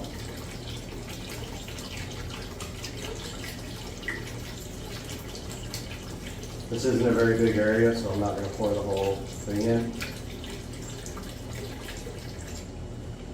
Okay, go ahead and cap that off. Do not breathe in the fumes. I'm going to go ahead and start mopping.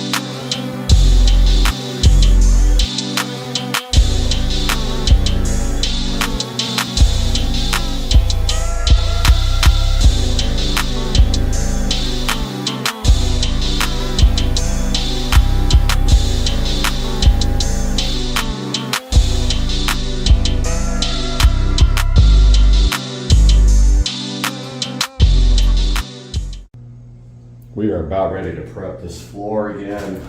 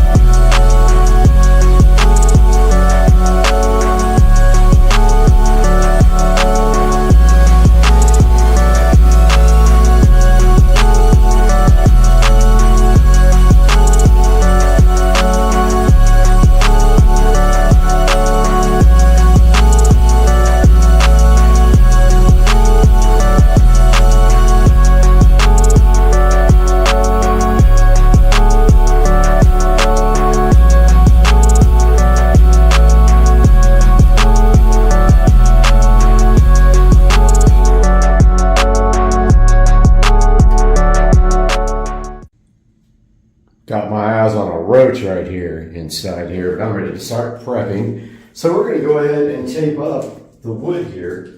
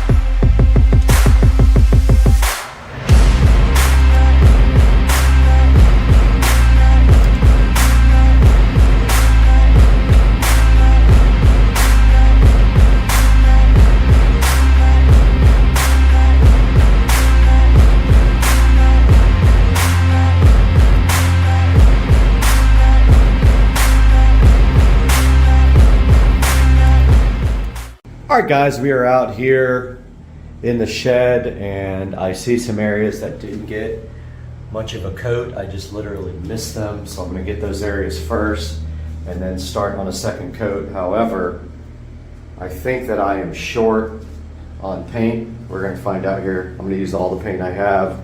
Then Rich and I are going to go to the store and grab, I'm going to get another gallon. And I also might be short on the hardwood floor coating that goes on top, the polyurethane. So I'm going to go ahead and get these areas that I missed real quick. And then we are going to go shopping and grab some more paint. But came out good so far. I don't see any paint peeling, but I do see some obvious areas that I missed here. That'll dry pretty quick, and I should be able to get a second coat on it right away.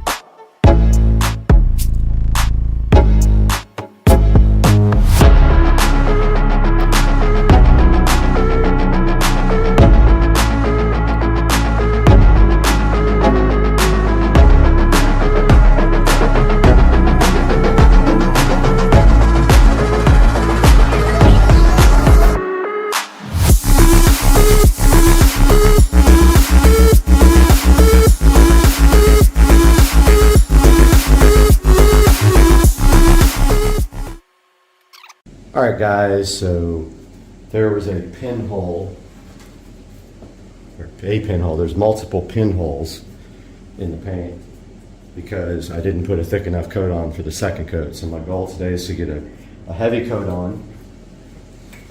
So we've got our paint here. Gonna go ahead and pour all this out and get to work.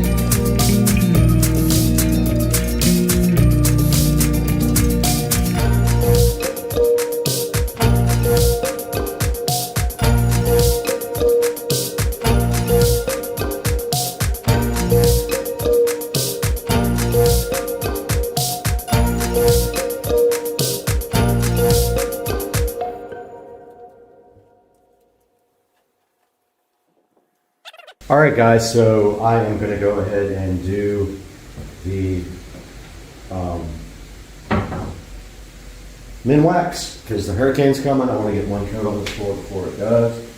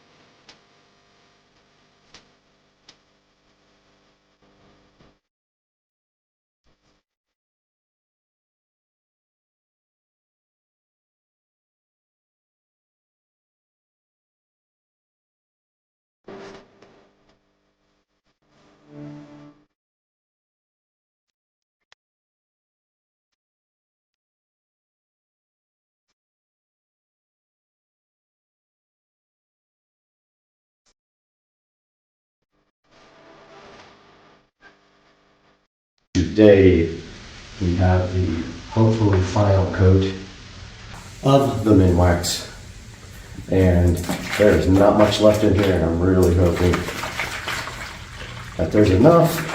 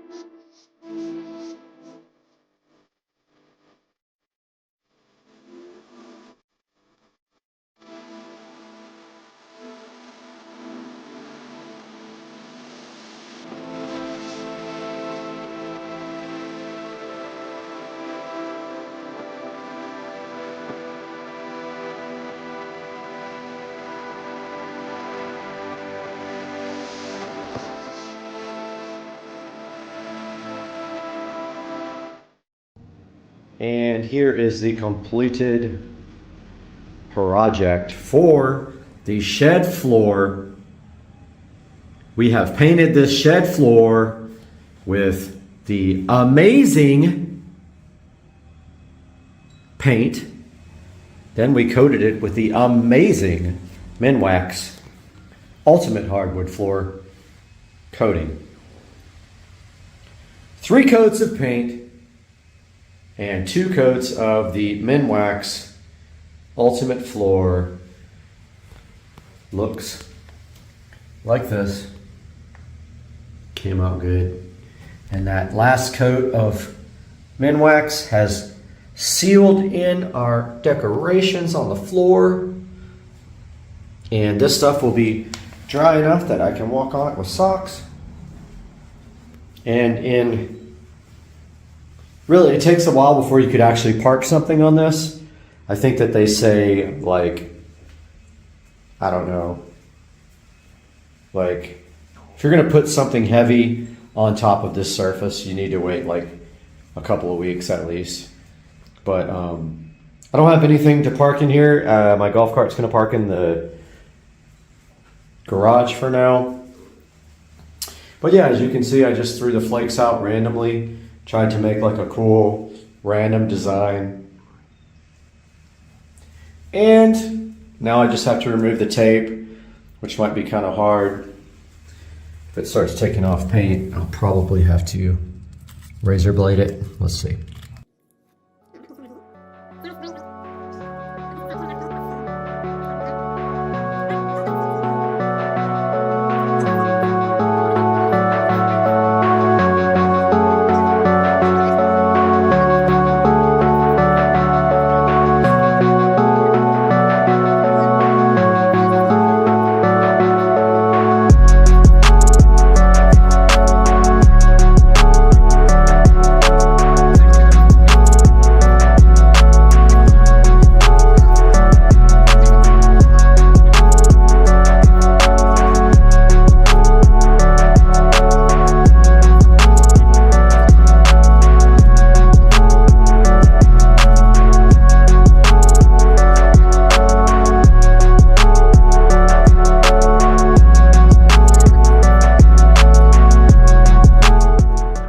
We got all the tape off. I scored a lot of it, but we still had some issues with some of the edges taking the paint up. I should have just scored it all, but I got impatient.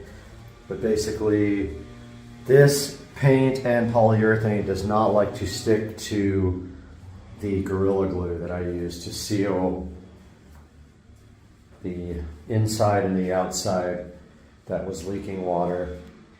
The good news is we had a hurricane and nothing leaked, so I'm pretty sure we have a watertight environment now, but we will see.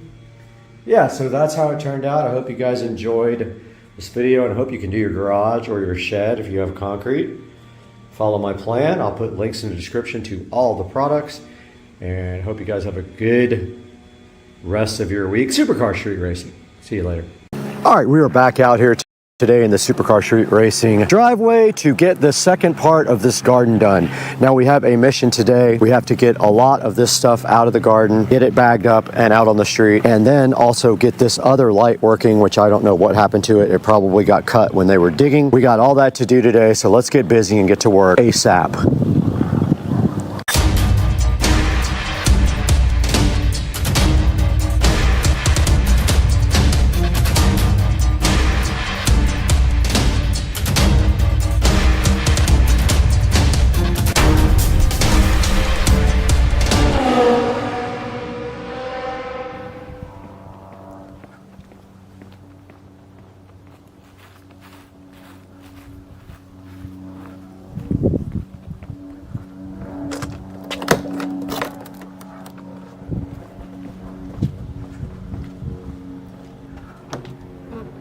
Oh, no key.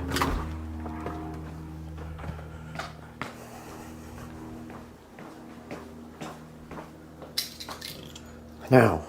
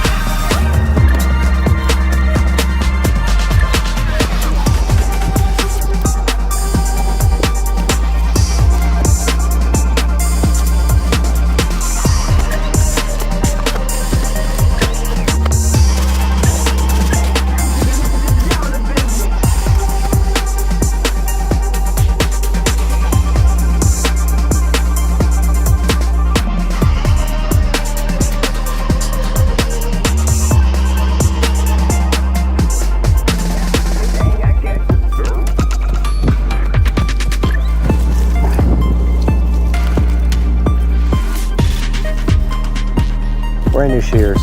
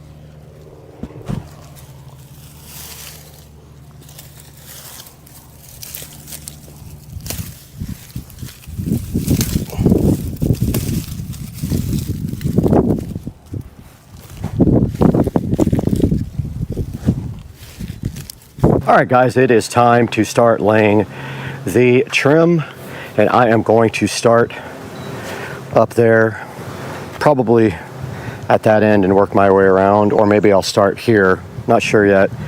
But I need to go get my benders because I know I'm going to have to probably bend. But let's see what we got here.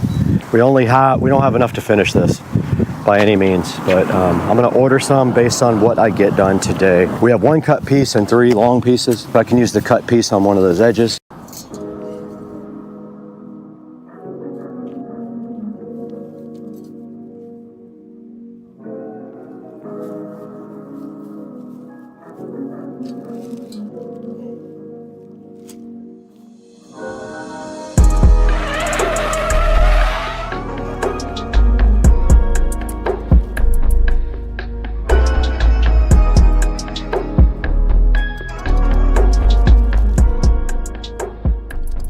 All right, I got my new shipment of edging in, so I'm gonna go ahead and continue this whole process here. I actually need to get a marker to know where to mark this edging off to cut it.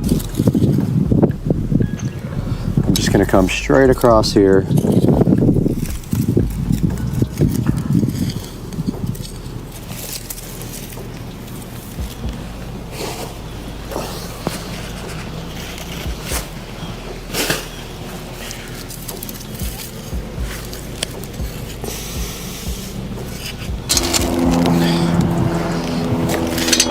We got our new trim edging.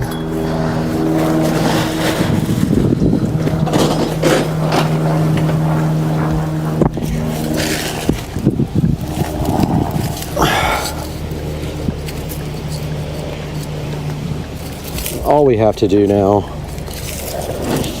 is get this in.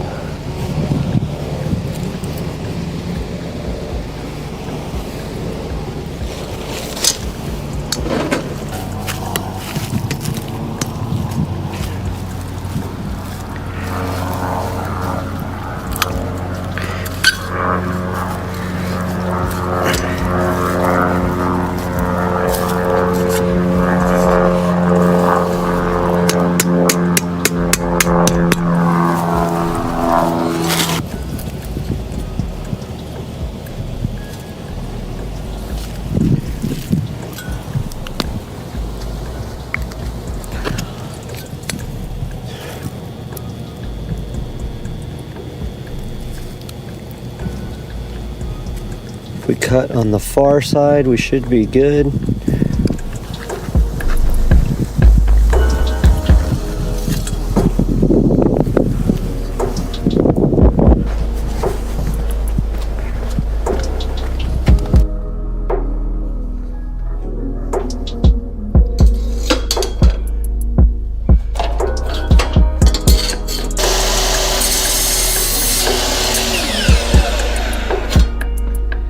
Test this.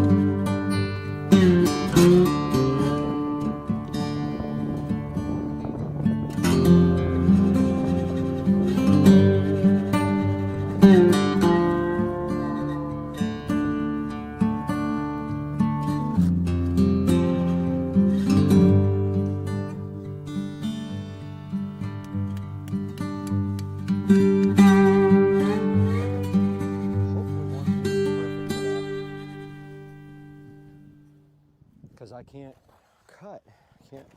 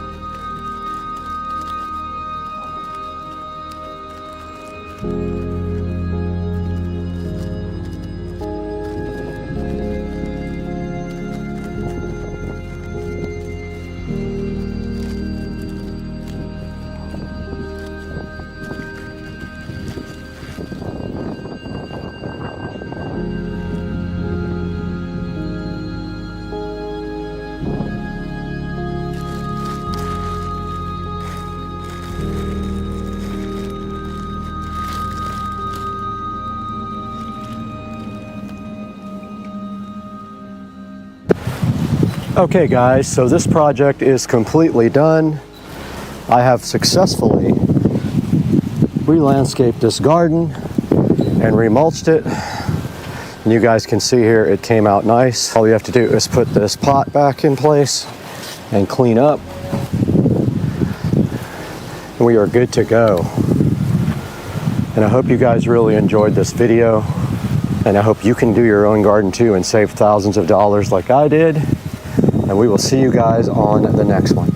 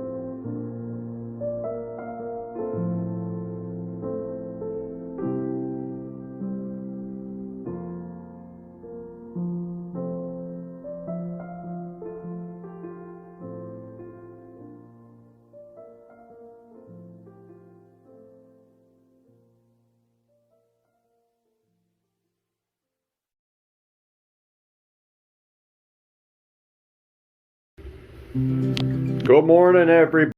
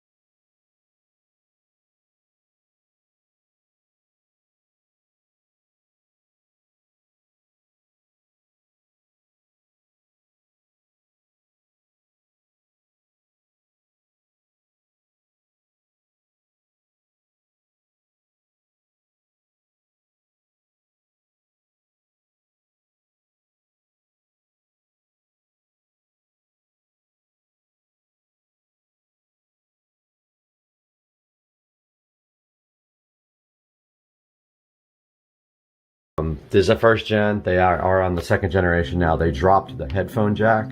So if you're wanting to use this for external audio to feed anything like your home theater system or anything, you will not be able to do that with the new one. You'll have to find a Gen 1